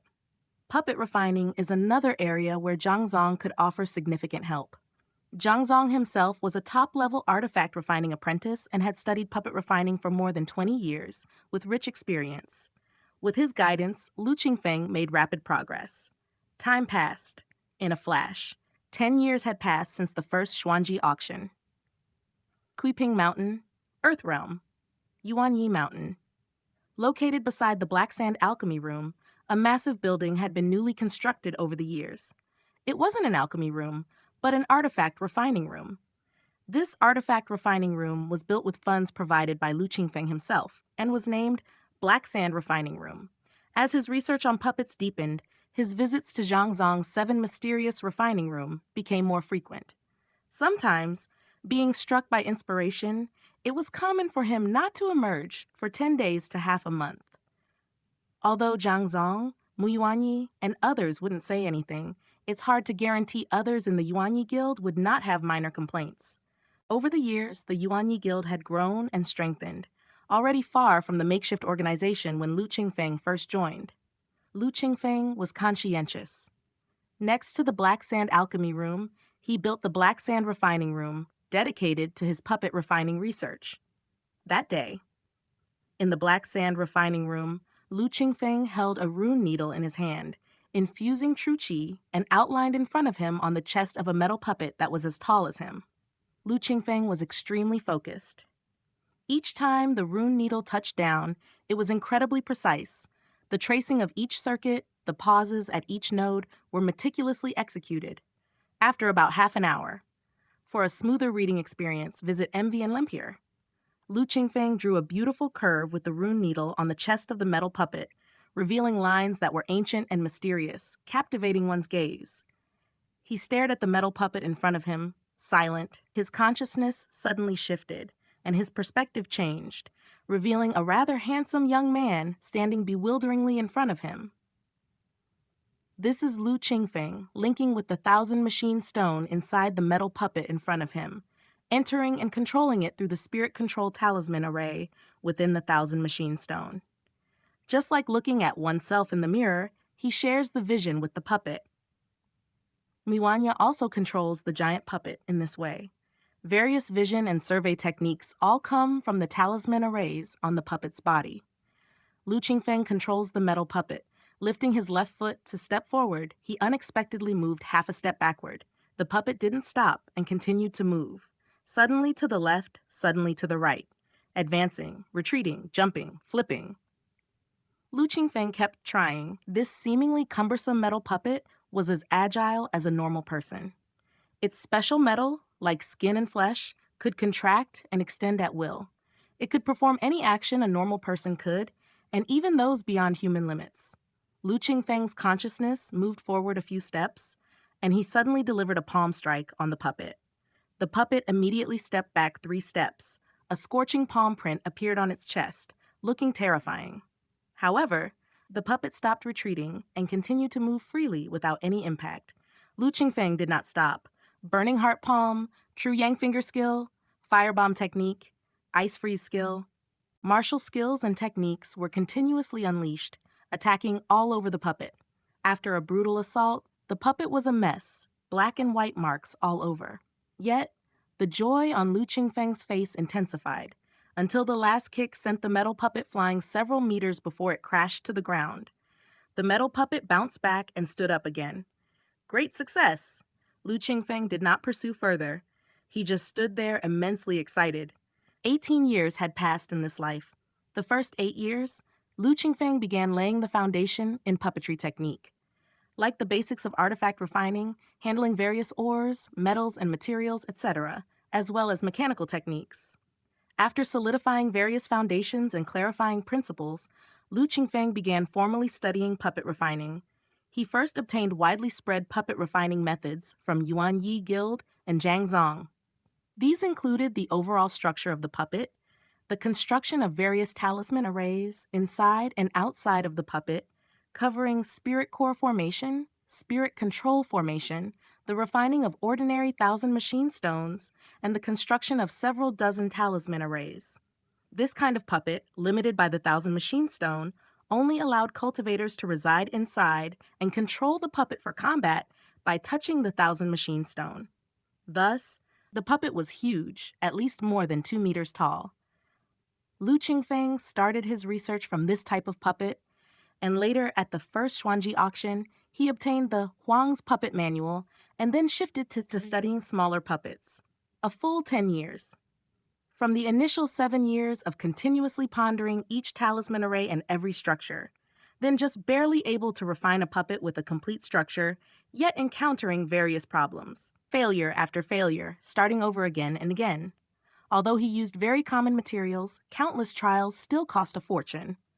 Lu Qingfeng's income from refining elixir pills was all used for puppet refining. With Lu Qingfeng's attainments in alchemy, elixirs like yellow dragon pills, golden marrow pills, qi union pills, qi movement powder were very popular, bringing in at least a dozen spirit stones each year. 10 years later, that totaled over 100 spirit stones. Enough to buy several level 1 magic artifacts, or dozens of second-rank puppets. Such huge investments, no wonder Zhang Zong gave up after more than 20 years of research. No wonder 100 Skill Sect founded their sect on puppetry, but kept the high-end puppet refining method secret, with very few artifact refiners in the sect actually able to refine puppets. No other reason. The cost was too great. Lu Qingfeng's research focused on ordinary first-rank and second-rank puppets, with common, inexpensive materials. And because the puppets were small, they also used less material. If he were to study large-scale or high-level puppets, the cost would be 10 times, 100 times more? Lu Qingfeng reflected on the hardships of these 10 years, looked at the puppet in front of him, and finally burst into silent laughter. Disclaimer, all credit goes to the original author. This is a fan-made AI narration intended to bring more exposure to the novel. If you are the author or rights holder and wish for this video to be removed or modified, please contact us at fableverseaudio@gmail.com. Narrated by Fableverse Audio. Like, subscribe, share to support immersive audiobooks. If you enjoy our work and want to support future projects, consider donating. Links can be found in the description below. Chapter 37, Miniature Puppet Destroying Truth Type 1. Destroying Truth Type 1. Lu Qingfeng called the first miniature puppet he designed and successfully refined Destroying Truth Type 1. It signified the resolve to annihilate returning to Truth sect. Additionally, the word destroy indicates that the Destroying Truth Type 1 is an offensive puppet. Destroying Truth Type 1 is a physical attack puppet. Stability talisman arrays and speed talisman arrays are inscribed on its legs, while its arms bear huge strength talisman arrays, and its eyes have clarity and precision talisman arrays. Internal spiritual energy converges, enhancing all major talisman arrays. In the future, Destroying Truth Type 1 can be equipped with bows and arrows, moving towards long-range physical attack developments. It's also possible to micro-adjust its internal talisman arrays, engraving martial arts within its body using 1,000 machine stone, creating a close combat puppet. Alternatively, inscribe magic talisman arrays for it to become a long-range magic puppet. Lu Qingfeng had a detailed plan for the pathway of Destroying Truth Type 1. In fact, over these years, the majority of failures in researching puppet creation were due to the failure of Lu Qingfeng's design concepts.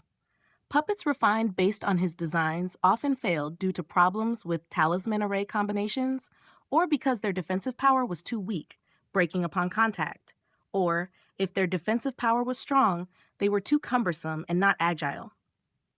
After numerous trials and modifications, he finally produced a more balanced and perfected creation like Destroying Truth Type 1. Of course, even after designing Destroying Truth Type 1, in order to refine it proficiently, Lu Qingfeng needed hundreds, if not thousands, of failures. It must be said, this was a significant investment. This text was acquired from MVLEYR. But Destroying Truth Type 1 has already been successfully designed, the most difficult step completed. The issue of proficiency following this is hardly worth mentioning. At least, even if a mistake in a certain step results in a failed refinement, the parts that were previously made are always interchangeable, significantly reducing waste. Next, while refining Destroying Truth Type 1, I will also master the refining of several talismanic tools that are compatible with it, such as bows and arrows, long swords, sabers, shields, etc. Different talismanic tools require micro-adjustments to the internal talisman arrays of Destroying Truth Type 1, which are not troublesome.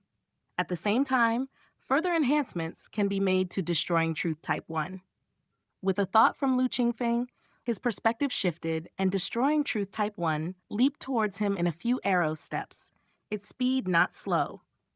Huang Qiangu's research on miniature puppets mostly revolved around Level 1, Fetal Breathing Realm, and second level, True Qi Realm.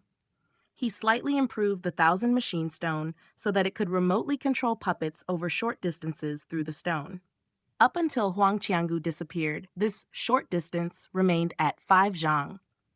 I isolated the refining method of the Thousand Machine Stone from Huang's puppet manual and fused it with 3 common refining methods for Thousand Machine Stone found on the market, combining their strengths and weaknesses, after which I enhanced it twice. After fusion, the control distance was increased from 5 zhang to 10 zhang. The first enhancement increased it from 10 zhang to 100 zhang. The second enhancement brought it from 100 zhang to 1,000 zhang. Yet I still have not derived a Thousand Machine Stone that can autonomously control puppets according to instructions. Derivation methods are flexible and varied. For example, with Huang's puppet manual, one can derive in full through strengthening, fusion, or enhancement. Due to its uniqueness, it can also be broken down. For instance, one could separately enhance the core refining method of the Thousand Machine Stone, or strengthen the Spirit Core Array, Spirit Control Array, and so on. The separately enhanced Thousand Machine Stone refining method, after 3 fusions and 2 enhancements, resulted in a significantly improved quality of the refined Thousand Machine Stones. Even though the Spirit Control Array has not been strengthened, the control range extending from 5 zhang to 1,000 zhang marked a groundbreaking improvement in practicality. But this still hadn't met Lu Qingfeng's expectations. The heart power of a person is limited. Ordinary people can control 1 puppet or 2 with divided attention, but they can't simultaneously control 10 puppets or 100 with precision. Even Lu Qingfeng, who had reached the True Qi realm, wouldn't dare claim he could handle 3 to 5 puppets as deftly as his own limbs. And 3 to 5 puppets were far from meeting Lu Qingfeng's vision of a puppet sea in his heart.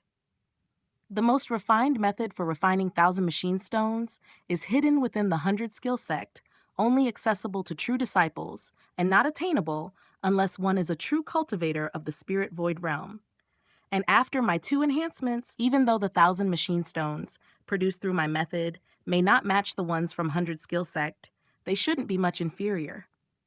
Perhaps the crux of puppet self-control does not lie solely in the Thousand Machine Stones, but in the inscribed Spirit Control Array, which is the core essence. Lu Qingfeng had been researching puppets for over a decade and had derived a set of experiences. Firstly, a puppet is an entirety. Focusing solely on enhancing one part or a set of talisman arrays will cause an overall imbalance in the puppet, leading to various types of problems. Lu Qingfeng had stumbled in this area and suffered losses, so he was especially cautious. And the refining method for 1,000 machine stones is one of the few aspects of puppet refining that only has positive effects without any negative repercussions.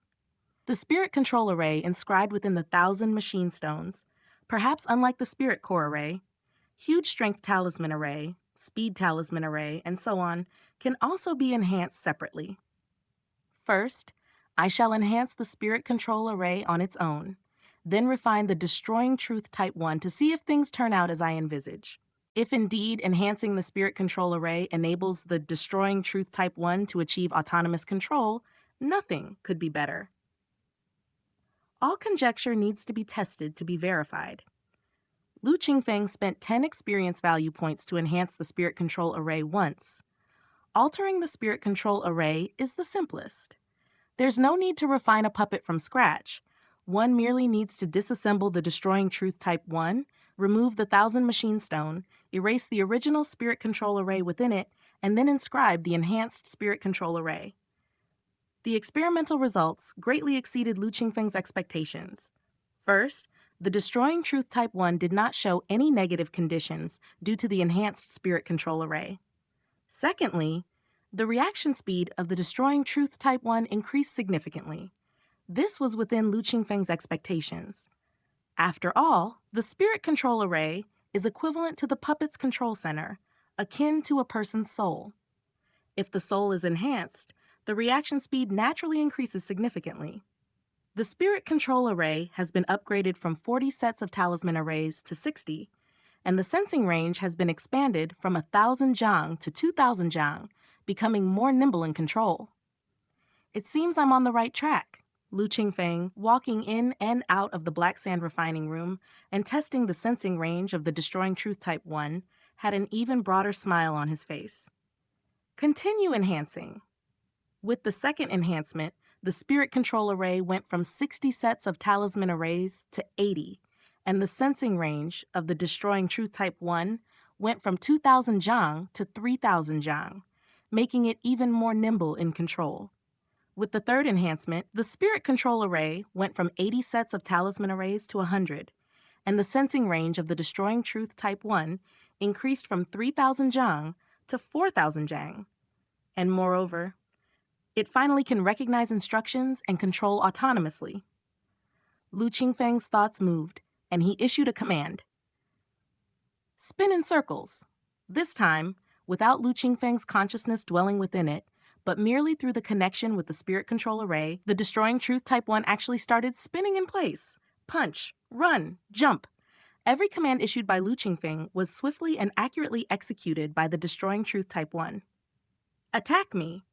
Lu Qingfeng tried more complex commands. The destroying truth type 1 moved its feet and indeed charged at Lu Qingfeng, swinging a fierce punch. P.S. Just asking, do you all prefer the in-game plot or the real-world plot? Demon Monk has created 3 options on the starting app page under Characters. Everyone can vote by liking, and upcoming content can be focused accordingly. Disclaimer, all credit goes to the original author. This is a fan-made AI narration intended to bring more exposure to the novel. If you are the author or rights holder and wish for this video to be removed or modified, please contact us at fableverseaudio@gmail.com. Narrated by Fableverse Audio. Like, subscribe. Share to support immersive audiobooks. If you enjoy our work and want to support future projects, consider donating. Links can be found in the description below. Chapter 38, Strengthening. Destroying Truth Type 1, Woo! A new week starts. Asking for recommendation tickets? Whether we can get on the homepage, new book list depends on this week. Lu Qingfeng kicked the Destroying Truth Type 1, flying with a foot, and couldn't help laughing out loud. Only when it can complete attack commands autonomously does it count as truly independent control. If Lu Qingfeng still needed to command it through simple motion instructions, then it wouldn't be much different from being occupied by consciousness. The quality improvement of the 1,000 mechanism stone enhances the sensing range, and perhaps also the total number of talisman arrays it can accommodate.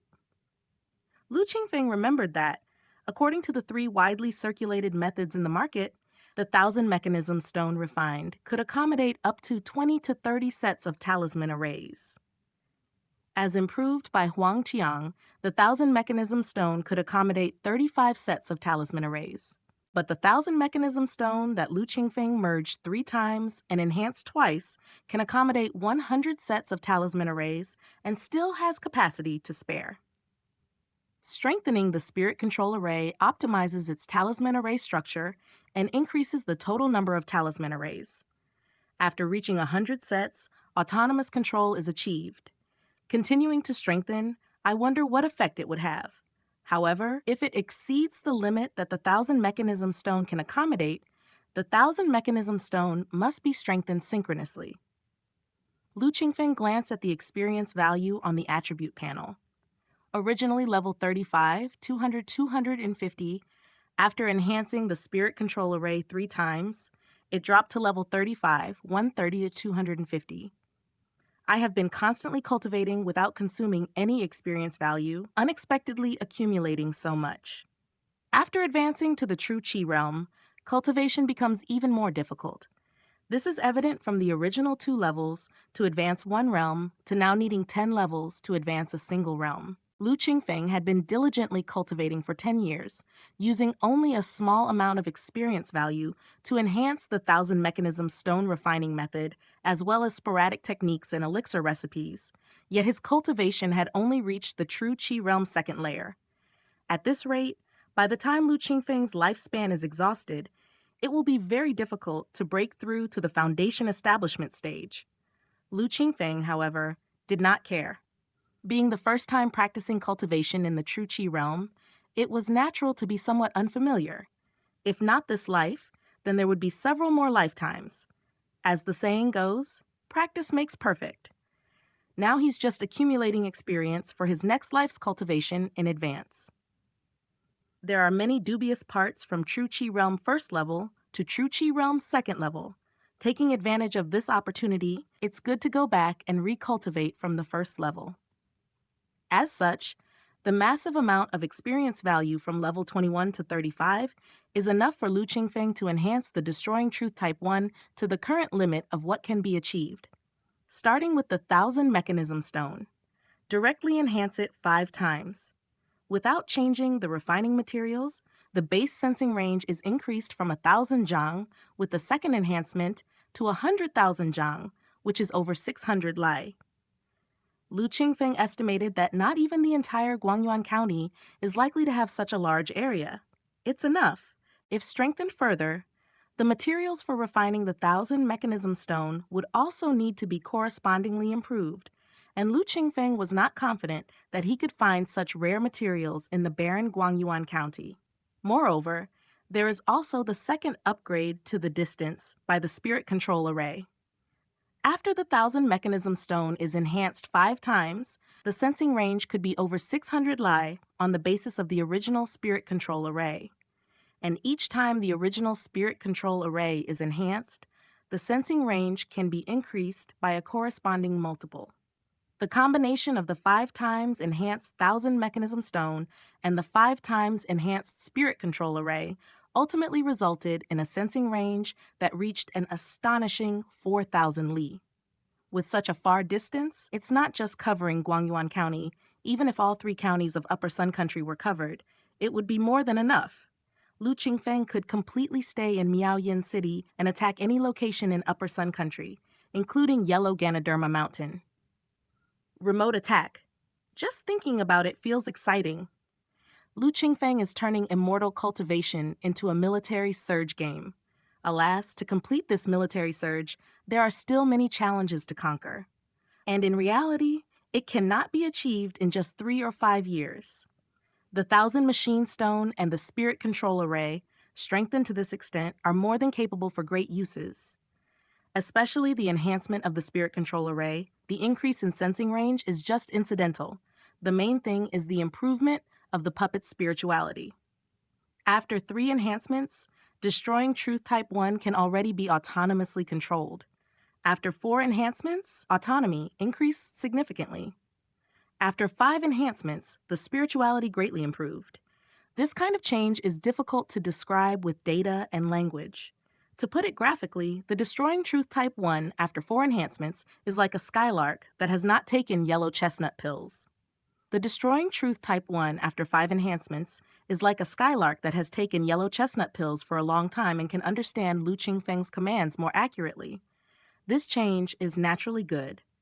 After several enhancements and still having plenty of experience value remaining, Lu Qingfeng did not stop and began the overall enhancement of Destroying Truth Type 1. 1 enhancement. 2 enhancements. The full series lives on my virtual library empire, MVLEMPYR. 3 enhancements. 4 enhancements. 5 enhancements. After each enhancement, Lu Qingfeng would refine it according to the refining method for Destroying Truth Type 1 post-enhancement. Comparing physical data. Before enhancement, the original Destroying Truth Type 1 had a comprehensive combat power of the 9th layer of Fetal Breathing Realm. 1 enhancement, Destroying Truth Type 1A, had a comprehensive combat power of the 9th layer of Fetal Breathing Realm. 2 enhancements, Destroying Truth Type 1B, had a comprehensive combat power of True Qi Realm 1st level. 3 enhancements, Destroying Truth Type 1C, had a comprehensive combat power of True Qi Realm 1st level. 4 enhancements, Destroying Truth Type 1D, had a comprehensive combat power of True Qi Realm 1st level. 5 enhancements, Destroying Truth Type 1E, had a comprehensive combat power of True Qi Realm 2nd layer. After 5 rounds, the enhancement reached the limit that Destroying Truth Type 1 could sustain without enhancing or changing the original materials. The combination of various talisman arrays is more reasonable. The power of Spirit Core Array, Attack, Defense, and Support talisman arrays has all increased. After 5 enhancements, Destroying Truth Type 1E can already be considered the lowest grade of 2nd rank puppet. 4 months later, 6 Destroying Truth Type 1 lined up in a row, and Lu Qingfeng couldn't help but feel a surge of emotion. Puppet's level is divided based on combat power. Fetal Breathing Realm combat power corresponds to level 1 puppets. True Qi Realm combat power corresponds to level 2 puppets. Foundation Establishment Qi Introduction. Realm combat power corresponds to 3rd level puppets, and so on upwards. The puppet's combat power refers to cultivators of the same rank who practice basic level cultivation techniques and master low-level techniques, whose combat power is at the bottom of their rank. However, the puppet used by ordinary cultivators usually exceeds their own level. For example, Mu Yuanyi, who is at the condensed liquid realm of the Foundation Establishment 4th realm, should correspond to a level 4 puppet, but he controls a level 6 puppet that is comparable to a 6th rank demon beast and a cultivator at the body refining stage of the Foundation Establishment 4th realm. Even if it only exerts the combat power of an ordinary body refining stage, it far exceeds his own strength. After finalizing the model, it's time to start taking orders to improve mastery. At the current stage, the 2nd rank puppet can fully meet Lu Qingfeng's needs. In Upper Sun Country, there are absolutely not many true Qi Realm masters. Even within the Returning to Truth sect, according to Lu Qingfeng's understanding during this period, the number of true Qi Realm masters is quite limited. Being at the 7th level of Fetal Breathing Realm, one can advance to an elite disciple or a deacon leader. One can imagine how many true Qi Realm masters there are in the Returning to Truth sect. Resources are hard to come by in reality. Lu Qingfeng does not plan to rashly start refining the Destroying Truth Type 1. He will increase the refinement success rate by improving the mastery in the game system, and then it won't be too late to refine. As for reserves of various ores and materials, Lu Qingfeng had already started collecting them through cooperation with the Green Jade sect, immediately after finalizing the model of Destroying Truth Type 1. Disclaimer: all credit goes to the original author. This is a fan-made AI narration intended to bring more exposure to the novel. If you are the author or rights holder and wish for this video to be removed or modified, please contact us at fableverseaudio@gmail.com. Narrated by Fableverse Audio. Like, subscribe, share to support immersive audiobooks. If you enjoy our work and want to support future projects, consider donating. Links can be found in the description below. Chapter 39, Destroying Truth Type 2. Astonishing Profits. Congratulations, listening July, on becoming the sect leader of this book. From obtaining Huang's Puppet Manual to finalizing Destroying Truth Type 1, more than 10 years have passed in the game. 5 times enhancement, refining 5 units of Destroying Truth Type 1, and another 4 months have passed. Lu Qingfeng averaged 25 days to refine 1 unit of Destroying Truth Type 1. Due to inexperience, the refining of each puppet inevitably failed. Without any mistakes from start to finish, the material cost of refining 1 unit of Destroying Truth Type 1 is 30 portions of Spirit Stone fragments, equivalent to level 1 puppet. After all, Destroying Truth Type 1 is enhanced from level 1 to level 2 by Lu Qingfeng, using the same materials as refining level 1 puppet. And the selling price of second-rank puppet ranges from 5 to 40 Spirit Stones. Level 1 puppet and second-rank puppet rarely come in large sizes. They are generally for sensing and controlling. After all, the entry of the true body requires substantial enlargement of the puppet, which increases the cost significantly. The huge cost for refining a puppet equivalent to the combat power of the True Qi Realm second level is undoubtedly very uneconomical. Except for the spendthrifts, no one would do this. Therefore, level 1 and second rank puppet are mostly remote controlled, without true body entry, remotely controlled, and autonomous, controlled autonomously according to commands, types. Based on the type, remote controlled, autonomous, sensing range, and combat power, the prices fluctuate. Some years ago, Lu Qingfeng asked Mu Yuanyi to purchase 2 second-rank puppets from the Spirit Mechanism Institute. One of them was remote-controlled, with a sensing range of 100 meters and the combat power of True Qi Realm second layer, costing 7 Spirit Stones. The other one was also remote-controlled, with a sensing range of 100 meters and the combat power of True Qi Realm sixth layer, costing 20 Spirit Stones. Reportedly, the price of autonomous puppets would double on this basis. The increase in sensing range generally increases the price moderately. The remote-controlled type, 1,000 meters, True Qi Realm second layer, costs only 12 Spirit Stones. For cultivators, the difference between 100 meters and 1,000 meters of control range is negligible. In the True Qi Realm, both are sufficient distances for execution. The theoretical cost of destroying Truth Type 1 is 30 portions of Spirit Stone fragments. Considering the higher initial failure rate due to lack of proficiency, the cost of successfully refining 1 unit would at least double to about 1 Spirit Stone. The most basic remote-controlled type, 100 meters, True Qi Realm second layer, sells for 7 Spirit Stones. 7 times the profit. Lu Qingfeng's breath hitched. This profit margin far exceeds that of elixirs. Even though refining 1 unit of Destroying Truth Type 1 takes nearly a month, it still far exceeds the profit brought by elixirs. The former earns just over 1 Spirit Stone per year. The latter earns at least 6 Spirit Stones in less than a month. This difference is tenfold. My Virtual Library Empire, MVL-MPYR, appreciates your readership at the source. Ordinary level 1 puppet, priced at around 80 portions of Spirit Stone fragments, barely makes a profit of 1 to 2 times with proficiency. But for me, the material cost of a level 1 puppet to sell it at the price of second-rank puppet. I've made a fortune. Lu Qingfeng's eyes lit up. This is still calculated based on the most basic model. If Destroying Truth Type 1 is switched to Autonomous Type, 1,000 meters, True Qi Realm second layer for sale, the price could be tripled from 7 Spirit Stones to no less than 20 Spirit Stones. The profit margin is too large.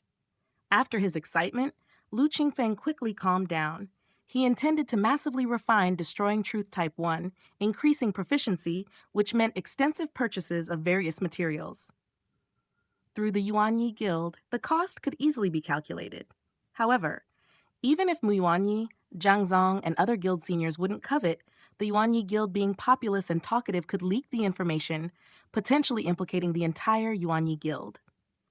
In that case, Lu Qingfeng frowned slightly. Interests tempt people. In fact, he had been quite comfortable in Yuanyi Guild over the years. Whether alchemy or artifact refining, he didn't need to worry about raw materials or sales channels. But when it comes to 7-fold or even 20-fold profits, better not try. Lu Qingfeng shook his head. Just as he had previously thought, even if Mu Yuanyi and others wouldn't covet, it would still attract outsiders' prying eyes, consequently bringing trouble to Yuanyi Guild. Currently, my entire fortune is only 5 Spirit Stones. Considering the failure rate, I can probably refine 5 units of Destroying Truth Type 1, but equipping them with Attack and Defense Talisman is unattainable. Lu Qingfeng pondered, trying to find a win-win solution. After a while, he indeed thought of a temporary way to muddle through. During material procurement, mix the materials for refining level 1 puppets with those for refining second-rank puppets, and stockpile a large amount of materials to confuse observers. Refining a second-rank puppet at the True Chi realm, second layer, would only cost around 1 spirit stone, which is completely within an affordable range. Storing these materials for future use in refining higher-level puppets wouldn't be a waste.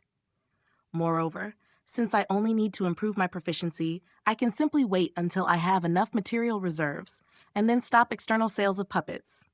Lu Qingfeng's brows relaxed. After refining, the Destroying Truth Type 1 naturally possesses the capability to prevent others from disassembling it for study and replication. It's not easy to figure out the materials used in the Destroying Truth Type 1. Although this method might not stay hidden for long, it should at least get through the initial phase. Once Lu Qingfeng accumulates enough materials, he can stop accepting external orders, thus minimizing the chance of exposure.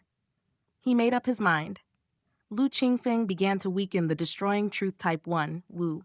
The original combat power of Destroying Truth Type 1 wasn't exceptional, and its sensing range was excessively remarkable. No need for high-quality 1,000 Machine Stone. Weakening targeted these two aspects. Reduced the 1,000 Machine Stone to a state after a single enhancement, with a sensing range of over 300 meters. Weakened the Spirit Control Array to a state after 2 enhancements, consisting of 80 Talisman Arrays, reaching a sensing range of 1,000 meters. With this, the external sale version of Destroying Truth Type 1 was set. To differentiate them, Lu Qingfeng named it Destroying Truth Type 2. Puppet, Destroying Truth Type 2. Basic Mode Controlled. Grade 2nd level. Sensing range 1,000 meters. Combat power, True Chi Realm 2nd layer. While for Lu Qingfeng's personal use, it still remained the strongest version Destroying Truth Type 1. Puppet Truth Type 1. Type Autonomous. Sensing range 4,000 miles. Combat power 2nd layer. The combat power of the two were the same, but the type and sensing range were worlds apart. Done! It's time to talk to the guild leader now. 25 days later, Lu Qingfeng refined the first Destroying Truth Type 2. Packing away the 6 experimental Destroying Truth Type 1 puppets and controlling the sole Destroying Truth Type 2, he stepped out of the Black Sand Alchemy Room and headed straight for Yuanyi's back mountain. Black Sand Alchemy Room. Lu Qingfeng, Mu Yuanyi, and Zhang Zong stood side by side. Bang, bang, bang! In the open space ahead, Lu Hongwen threw punches and kicks at will, continuously colliding with Destroying Truth Type 2. In the past few years, Lu Hongwen had already advanced to the Foundation Establishment stage, making him extremely strong. His attacks on Destroying Truth Type 2 were naturally with restrained power.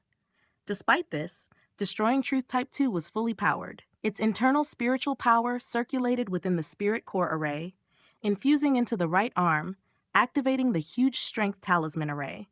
A punch was comparable to a practitioner at the True Chi Realm 2nd layer. However, Destroying Truth Type 2's combat techniques were extremely limited. It only resorted to punches and kicks. Lu Hongwen suppressed his strength to the True Chi Realm 1st level, yet with his close combat skills, he easily maneuvered through the battle against Destroying Truth Type 2.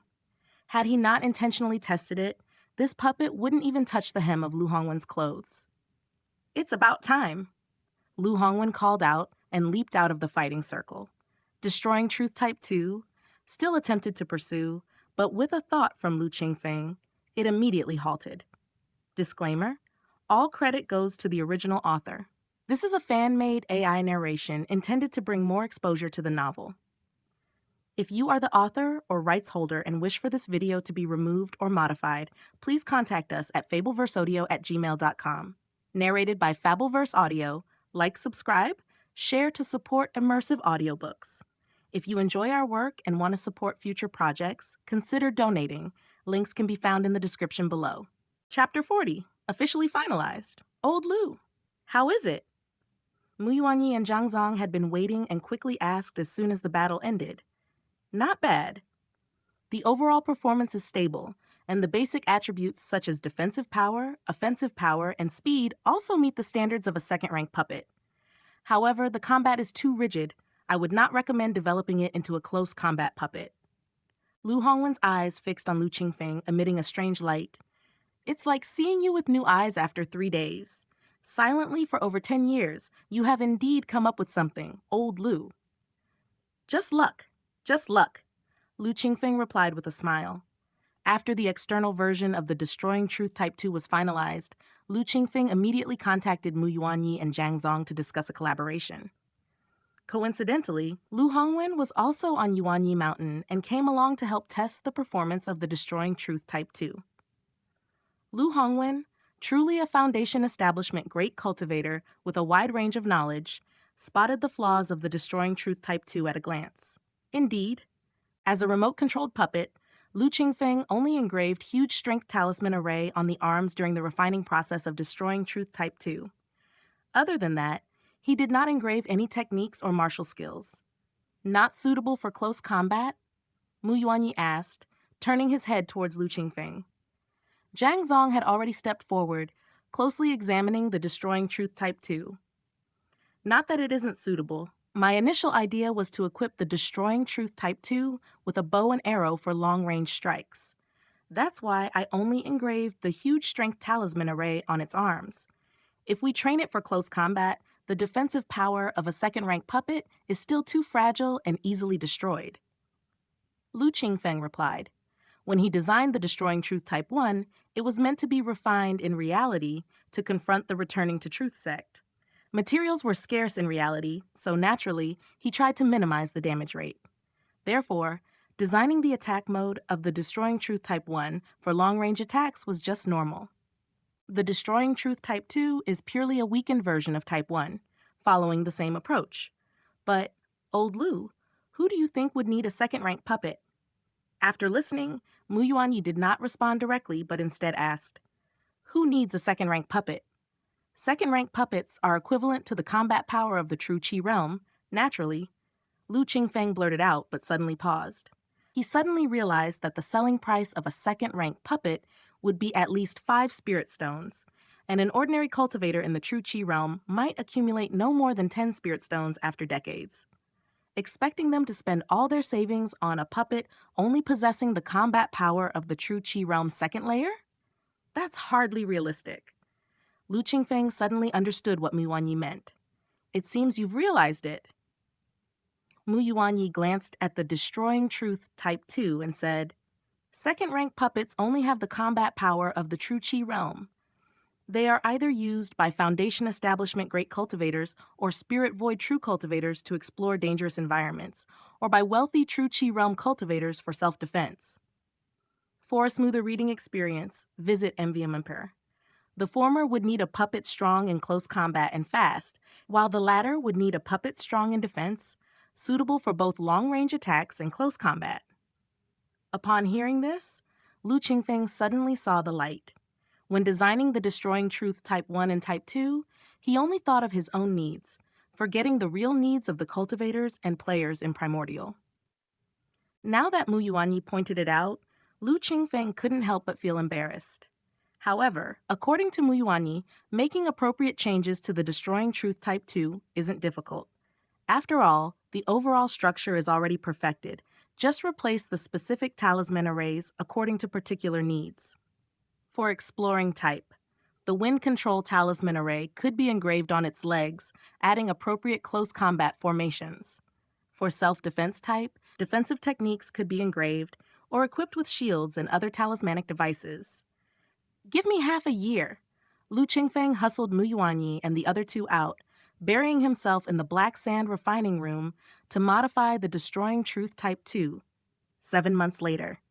Destroying Truth Type 2 Exploration version and Destroying Truth Type 2 Guardian version were successfully refined after several failures.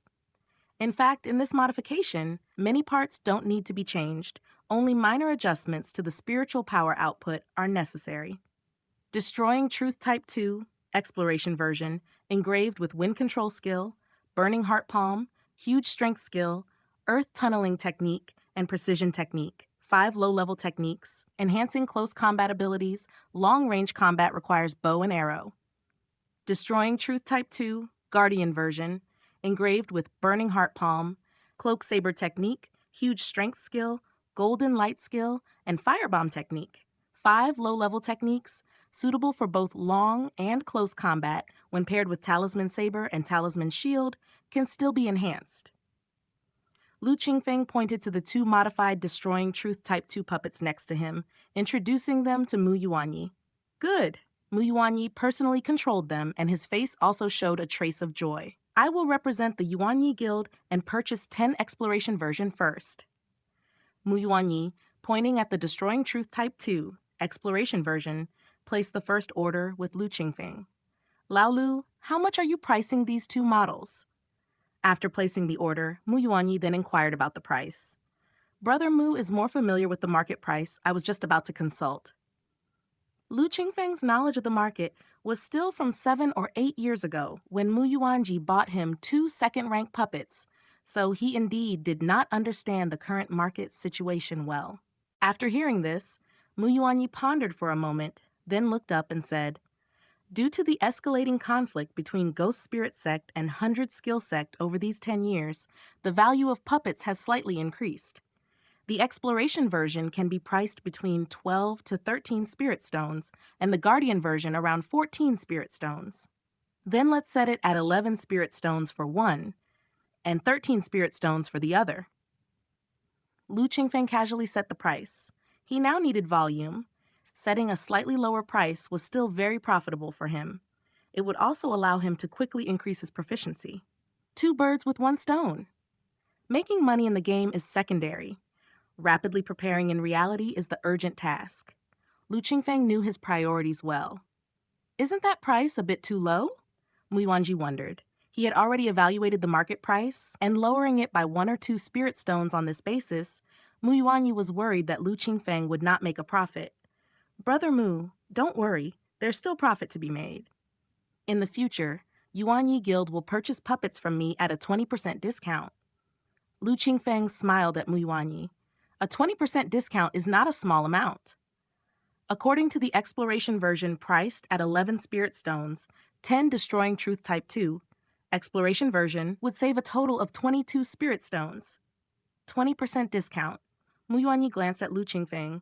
Lao Lu, make sure you don't lose money while earning shouts.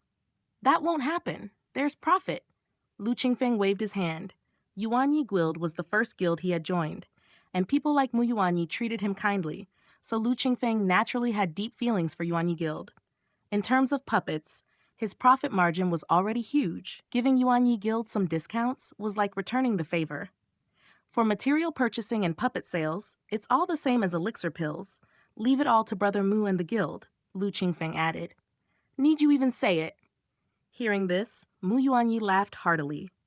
After finalizing with Mu Yuanyi, Destroying Truth Type 2, Exploration version, and Destroying Truth Type 2, Guardian version, officially went on sale. The first order was placed by Mu Yuanyi on behalf of Yuanyi Guild, a total of 10 Destroying Truth Type 2, Exploration version. Disclaimer, all credit goes to the original author. This is a fan-made AI narration intended to bring more exposure to the novel.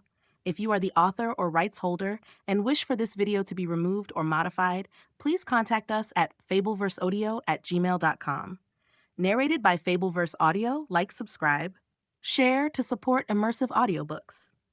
If you enjoy our work and want to support future projects, consider donating. Links can be found in the description below. Chapter 41, Changes Over the Years. Vote for recommendation. According to the agreement between the 2 parties, the Exploration version is priced at 11 Spirit Stones. Yuanyi Guild's internal usage price is 80% of the market price. When the products are picked up from Lu Qingfeng for resale, they are purchased at 90% of the price. That is to say, Destroying Truth Type 2, Exploration version, sold to Yuanyi Guild, is priced at 8 Spirit Stones. The wholesale price set by Yuanyi Guild is 9.9 Spirit Stones. Destroying Truth Type 2, Guardian version, sold to Yuanyi Guild, is priced at 9.6 Spirit Stones. The wholesale price set by Yuanyi Guild is 10.8 spirit stones, and the cost for Lu Qingfeng to refine a Destroying Truth Type 2 puppet is only 1 spirit stone. Moreover, as his proficiency improves, this cost will further decrease. Theoretically, it can be reduced to 30 fragments of spirit stones. Conservatively, it can be reduced to 50 fragments of spirit stones. That is to say, for each Destroying Truth Type 2 puppet, Lu Qingfeng can earn a minimum of 8 spirit stones and up to 10 spirit stones at this stage. With such huge profits, naturally, he would not disclose them. Lu Qingfeng conceals his operation by aggressively purchasing raw materials. For instance, for the 10 Destroying Truth Type 2 Exploration version ordered by Yuanyi Guild, only materials needed for refining level 1 puppets are required, with one set of materials costing about 30 spirit stone fragments. Purchasing 30 sets will be enough for Lu Qingfeng to refine 10 Destroying Truth Type 2 Exploration version puppets, with a total value of about 9 spirit stones. Yet, Lu Qingfeng takes out 50 spirit stones from the full payment of 88 spirit stones prepaid by Mu Yuanyi to purchase materials. This includes approximately 120 sets of first-level materials and 14 sets of second-level materials. This means for every 10 puppets refined, Lu Qingfeng stockpiles 90 sets of first-level materials and 14 sets of second-level materials. However, these materials can also be used to refine Destroying Truth Type 1 for Lu Qingfeng's personal use. Time passes. Since the sales of Destroying Truth Type 2 began, Lu Qingfeng has constantly been staying in the Black Sand refining room. Initially, it took him 25 days to refine 1 Destroying Truth Type 2. After completing the Yuanyi Guild's orders, Lu Qingfeng has shortened the time to 22 days. In less than 8 months, 10 Destroying Truth Type 2 Exploration version have been completed. Lu Qingfeng profits 38 spirit stones, 90 sets of first-level materials, and 14 sets of second-level materials. To the outside world, including the internal members of Yuanyi Guild, it is believed that Lu Qingfeng only made a profit of 38 spirit stones. Although this amount is substantial, it is still within an acceptable range. Thus, Destroying Truth Type 2 first appeared within the Yuanyi Guild, and then on a small scale in Sishui Town, Ping Mountain Town, and other guilds, eventually spreading to 9 cities, including Mushan City. Orders come like snowflakes. Lu Qingfeng enjoys it. Apart from daily basic cultivation and alchemy, all his time is devoted to refining Destroying Truth Type 2. Besides, after completing each order, Lu Qingfeng also spends a few months refining Destroying Truth Type 1 and researching the refinement of Xuantai Flying Sky Shield, Invisible Needle, Stepping Cloud Boots, Golden Centipede Mother-Child Blade, Sun-Shattering Bow, and other such artifacts. Lu Qingfeng slightly modifies Destroying Truth Type 1 so it can utilize these several artifacts. At the same time, Lu Qingfeng also uses these artifacts himself to enhance his combat strength. In this way, he maximizes the utilization of his energy. Years go by. The number of puppets Lu Qingfeng refines goes from 10 to 20, then from 20 to 40, continuously increasing. The time needed to refine a puppet also has decreased from the initial 25 days to 22 days, and then to 15 days. As time progresses, it becomes increasingly difficult to improve. It only took 8 months and 10 puppets for Lu Qingfeng to progress from 25 days to 22 days, but to reduce from 22 days to 15 days took him 13 years and 254 puppets. Perhaps it is because Lu Qingfeng conceals it properly, confusing the outside observers. Perhaps Lu Qingfeng was being overly anxious and frightening himself. In any event, he had peacefully spent his 3rd decade in the Yuanyi Guild and then smoothly transitioned through his 4th and 5th decades. Time flew by. He had reached the end of his 6th decade. Cycles of causes and effects overlapped one after another. Flowers wilted and blossomed through the years. In the blink of an eye, Lu Qingfeng had been with the Yuanyi Guild for 60 years. That year, Mu Yuanyi successfully broke through to the Foundation Establishment Body Tempering realm, advancing to the Spirit Void realm, becoming a true cultivator of the immortal Dao. Instantly, the Yuanyi Guild plunged into jubilation. Mu Yuanyi's achievement as a Spirit Void true cultivator also meant that the Yuanyi Guild could establish a sect, building its own school. From then on, it would be an existence equal to the Spirit Mechanism Institute. For nearly 2 months, Mu Yuanyi closed himself off to stabilize his spirit void cultivation. The Yuanyi Guild was in high gear, busily preparing and arranging details for site selection and mountain opening, among other things. Lu Hongwen, Yu Bufan, Zhang Zong, and other elder-level figures were incredibly busy. Lu Qingfeng also took the rare opportunity to stroll around Yuanyi Mountain, looking for any place he could be of help. Elder Qingfeng. Greetings to Elder Qingfeng. Younger generation pays respect to Elder Qingfeng. As he walked along Yuanyi Mountain, guild members continuously bowed to Lu Qingfeng. Sourced directly from MV6LEM6YR, Lu Qingfeng smiled and nodded in response, one by one. Compared to 60 years ago, Yuanyi Mountain was truly transformed. Back then, there were only buildings at the mountain summit and part way down the slopes. Lu Qingfeng still remembered, at that time at the very edge of the mountain summit, there were only Wang Tao's Purple Smoke Alchemy Room and Yu Ran's Immortal Spirit Alchemy Room.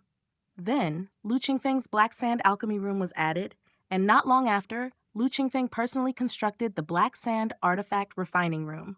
So many years had flashed by. Now, Yuanyi Mountain was clustered with buildings, resembling a mountain city. Although there were still only these 3 alchemy rooms at the mountain summit, the front of Yuanyi Mountain had acquired many more alchemy rooms. Wang Tao and Yue Ran, including disciples taught by Lu Qingfeng, gradually graduated. Upon becoming a high-level alchemy apprentice, they were able to apply to the guild to establish their own alchemy rooms. What they needed to do was to train another batch of new apprentices for the Yuanyi Guild. Alchemy is a profession that sifts through the crowd.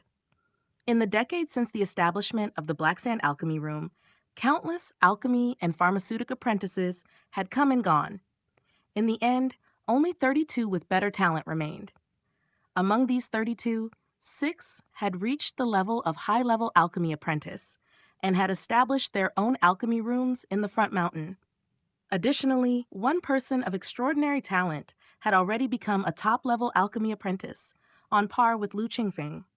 Of course, although also a top-level alchemy apprentice, Lu Qingfeng held the status of an elder-level elder in the guild. Whether in terms of connections or seniority, he was among the top in the guild.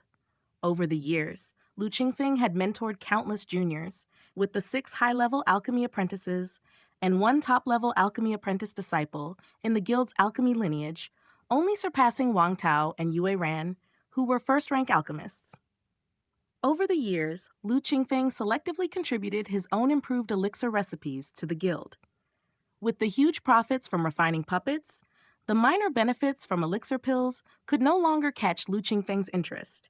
It could be said that all the alchemists and alchemy apprentices in the Yuanyi Guild had benefited from Lu Qingfeng's generosity to varying degrees.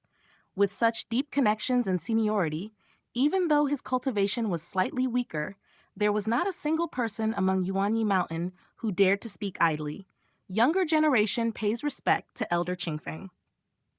While Lu Qingfeng was strolling, a young man dressed in a white battle robe approached. Disclaimer: all credit goes to the original author. This is a fan-made AI narration intended to bring more exposure to the novel. If you are the author or rights holder and wish for this video to be removed or modified, please contact us at fableverseaudio@gmail.com. Narrated by Fableverse Audio. Like, subscribe, share to support immersive audiobooks. If you enjoy our work and want to support future projects, consider donating. Links can be found in the description below. Chapter 42, Blackwater Swamp. Hallmaster Zhang Bei, Lu Qingfeng looked at this person and nodded in greeting. He had an impression of this Zhang Bei. About 30 years ago, Zhang Bei had been an alchemy apprentice in Lu Qingfeng's Black Sand Alchemy Room and later showed exceptional talent in cultivation and was recommended by Lu Qingfeng to become a disciple of Yu Bufan. From there, his path was smooth. His cultivation improved by leaps and bounds, and now he wasn't just at the peak of the true Qi realm, but also became one of the few hallmasters under the 13 seats of the elders of Yuanyi Guild. If he remembered correctly, Lu Qingfeng recalled that Zhang Bei was the hallmaster of the Western Expedition Hall, responsible for scouting the movements of Ghost Spirit Sect in the West. Just call me Zhang Bei, Elder Qingfeng. Zhang Bei said to Lu Qingfeng with considerable respect. It wouldn't be an overstatement to say that Lu Qingfeng had been a benefactor to him. Without Lu Qingfeng's recommendation, he would not have been able to become Yu Bufan's disciple, nor have the qualifications to be a hallmaster. Hallmaster Zhang Bei is too polite. This person's cultivation was much higher than his own, and Lu Qingfeng didn't want to presume upon his rank, so he changed the subject and asked with puzzlement. Hallmaster Zhang Bei, you seem to be in such a hurry. Has something happened in the west? He had just seen Zhang Bei hurrying to the back mountain, which must mean there was urgent intelligence to report. It was only because he saw him on the way that Zhang Bei stopped to exchange greetings. Indeed. Hearing this, Zhang Bei's expression turned extremely serious, and he looked around before transmitting his voice to Lu Qingfeng. There's unusual activity from Ghost Spirit Sect, and it seems to be directed at our Yuanyi Guild. I was just on my way to report to the back mountain. Ghost Spirit Sect again. Lu Qingfeng's brow slightly furrowed as he said, I'll go with you to the back mountain. The war began without warning. Ghost Spirit Sect was the first to initiate hostilities, launching an attack on the territory of the 100 Skill Sect after lying dormant for decades. Yuanyi Guild, Spirit Mechanism Institute, and the like were the first to bear the brunt. Yuanyi Guild's founding and establishment matters were put on hold as they urgently mobilized in response to the war. The majority of their forces were deployed, heading to the Western Front to meet the enemy. Black Sand Refining Room. Lu Qingfeng was sitting cross-legged in the center, with his eyes slightly closed. His vision shifted, appearing in a desolate range of hills. Amidst the ups and downs of the desolate hills within a radius of dozens of miles, there suddenly was a stir. A figure appeared first. Then, not far away, a second and third figure emerged. In the blink of an eye, 20 figures appeared. Upon closer inspection, one could see that these seemingly human figures each had a dark metallic luster flickering about them. They weren't living people at all, but clearly were puppets. These 20 puppets were of two types. One type wielded shields, the other was fitted with strong bows and had quivers hanging on their backs. Standing under the scorching sun, they seemed quite elite. Puppet, Destroying Truth Type 1, Shield Battle Version. Type, Grade 2nd Level. Sensing Range, 4,000 miles. Combat Power, True Chi Realm 2nd Layer. Weapons, Xuan-Tai Flying Sky Shield, 2nd Rank Talisman. Invisible Needle, 2nd Rank Talisman. Golden Centipede Mother Child Blade, 2nd Rank Talisman. Puppet, Destroying Truth Type 1, Type. Tina Seer was erst SE Senin on MV, EDMR. Sensing Range, 4,000 miles. Combat Power, True Chi Realm 2nd Layer. Weapons, Sun-Shattering Bow, 2nd Rank Talisman. Invisible Needle, 2nd Rank Talisman. Golden Centipede Mother Child Blade, 2nd Rank Talisman. Armor-Piercing Arrow, Shock Arrow, Ghost Spirit Sect. Just right to use you as practice targets. From afar on Yuanyi Mountain, a corner of Lu Qingfeng's lips curled upward. With a mere thought, 20 puppets, who knew how many miles away, instantly darted towards the west. Not only here. Barren hills, rolling hills, swamps, dense forests. Squadron after squadron of puppets swept out, all rushing towards the western direction. Over the years, Lu Qingfeng had been refining puppets day and night, amassing a total of 1,629 puppets. Of those, only over 600 were sold. The remaining 1,020 were the self-acting, destroying truth type 1 puppets secretly refined by himself. Relying on a super long-distance sensing range, these puppets were dispatched by Lu Qingfeng to various hidden and uninhabited locations to lie in wait. Originally, it was for the pleasure of unleashing a sudden military onslaught and for having an escape route in case of unexpected events, but it turned out to be used against the Ghost Spirit Sect first. After the Destroying Truth Type 1 is equipped with talismans, in terms of strength, they can match up to a True Chi Realm 6th level or even True Chi Realm 7th level cultivator who lacks talismans. Each of the talismans refined by Lu Qingfeng had undergone 5 times enhancement. The 2nd rank talismans crafted were as powerful as 4th rank talismans. Naturally, the Destroying Truth Type 1, equipped with such talismans, saw a substantial boost in strength. Of course. Rarely do cultivators at the True Chi realm go without talismans for protection, so the puppets still needed to win through numbers. The Ghost Spirit Sect and the 100 Skill Sect were long-standing adversaries, having engaged in infiltration battles, sieges, wilderness fights, and so on, contesting over one resource point after another. There were victories and defeats on both sides. Qingfeng commanded the puppet army, which during the march kept on converging, aiming to confront the Ghost Spirit Sect. From the initial 21 small teams, the puppets gradually merged into a 100-strong battle formation. Majestically and mightily, they plunged headlong into the main battlefield between the Ghost Spirit Sect and the 100 Skill Sect, the Blackwater Swamp. Blackwater Swamp was rich in spiritual shells and spiritual pearls, all beneficial to cultivation. Furthermore, the place was abundant in resources and replete with spiritual energy, always a contested territory between the two sects. The puppets stealthily penetrated deeper. Not far ahead lies a small shell field occupied by the Ghost Spirit Sect. Such shell fields are unlikely to be guarded by very strong experts, but any disturbance will immediately attract the Ghost Spirit Sect's masters. Thus, we must fight quickly and decisively. Qingfeng shared the vision of a destroying truth Type 1 puppet, leading 99 brothers to charge towards that shell field. The Spirit Turtle Shell Field. Transcend sat cross-legged in the spirit eye area, eyes closed in meditation. Around him, a gloomy yin-chi lingered, accompanied by ghostly wails and wolf howls. He hailed from the Killing Power Sect, a subsidiary of the Ghost Spirit Sect. He cultivated the Ghost Spirit Sect's orthodox True Inheritors 10,000 Spirit Scripture, his cultivation having long reached the peak of True Chi realm. Dispatched by the sect leader to guard the Spirit Turtle Shell Field was both a challenge and a grand opportunity. Where the shell field was, there lay the focus of spiritual energy.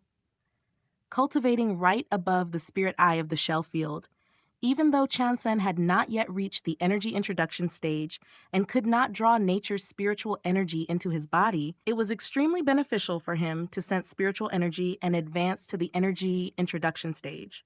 Having guarded this place for merely 3 months, Transcend had already felt his bottleneck loosening and was on the verge of ascending to the Foundation Establishment realm, which filled him with joy. However, on this day before his cultivation session ended, Transcend abruptly opened his eyes, his gaze electric as he looked towards the dense forest to the east. "Master! Somebody is approaching." A gray-robed disciple landed in front of Transcend, his face gaunt and somewhat ferocious looking. "Notify everyone. Prepare to meet the enemy." Transcend leaped to his feet, clutching a black pearl in his hand, hesitating for a moment before deciding not to crush it. Crushing this black pearl would immediately summon a Foundation Establishment elder from the Killing Power Sect. But if the enemy's strength proved to be weak, wasting the black pearl and angering the sect's elder would be secondary. More critically, Transcend would be stripped of the qualifications to guard the shell field. This was unacceptable for Transcend, who was on the cusp of a breakthrough. The approaching enemy may not be that strong. Besides, Orchid Mountain Shellfield is just over 10 miles away. If we really encounter a strong enemy, on one hand, I could crush the Black Pearl and call for help from the Foundation Establishment Elder stationed there. On the other hand, I could flee towards the Orchid Mountain Shellfield. Within at most the time it takes to drink a half cup of tea, we would regroup. With these disciples as cannon fodder, there will be definitely enough time. Transcend's gaze swept over the gradually gathering dozens of disciples, and he made up his mind. Although these disciples were mediocre in strength, with less than 10 at the True Chi realm, he had raised them precisely to serve as expendable scapegoats in crucial times, and naturally would not be stingy. Soon, behind Transcend, all 37 disciples were gathered, each either excited or apprehensive, their bodies emanating a ghastly chi, which altogether seemed even more terrifying. Disclaimer: all credit goes to the original author. This is a fan-made AI narration intended to bring more exposure to the novel. If you are the author or rights holder and wish for this video to be removed or modified, please contact us at fableverseaudio@gmail.com. Narrated by Fableverse Audio. Like, subscribe, share to support immersive audiobooks.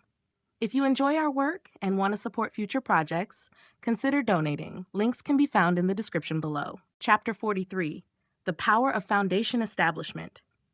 Highly vigilant. Lu Qingfeng, through the Destroying Truth Type 1, saw the disciples of the Ghost Spirit sect in the shell field ahead, already taking out their talismans and preparing for battle. The Ghost Spirit sect belongs to one of the 6 sects of the Demon Dao, specializing in ghost driving and demon enslaving techniques, proficient in poison and the dark arts. These skills would surely give an ordinary cultivator a headache. However, it just so happened that the 100 skill sect excelled in refining puppets, capable of restraining ghosts and poison techniques. Now, Lu Qingfeng was even controlling 100 Destroying Truth Type 1, encircling the spirit turtle shell field in a fan shape. In the dense forest swamp, rustling sounds were all around. Qiansen concentrated deeply, sneering coldly, playing tricks and pretending to be gods. But the black pearl in his hand was not released. Suddenly, whoosh! An arrow tore through the air, heading straight towards a disciple near Qiansen. Shooting a cold arrow. The kids of the 100 skill sect only have this much skill. Qiansen scoffed, suddenly revealing a ghastly white skull in his hand. His fingers passed through the facial holes of the skull, and with a light wave of his hand while channeling his true qi, 2 human-shaped shadows floated out from the skull, lightly pushed in midair, and the arrow was immediately deflected. Whoosh! Clang! The arrow entered the dense forest, piercing through several ancient trees, finally sticking in a trunk, making a clang sound. Ghost driving technique.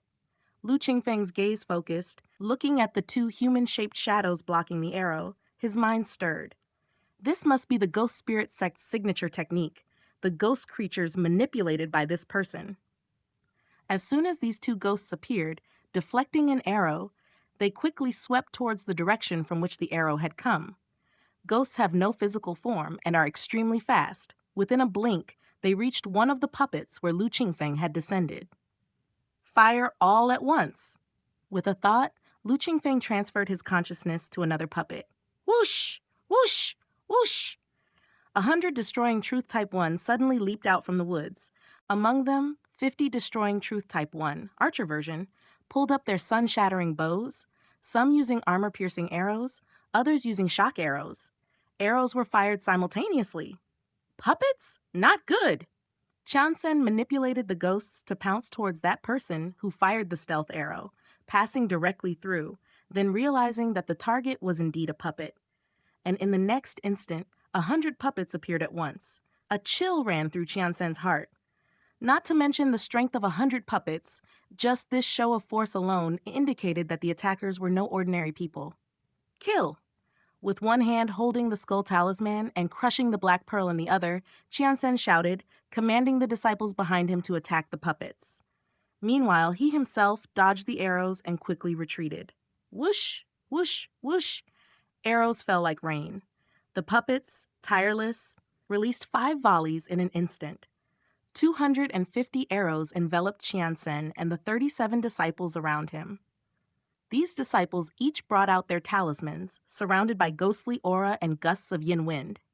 But 9 cultivators at the True Qi realm barely managed to hold on, but the 28 disciples at just the fetal breathing realm couldn't even withstand 3 volleys, their talismans shattered, falling into pools of blood. Lu Qingfeng saw that among the group of Ghost Spirit sect disciples, the leader was the first to flee. Following him, the 9 surviving True Qi realm disciples scattered under the shower of arrows. Thinking of escaping?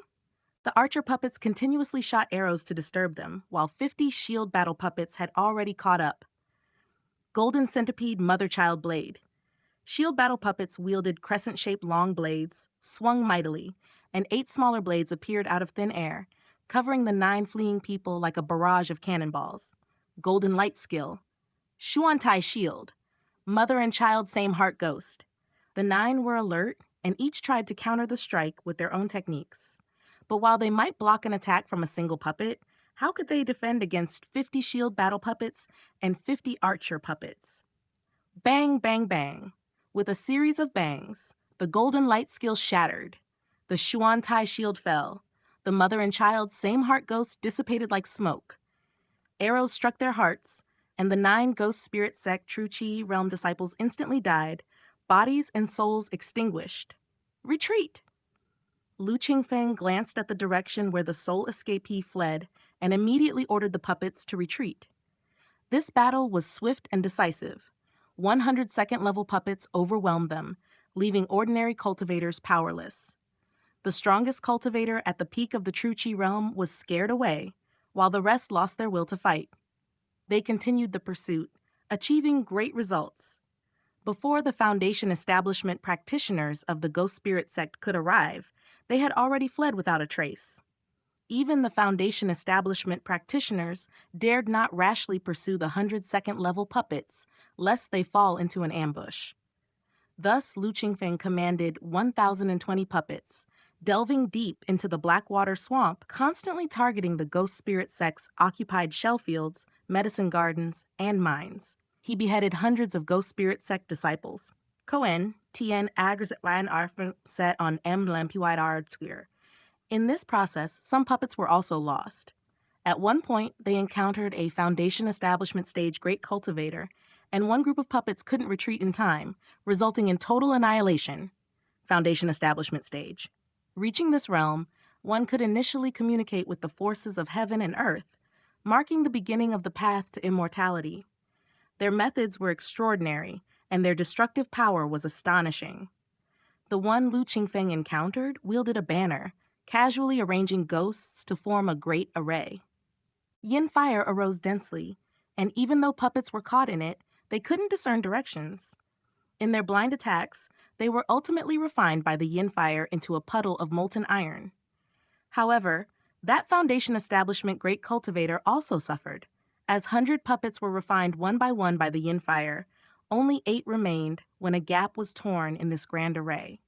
Lu Qingfeng, through his puppets, saw that thin Foundation establishment great cultivator, whose triangular black banner shattered into dozens of pieces as the formation was broken. His face was extremely gloomy, and a hint of heartache was vaguely perceptible. Finally, he struck fiercely with his palm, transforming into a huge handprint that directly crushed the 8 puppets that breached the formation. The view disappeared. That black banner must be a second-rank magic artifact. This person's cultivation level can't be less than the second level of Foundation establishment. Lu Qingfeng sat in the black sand refining room, unperturbed by the total destruction of 100 puppets. In fact, even if all these 1,000+ puppets were destroyed in the game, as long as he could figure out suitable tactics and combat methods, allowing Lu Qingfeng to gain more direct understanding of the puppets' combat capabilities. It's all worth it. Lu Qingfeng refined puppets and stockpiled them only to prepare for a counterattack against the Buthling, the returning to truth sect in reality. The destroying Truth Type 1 equipped with magic artifacts can massacre ordinary True Qi realm cultivators, but they pale in comparison against Foundation establishment great cultivators. It is unknown whether there are any Foundation establishment cultivators in the Returning to Truth sect. Lu Qingfeng pondered thoughtfully. In the game, he could easily refine 100 or 1,000 puppets, but in reality, in Miaoyin City, it was difficult to gather massive amounts of materials. If there are no Foundation establishment cultivators in the Returning to Truth sect, then a dozen destroying Truth Type 1s could sweep through it. If there are Foundation establishment cultivators, even the weakest among them, hundreds of puppets would be needed to contend. Having witnessed the power of that Ghost Spirit sect Foundation establishment great cultivator and experiencing the difficulty of mass refining, destroying Truth Type 1 in reality, Lu Qingfeng harbored doubts about the brute force strategy. It seems it must be planned carefully. After resolving the matter with the Returning to Truth sect, it's also necessary to research and refine high-level puppets. The might displayed by the Foundation establishment great cultivator influenced Lu Qingfeng's thoughts. However, all of this would need to wait until after dealing with the Returning to Truth sect and leaving Upper Sun Country. Thinking of the Returning to Truth sect, Lu Qingfeng suddenly sensed someone calling in reality, immediately ordered the remaining puppets in the Blackwater Swamp to disperse and hide. Then he hurriedly logged off. Disclaimer: all credit goes to the original author. This is a fan-made AI narration intended to bring more exposure to the novel. If you are the author or rights holder and wish for this video to be removed or modified, please contact us at fableverseaudio@gmail.com. Narrated by Fableverse Audio. Like, subscribe, share to support immersive audiobooks. If you enjoy our work and want to support future projects, consider donating. Links can be found in the description below. Chapter 44, The Returning to Truth Sect Takes Action. Miaoyin City. In a small courtyard, Lu Qingfeng awoke to find Lu Qingshan and Lu Qingyu, their faces seething with anger, gathered in front of him. What happened? Lu Qingfeng got up and asked. In reality, it had been 8 months since Lu Qingfeng and his companions arrived in Miaoyin City. Their cooperation with the Green Jade sect, represented by Kang Zizai, had been ongoing for half a year. Throughout this half year, everything had been calm, with all parties secure and stable. The fact that Lu Qingshan and Lu Qingyu had roused him today certainly meant that something unpleasant had happened. Indeed, Lu Qingyu, fuming with anger, blurted out, "Big brother, today the Returning to Truth sect spread word in Miaoyin City that no one is allowed to buy or sell medicine at Black Sand Pharmacy. Anyone who does is regarded as an enemy of the Returning to Truth sect." After hearing this, second brother went to Black Sand Pharmacy and found the servant Deacon Zhang Chong from the Returning to Truth sect there in the pharmacy. Zhang Chong? That Zhang Chong? Lu Qingfeng was very familiar with this name. It frequently appeared at the top of the list in Lu Qingshan's notebook, unchallenged by anyone else. Yes, it's that accursed Zhang Chong. Lu Qingyu recounted the whole story in exasperation, and only then did Lu Qingfeng breathe a sigh of relief. Well done. Lu Qingfeng patted Lu Qingshan on the shoulder, praising him. As the saying goes, enemies are especially envious when they meet. Read ahead and get updates by visiting Empire. Zhang Chong deliberately appeared at Black Sand Pharmacy, and his words were full of provocation towards Lu Qingshan. Yet Lu Qingshan was able to control himself and not act impulsively, a level of restraint uncommon in young men. Zhang Chong is nothing but a late autumn grasshopper, unable to leap for long. If I had let his baiting drive me to action and ended up captured by the city guards of Miaoyin City, that would have played right into his hands. A slight proud smile played around the corners of Lu Qingshan's mouth. Although of straightforward nature, he had owned the skill of patience to its peak during half a year on Yellow Ganoderma Mountain. Not bad. Zhang Chong won't live long. A flicker passed through Lu Qingfeng's eyes. It had been over half a year since the Lu siblings came to Miaoyin City. The fact that the Returning to Truth sect had learned of their whereabouts and targeted them was completely expected. That the Returning to Truth sect hoped to intimidate them and thereby influence Black Sand Pharmacy's business, cutting off the Lu siblings' source of income, was obviously wishful thinking. Not to mention that Lu Qingfeng and his companions had savings enough to live on for a good while. The collaboration between Black Sand Pharmacy and the Green Jade sect was definitely not something the Returning to Truth sect could affect. The two were in an antagonistic relationship. If the Returning to Truth sect wanted to target Black Sand Pharmacy, and if Lu Qingfeng was part of the Green Jade sect, he would actually have to offer support. But this time, Lu Qingfeng was mistaken. Linchuan Pharmacy, Rejuvenation Pharmacy, and Renshin Pharmacy have refused to supply medicinal ingredients, and this batch of gold sore powder, blood jade ointment, detoxification pills, and the like have also been rejected. Lu Qingfeng was discussing the Returning to Truth sect's affairs with Lu Qingshan and Lu Qingyu in the courtyard when a clerk from the Black Sand Pharmacy rushed over, bringing an exceedingly bad piece of news. The 3 major pharmacies have refused to supply medicinal ingredients and rejected our medicines. Lu Qingfeng's eyebrows furrowed slightly.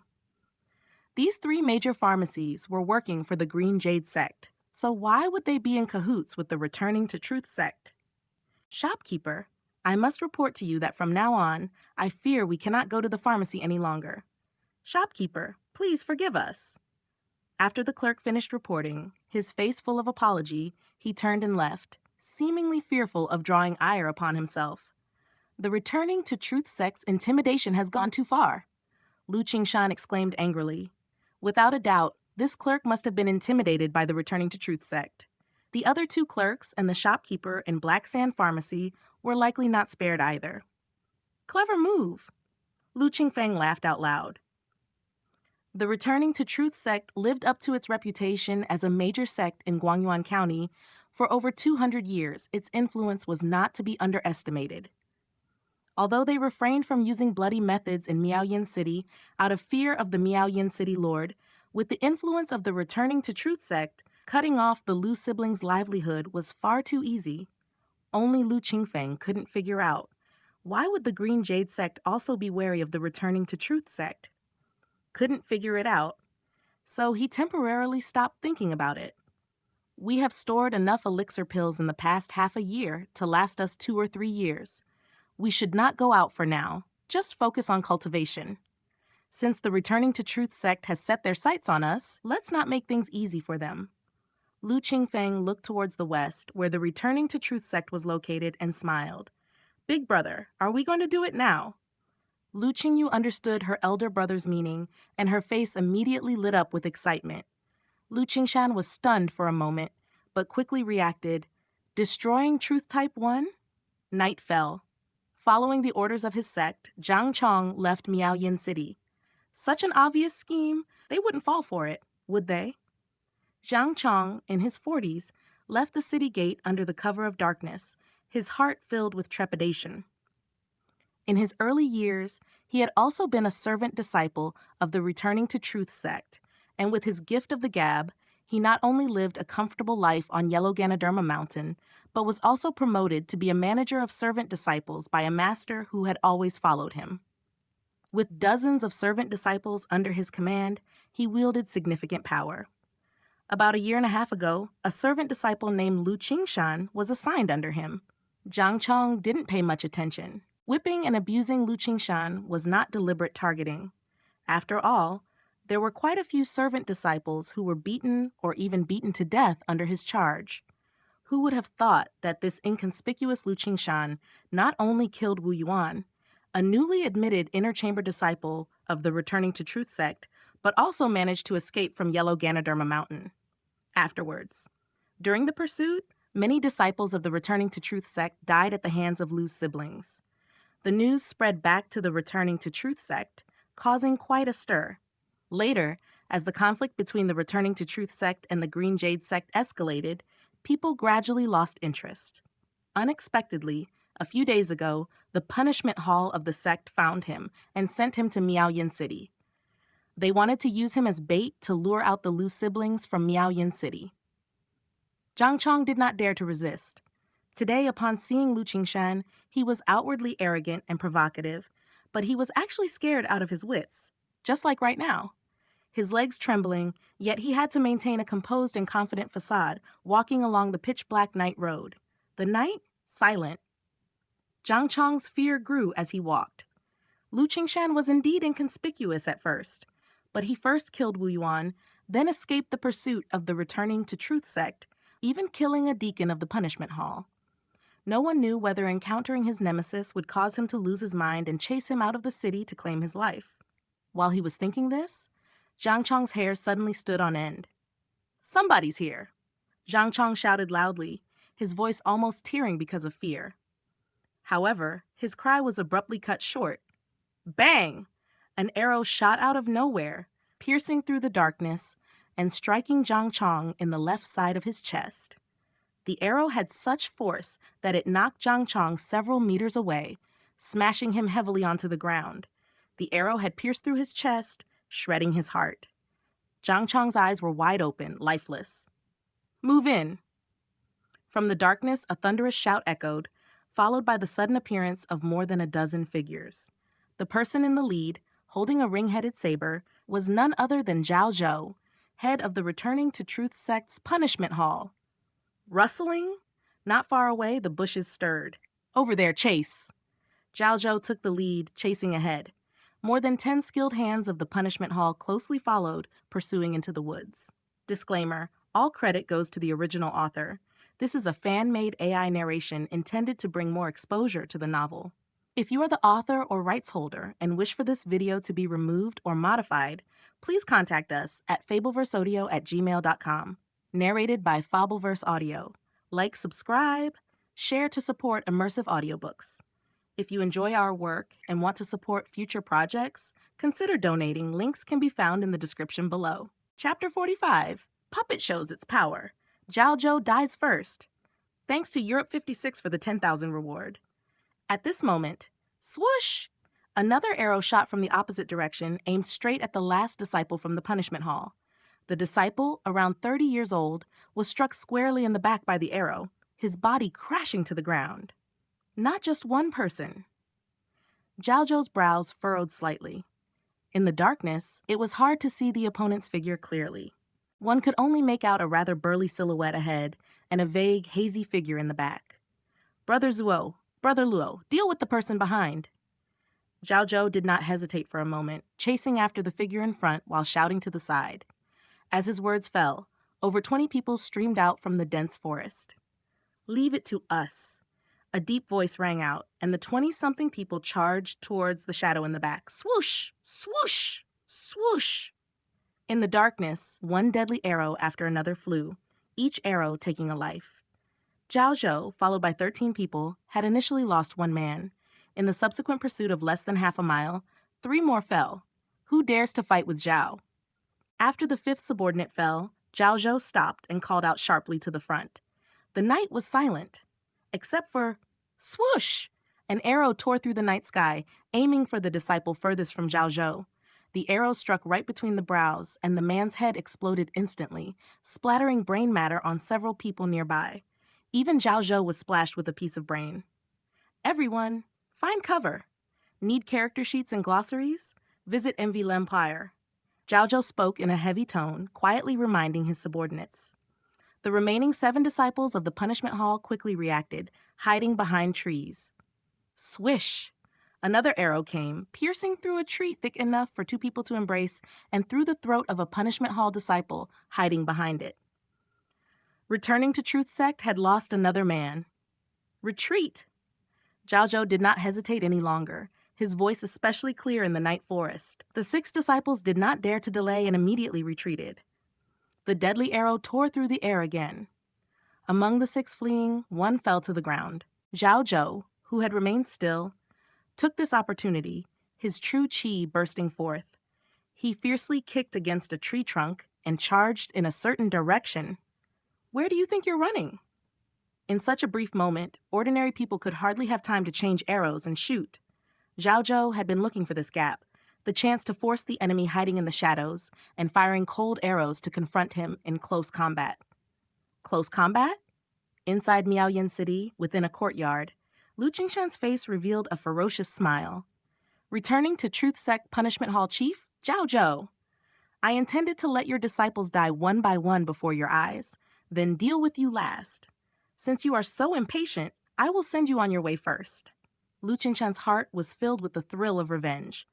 Just now, it was he who controlled the Destroying Truth Type 1, shooting the arrow that killed Zhang Chong. It was also he who lured Zhao and others into pursuit, thereby killing them with one arrow after another. Returning to Truth Sect is nothing more. Watching Zhao, who was considered a prominent figure even within the Returning to Truth Sect, become utterly disoriented under his assault, Lu Qingshan felt exhilarated. Besides that first arrow, he hadn't controlled the Destroying Truth Type 1 afterward. He merely observed the scenes through the Destroying Truth Type 1. Yet he was still thrilled to no end. At this moment, Zhao charged at him. Lu Qingshan was not in the least bit flustered. He saw the Destroying Truth Type 1 hidden in the darkness, putting away the sun-shattering bow as the wind from the attack drew near, simply raising his hand. Invisible needle. Crafted with the essence of 5 metals, it arrives without a shadow and leaves without a trace, wounding its target unseen. Although it is a second-rank talisman, Lu Qingfeng has enhanced it, raising its power close to that of a 4th-rank talisman. Suddenly unleashed, Zhao's face drastically changed as he swiftly flipped his body. Regrettably, he was still penetrated by an indiscernibly soft and gentle force through his right leg, causing him to stagger, almost falling to the ground. Darn it! Zhao's forehead oozed a layer of fine sweat.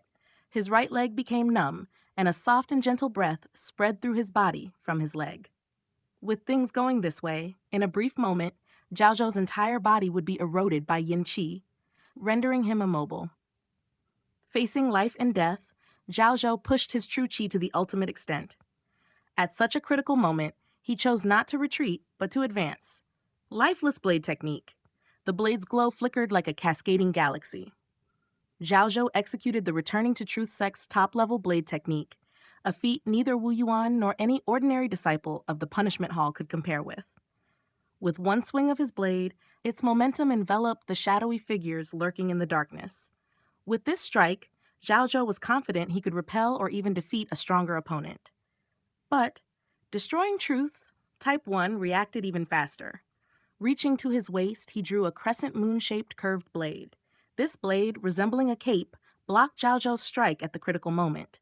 Meanwhile, Zhao Zhou felt 8 Pofeng sounds beside his ears, causing his hairs to stand on end. Bang! Bang! Just as he thought to step back and regroup, 8 sharp blades directly struck his body. A portion of Zhao Zhou's true qi transformed into a protective qi barrier. But when the third blade hit him, the protective qi barrier shattered with a loud bang. Subsequently, the remaining 5 blades pierced through various critical parts of his body, drawing blood and flesh while also seizing Zhao Zhou's life. You. Zhao Zhou's eyes widened. He had anticipated death, but never in such a manner. That arrow, that invisible weapon, and the last emerging exotic weapons along with the metallic gleam under the man's robes. Zhao Zhou's mind went blank, void of the strength to ponder as life faded away. He fell in a pool of blood, dying with lingering doubts and reluctance. He's dead! Zhao Zhou is dead! In Miaoyan City, inside a small courtyard, Lu Qingshan's eyes snapped open, his fists clenched tightly, and his eyes turned blood red from extreme excitement and frenzy. The long-suppressed hatred in the young man's heart was unleashed tonight.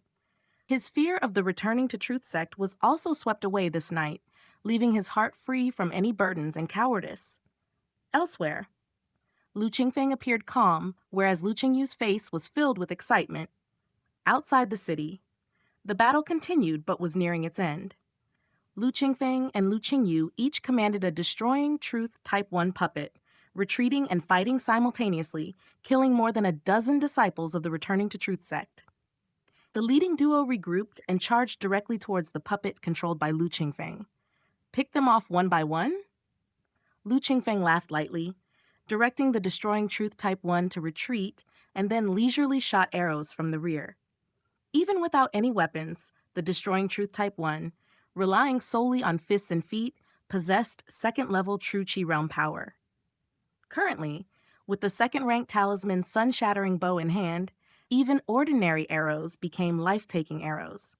Even for disciples in the late-stage fetal breathing realm from the Returning to Truth sect, death was inevitable.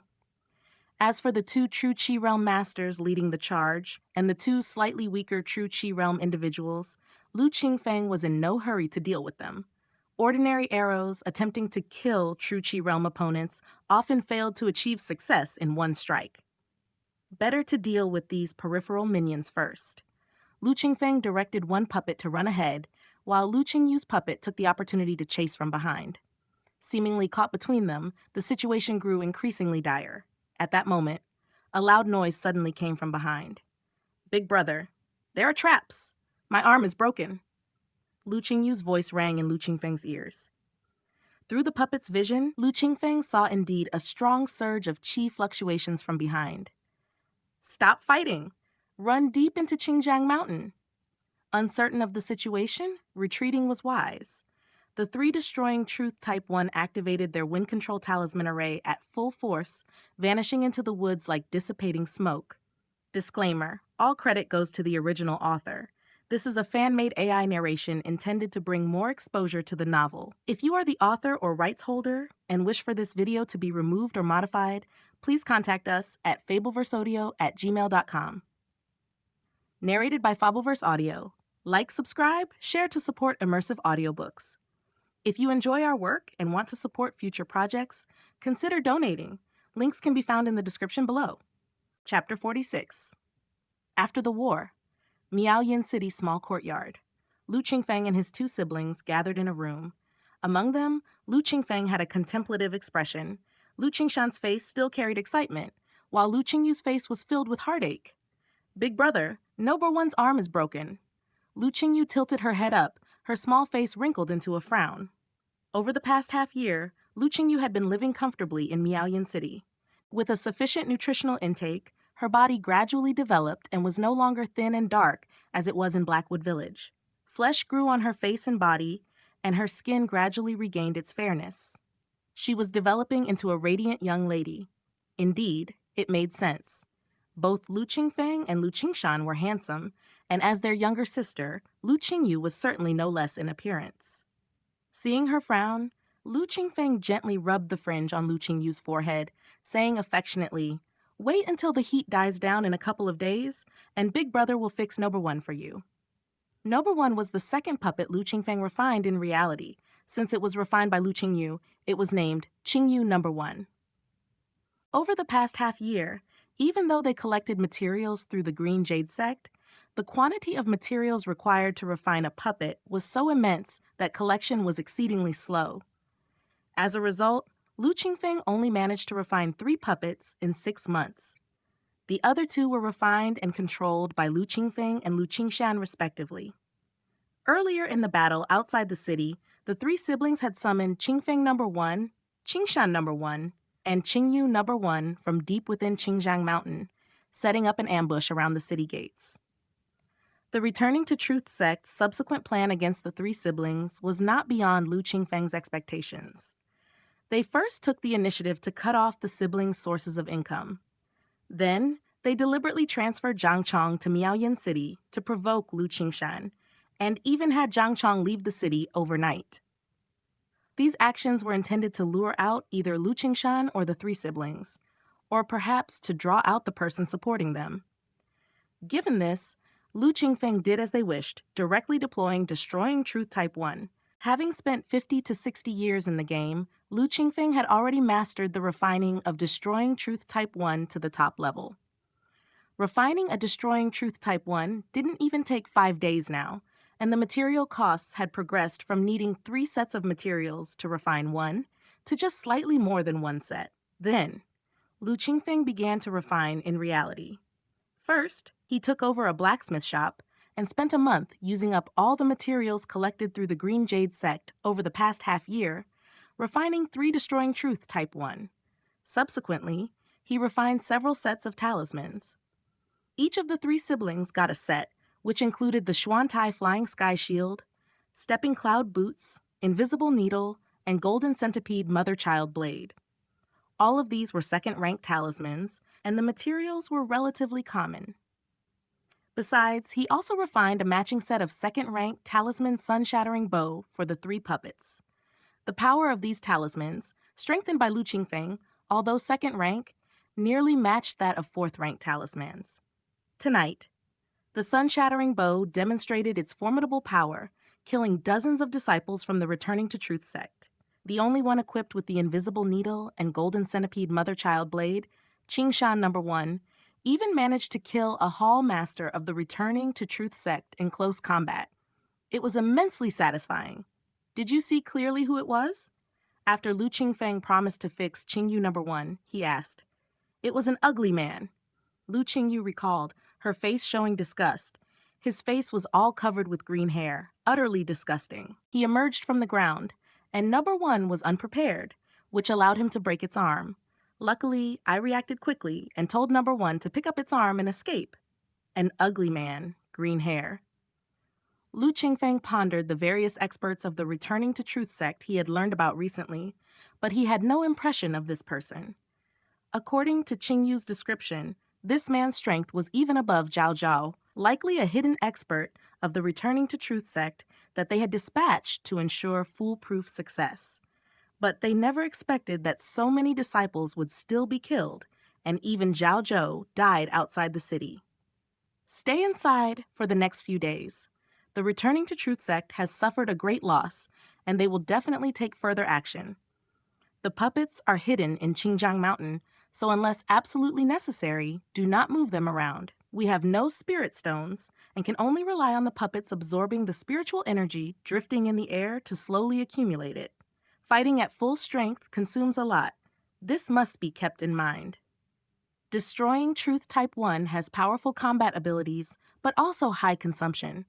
In the barren Guangyuan County, there is no news of spirit stones. To get the puppets moving, they can only rely on the gathering spirit formation within the spirit core array to gather spiritual energy and compress it for storage. It takes about 5 days to fully store spiritual energy. And with a full store of spiritual energy, it can only sustain combat for 2 hours. This was one of the important reasons why Lu Qingfeng immediately ordered Qingshan and Qingyu to have the puppets flee upon discovering stronger participants from the returning to truth sect just earlier. It's a critical moment now, and Lu Qingfeng had to remind the two of them, especially Lu Qingyu. Qingyu is playful, and the destroying truth type 1 is so novel. She always ends up mischievously controlling it to wander around Qingjiang Mountain. I understand. Lu Qingyu nodded, indicating she understood the gravity, with instructions given. He asked Lu Qingshan and Lu Qingyu to stay in his room overnight, called a lark to keep watch in the courtyard, and Lu Qingfeng lay down and logged into Primordial, outside Miaoyin City. They've escaped. Zuo Xiao looked around, relaxed when he noticed no movement. Facing such an archery master in the dark forest, they were simply live targets. If the enemy had not voluntarily retreated, Zuo Xiao really wouldn't have known what to do. Your support on MVL8MPYR keeps this series going. Beside him, Luo Zhenshi's face was grim, sniffing the strong scent of blood, and ominously said, "Such strong archery and Qinggong skills.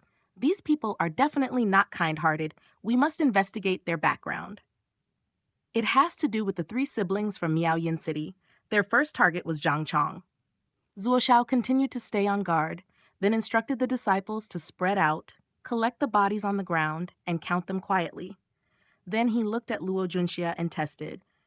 "Brother Luo, the one who helped us just now was." "I'm not sure about that. It should have been Master's work." Luo Junxia looked respectfully towards the west. "Sect Master." Zuo Xiao immediately stopped asking. Suddenly, Zuo Xiao exclaimed, "The enemy has retreated. Why hasn't Brother Zhao come back?" Before the words fell, a startled cry suddenly arose from deep within the forest. "Head of Hall Zhao is dead."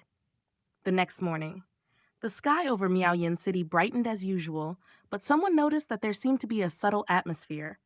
As midday approached, news struck like a bolt from the blue, shaking the entire Miaoyin City. The returning to Truth Sect's lifeless blade, Zhao Zhou, is dead? How is that possible? Not only was Zhao Zhou the hall master of the punishment hall of the returning to Truth Sect, but also a famous strong practitioner in the True Qi realm. How could he? The news is correct. It happened just outside Miaoyin City in Qingjiang Mountain. It's said that the returning to Truth Sect's hall master of the Killing Body Hall, Zuo Xiao and Elder Luo Junxia, hurried to Miaoyin City first thing in the morning. This matter has gotten big. The battle outside Miaoyin City last night could not be hidden at all. With dozens of disciples killed and a hall master perishing, the returning to Truth Sect urgently needed an explanation to regain their face and re-establish their authority. Disclaimer: all credit goes to the original author. This is a fan-made AI narration intended to bring more exposure to the novel. If you are the author or rights holder and wish for this video to be removed or modified, please contact us at fableverseaudio@gmail.com. Narrated by Fableverse Audio. Like, subscribe, share to support immersive audiobooks. If you enjoy our work and want to support future projects, consider donating. Links can be found in the description below. Chapter 47, Miaoyin City Lord. Miaoyin City, City Lord Mansion. A beautiful woman was seated at the head of the table. Her delicate features were complemented by her graceful figure, dressed in a goose-yellow gown. She appeared to be in her 30s, but radiated a charm that could captivate all living beings. In her arms, a crystal toad resembling an ice sculpture lay quietly, its eyes staring up at the sky. Below her, a burly middle-aged man with thick eyebrows exuding a domineering presence sat astride a saber. Behind him stood Zuo Xiao and Luo Junxia, both standing upright. The only person in the world who could command such respect from these two was none other than the sect master of the Returning to Truth sect, known as Unrivaled Tyrant Blade, Zhuje Chongyang.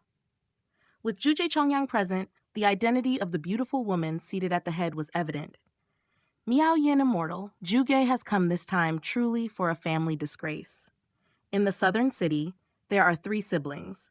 The second is a servant disciple of our returning to truth sect, while the oldest and the youngest are villagers from Juzhai County. They are stubborn by nature, and after stealing our cultivation technique, they fled and have ended up in Miaoyin City, causing trouble for the immortal. Zhuge Chongyang, known as Unrivaled Tyrant Blade, showed no arrogance in the presence of the seemingly fragile Miaoyin City Lord. Zuo Xiao and Luo Junxia, standing behind him, maintained expressionless faces, but deep down they were extremely wary of the person before them. In Miaoyin City, fighting is forbidden. If Sect Master Zhuge has come for this matter, you may take your leave. Miao Yin Daoist's eyes rippled like waves, and with her delicate hands stroking the ice toad in her arms, she spoke indifferently. Upon hearing this, Zhuge Chongyang's eyes narrowed slightly, and without further words, he stood up and smiled. If that is the case, Zhuge takes his leave. Zhuge Chongyang spoke courteously, but Miao Yin Daoist refused him outright. He did not persist and left as soon as he stood up. Indeed, this is who Zhuge Chongyang is, a sect master, unrivaled tyrant blade. Zuo Xiao and Luo Junxia hurriedly followed behind, their hearts filled with trepidation, not daring to utter a sound. Back in the city lord mansion, Miao Yin Daoist smiled down at the ice toad and playfully said, "The big lug is getting angry, huh?" Upon exiting the city lord mansion, Luo Junxia's brow furrowed slightly as he asked with dissatisfaction, "Master, shall we send someone in the shadows to directly capture those 3 contemptible slaves? Such a plan is improper." Hearing this, Zuo Xiao hurriedly spoke out, "Our goal is only to pressure the force behind them to reveal themselves and prevent them from gaining power. The siblings from the Lu family have had their livelihood cut off, and that person should soon emerge.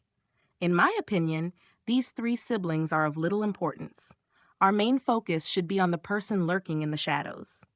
The Returning to Truth sect had targeted the 3 siblings from the Lu family not only because Lu Qingshan betrayed them, and Lu Qingfeng and Lu Qingyu escaped as fugitives, killing their sect disciples in the process. Even more crucially, the Returning to Truth sect believed that there was a powerful figure backing the 3. This person stirred up trouble and specifically targeted the Returning to Truth sect, an ill-intentioned visitor. The Returning to Truth sect absolutely would not allow such unstable factors to exist. That person, through the siblings from the Lu family, was conducting business in Miaoyin City, such a delicate location.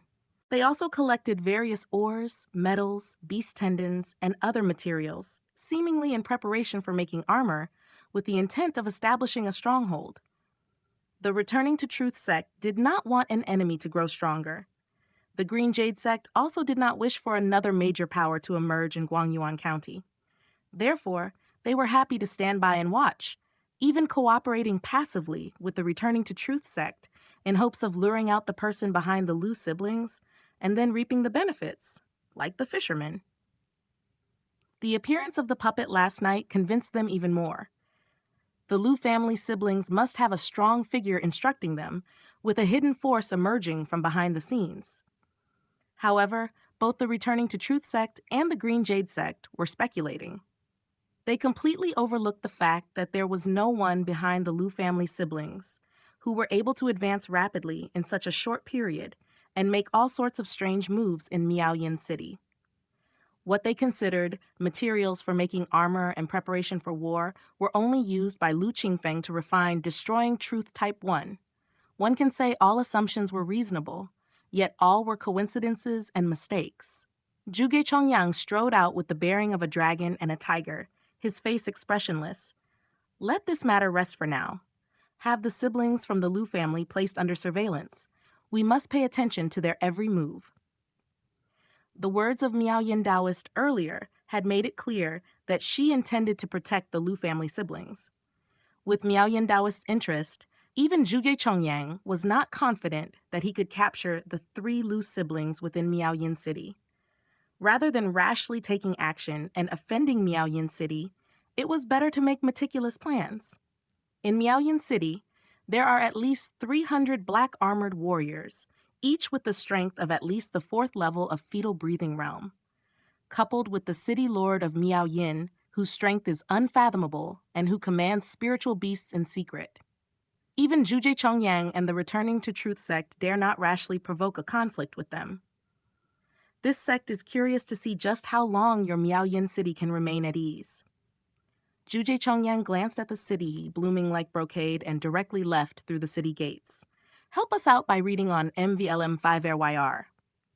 City Lord Zhuge Chongyang has already left the city with Zuo Xiao and Luo Junxia, only leaving behind a few disciple assassins from the Killing Body Hall to monitor outside the courtyard of the Lu siblings.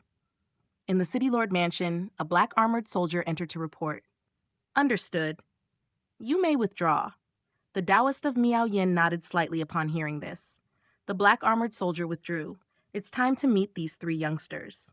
Holding a frost toad, the Daoist of Miaoyin rose leisurely. Her steps seemed slow, but were actually fast, and she left the City Lord mansion. Inside the courtyard, Lu Qingfeng lay in the inner room, cultivating Primordial.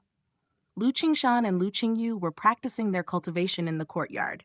They could not compare to Lu Qingfeng in terms of cultivation practice. Lu Qingfeng had unparalleled experience from the game, speeding along in his advancement. While Lu Qingshan and Lu Qingyu had to put in more effort, sitting in meditation to practice qi cultivation and pondering over cultivation techniques. For martial techniques and spells as well, they had to diligently study and practice to master them. Half a year passed.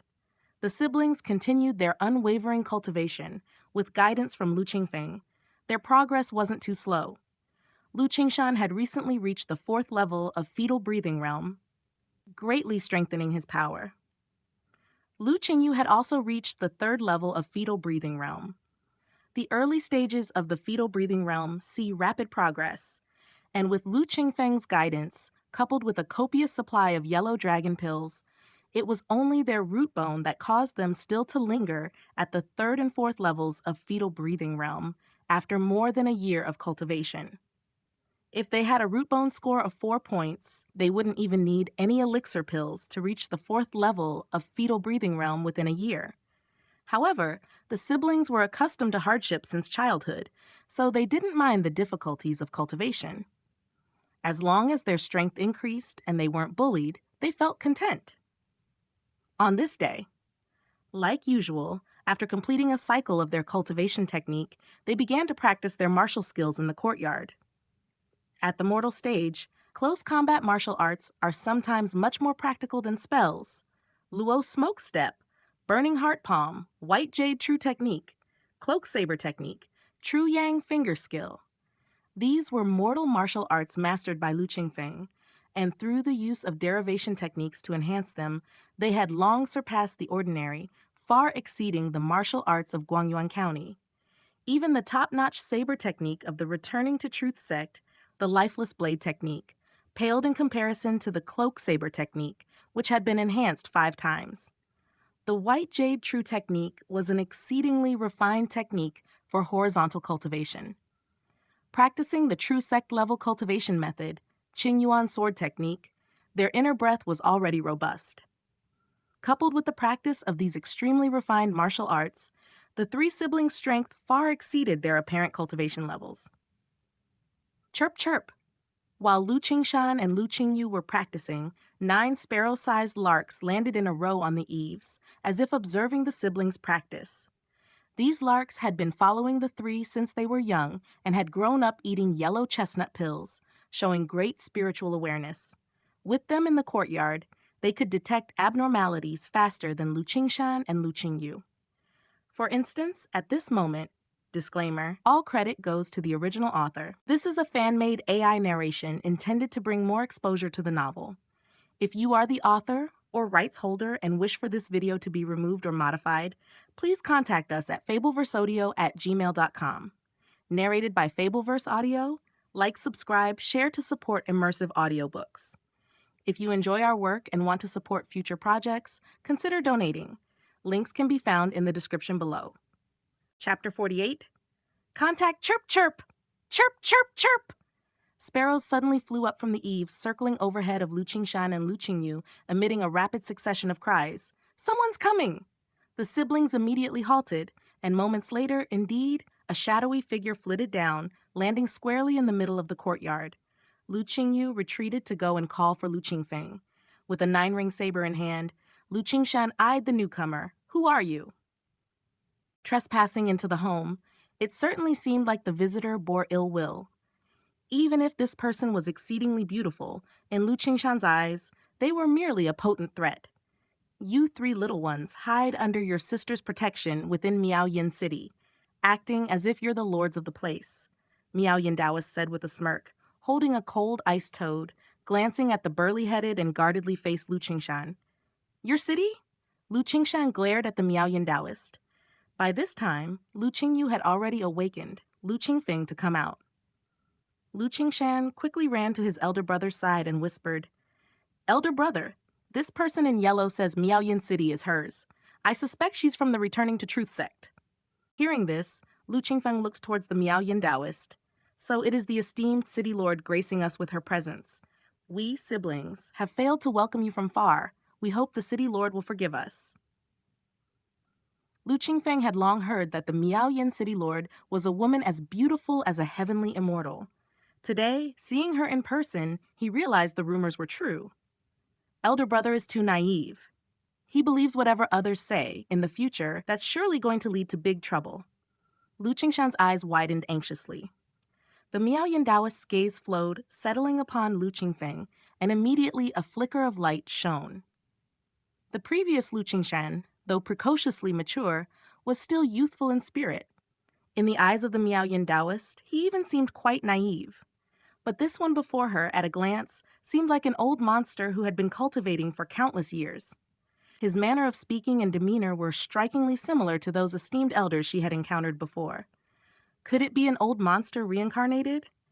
Or a soul transfer? Suppressing her doubts, the Miaoyin Daoist looked towards Lu Qingfeng with a smile. Just now, the sect master of the Returning to Truth sect came looking for the 3 of you, but I have shielded you. Do you have anything to say in return? Thank you, City Lord. It is often heard that in Miaoyin City, strife is absent and killing is forbidden. Today, upon seeing it, truly it is a peaceful haven on earth. Lu Qingfeng bowed with thanks, and then took the opportunity to praise Miaoyin City. A peaceful haven on earth is about to be disturbed. You seek refuge in Miaoyin City. Inviting these troubles, sweet words alone won't easily resolve them. The Miaoyin Daoist, holding the cold ice toad, lightly shook her head. What does the city lord wish to command? Lu Qingfeng felt that this Miaoyin Daoist was somewhat difficult to deal with. However, since she had appeared here, it certainly meant she wanted something. Catering to her desires might turn out to be beneficial. This chapter is from the collection at MVMRYR. I heard that you, the owner of Black Sand Pharmacy, are skilled in alchemy. I have suffered from the invasion of cold qi in my early years, causing impure true qi, and have seen no progress for many years. If you have a way to cure this cold qi, all the trouble from the Returning to Truth sect will be taken up by Miaoyin City. The Miaoyin Daoist got straight to the point, revealing her purpose. The Miaoyin Daoist usually paid no heed to big or small matters within Miaoyin City. It was only because this incident involved the Returning to Truth sect that she had her subordinates pull out the archives. Upon learning about the Lu siblings, she immediately took an interest. Thus, after shielding the Lu siblings from Zhuje Chongyang's hands, she came directly to confront them. If things were as she anticipated, perhaps the trouble that had plagued her for decades could be eliminated. Her strength could further advance, and she needn't be trapped in these shallow waters. Just as expected. Upon hearing this, Lu Qingfeng felt somewhat relieved. The information he had revealed in Miaoyin City was related to medicinal herbs and ores. For the distinguished city lord of Miaoyin to come personally, if there were any requests, they should be on these 2 aspects. Now that he had heard, it was as he had expected. I need to assess the extent of the cold qi invasion on the city lord. Lu Qingshan glanced at the cold ice toad in the Miaoyin Daoist's embrace, already feeling slightly more confident. How would you like to assess that? Asked the Miaoyin Daoist, her beautiful eyes conveying her message as she looked at Lu Qingfeng. Humph. Lu Qingyu scoffed quietly in her heart, turning her head away petulantly. Channel your true qi and simply strike the stone table with a gentle palm. Lu Qingfeng pointed at the stone table in the courtyard. Miao Yin Daoist approached the stone table and gently pressed down with a palm, leaving a 3-inch deep palm print on the stone table, brimming with cold qi. As her palm left the imprint, the cold qi condensed, gathering droplets of water that fell within the print. Lu Qingfeng had been standing by, reaching out a finger to sense the cold qi in the palm print. Then, after a moment, he looked up and said, "With this level of cold poison, it's not difficult to eliminate. I will have an answer for the city lord in 3 days." "Good. As long as you can cure the cold poison, returning to Truth Sect wouldn't dare lay a finger on you siblings." Miao Yin Daoist revealed a smile. Her gaze landed for a moment on the lark perched on Lu Qingyu's shoulder before turning around and leaving. "Big brother, can we trust what she says?" Lu Qingshan asked with a frown after Miao Yin Daoist had left. "Humph. Never trust the words of a fox temptress." Lu Qingyu sulked, puckering her lips. She had no good feelings for the Miao Yin Daoist. It's fine to trust her. Actually, trust was irrelevant here. It was merely a matter of mutual needs. Miao Yin Daoist believed that there was an alchemy expert behind Lu Qingfeng, while Lu Qingfeng needed the Miao Yin Daoist to temporarily block the various schemes of the Returning to Truth sect. This cold poison is not caused by abnormal true qi, but by consuming elixirs like the Cold Origin pill. These pills can save lives and heal injuries, but the side effects are significant. Without an antidote pill of opposite properties to dissolve it, the impurity of true qi or the inability to advance in strength are the lesser issues. Being able to maintain one's cultivation without regressing is already extremely difficult. Lu Qingfeng pondered, thinking of the cold ice toad in Miao Yin Daoist's arms. A second-ranked demon beast, the cold ice toad, capable of spitting ice arrows. Its combat strength is average, roughly at the True Qi realm 5th layer. However, it has the ability to inhale and exhale cold qi. This Miao Yin Daoist is only able to barely suppress the cold poison with this demon beast. Lu Qingfeng, having spent 3 lifetimes in the primordial, amassing over 100 years in total, was naturally experienced and knowledgeable. To resolve this kind of cold poison, he had at least dozens of solutions. Now that we're facing Returning to Truth sect head-on, just with 3 destroying Truth Type 1, we can't yet overturn the Returning to Truth sect. This period is the most perilous. If we could have the protection of Miaoyin City, Lu Qingfeng made his decision.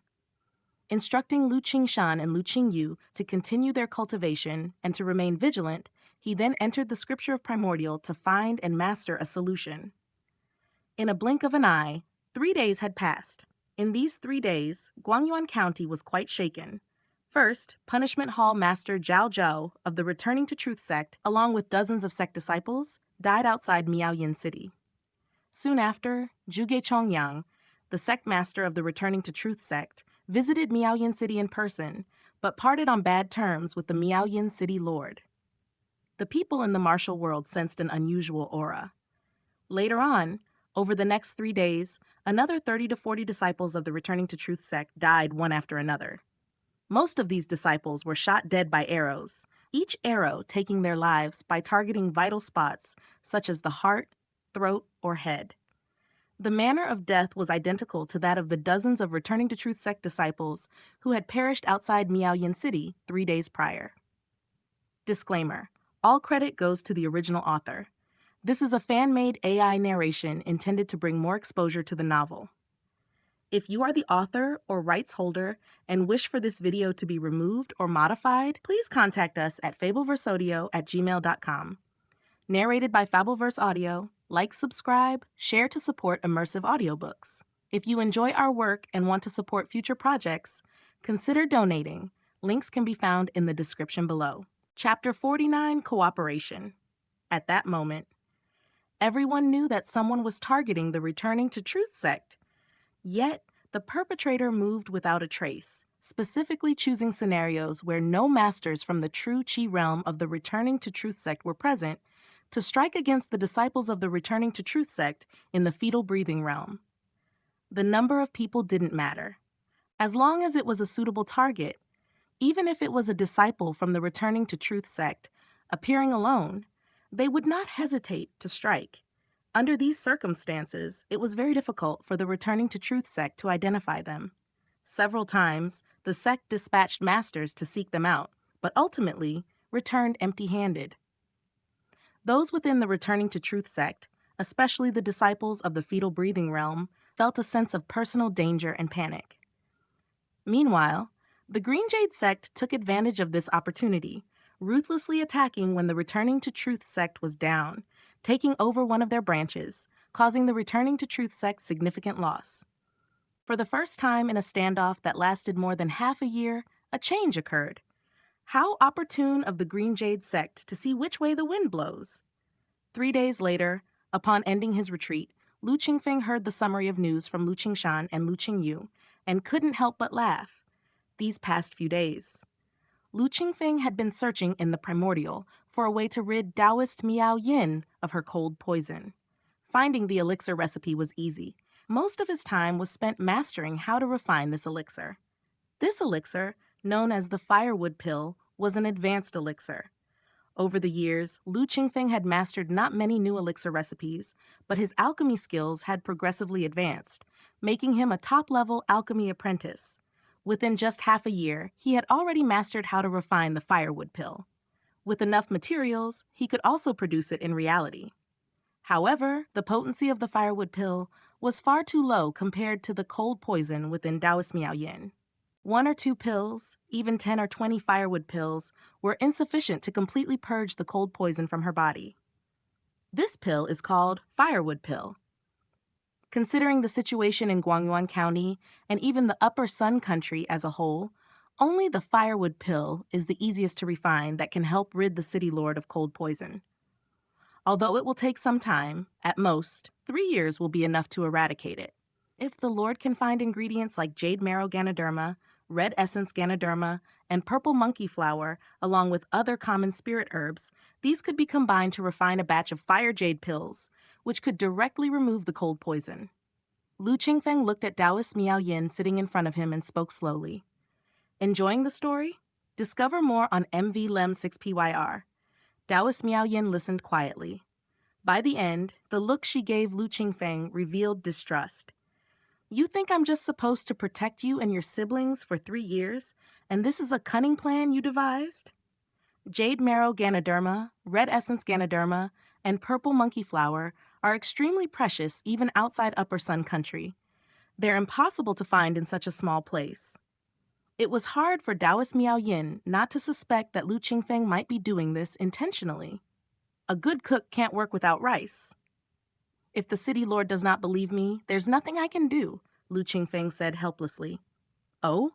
If I do manage to find jade marrow Ganoderma, red essence Ganoderma, and purple monkey flower, you would be in for a surprise, Daoist Miao Yin said teasingly, looking at Lu Qingfeng. You jest, replied Lu Qingfeng, not believing it. In these remote and desolate lands, it was a miracle to find even first-rank spirit grass, let alone the second-rank red essence Ganoderma and purple monkey flower, and the even rarer third-rank jade marrow Ganoderma. There's no way to find them even if you scour the entire Upper Sun Country. Good. Then the firewood pill it is. Daoist Miao Yin's smile widened. She sat on a stone stool in the courtyard and said, Any other requests? Speak them all at once. Since that's the case, I won't hold back. A right not exercised is a right waived. Lu Qingfeng was aware of this principle. He took out a stack of papers from his chest and handed them to Daoist Miao Yin, saying, These are the materials needed for refining the firewood pill, along with some other herbs, ores, and metals, which will trouble the Lord. Dan and artifact double extreme? Daoist Miao Yin took them, but didn't look in detail, curiously asking. The herbs were for alchemy. As for ores and metals, those were for artifact refining. Being able to master both alchemy and artifact refining was something not just anyone could achieve. Daoist Miao Yin couldn't help but show increased interest in Lu Qingfeng or the force backing him. Lu Qingfeng simply smiled, giving no reply. All right. I will have someone send these materials to you as soon as possible. Seeing this, Miao Yin Daoist didn't ask further. After consenting, he turned and left. City Lord Mansion. Miao Yin Daoist entered the quiet room, reached to his waist, and with a swipe, 3 jade boxes immediately fell into his hand. Through the translucent jade boxes, the contents inside were visible. On the left was a palm-sized lingxi, entirely emerald green like jade marrow. The item in the middle was red, resembling Lingxi, and emitting the power of flames. On the right was purple-colored with 3 blossoms, each with 5 petals, and white pollen at the center. If Lu Qingfeng were here, he would definitely recognize these items within the 3 jade boxes as jade marrow Ganoderma, red essence Ganoderma, and purple monkey flower. Using these 3 types of spirit grass as the main ingredients for the second rank elixir, Fire Jade Pill, Miao Yin Daoist pursed his lips into a smile and stored the spirit grass. Immediately, he opened the list of materials required by Lu Qingfeng: 3 jin of Moyu stone, 100 jin of silver, 8,000 jin of iron, 300 beast tendons. This guy really doesn't hold back. Miao Yin Daoist's eyes twitched slightly in response, and he closed his list. These items on their own are not precious. For instance, 100 jin of silver is merely 1,000 taels, but added together, they amounted to a significant total. These ordinary materials can also be used to refine magic artifacts. In 3 mountains and 9 waters, those expert in alchemy and artifact refining, could it be meant to confuse? Musing, Miao Yin Daoist holding the list walked out of the quiet room. Someone. Mountains repeated and waters uncertain, when suddenly a village emerges at the dark willows and bright flowers. Lu Qingfeng, watching the back of Miao Yin Daoist disappearing, let out a sigh. He thought it difficult under the blockades of Returning to Truth Sect and Green Jade Sect to collect herbs, minerals, and other items for refining elixir pills and puppets. Unexpectedly, the appearance of Miao Yin Daoist brought a turn of events. With enough materials in 3 years, while elixir pills were secondary, the important part was that Lu Qingfeng could refine sufficient puppets to overturn the Returning to Truth Sect. And this, even Miao Yin Daoist probably didn't anticipate. Subsequently, Lu Qingfeng shifted his focus from primordial to reality. The energy of Miao Yin City was indeed substantial. The various materials Lu Qingfeng needed could not be delivered all at once, but were sent daily. Lu Qingfeng concentrated on alchemy, refining Destroying Truth Type 1. With sufficient materials, Lu Qingfeng could typically refine a Destroying Truth Type 1 in less than 5 days. But due to the limitation of materials, it actually took almost half a month to make one. During the day, he would practice and refine puppets in reality. At night, log into the game, mastering various skills, refining combat techniques, and enhancing his foundation. In the meantime, Lu Qingshan and Lu Qingyu operated Destroying Truth Type 1 across different areas within Returning to Truth Sect's jurisdiction, constantly launching attacks. The very design of Destroying Truth Type 1 was aimed at targeting Returning to Truth Sect. This puppet incorporated skills like precision technique, mighty strength technique, and wind control skill. The arrows it fired were powerful and incredibly accurate. Moreover, it was fast, mastering the art of escape. True Chi-Realm masters could still dodge the arrows of Destroying Truth Type 1 with preparation. But for those at the Fetal Breathing Realm, there was no escape. Protected by Miao Yin Daoist, Lu Qingfeng faced no constraints in taking his revenge on Returning to Truth Sect. Disclaimer: all credit goes to the original author. This is a fan-made AI narration intended to bring more exposure to the novel. If you are the author or rights holder and wish for this video to be removed or modified, please contact us at fableverseaudio@gmail.com. Narrated by Fableverse Audio. Like, subscribe, share to support immersive audiobooks. If you enjoy our work and want to support future projects, consider donating. Links can be found in the description below. Chapter 50, River God Festival. 2 months passed in a flash. The 3 siblings controlled 7 Destroying Truth Type 1 arrows. Under continuous attacks, a total of 916 individuals from the Returning to Truth Sect's Outer Sect forces and Fetal Breathing Realm disciples met their demise under these arrows. This was only because the Returning to Truth Sect, unable to bear the harassment, had proactively abandoned Shouwan County and Huaihu County half a month earlier, fortifying themselves in Jushai County. Otherwise, this number could have multiplied several times. Even so, the Returning to Truth Sect could be described as thoroughly shaken to its core. Under the Returning to Truth Sect's jurisdiction, the 3 counties had a total population of just over 400,000. Among them, the external martial force, primarily controlled by Killing Body Hall and Killing Power Hall, composed of 3,000 soldiers, all well-trained. Among the official disciples of Returning to Truth sect, which included inner chamber disciples of the 4th level of Fetal Breathing Realm and above, elite disciples of the 7th level of Fetal Breathing Realm and above, deacon leaders, true disciples of the True Chi Realm, hall masters, elders, and others, there were a total of only 349. Most of the casualties inflicted by destroying Truth Type 1 arrows were among the 6,000 external martial force, and yet it inflicted tremendous damage on the Returning to Truth sect. Facing successive abandonment of the territories of 2 counties, the Green Jade sect and various factions from Guangyuan County City descended like ravenous wolves, each devouring a county, cornering the Returning to Truth sect into the corner of Juzhai County. Following this trend, in at most half a year, the Returning to Truth sect would become a part of history. However, within Juzhai County, filled with mountains, hills, ravines, and dense forests, it was easy to defend but hard to attack. The Returning to Truth sect entrenched itself in Juzhai County, and neither the Green Jade sect nor the gangs from Guangyuan County City could advance easily.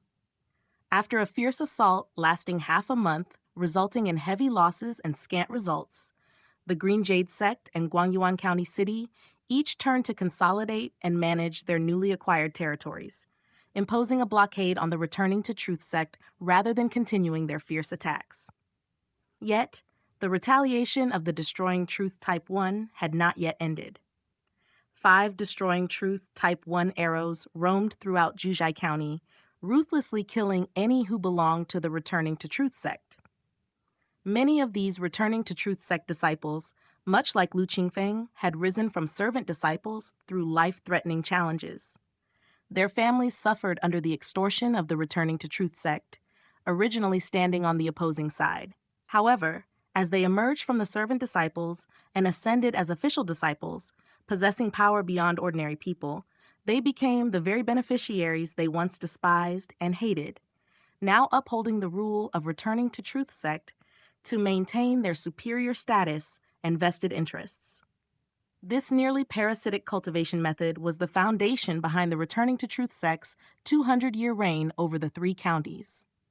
These people, having obliterated their conscience and nature, while not utterly evil, were certainly not benign. Lu Qingfeng did not hesitate in his slaughter, remembering how these pursuers of the Returning to Truth sect had once chased him and his siblings through the forests, nearly leading them to a desperate end in the wilderness.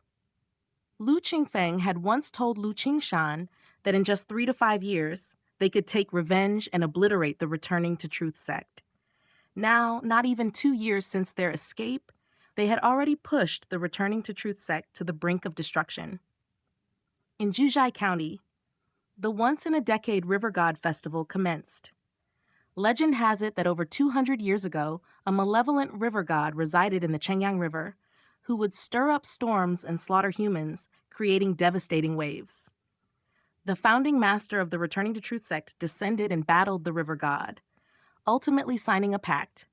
Every 10 years, newborn infants would be sacrificed to the river god along the Chengyang River banks, and in return, the river god would ensure favorable weather for the region. This chapter was made possible by the MV Lempier community. Whether the weather remained favorable was debatable, but the decade ritual of the River God Festival continued. On this day, the River God Festival began anew. In the river segment by Blackwood Village, several male and female infants were placed in wooden basins, feet in the air, bearing confused expressions towards this strange world, set adrift in the mighty Chengyang River. Starting from Blackwood Village, infants born on the 3rd of March that year in Dianshui Village, Yellowstone Stockade, Pingyan Village, and Ningko Village were all placed in wooden basins to float downstream. The parents of these infants appeared numb, timid, or violently struggling. Some were even beaten to death. In the end, dozens of infants, either deep in sleep or crying loudly, drifted towards the downstream of the Chengyang River. Along the northern banks, disciples of the Returning to Truth sect stood guard, preventing anyone from kidnapping the infants midway. In the past, there were daring villagers who tried to secretly rescue their children, only to be drowned in the river by followers of the Returning to Truth sect. This time, however, a change occurred right at the start of the River God Festival. Across 5 river segments, 5 figures clad in black robes appeared almost simultaneously. Each draped entirely in black, appeared as if riding the wind, seizing the infants from the river surface and immediately soaring far off into the distance. Black-robed man, Luo Junxia, tasked with guarding the Ningko village section of the river, suddenly saw the black-robed man appear and was immediately alarmed. Ever since that night, 2 months ago when he witnessed the black-robed man's archery skills, the constant harassment by the black-robed man in the past 2 months had made everyone from the Returning to Truth sect jittery as a frightened bird. As soon as the black-robed man appeared, it immediately caused a stir among Luo Junxia and the disciples of the Returning to Truth sect behind him. The disciples showed hesitation, and some even quietly retreated. The black-robed man, displaying superior archery during this time, was like a god of archers with countless souls falling beneath his arrows. Who wouldn't be afraid? Who would dare to intercept? A dog trying to catch mice. Shoot the arrows. Luo Junxia never expected the black-robed man to also take interest in the River God Festival. His face turned extremely grim, but he dared not retreat. With a grand wave of his hand, he commanded the 30 disciples behind him to shoot their crossbows in unison. Though the technique of shooting arrows sounds simple, achieving proficiency and accuracy is not easy. To combat the black-robed man, the disciples of the Returning to Truth sect had rigorously practiced their archery, intending to counteract it. Yet, after 2 months, the progress had been minimal. As they shot this time, more than half of the arrows strayed off target by tens of meters, ridiculously off mark. Only a few arrows landed close to the black-robed man and the infant, but he casually waved them aside with a flick of his hand. Completely ineffective. Useless. Luo Junxia drew his bow and shot an arrow, aiming straight for one of the wooden basins. Being an expert in the true Qi realm, his shot was above standard. Had it hit, it would have surely pierced through the wooden basin, impaling the infant inside. Yet, the black-robed man, holding a crescent moon scimitar, casually swung it, sending 8 blade petals flying out, stopping all the arrows behind him. Then, he quickly disappeared into the deep forests on the opposite bank with the infant. Again with this move. Luo Junxia gritted his teeth. That very night, when Zhao Zhou died, slain by a sharp blade, it was under this very move. The black-robed man was fierce, and Luo Junxia, filled with silent rage, dared not pursue. Not just at the Ningko village river section. Upstream, 42 infants were simultaneously rescued. Black-robed man, atop Yellow Ganoderma Mountain, Zhuge Chongyang's face was severely grim. During these days, he had commanded the Returning to Truth sect to clear the wilderness and had readily handed over 2 county towns, sparing no expense. All for today's River God Festival. Unexpectedly, the black-robed man, who had previously roamed the North Shore forest, had stealthily moved to the South Shore and even rescued the infants who were significant to him. Even Zhuge Chongyang could not help but be furiously enraged. Sect Master, there are a total of 5 black-robed men. They can't get far with the infants. Should we send people to pursue them? Xia Zhengyang, one of the elders of the Returning to Truth sect, asked tentatively, his white beard quivering. No need. Since they want to act benevolently, let them save enough. Zhuge Chongyang laughed in extreme anger and said gravely, Send orders to Jushai. All infants not yet 1-year-old must be brought to Yellow Ganoderma Mountain. Yes! Xia Zhengyang bowed and went to deliver the order. The demonically cruel actions of the Returning to Truth sect were truly heartbreaking. With extraordinary martial power in hand and total control over the villages, they had neither the power nor the will to resist. One by one, infants under 1-year-old were taken to Yellow Ganoderma Mountain. Disclaimer, all credit goes to the original author. This is a fan-made AI narration intended to bring more exposure to the novel. If you are the author or rights holder and wish for this video to be removed or modified, please contact us at fableverseaudio@gmail.com. Narrated by Fableverse Audio. Like, subscribe, share to support immersive audiobooks. If you enjoy our work and want to support future projects, consider donating. Links can be found in the description below.